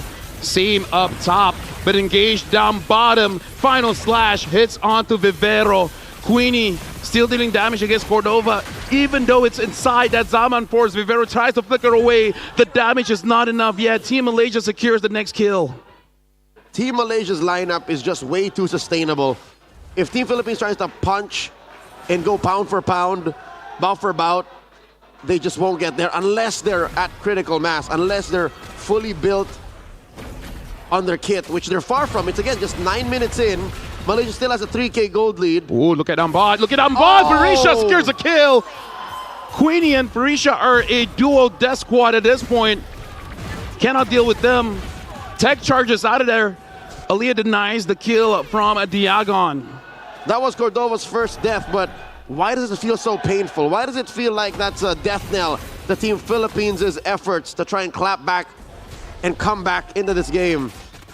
The Lord. Malaysia started up. Looks like Vivero gets onto Queenie. Queenie takes a lot of damage. Afrina goes forward. They want Vivero. And now with the traction pulse, secures the kill. Queenie gets the killing spree. Team Malaysia try to push it out. All the while, El Puerto pushing the minions in mid. Diagon gets Farisha on her. This Arlot is a real threat. This Arlot feels like a core. Queenie grabs herself that Sea Halberd, dealing a lot of damage, pushing that tier 1 up top. Given the kind of lineup that they have, Team Malaysia, you know, they can't exactly burst down a Lord, but it's a slow kind of death that they're putting Team Philippines through. This is excruciating, the pace that they're going through. Diagon picks up that brute force breastplate. All she can do is watch. Cordova pushes that tier 1 down bottom. Real manipulation. Farisha able to jump in. Vivero barely alive. Down goes Amores. She got a few swipes, but it's too little too late. Alberto puncturing on through. Tier 2 push down bottom by Cordova. She needs to go ahead and help her teammates. Yeah, Cordova tries to get as much as she can, able to get to the Lord has spawned and pushing down bot. Team Malaysia here trying to force the front line of Team Philippines away. And now the tier 2 up top is next on the board for Team Malaysia. Now pressuring mid, Afrina, Hanis, as well as Aliyah is here. The mid trio of Team Malaysia wants to make sure to get this tier 2. Even Alberto can't step to Queenie. Queenie that was previously getting bullied by Alberto and Cordova now are just bullying all who face them. Flicker by Hanis, repositioning herself down to the bottom. Lord crashing in, pops that Holy Shield. Yeah. Mid lane, Holy Shield popped as well. Team Philippines holding on for dear life. In comes Vivero, real manipulation. Farisha gets some stacks on her. Farisha jumps onto Cordova. Cordova drops the Zaman Force. Coming through, Synchro Fission. Chrono Dash through. It seems like there's nothing that she's doing to Team Malaysia. The damage is not enough just yet. There's no Holy Crystal. She has 2 overcore items. And now as the mid lane goes in, Team Malaysia wants to get this turret and they are able to. One is down. Final slash history! Alfreda goes in. Now Team Malaysia, they're pushing Team Philippines away. Good final slash. But looks like the Appraiser's Wrath does not hit the target. Team Philippines have another chance to defend. Mid lane inhibitor has fallen. Permanent damage through mid. So they have their side lanes to rely on. Fortunately, mid lane is one of the easier lanes to defend. But looking at their lineup, that's easier said than done. They have to manually punch every single minion and run through the jungle with the fear of a random CC or an Arlot hiding in the brushes. This is a tough spot to be in for Team Philippines. Amores does have that Divine Glaive. Next item might be that Wishing Lantern. Team Malaysia, they might want to just wait for this Lord, because to punch in against an Eve, you might need just a little bit more help. But the more time you give to Team Philippines, the threat of the Holy Crystal from the Harif is gonna be there. So Team Malaysia, they're just weighing in their options. I wonder how far we are from that. If it'll come in within the next 20 seconds. If that'll be in contestation range for Team Philippines. They sent Queenie over to threaten that split lane, the long lane, before the dance begins. Cordova will get her Purify off. Alberto still dreaming of even tasting her purple. Team Philippines down by 6,000 gold. They feel like worlds apart. The Lord has been started up, and Alberto wants to contest this, but Farisha is hunting her down.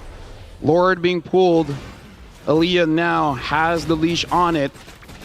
Team Philippines, look at Vivero and Diagon. They're looking for an angle. They're looking for an angle to engage. Afrina, the Lord, one more. And look at that tech charge. Able to get one. Hanis secures the Lord. Farisha gets onto Vivero. Zaman Force is there. The damage is not going to be enough. Diago gets pushed through. Farisha gets a kill onto Cordova. 3 members of Team Philippines is down. 4 is down. Team Malaysia with the Lord. Ladies and gentlemen, remember this moment as the ladies in black and orange makes history against all odds, against their fierce rivals from Team Philippines, securing the gold medal. Team Malaysia!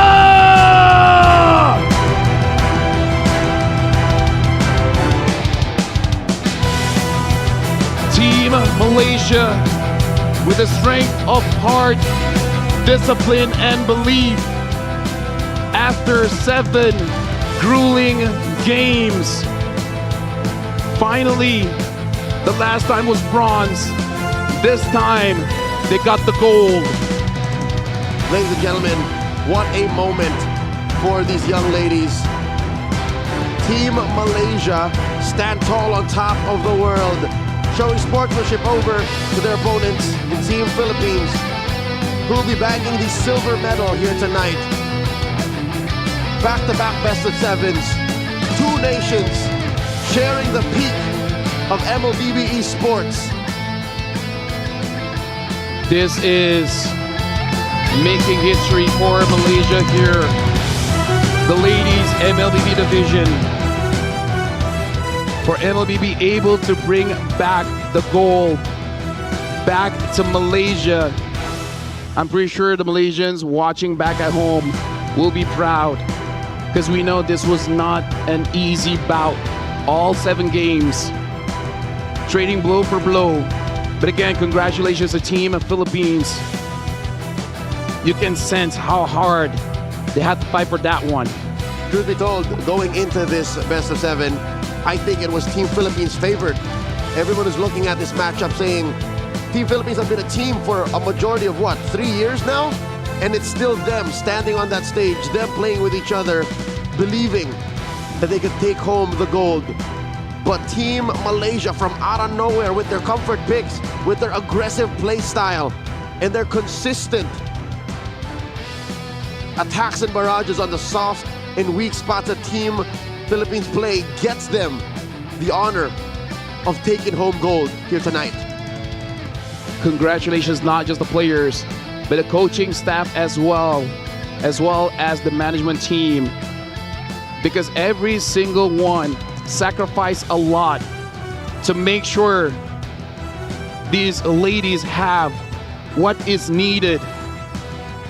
And we see even the men's division showing support for the ladies up on stage. Oh yes, in their sisters they find redemption.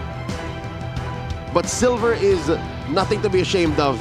Even the men fought with heart, and they both stand tall, sharing in this victory.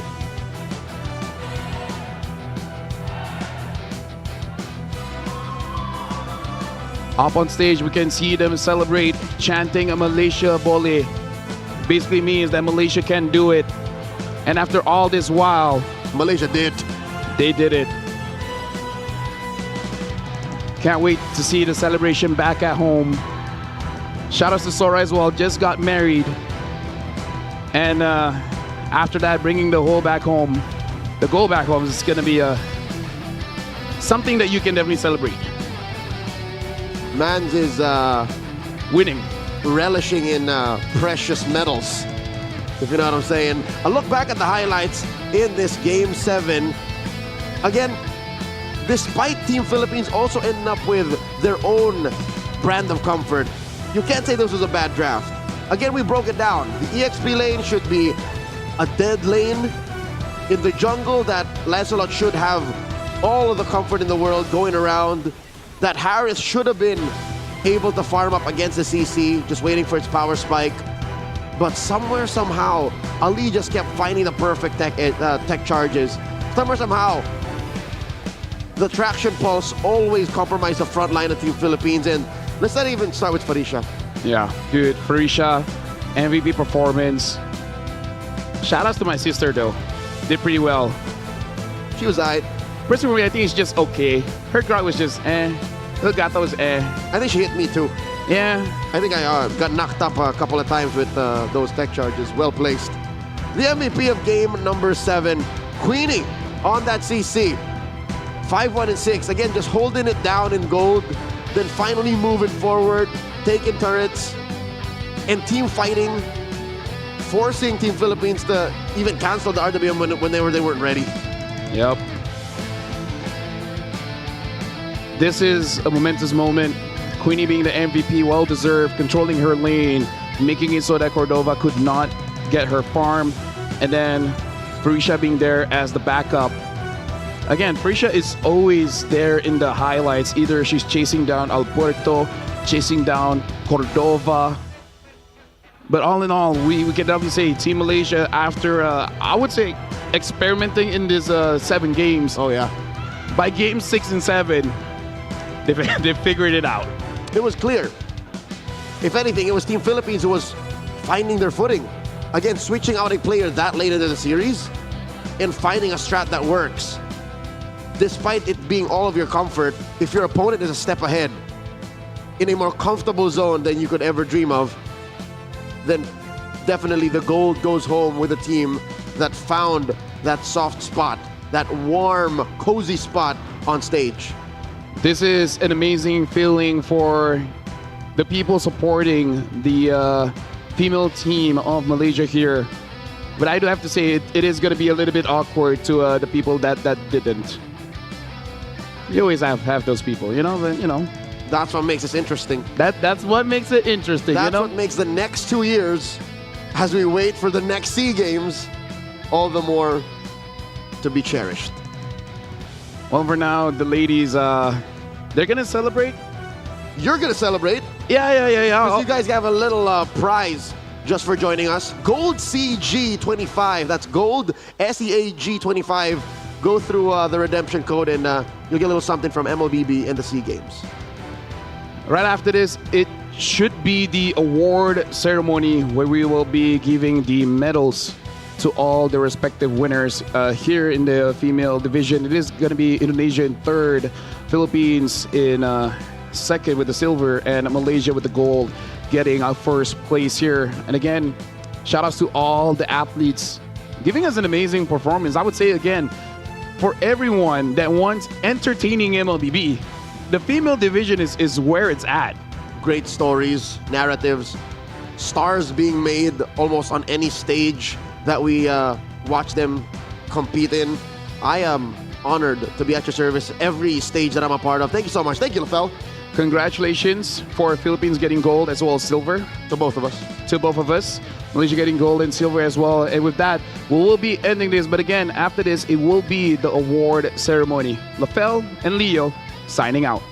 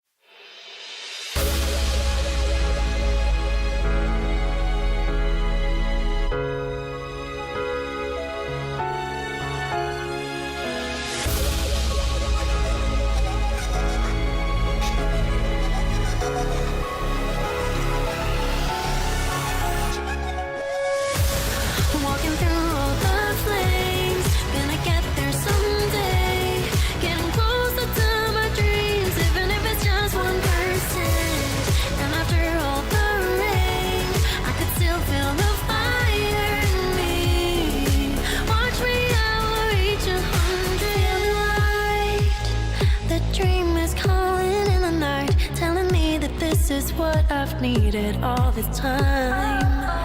It feels so right. Nothing could ever pull me down. The stars are shining now. Ready to fight. It's my time. Oh. Though I spend days and nights just chasing the right flight for my own life. Now 1% could change the lane. I'm straight through every fall I dared to climb. I'm flying through the sky with hope that never dies. Been low but now I rise. I'm going higher this time. I'm gonna shine. If I have to fight a battle more than once to truly win it, and I'll do it, do it, do it, do it again. One day I'll turn my zero into first place.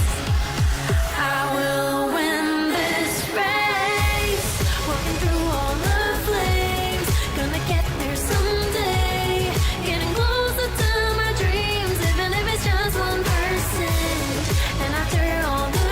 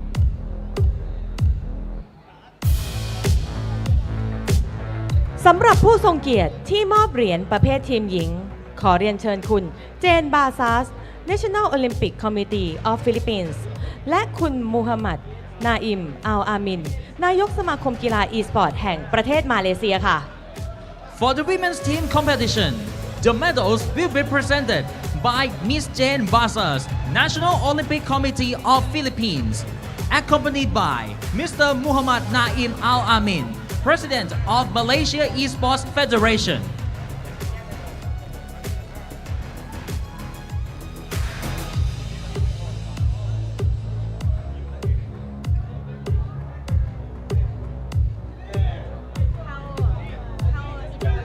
และเหรียญทองแดงเป็นของนักกีฬาจาก Bronze medalist representing Indonesia.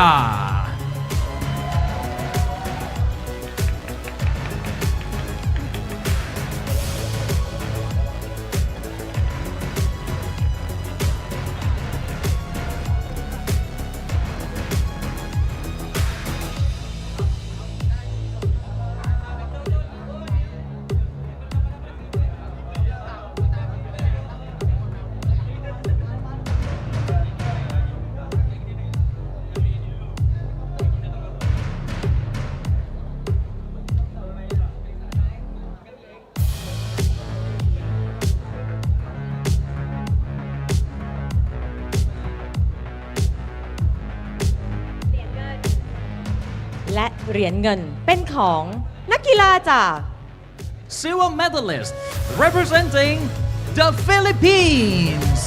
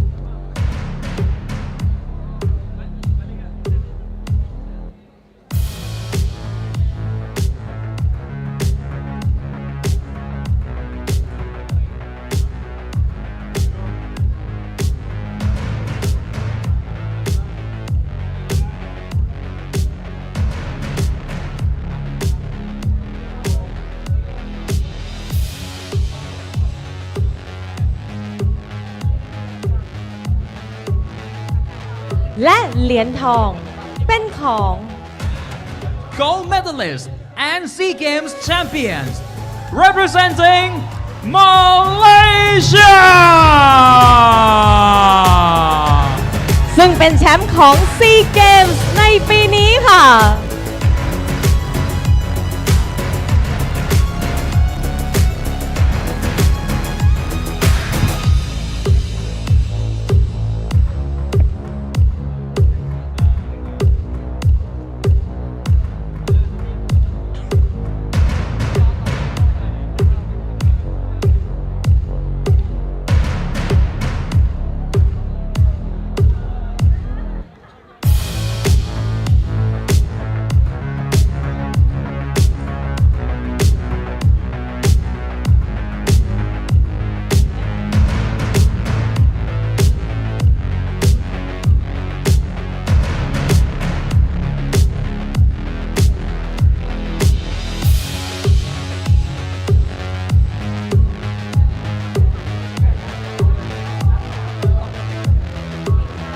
ท่านผู้มีเกียรติคะขอเชิญทุกท่านลุกขึ้นยืนและหันหน้าไปทางเดียวกับนักกีฬาเพื่อรับฟังเพลงชาติของประเทศมาเลเซียไปพร้อมๆกันค่ะ Everyone, if you are able to, please stand up in the same direction of the medalist for the national anthem of Malaysia.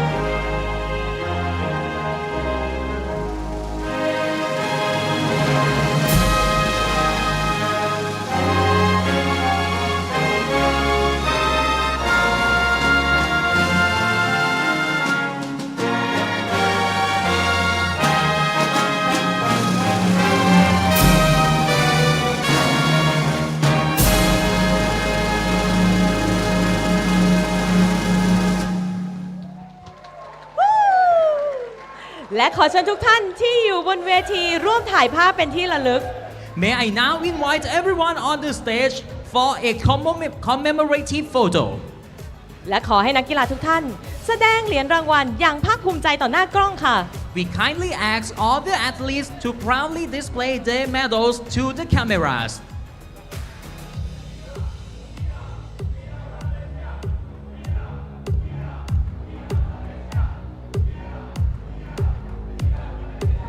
We are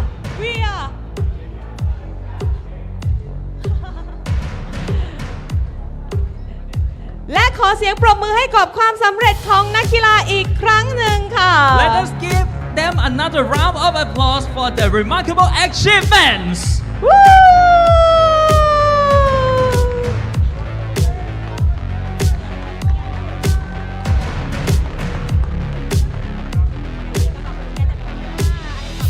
และลำดับต่อไปนะคะ เราจะเป็นการถ่ายรูปของนักกีฬาค่ะ อ้าว please take a look at the camera. Please take a look at the camera and you can show your medals. You can proudly show your medals. Look at the center of the still camera. ทุกท่านคะbig smile with a big smile. Please show your proud to the camera. When I count on 3, please give us a big smile. สำหรับท่านที่อยู่ด้านล่างนะคะ สามารถปรบมือเป็นกำลังใจให้กับบนเวทีได้นะคะ Okay. 1, 2, 3. Everyone smiles. Woo!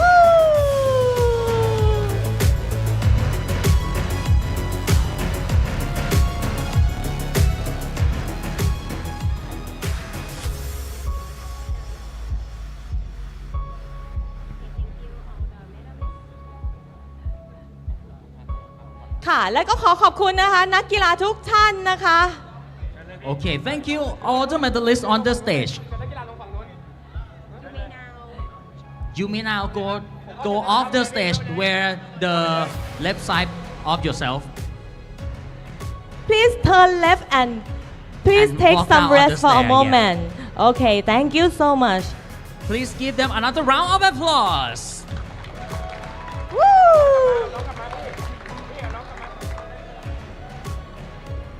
และลำดับต่อไปนะคะ เราจะทำการมอบรางวัลประเภททีมชายค่ะสำหรับผู้ทรงเกียรติที่ทำหน้าที่มอบรางวัลประเภททีมชาย ขอเรียนเชิญ รองศาสตราจารย์ ดร.ชาญชัย สุขสุวรรณ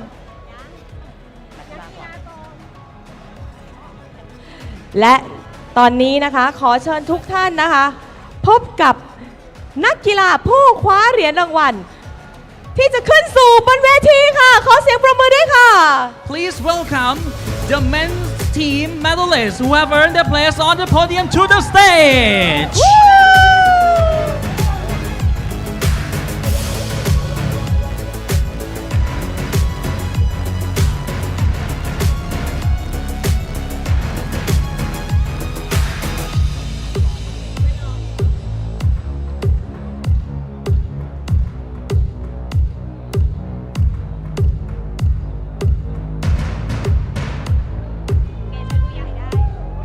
และสำหรับผู้ทรงเกียรติที่ทำหน้าที่มอบรางวัลประเภททีมชาย ขอเรียนเชิญ รองศาสตราจารย์ ดร.ชาญชัย สุขสุวรรณท่านคณะกรรมการการกีฬาแห่งประเทศไทย และผู้ทรงคุณวุฒิคณะกรรมการโอลิมปิกแห่งประเทศไทยในพระบรมราชูปถัมภ์ขึ้นสู่เวทีเพื่อมอบเหรียญแก่ผู้ชนะการแข่งขันค่ะ และขอเชิญคุณไบอันลิมนายกสมาคมกีฬา e-sport แห่งประเทศฟิลิปปินส์ขึ้นบนเวทีด้วยค่ะ For the men's team competition, the medals will be presented by Associate Professor Chanchai Suksuwan PhD, Executive Board of Sports Authority of Thailand, and Sport Expertise of National Olympic Committee of Thailand, accompanied by Mr. Brian Lim, President of President of Philippines Esports Organization.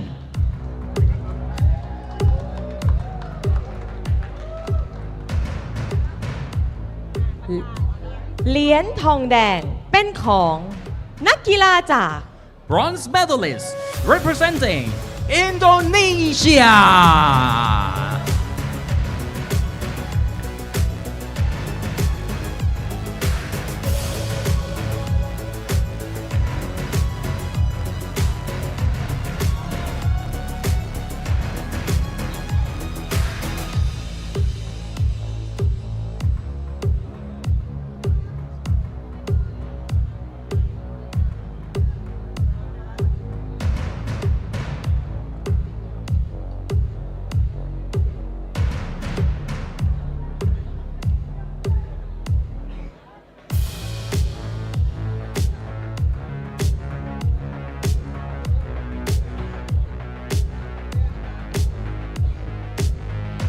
และเหรียญเงินเป็นของนักกีฬาจาก Silver medalist representing Malaysia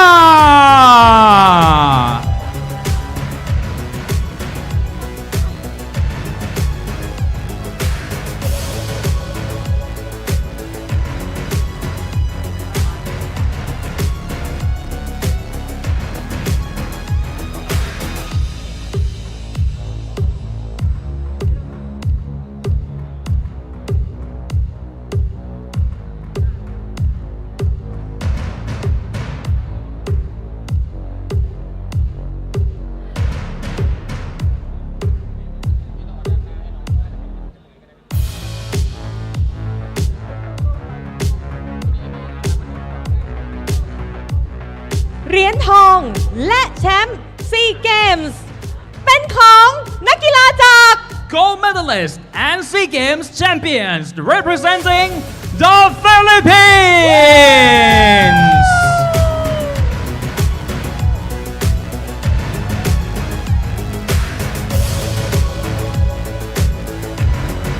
และนี่คือสุดยอดนักกีฬาที่วันนี้ได้สร้างประวัติศาสตร์อีกหน้าให้กับวงการกีฬาได้ยืนอยู่บนโพเดียมสูงสุดของการแข่งขันรายการนี้ They have delivered an outstanding performance and achieved a historic milestone, rising to the top of the podium in this event.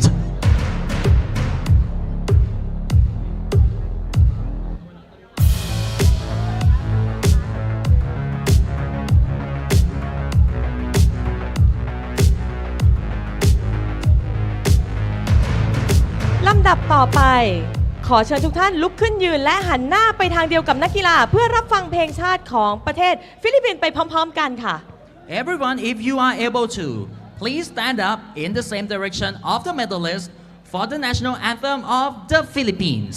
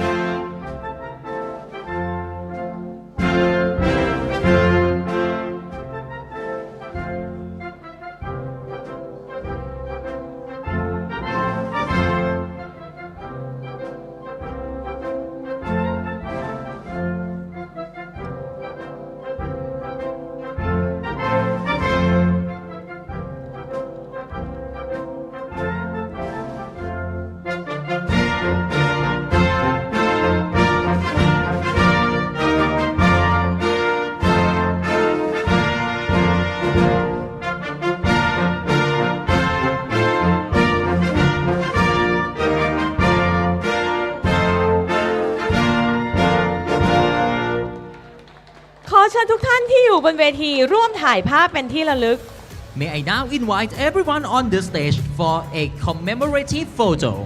และขอให้นักกีฬาทุกท่านแสดงเหรียญรางวัลอย่างภาคภูมิใจต่อหน้ากล้องค่ะ We kindly ask all the athletes to proudly display their medals to the cameras. และขอเสียงปรบมือให้กับความสำเร็จของนักกีฬาอีกครั้งหนึ่งค่ะ Please give them another round of applause.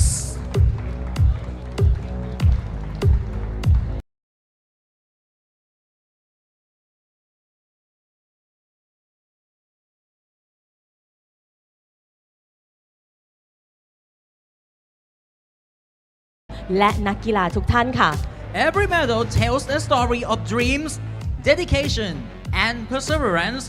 We hope today's achievements will serve as an inspiration to everyone in the audience and to all athletes. ขอขอบคุณทุกท่านที่ร่วมเป็นสักขีพยานในช่วงเวลาแห่งความทรงจำนี้ค่ะ Thank you all for joining us as witnesses to this memorable moment. พบกันใหม่ครั้งหน้านะคะสำหรับวันนี้พบกันใหม่ครั้งหน้านะคะสำหรับวันนี้สวัสดีค่ะ Have a good day. See you next time.